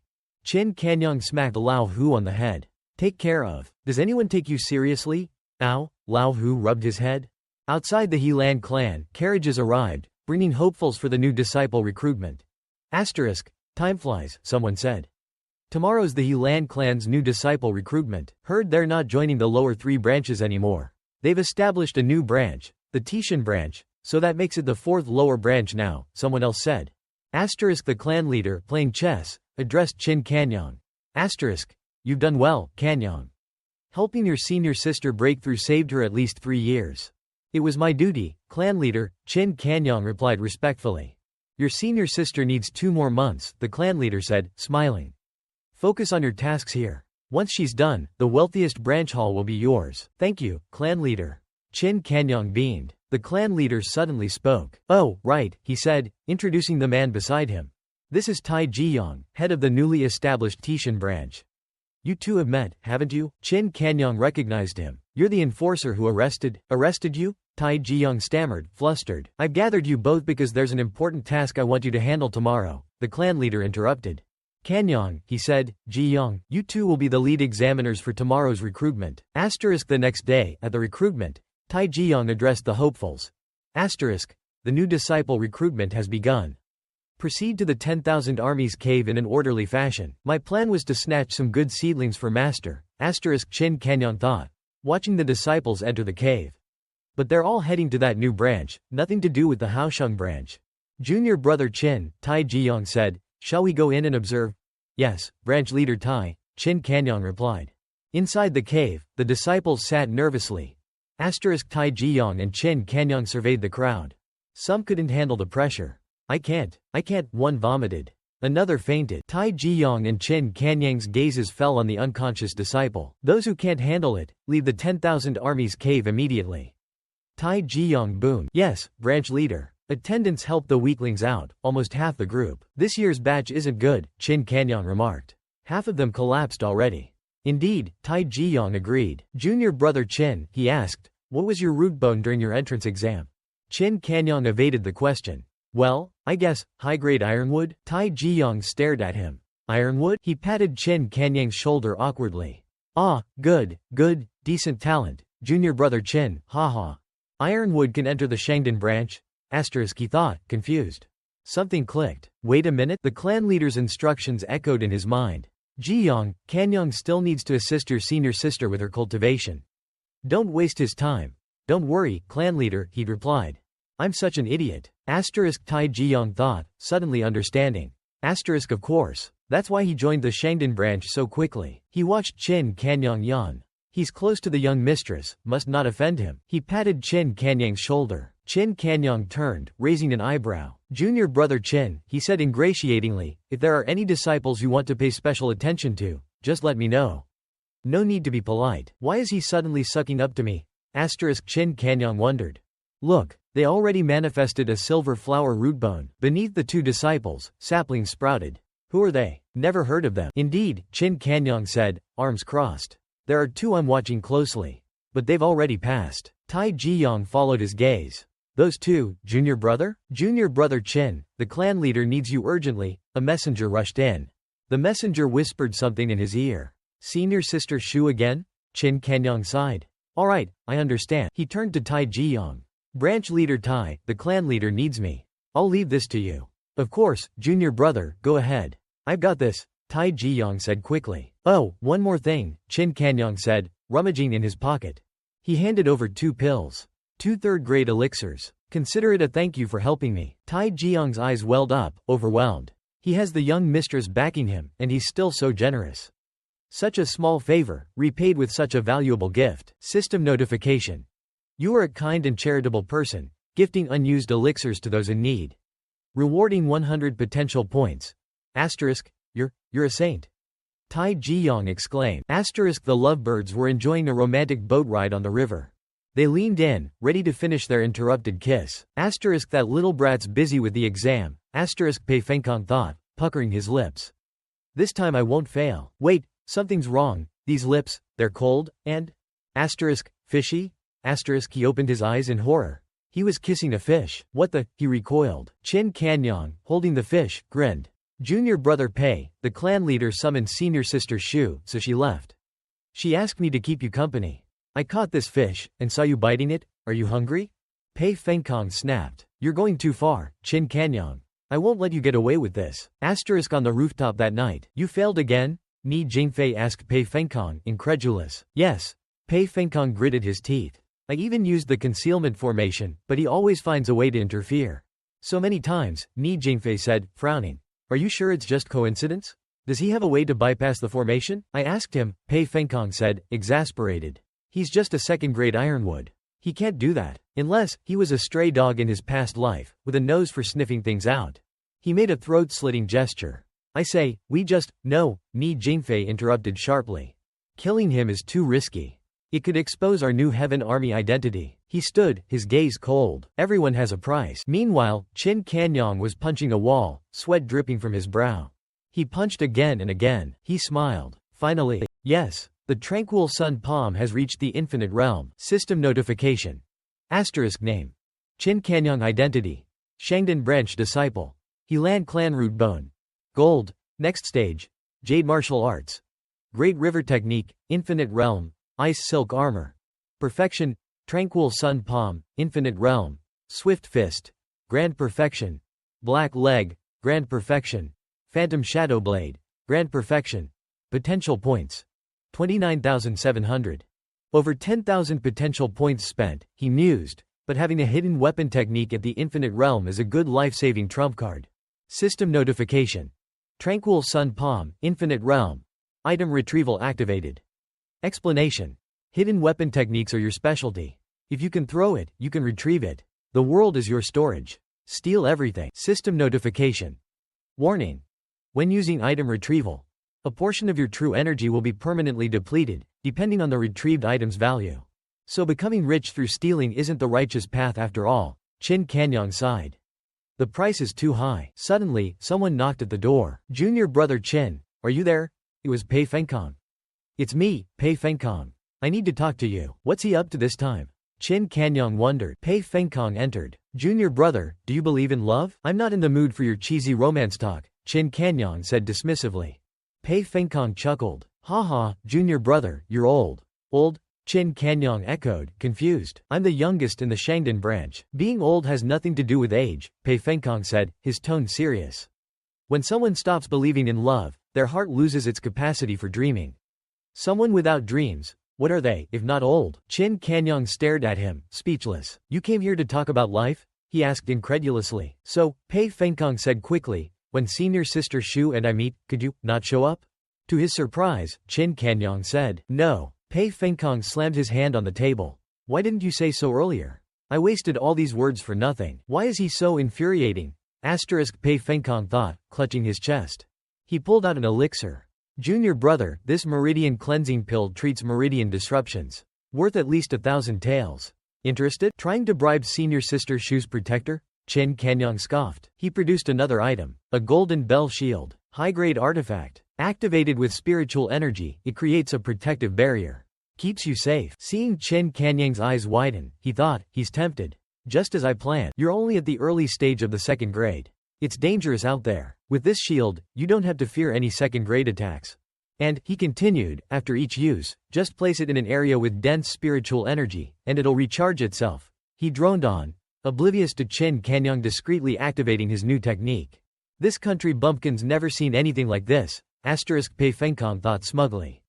He must be drooling. If I'm not mistaken, Qin Kanyang said suddenly, every time you use this golden bell shield, the spiritual energy inside depletes. And the recharge time? 3 years? 5? 10? This is a defective product, isn't it? You're bribing me with this? Pei Fengkong stared at him, his blood running cold. How does he know? He shoved some pills into his pocket.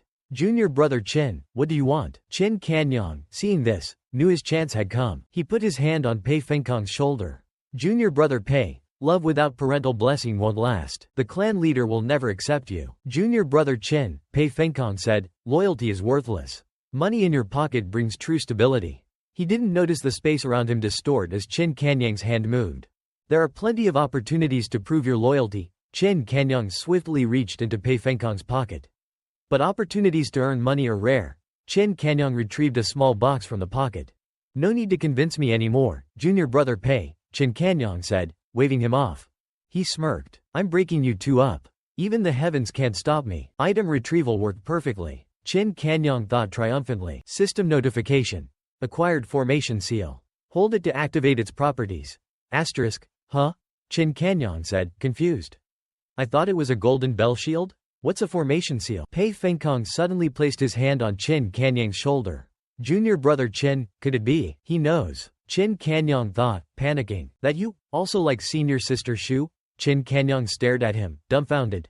Huh? Pei Fengkong grinned smugly. See? I knew it. Quote, well, Qin Kanyang stammered. What an unexpected conclusion, asterisk he thought, sweat dropping. But senior sister Shu? Not my type. He activated the item retrieval technique again. Got it, he thought, retrieving another item. This time it's definitely the golden bell shield. System notification. You have kindly helped someone dispose of a defective product. Rewarding 200 potential points. System notification. You have done a good deed and left without seeking recognition. Rewarding 100 potential points. Pei Fengkong, seeing his silence, clenched his jaw. You're looking at me like that, I was right, wasn't I? HMPH. Then there's nothing more to say. Pei Fengkong turned and stormed off. Farewell, he shouted, his voice tight with anger. I'll handle this myself. But junior brother Pei, Qin Kanyang called out, won't you stay a little longer? What a pity, he sighed. Later that night, Pei Fengkong paced back and forth, fuming. There are still so many treasures I haven't gotten from her. So that's it, Ni Jingfei said, his eyes narrowed. That brat's been blocking us all along. What do we do now, Commander? Pei Fengkong asked, anxiety creeping into his voice. Prince Luan's arrival is imminent. Ni Jingfei pondered, then said, we have no choice. We'll have to take a risk. We'll eliminate him. Oh, right, Pei Fengkong said. That golden bell shield, he saw through its flaws. It's useless now. You should take it back, Commander. Ni Jingfei took the pouch and opened it. Huh? Fenkong, he asked, frowning, where's the golden bell shield? And the formation seal? I put them in there. Pei Fenkong stammered, checking the pouch. They were just here. He turned pale. Did I drop them? No, that's impossible. The shield is one thing, Ni Jingfei said, his voice low and dangerous, but that seal, it's master's treasure. If it's lost, you understand the consequences. I'll find it, Pei Fenkong said, panic rising in his chest. I'll find it right away. He rushed out. At a tea house in Zhenwu town. Qin Kanyang sipped his tea. Pei Fenkong must have realized he's missing his things by now, he thought. But he'll never suspect I have them. A voice interrupted his thoughts. Kind sir, a woman purred, 10 taels of silver. I'll do anything you want. He glanced over. A group of women beckoned seductively. Come play with us, sir. We'll make you happy. 10 taels of silver for anything, huh? A mischievous glint appeared in his eyes. Wonder if it's a good deal to hire one to dig ditches. He slammed his hand on the table. Hey, you. He paused, overhearing a conversation at the next table. The Danuo kingdom broke the treaty and attacked, someone exclaimed. They're besieging Jichu city. Thousands of civilians are trapped. The Danuo general hates Prince Luan, another man said. He wants to provoke him by attacking Jichu. If he doesn't capture it within a day, he'll massacre the civilians. He's holding them hostage, challenging Prince Luan to a duel. Is it true? It is, the other man replied grimly. Many experts have gone to Jichu. Sounds like another bloodbath. Qin Kanyang listened, his expression turning serious. System notification. Do you wish to go to Jichu city and use your skills to save innocent lives? The notification repeated 3 times. First time the systems mentioned something 3 times in a row, Qin Kanyang said, his voice grave. This is serious. He tossed 3 gold coins onto the table. Waiter, bill. Is there a stable nearby? He asked the waiter. I'm in a hurry. Yes, sir, I'll show you. They arrived at the stable. This is the best horse I have, the stable owner said, leading out a magnificent steed. 500 taels of silver, no refunds. Think carefully, sir. I'll take it, Qin Kanyang said without hesitation. He looked at the horse with admiration. Such powerful energy, a fine steed. Hold on, a voice shouted. A young man, flanked by 2 attendants, strode towards them. The young man quickly mounted the horse. This horse is mine. Young Master Jin, the stable owner protested, I already sold it too. You dare disobey young Master Jin? One of the attendants roared. He needs this horse to reach Jichu city. If he's delayed, can you afford the consequences? He flung a gold leaf at the owner. The stable owner quickly pocketed it. Of course not, sir. Of course not, Qin Kanyang observed them. He's older than me, and already at the 3rd grade. No ordinary person. Did you reserve this horse? The young man, Jin, asked Qin Kanyang. I apologize. I had no choice. He tossed something at Qin Kanyang. Consider this compensation. This is, Qin Kanyang stared at the object in his hand. Jin spurred the horse, galloping away. Qin Kanyang stared at the object in disbelief. Candy? At a stable? In Zhenwu town? Safe travels, young Master Jin. The attendants called out, waving. Don't be offended, sir, the stable owner said to Qin Kanyang. That was Jin Qingyun, Grand Secretary Jin's nephew. The Grand Secretary was a powerful official. Even though he retired a few years ago, his influence is vast. We can't afford to offend him. He led out another horse. This one's not as fast, but it has great stamina. He held up 3 fingers. 300 taels. I'll take it, Qin Kanyang said, accepting the reins. He mounted the horse and rode out of the stable. I almost took the horse back, Qin Kanyang thought, riding at a leisurely pace. But then I reconsidered. That Jin Qingyun, he's going to Jichu city. He's 3rd grade. He could be useful. Now's not the time for infighting. He remembered the painting of the Winter Sun Heartfire technique. Besides, if I reveal my true strength now, Shu Yuansheng will get suspicious. I'll never enter the 7 Secrets chamber again. This time, I had to stay hidden. Miao Dong stormed off, muttering, HMPH. Fine, there's nothing left to say. He exited the room. Qin Kanyang sighed. Such a pity. Later that night, there's still so much I haven't gotten, Pei Fenkong said, pacing back and forth. That's it, then, Ni Jingfei said, his eyes narrowed. That brat's been our obstacle all along. What do we do now, Commander? Pei Fenkong asked, anxiety creeping into his voice. Prince Luan will be here soon. Ni Jingfei pondered for a moment. We have no choice. We'll have to take the risk. We'll eliminate him. Oh, right, Pei Fenkong said. That golden bell shield, he saw through it. It's useless now. You should take it back, Commander. Ni Jingfei took the pouch and opened it. Huh? Fenkong, he said, frowning, where's the golden bell shield? And the formation seal? Pei Fengkong froze. I put them in there, he stammered, frantically checking the pouch. They were just here. The shield is one thing, Mi Jingfei said, his voice low and dangerous. But that seal, it's master's treasure. If it's lost, you understand the consequences. Panic rising in his chest, Pei Fengkong said, I'll find it. I'll find it right away. He rushed out. At a tea house in Zhenwu town, Qin Kanyang sipped his tea. Pei Fengkong must have realized his things are missing, he thought. But he'll never suspect me. A voice interrupted his thoughts. Kind sir, a woman purred, 10 taels of silver. I'll do anything you want. Qin Kanyang looked over. A group of women beckoned seductively. Come play with us, sir, we'll make you happy. 10 taels of silver for anything, huh? A mischievous glint appeared in his eyes. Wonder if it's a good deal to hire one to dig ditches, he paused, overhearing a conversation at the next table. The Danuo kingdom broke the treaty and attacked. They're besieging Jichu city, a man exclaimed. Thousands of civilians are trapped. That Danuo general hates Prince Luan, another man said. He wants to provoke him. If he doesn't capture Jichu within a day, he'll massacre the civilians. He's challenging Prince Luan to a duel. Is it true? It's true, the other man confirmed grimly. Many experts have gone to Jichu. It's going to be a bloodbath. Qin Kanyang listened, his expression darkening. System notification. Do you wish to go to Jichu city and use all your skills to save innocent lives?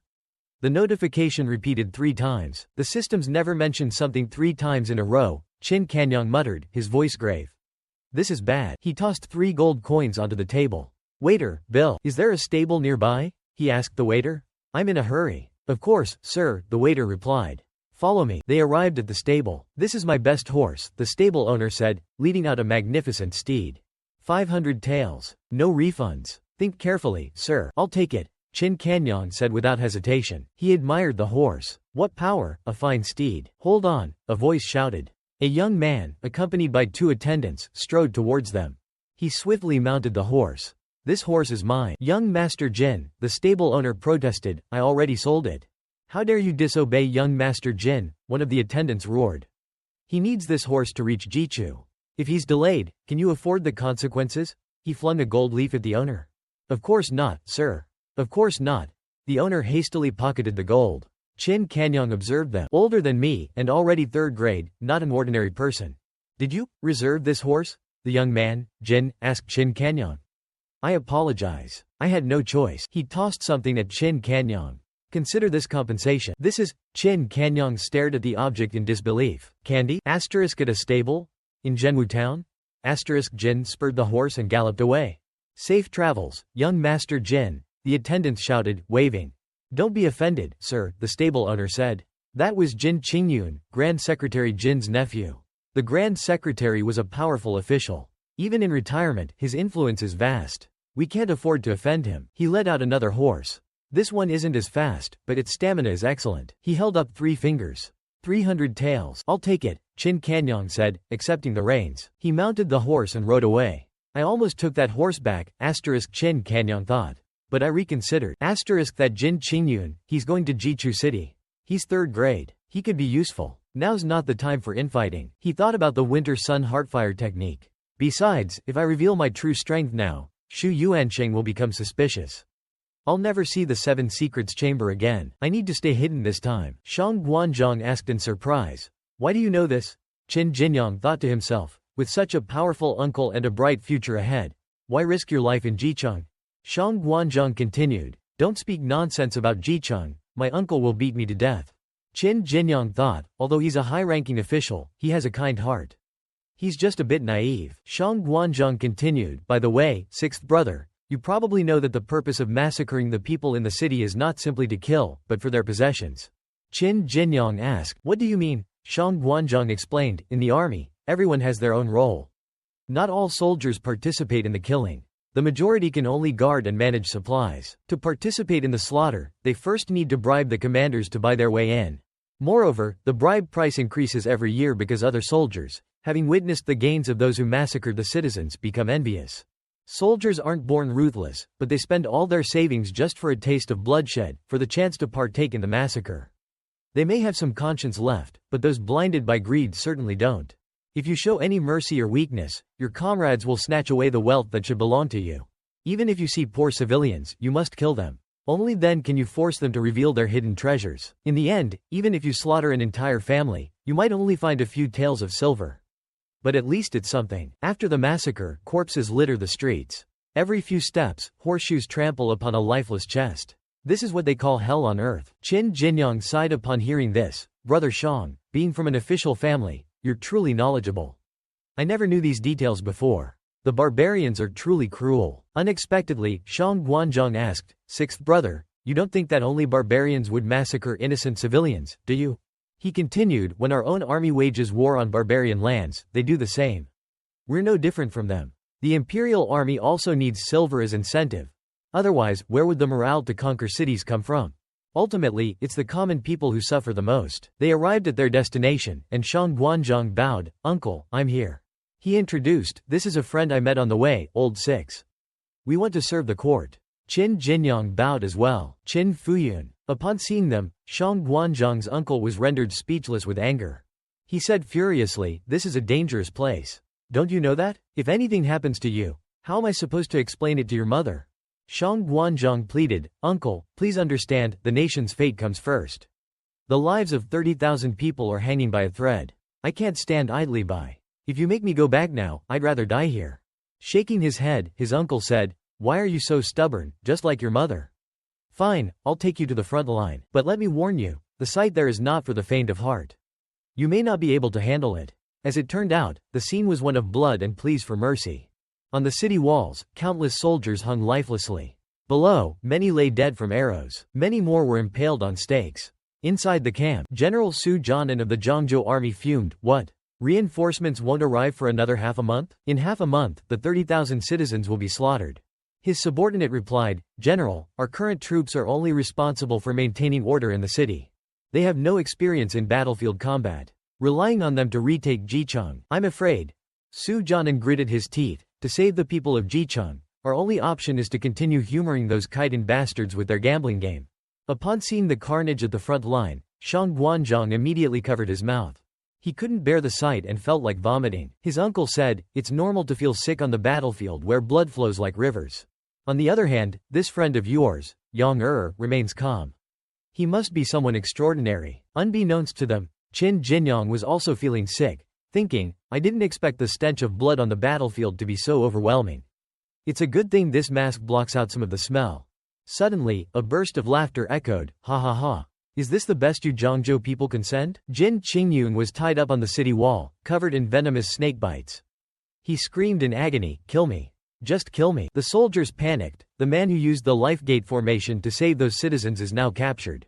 Su Jianan and his subordinates gritted their teeth in anger. Shang Guanzhong said, this young Master Jin is an outstanding young man. I heard he just got engaged a few days ago and is supposed to get married in 2 days. Qin Jinyang recalled the candy from before and thought, so the candy he gave me was wedding candy. Shang Guanzhong continued, Sixth brother, you've seen the danger of this city. My mind is made up, but if you don't want to go in, I understand.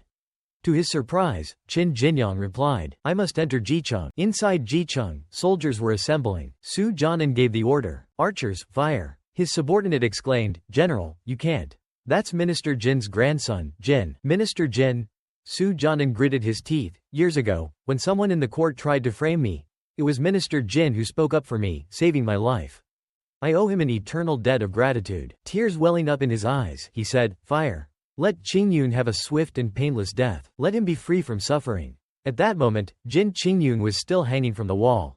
On the Khitan side, a man clapped and praised, good, good, good. It was Xin Shanhan, the Khitan general. He crossed his arms and said, Su Jianan, you're so ruthless, willing to kill even a young man from Zhangzhou.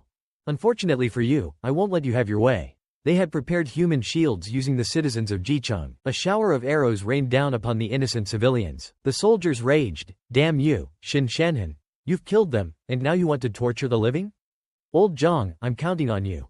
Aim for him. Old Zhang focused and released his arrow. The arrow flew with lightning speed, heading straight for Jin Qingyun's back. Suddenly, a massive iron chain swung and deflected the arrow. Laughter followed. Man laughs. If you want to kill Jin Qingyun, you'll have to go through me, Lai Zhanba, first, he said as he grabbed Jin Qingyun by the hair and lifted his head. His strong hands squeezed tightly around Jin Qingyun's head. He tightened his grip, causing Jin Qingyun to scream in pain. Shang Guanzhong, enraged, yelled at the beast, but his uncle stopped him. Listen up. I, Lai Zhanba, will be waiting at the arena inside the city. You are welcome to try and take revenge. Xin Shanhan folded his arms. General, I guarantee there will be no ambushes within 3 miles of the arena. You can bet on it. I will personally escort him out of the city and allow 100 citizens and heroes to leave as well. His words ignited anger among the soldiers below. Lai Zhanba continued, and of course, if I kill him, I will grant you all a swift death as well. The sky turned a deep shade of gray as half a day went by. The people of Jicheng gathered inside the camp. Shang Guanzhong said furiously, Uncle, when can we go in? That Lai Zhanba is too arrogant. I must fight him. His uncle gritted his teeth. It's not your turn yet. He stepped forward and addressed the crowd. The flowing life gate formation can transport martial artists of the 3rd rank and below into the city. The teleportation location is random, making it impossible for the Kaidan to predict. The massacre hasn't begun yet, and the city is in chaos. If a martial artist goes in, they may be able to rescue a few citizens.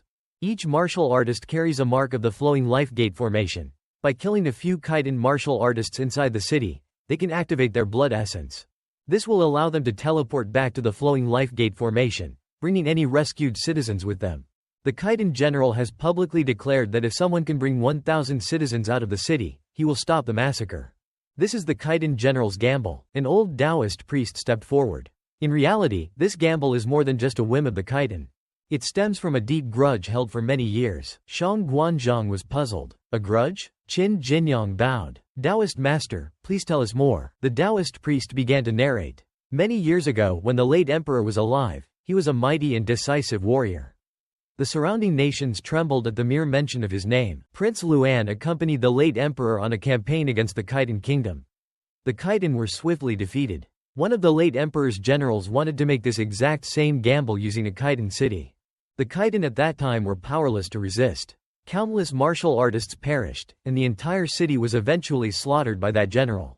Xin Shanhan was present at the city that year. He could do nothing to save his people and could only put up a feeble resistance against the Zhangzhou forces. For many years, the Kaidan have been rebuilding their strength. And now, the once mighty Zhangzhou has become corrupt and weak. This attack on Weicheng is their chance for revenge for the massacre of their city all those years ago. Prince Luan, who was the commander-in-chief then, is who Xin Shanhan wants. He wants him to pay with his blood. Qin Jinyang exclaimed, so that's the reason behind Xin Shanhan's strange gamble. The Taoist priest added, this flowing life gate formation is an ancient artifact, so the younger and stronger the martial artist, the better they will fare.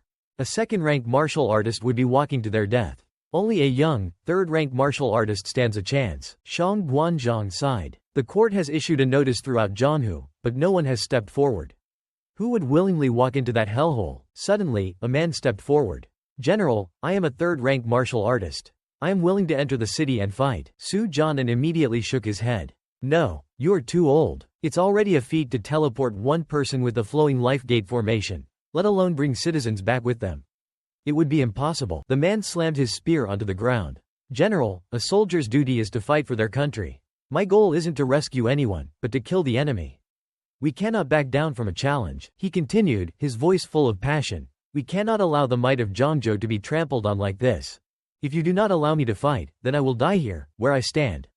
Fight now. Fight now. All around them, soldiers raised their weapons and roared, fight. Fight. Qin Jinyang looked around at the soldiers. Fight. Fight. Their fighting spirit filled the air. Su Jianan folded his arms and nodded. My brave soldiers, with such fiery passion, how can I possibly stop you? He yelled, Zhang Shenggu. You are cleared to engage the enemy. The man bowed. It will be as you command. As his comrades cheered, he marched toward the flowing life gate formation. He scrutinized the formation carefully. Shang Guanzhong said confidently, General Zhang Shenggu is a peak third-rank martial artist, while that Lai Zhanba is merely at the middle stage of the third rank. He will definitely capture him. But Qin Jinyang, who was standing nearby, thought, can it really be that easy? Just then, Zhang Shenggu entered the formation. It hummed and flickered, reacting to his presence. Li Ziwei's eyebrows drew together. Someone else is still inside the city? Who could it be? Suddenly, someone was thrown from the formation. Don't go after Lai Zhanba. It's a trap. Stay away. Shang Guanzhong frowned. That's Yan Xiaoyu, the young master of the Wangyun sect. Yan Xiaoyu continued urgently. Lai Zhanba might only look like he's at the third rank, but somehow, he can temporarily elevate himself to the fourth rank. Anyone who goes near him is going to die. Qin Jinyang thought, so to defeat Lai Zhanba, we first need to figure out what he's using to temporarily boost his rank to the 4th rank. Just then, Zhang Shenggu came hurtling out of the city. His body landed amongst the other fallen soldiers. Recognizing him, everyone gasped, Zhang Shenggu. Standing atop the city wall, Lai Zhanba shouted, Lai Zhanba, keep my word. I promised a swift death, and you have it. But you call these weaklings the best Zhangzhou has to offer? If you can't even withstand 3 moves from me, don't bother showing your faces again. Is the vast land of Zhangzhou filled with nothing but cowards? His words infuriated Yan Xiaoyu. A soldier reported, General, Lai Zhanba aims to break our spirit. Be careful, Su Jianan nodded. I understand. Lai Zhanba continued his taunts. Where are the sons of the emperor? Where are the general's nephews? The imperial court hoards all the wealth, raising their offspring with the best resources, yet none of them dare to fight. Shang Guanzhong grimaced at the insults. You, the poorest of the poor, fighting for them with your lives. What are you even fighting for? His words enraged the soldiers, making them grit their teeth. Xin Shanhan joined in, yelling, you are nothing but expendable pawns. Qin Jinyang thought to himself, they not only want to kill them physically, but break their spirits as well. Furious, Shang Guanzhong unsheathed his sword. How dare they? I'll show them that the people of Zhangzhou are not weak scholars.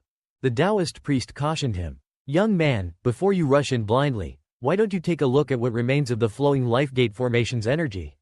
At least then you won't be going in completely unprepared. He made a gesture with his hands, and a bright light gathered, expanding into a giant sphere. Inside the sphere, images of Yan Xiaoyu fighting Kaidan soldiers flickered to life. Qin Jinyang stared, amazed. Replays? What kind of advanced technology is this? The Taoist priest explained, this is the residual energy of the flowing life gate formation. You can think of it as a type of illusion. When a 3rd-rank Kaidan martial artist dies, some of their energy is absorbed by the formation, creating these residual images. Shang Guanzhong nodded. The Taoist master is right. We cannot act rashly. Before entering, we must analyze the information we have on the enemy. The images showed Yan Xiaoyu effortlessly defeating Kaidan soldiers, one after another. Qin Jinyang was impressed. Young Master Yan's lightness skill is truly something else. That's not lightness skill, Shang Guanzhong corrected him. It's the shifting void technique of the Wangyun sect. Within a 100-step radius, Brother Yan has laid down a secret treasure. His speed isn't what's fast, he's using afterimages. The Kaidan are unfamiliar with the shifting void technique. They don't know that it needs reflected light to work. Their armor and swords are so polished they're practically mirrors. They've turned themselves into easy targets. So that's how it is. Secret techniques, Qin Jinyang thought. Master Dong's fire mantra is also a secret technique. Young Master Yan, being the young master, is just like Xu Wenkong. It's only natural for him to have mastered a secret technique as well. He then thought of Xie Xingyang. Xie Xingyang's uncle is the governor. Surely he controls more resources than even a sect leader. He must have access to secret techniques as well. Even Jin Qingyun must have cultivated a secret technique. We can't underestimate these disciples from influential families. He concluded. Lai Zhanba's strength is truly frightening. It won't be easy to defeat him. Xie Xingyang announced, General, I'm ready. Please allow me to enter the formation. Qin Jinyang thought, you sure work fast, Minister Xie. Why don't we have Xingyang stay with the army? It's too dangerous. Shang Guanzhong pleaded. General, please don't stop him. Xie Xingyang's uncle interjected. I've raised Xingyang since he was a child. When he sets his mind on something, he sees it through. Our nation needs all the help it can get. There's no reason why my status should hold him back from serving his country. Su Jianan nodded in understanding. I see. Your loyalty is admirable. Xie Xingyang was ready. I, Xie Xingyang, am entering the formation. General, uncle, wait for my victorious return. Suddenly, someone stepped forward. Hold on. It was Qin Jinyang. I'm going in too. Su Jianan tried to dissuade him. Young man, you're only at the 2nd rank. What good would you do in there? There's no need for you to risk your life. You see, Shang Guanzhong added. Every time the Taoist master activates the formation, it takes a toll on his spiritual energy. It's best to reserve that energy for those who have a higher chance of success. Yan Xiaoyu, witnessing this, couldn't believe his ears. A 2nd rank, acting so brazenly? The 3rd ranks haven't even dared to enter. Letting him in is just sending him to his death. Xie Xingyang spoke up. Uncle, 6th brother might only be at the 2nd rank, but he can kill 3rd rank martial artists like chopping vegetables. They wouldn't even know what hit them. One of Su Jianan's soldiers shook his head. A 2nd rank defeating a 3rd rank isn't impossible. Nothing to be surprised about. Shang Guanzhong added, Xingyang, this friend of yours doesn't seem ordinary. He has a bright future ahead of him. But, to enter the city at his current rank. He didn't finish the sentence, but everyone knew what he meant. Xie Xingyang hesitated as he recalled the image of Jin Qingyun hanging on the wall. He turned to Qin Jinyang. Sixth brother, it's really dangerous in there. Perhaps it's best if you stay back. Qin Jinyang pondered. Never would I have imagined it'd be this difficult to enter the city. He glanced across the battlefield. At the second rank, I am but an insignificant ant. Hold on. The Taoist priest spoke up. You truly wish to enter? I do, Taoist master. Qin Jinyang affirmed. The Taoist priest smiled faintly. He had sensed the dormant power within Qin Jinyang. My eyes do not deceive me. In all my years, I've never encountered such overwhelming spiritual pressure from someone so young. He turned and said, follow me. I will take you into the city. Who is this Taoist master? Qin Jinyang wondered. How could he simply overrule everyone? But, master, one of the soldiers began, but Su Jianan cut him off. It's no use. If the Taoist master has made up his mind, then so be it. Let them enter. Shang Guanzhong gave Qin Jinyang one last warning. Listen to me, kid. You're only at the second rank. If you die in there, we won't even be able to hang your body on the city walls. Qin Jinyang bowed. Thank you for your concern. But if anyone's dying, it'll be the Kaidan, not me. Everyone quickly gathered around the Taoist priest. Qin Jinyang and Xie Xingyang waited solemnly for the formation to activate. As he worked, the Taoist priest explained, the teleportation location of the flowing life gate formation is random. The only thing I can guarantee is that there won't be a lot of spiritual energy where you end up. Qin Jinyang thought, not a lot of spiritual energy? That means no high-ranking martial artists. If I end up right next to Xin Shanhan, I'm toast. Xie Xingyang turned to him. Sixth brother, once we're inside, be careful. Don't be reckless. If you encounter danger, just kill a third-rank martial artist and you can teleport back. Qin Jinyang smirked. Don't be reckless? You should take your own advice. As he finished speaking, the formation activated, transporting Qin Jinyang away. Qin Jinyang materialized inside the city and quickly ducked behind a large wine jar. He scanned his surroundings. So I made it inside. Where am I? He caught a whiff of something familiar. Wine. He pulled out his map and thought, there's a famous tavern in the city called the Maiden's Blush. I heard their wine is brewed entirely by young women. Xie Xingyang mentioned that the tavern owner is the son of Jicheng's former governor. When the Kaidan attacked, the people resisted, but the governor opened the gates and surrendered. So I'm in the home of a traitor, Qin Jinyang realized. Just then, the door swung open and a man ushered two Kaidan soldiers inside. Please, come in, generals. One of the soldiers, a portly man, called out, tavern owner. We've had a long journey. Bring us some of your finest maidens. The thinner soldier beside him chimed in, yes. I heard the brewers here are all beautiful women. Why keep so many for yourself when you could be offering them to us? The tavern owner wrung his hands. Generals, please. It's not that I'm unwilling, it's just, General Shin has ordered us to continue brewing. Our wine is for the war effort. If I offer my workers to you, who will brew the wine? The portly soldier slammed his fist on the table. Are you implying we'd kill them? What's a little entertainment to them? We're doing them a favor, but the thinner soldier stopped him. He leaned in to whisper to the portly soldier. What if we delay the general's plans? Our heads won't stay attached to our bodies for long. Just be patient. Once the general gives the order to massacre the city, we can do whatever we want with them. The portly soldier grumbled in agreement. Relieved that the crisis was averted, the tavern owner let out a sigh. Suddenly, a young woman charged at the tavern owner, a sword in her hand. You traitor! Collaborating with the enemy. Die! The thin soldier drew his sword. A Zhangzhou assassin? No. Wait, don't do it, the tavern owner cried out, but it was too late.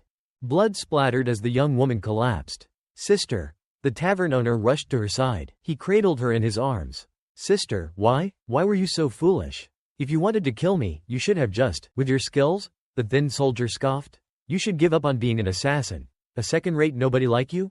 Did the door hit you on your way out? Qin Jinyang watched, disappointed. What a shame. Such a weak assassin. I didn't even have time to intervene. Turning to leave, the soldier said, don't just stand there crying.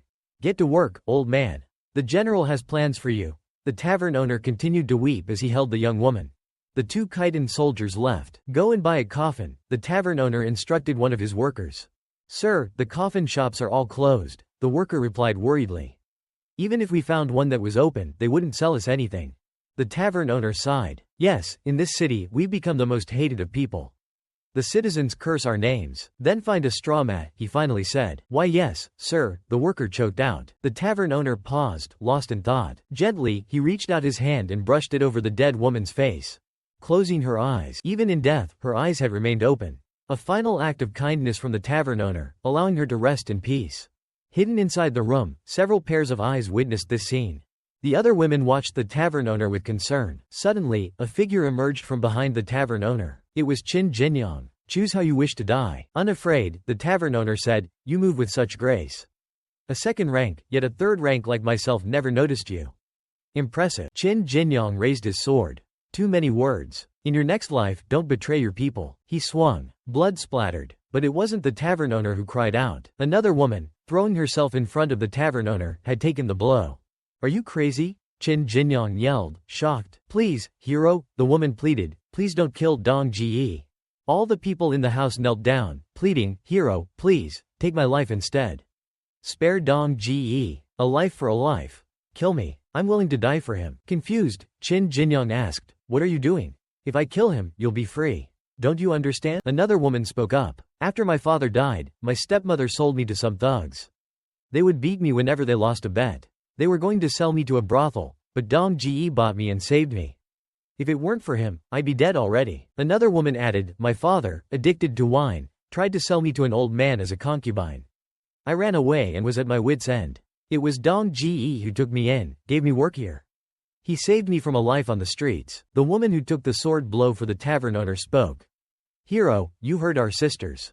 Dong Ji is a good man. He treats us like his own daughters. When the Kaidan captured the city, if it hadn't been for Dong Ji, we would have been. Qin Jinyang remained unconvinced. But he's still a traitor. The tavern owner spoke up. Young hero, if I'm not mistaken, you are one of the reinforcements sent by General Su Jianan from outside the city, are you not? I know about the flowing life gate formation. You need to kill a Kaidan third-rank martial artist to activate it and return everyone to safety. He then dropped to his knees. You can kill me anytime, young hero. It's what I deserve. But there's one thing I ask of you. Speak, Qin Jinyang said. Let's hear it. Help me get these women to safety. As a trade, I will help you eliminate the 5 heavenly battalions. The 5 heavenly battalions? They are General Xin Shanhan's personal guards.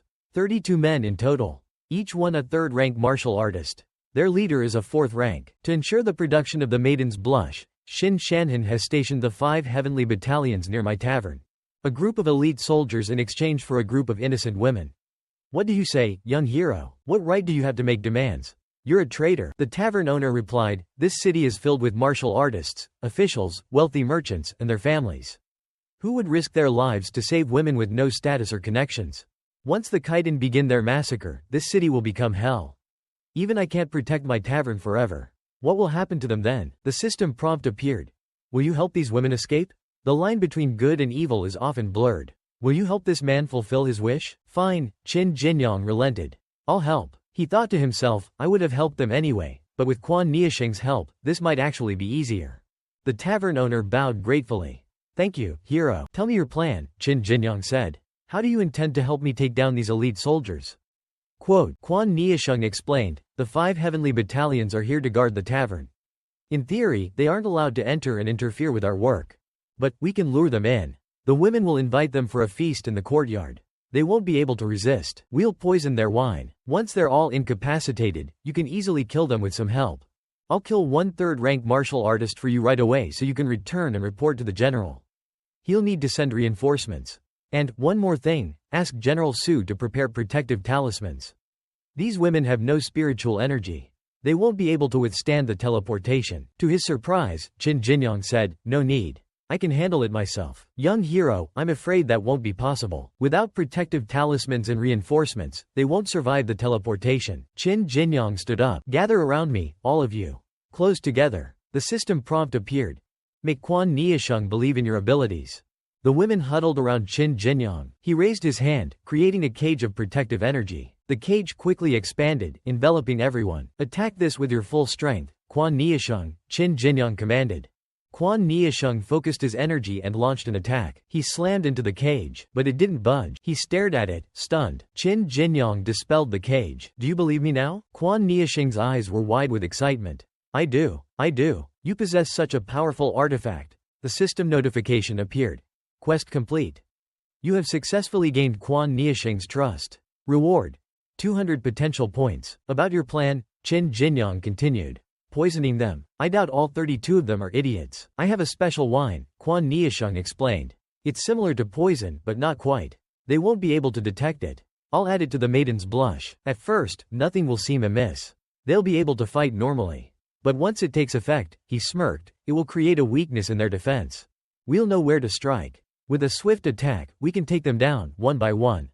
No amount of armor will be able to protect them. What about their fourth-rank leader? Qin Jinyang asked. How do you plan on dealing with him? Quote, my ancestors set up a secret formation in the courtyard. It can subdue a fourth-rank martial artist, at least temporarily. Excellent, Qin Jinyang praised. This plan is sound. Well then, Quan Niasheng said.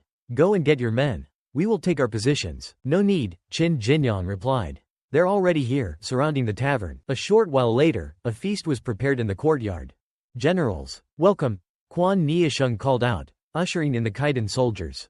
The men swaggered in. 2 lines of women greeted them with smiles. Greetings, generals, they said, bowing gracefully. The Kaidan soldiers, eyeing the women, practically drooled. See, general, Quan Niasheng said with a smile. I told you I wouldn't disappoint. Once you complete General Shin Shanhan's mission, these women and the finest wine will be yours. HMPH, one of the soldiers grunted. You know what's good for you. Pointing at one of the women, he said, I want that one.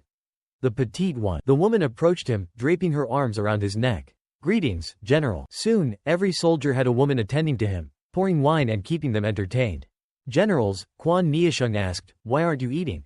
Please, enjoy the food. The wine is a special blend. The pride of the 5 heavenly battalions. Tavern owner, Han Wanhua, the leader, began. You first. Quan Niasheng laughed. Haha. I understand, haha. He said to the women, what are you waiting for? Eat, drink, and be merry. From his vantage point on the roof, Qin Jinyang observed. That Quan fellow is quite clever.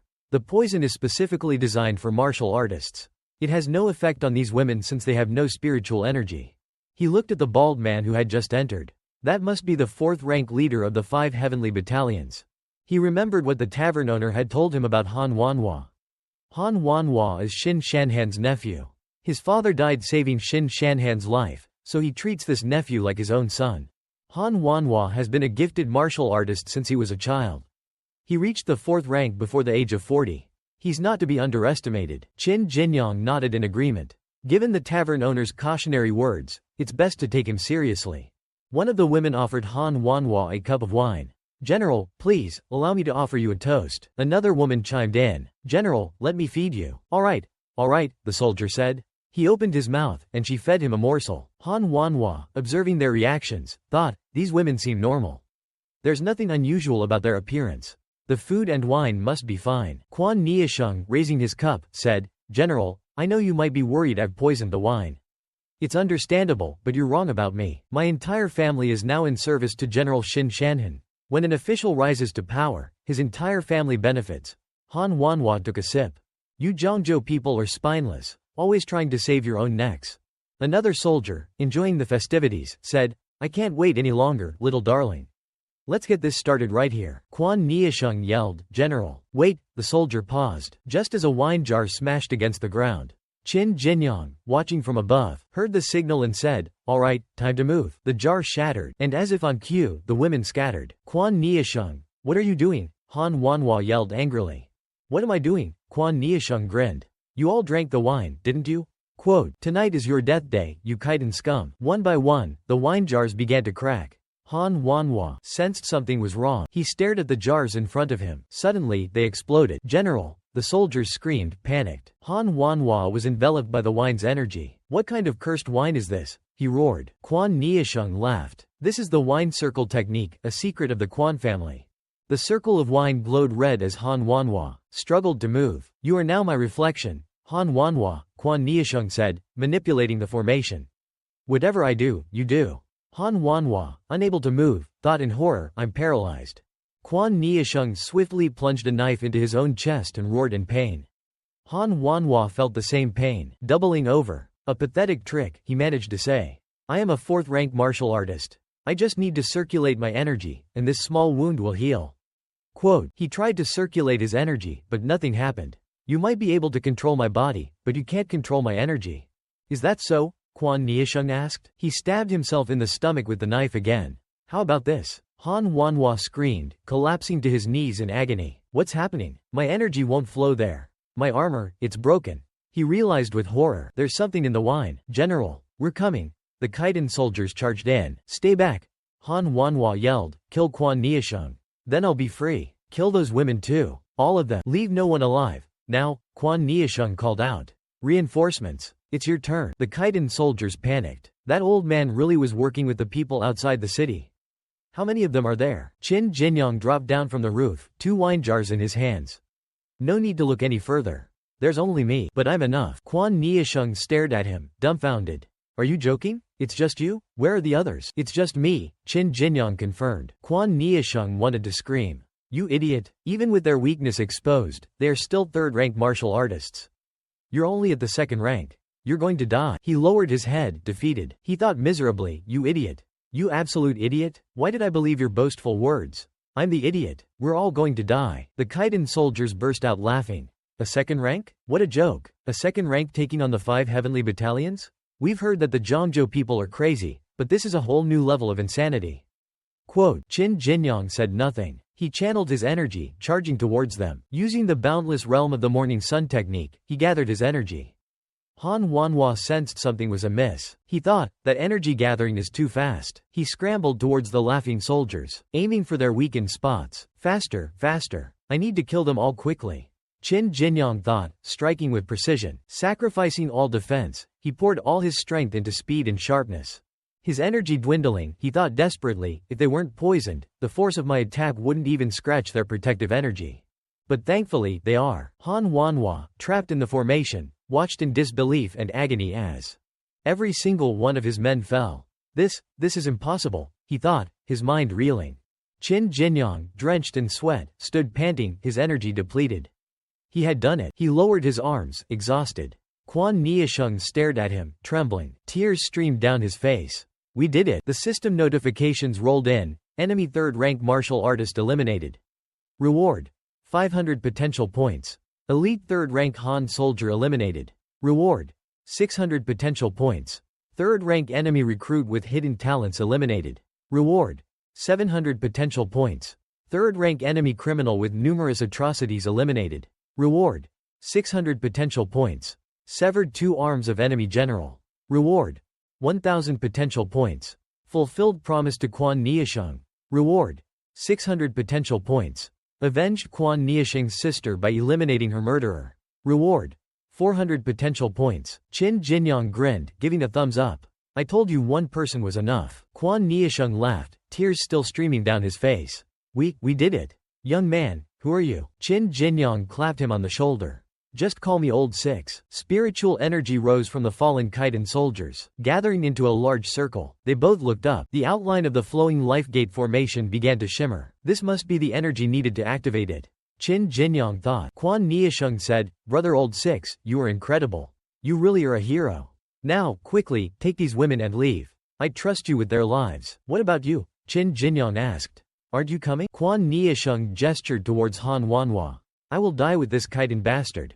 If I move even an inch, he'll be free to attack you. I understand. Qin Jinyang nodded. Don't worry, I'll get them to safety. The women gathered around him, but one of them hesitated. I'm not leaving. I want to stay with Dong Ji. No, Qin Jinyang said firmly. If you stay, then his sacrifice will have been for nothing. He summoned his protective energy, enveloping everyone. You want to leave? Han Wanhua roared. Dream on. A red glow erupted around him. He pushed against the formation. He roared. Quan Niasheng coughed up blood. No, I've reached my limit. I can't hold him any longer. Han Wanhua threw a punch. My 5 heavenly battalions, my carefully chosen men, destroyed by you dogs. His fist grew to an enormous size. I won't rest until I've ripped you all to shreds. This is the Han family's secret technique. The innate fist. We won't be able to teleport in time. Qin Jinyang realized with a jolt. It's too late. Han Wanhua's fist descended. Turn to mincemeat. This is bad. Qin Jinyang thought. The protective energy shattered under the force of the blow. The sheer power of a 4th-rank secret technique. Not even an iron bell could withstand this. He gripped his sword. I might be able to escape, but these women. I had to gamble everything on this fight. A 4th rank. I never thought I'd have to face a 4th rank this soon. Blood splattered, but it wasn't Qin Jinyang who cried out. Han Wanhua screamed in pain. His giant fist vanished. Quan Niasheng smiled triumphantly, his hand dripping with blood. From the moment you stepped foot in this courtyard, you were trapped in my mirror image formation. There's no escape. Let's see how many innate fists you can withstand. Han Wanhua stared at him, incredulous. What's the matter? Can't take it anymore? Quan Niasheng yelled. Come on, I'll play with you until you die. Wait, I was wrong. Please, stop. Han Wanhua pleaded, but it was too late. Quan Niasheng continued to unleash the innate fist.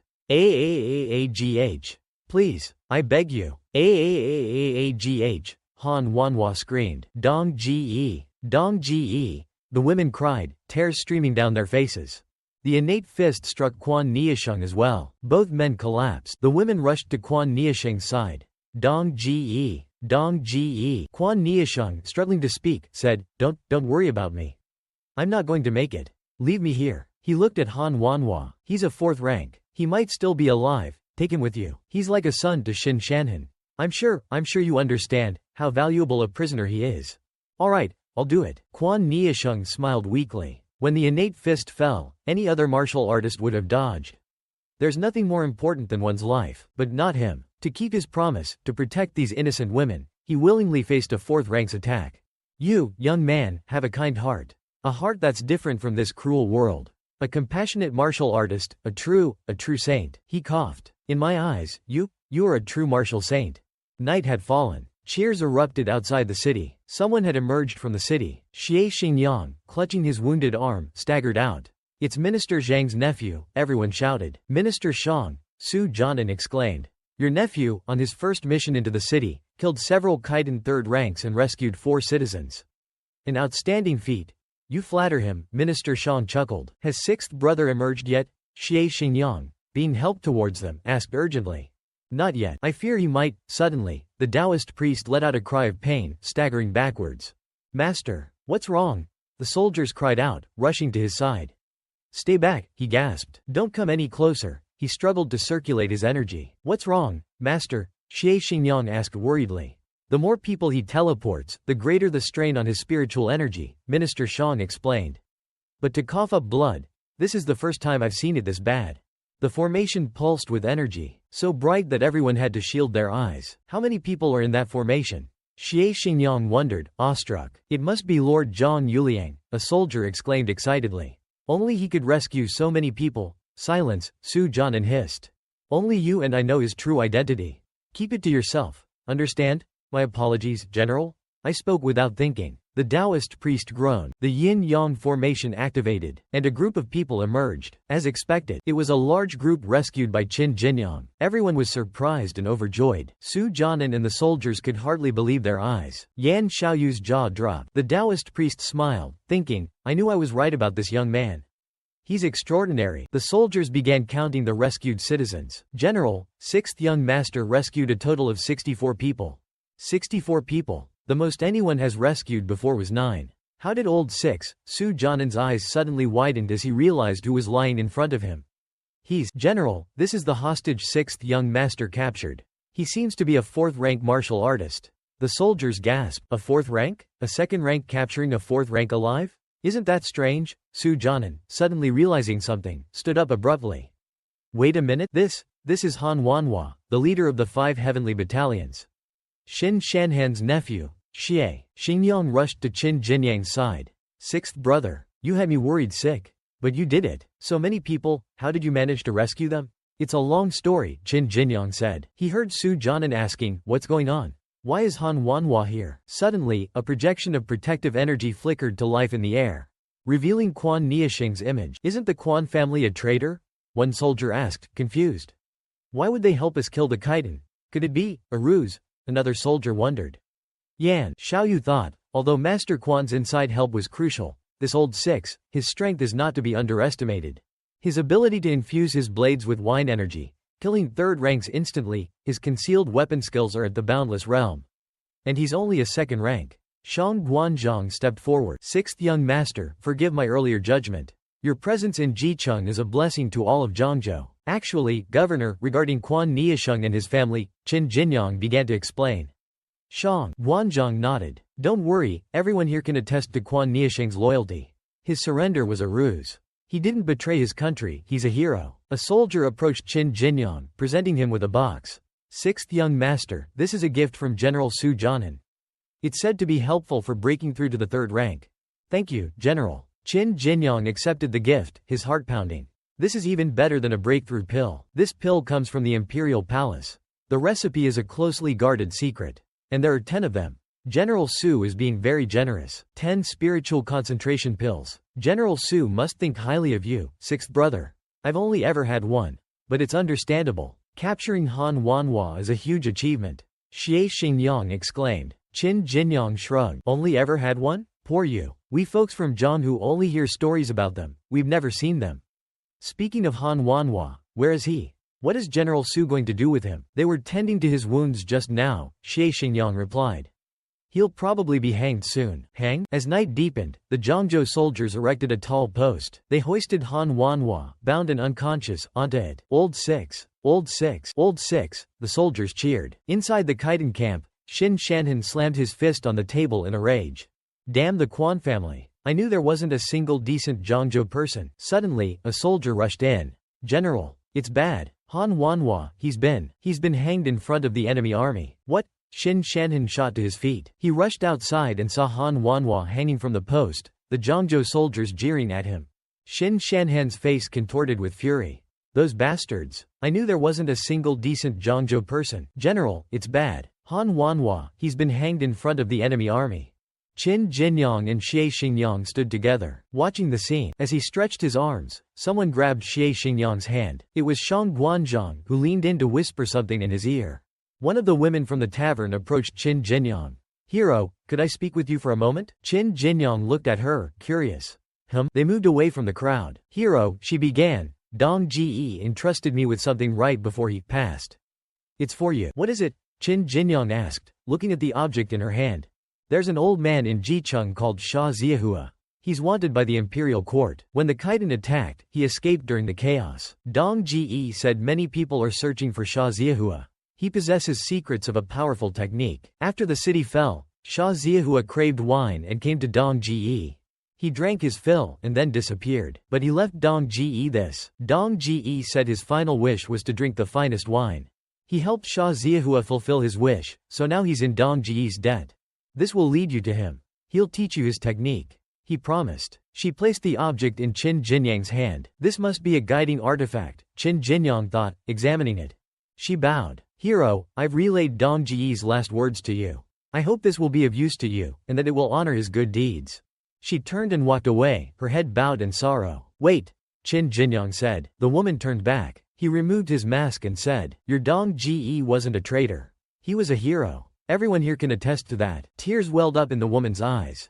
Yes, she whispered. Sometime later, the Taoist priest asked, Sixth young master Yan, are you two ready? Yan Xiaoyu slung his arm around Qin Jinyang's shoulders. Old master, give us a moment. I have something to discuss with sixth brother. Sixth brother, he said, leaning in. Are you interested in a secret? Let's hear it, Qin Jinyang replied. There's a man in Jicheng named Sha Ziahua. He cultivates a secret technique, one that can supposedly kill even a 5th rank with ease. Want to learn it? Qin Jinyang scratched his head. Aren't you worried I'll steal your opportunity? He thought. I thought I was the only one who knew about this. Yan Xiaoyu laughed. What are you talking about, sixth brother? This opportunity was always yours. I'm just going with the flow. Besides, what's better than having a future prodigy owe me a favor? The Wangyun sect has spies in Jicheng. We can definitely find Sha Ziahua. Don't worry, sixth brother. Let's meet inside the city. But the flowing life gate formation's teleportation is random. How will we find each other? Yan Xiaoyu smacked his forehead. Oh, right. How could I forget such an important detail? There's a steamed bun shop in the city. The signboard is half broken. Knock 3 times, then buy 5 pork buns. Buying buns is the secret code? Yan Xiaoyu, missing the point, asked, secret code? He chuckled. No. Pork buns are a famous Jicheng specialty. You have to try them while you're here. Just save 3 for me. Qin Jinyang was speechless. Yan Xiaoyu continued with his instructions. After you get the buns, follow this road. At the end of the 3rd alley, turn left and make 3 more turns. Xie Xingyang, watching them from afar, frowned. What is this Yan Xiaoyu guide to sixth brother? After a while, Qin Jinyang turned to the Taoist priest. Master, let's begin the teleportation. Hold on. Yan Xiaoyu exclaimed. Sixth brother, you remember our meeting place, right? Inside Jicheng, a Kaidan soldier reported to Xin Shanhan, General, it's confirmed. That old six is teleporting back into the city. Haha. Order all troops to remain on high alert.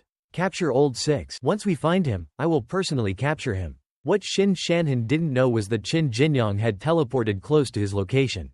Following Yan Xiaoyu's instructions, Qin Jinyang found the bun shop. He took a bite and sighed. These buns are as good as they say. Delicious. He rubbed his stomach. 2 buns aren't enough. He peeked inside the bag. Wait, there are still 3 more. He thought, eating buns will drain my energy and distract me. I have a big fight coming up. I should save my strength for young Master Yan. He quickly finished the rest of the buns. System notification. You have helped your friend with his digestion. Friendship points increased. Reward. 60 potential points. Sixth brother, Yan Xiaoyu suddenly appeared, calling out to him. Startled, Qin Jinyang looked up. Look, Yan Xiaoyu held up a bag. Roast chicken. Another Jicheng specialty. Unfortunately, the owner is a traitor. He surrendered to the Kaidan. I risked my life to steal this from one of their rooms. Smells great, he said, grinning. Oh, right, sixth brother, what about the buns? Oh, I was being chased by some Kaidan soldiers, and I dropped them. Qin Jinyang lied. You dropped them? Yan Xiaoyu's face fell. Really? He gritted his teeth. Damn those Kaidan bastards. He quickly recovered and held out the roast chicken. You must be hungry, sixth brother. Here, have this whole chicken. No, thank you. I'm not, Qin Jinyang started to say, then quickly added, I mean, maybe just half? We can share. Why do I feel so guilty? He wondered. The two of them started eating the chicken. By the way, sixth brother, what's your root bone quality? Yan Xiaoyu asked. Gold, Qin Jinyang replied. Gold? Yan Xiaoyu's eyes widened. Then you don't need to look for Sha Ziahua. I met him before I teleported here. He's willing to teach his technique to anyone, but you need to have a root bone quality of high-grade white jade or above. Too bad I don't qualify, mine is low-grade white jade. Zhang Yuliang is currently training with him. He has high-grade white jade, but even he's not guaranteed to succeed. Zhang Yuliang? Who's that? You don't even know Zhang Yuliang? He's Prince Luan's son. Quote, he's here in Jicheng, overseeing the city's defenses for his father. That's why he was trapped inside the city when the Kaidan attacked. Ah, I see, Qin Jinyang said, understanding dawning on him. Don't be discouraged about Sha Ziahua, sixth brother, Yan Xiaoyu said, patting his shoulder. There's something big going on. Want to hear about it? Why do I feel like you're running some kind of pyramid scheme? Qin Jinyang asked with a laugh. What's a pyramid scheme? Yan Xiaoyu, mishearing him due to similar-sounding words, asked. Zhang Yuliang commands the world-conquering battalion, Yan Xiaoyu explained. They came to Jicheng with him. They suffered some losses during the Kaidan attack, but most of their forces are intact. Zhang Yuliang is planning to launch a surprise attack on the Kaidan's Purple Void Battalion. I heard there's a Kaidan prince stationed there, and Sha Ziahua will be joining them. He has a small unit of world-conquering battalion soldiers with him. They're the elite of the elite. What's the highest rank on their side? Qin Jinyang asked, frowning. The difference in strength between us is too great. This sounds like a suicide mission. It seems that way, but, Yan Xiaoyu grinned. It's a gamble worth taking. Both the world-conquering and Purple Void Battalion leaders are at the 4th rank. The prince is also a 4th rank. The only real threat is his 5th rank bodyguard. But Master Sha, with his secret technique, can take him out. But isn't Master Sha on his last legs? Qin Jinyang asked. How can he use such a powerful technique in his condition? He might be fading like a flickering candle, Yan Xiaoyu explained, but he has a way to borrow a body. Meanwhile, in the Kaidan camp, Ba Yi, the Kaidan prince, raged that Xin Shanhan. Capturing some old six? He's trying to steal our glory. We were supposed to capture Zhang Yuliang. Beside him stood Ming Zhenbo, one of the 8 disciples of the Taoist master. Xin Shanhan is close to the first prince, Ming Zhenbo said. Capturing Zhang Yuliang would be a huge accomplishment. He won't give up that opportunity easily. Speaking of which, Ba Yi said, what about that serpent's tomb you mentioned? It's in Jicheng, Your Highness, Ming Zhenbo replied. The Zhangzhou people are oblivious to the fact that it contains the remains of a 5th-rank serpent. Those remains are perfect for crafting a supreme-grade artifact. Ba Yi's eyes lit up. Let's go then. What are we waiting for? And keep this from Xin Shanhan. As you command, Your Highness, Ming Zhenbo said. But the city is dangerous. It's best to bring the Purple Void Battalion with us. Qin Jinyang and Yan Xiaoyu were also discussing the Serpent's Tomb. The Serpent's Tomb? Qin Jinyang asked. Yes, Yan Xiaoyu said, nodding. Master Sha discovered the 5th-rank serpent remains inside. He used the residual energy to set up a formation and hide the entire world-conquering battalion there. I have the seal to enter. That's why I know the truth about the serpent's tomb. To the Khitan, it just looks like an abandoned temple. And when I said Master Sha wants to borrow a body, I meant he wants to use those serpent remains. I see, Qin Jinyang said. Using the body of a 5th-rank serpent would certainly make using a secret technique easier. It's almost time to meet them at the serpent's tomb, Yan Xiaoyu said. What do you say, 6th brother? Are you in? Count me in. I knew you'd join us, Yan Xiaoyu exclaimed. Oh, right, there's one more person. One more? Just then, a woman emerged from the shadows. I'm not one of your people. Come on, junior sister Yi, Yan Xiaoyu whined, placing his hands on his hips. The Wangyun sect and your trading company have no quarrel. Don't give me that look. Yi Nana snorted. This is just how I am. What are you going to do about it? Yan Xiaoyu wagged his finger playfully. If you keep that up, I might just get even more excited. Yi Nana rolled her eyes. You're shameless. 6th brother, let me introduce you. This is senior sister Yi Nana of the trading company. She and Shu Wenkong of the Azure Orchid Villa are known as the twin prodigies of Yunzhou. Two of the most outstanding female disciples of our generation. Junior sister Yi, you know 6th brother rescued those women from the Maiden's Blush, right? Your trading company has close ties to them. I'd say your sect leader owes 6th brother a favor. Yi Nana bowed. I heard about what happened at the Maiden's Blush. So it was you. Thank you. Alright. Enough with the mushy stuff, Yan Xiaoyu interrupted.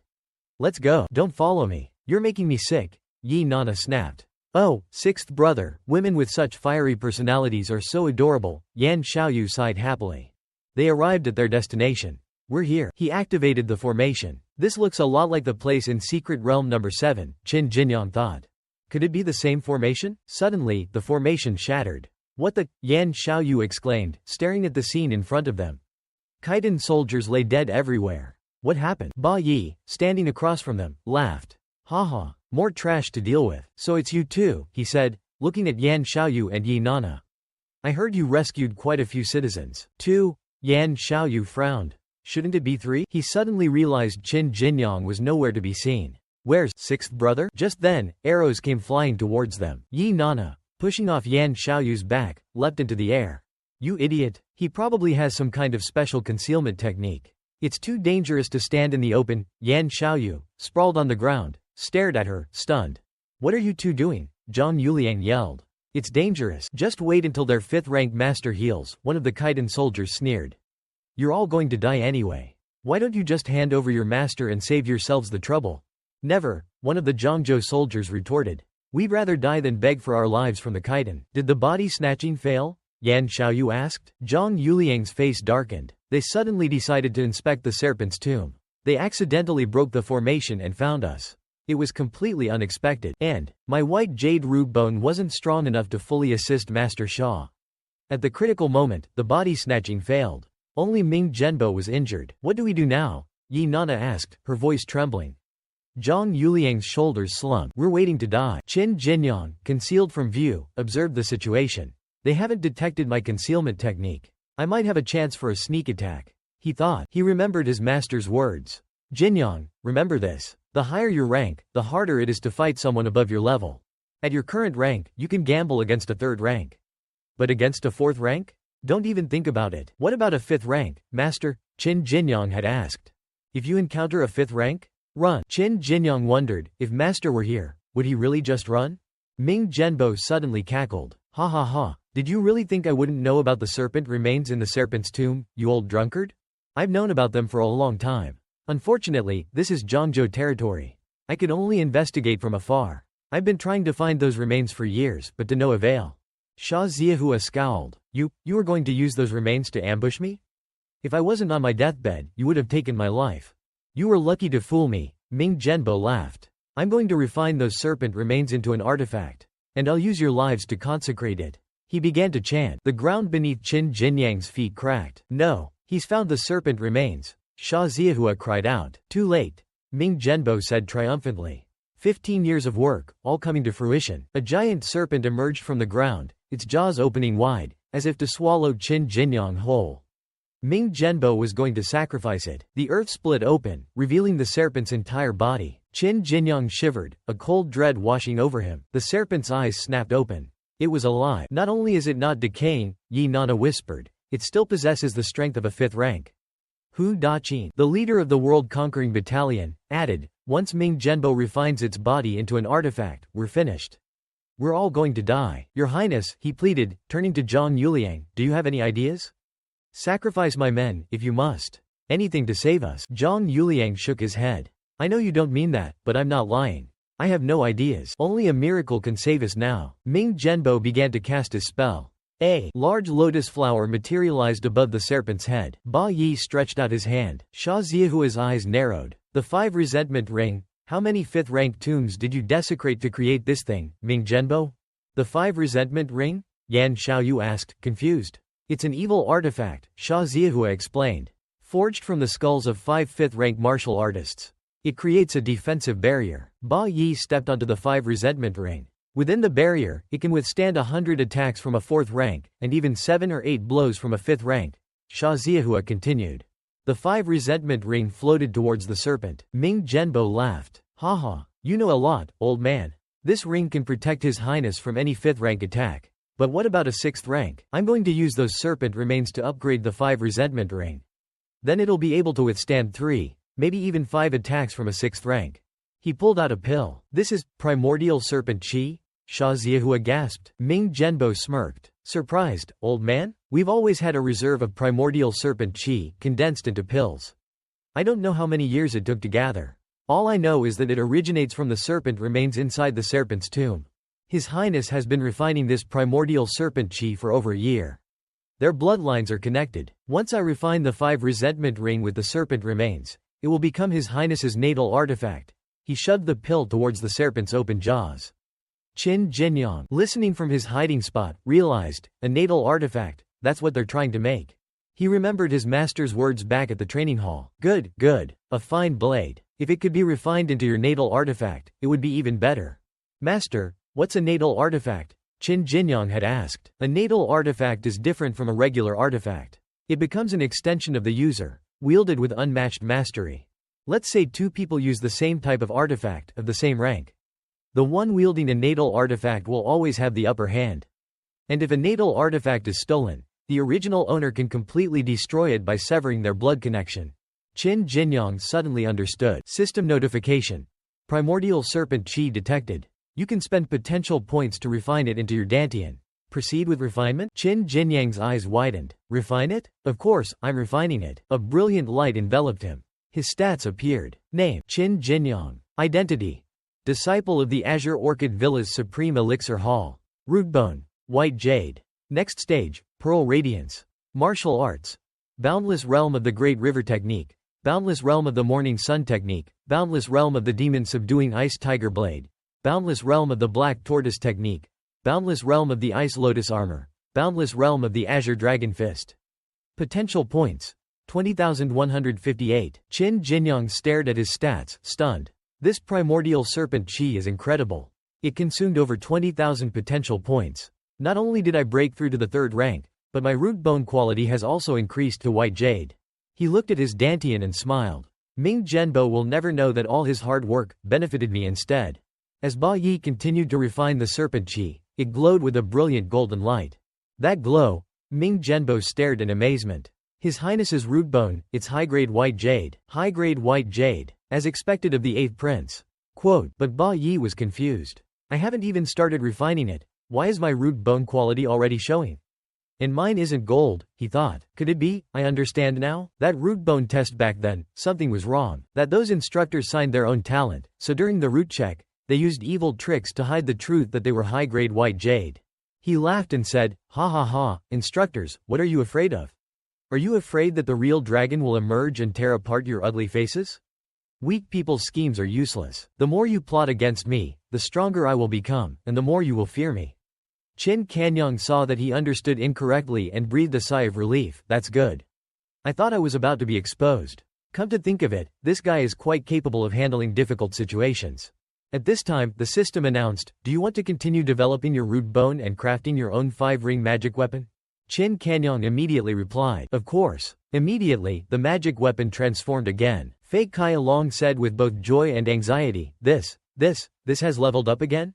Seeing this, Ming Jianbo's eyes widened, and he stammered, "This is the peak of white jade." His expression changed, and he laughed. He boasted, "See? This is what you call the will of heaven. Even heaven blesses the 8th prince.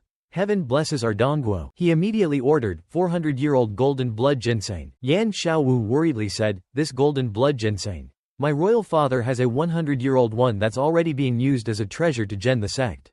At this time, the system announced again, "There is pure spiritual energy from the golden blood ginseng being transmitted. Do you want to consume potential points to use it to assist in refining the 5th ring?" Qin Kanyang laughed and said, "Of course. It wouldn't be good to refuse such a generous gift." Immediately, the magic weapon and the golden blood ginseng fused together. Ming Jianbo thought suspiciously, "How can the refining speed be this fast? Even if it's peak white jade root bone." He stretched out his hand and said, "Good. Since your highness is so determined, then this old man will also bet everything I have.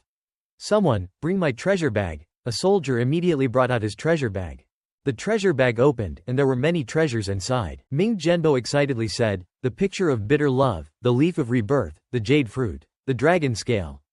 All the treasures I've accumulated in my life are here. For your highness, I'll risk it all." At this time, the magic weapon in the sky was almost finished refining. Its power quickly became even more terrifying. The soldiers of Zhangzhou exclaimed, The sky is a brilliant golden color." Zhang Yuliang also said, "Medicinal essence, phantom image, a unique phenomenon when refining magic weapons. The refined magic weapon will be flawless." Sha Zitanhua worriedly said, "Could it be that this time, even heaven is on the side of his Dongguo?" Yan Xiaowu was worried about something else. He said to Yi Nana, "Senior sister Yi, we will definitely die here. Before I die, I have a small wish." Unexpectedly, she coldly said, "Get lost." Yan Xiaowu immediately pretended to be hurt and asked, "You won't even ask what my wish is? But honestly, being able to die here with you and 6th brother is not a bad thing." Suddenly, he remembered something and said, "Wait, 6th brother." He cried out in alarm. "Where's 6th brother?" At this time, Qin Kanyang was still busy refining. The system kept announcing, "Pure spiritual energy from the golden blood ginseng is being transmitted. Do you want to consume potential points to use it to refine half of the 5th ring?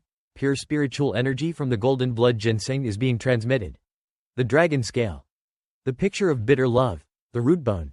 Qin Kanyang sighed, "I'm so tired. I've absorbed too many treasures and can't refine them in time. Don't give me any more ideas. The refining progress is 70 to 80% complete. Once I have the 5th ring, I won't be afraid of attacks from those at the 5th realm. At that time, I'll try to kill a 3rd realm expert and activate the life gate formation to escape."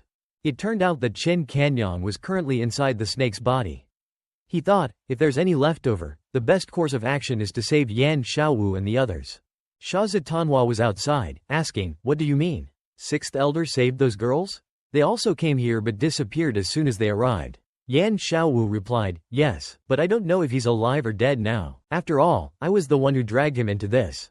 I hope 6th brother successfully escaped. Otherwise, I won't be at peace even in death." Hearing this, Sha Zitanhua's expression became worried. He hissed and said, "Don't let them know about this for now." Yan Xiaowu didn't understand what he meant. Sha Zitanhua said, "Although judging root bones solely based on external appearances is not reliable, I have this intuition that he's not someone with peak white jade root bone. If there were no one else, this suspicion would be superfluous. But according to Yan Xiaowu, there's still one person here, someone we haven't noticed. Could it be possible that he saved all the girls from the Maiden Guild by himself? Wait, the Maiden Guild?" He recalled that Quan Niu Sheng had asked before. Quan Niu Sheng was handed half of a jade gourd. Sha Zitanhua replied, "Boss, thank you. I owe you a great debt for this wine. Take this half of the jade gourd. You can give it to someone else or keep it. They can use it to find me." Sha Zitanhua looked at the remaining half of the jade gourd and said excitedly, "As expected, he saved the Maiden Guild, so the boss gave him the other half." He covered his mouth and whispered, "We can't let this get out. I'll use sound transmission to secretly contact him first." Inside the snake's body, Qin Kanyang suddenly noticed something. Sha Zitanhua used sound transmission to say, "6th elder, it's me, Sha Zitanhua. If you can hear me, speak into the jade gourd, and I'll be able to hear you too." Qin Kanyang immediately grabbed the jade gourd and said, "I hear you." He thought, so this thing can be used for communication? Sha Zitanhua continued. "Does Fei Kai Long's white jade root bone have anything to do with you?" Qin Kanyang replied, "Actually, that's my root bone." Sha Zitanhua asked again, "And that 5-ring magic weapon?" Qin Kanyang replied, "I've refined the snake's spiritual energy. The fifth ring is also mine, Shah Zitanhua exclaimed. Heavens! Zhang Yuliang, who was standing next to him, immediately asked, Sir, what's wrong? Qin Kanyang continued. Right, I also have an important question to ask you. Shah Zitanhua said, Go ahead. He asked, Can you teach me the hidden laughter technique now? Shah Zitanhua asked back, That profound and obscure technique? How can you understand it in such a short time? Qin Kanyang chuckled and said, I have my ways. After I learn it, you and I will work together from the inside and out. It's not impossible to kill that Ming Zhenbo. Are you interested in making this deal? Shah Zitanhua said, Sixth Elder, you're very arrogant, but you have the qualifications to be. I believe in you. At this moment, the snake and Fei Kai along above were acting ferocious and terrifying. The snake suddenly soared into the air, kicking up dust all around. The Dongguo soldiers struggled to look up. It turned out that Fei Kai Along had finished refining. There were 5 rings above his head. They cheered, as expected of the 8th prince. The 5 rings have absorbed all the refined spiritual energy. Long live the 8th prince! Long live the 8th prince! Seeing this, the Zhangzhou soldiers were somewhat apprehensive, but Shah Zitanhua suddenly shouted, Don't panic. We've already won this battle. The general asked, Sir Shah, what do you mean? Shah Zitanhua didn't explain, only saying, You'll know soon enough. At that moment, a sound suddenly appeared. The sound was so loud that the Dongguo soldiers had to cover their ears. Ming Zhenbo also covered his ears in discomfort, saying, What is this? Immediately afterward, chains rose from the ground. Ming Zhenbo realized and exclaimed in horror. No. Hidden laughter technique, he said in fear. Impossible. How could you still have the strength to use the hidden laughter technique? Shah Zitanhua replied, Just because I can't do it doesn't mean he can't. At this time, Qin Kanyang appeared on the snake's head. He said, It's quite lively here, isn't it? He waved and said, Hello, everyone. I'm 6th Elder. Yan Xiaowu said excitedly, 6th brother. Shah Zitanhua also praised, Well done, 6th Elder. I can't believe you were able to master the hidden laughter technique in such a short time, and to such a high level. The hidden laughter technique also appeared under Ming Zhenbo's feet, preventing him from moving. He struggled to break free. Ming Zhenbo's face turned pale. Your Highness, the 5 rings. Quickly use them to save me. Only then did Fei Kai Along come to his senses. Ah, right. The 5 rings. He looked up but didn't see the 5 rings. He asked in shock, Where? Where are my 5 rings? Qin Kanyang, standing above, replied, Sorry, I think you've misunderstood. He chuckled and said, Let me introduce you to my true magic weapon, the 5 rings. 5 rings appeared above his head. Ming Zhenbo exclaimed in horror, Could it be that all this time? Qin Kanyang replied, You guessed right. In fact, I have to thank you for using so many treasures to help me cultivate. He said as he reached out his hand. Qin Kanyang squeezed the hidden laughter technique and continued, To show my gratitude, I'll give you the perfected hidden laughter technique as a farewell gift, Ming Zhenbo. Swallowed by the hidden laughter technique, he still tried to say, No. I'm not resigned. But before he could finish, his figure gradually faded away and disappeared completely. Fei Kai Along witnessed everything. He thought in a panic, What's going on? Wasn't I the one with the peak white jade root bone? I'm clearly the true son of destiny. The soldiers panicked and fled. Your Highness, let's get out of here. But Qin Kanyang said, Now that you're here, don't leave so soon. After all, we have many people who need to teleport back through the Lifegate formation. The lives of many martial artists are at stake. At this moment, a soldier from Xin Shanhan's side ran over, shouting, No. It's bad, he hurriedly reported, 8th Prince, Your Highness, Young Marshal Tu, and Zi Bukong, the entire army. His face was filled with terror as he continued, Perished. Xin Shanhan couldn't believe it. He stood up and said, What? The soldier recounted what had happened. Inside the Happy Snake Inn, the bodies of everyone were discovered. Moreover, 4 words were left on the ground. 6th Elder was here.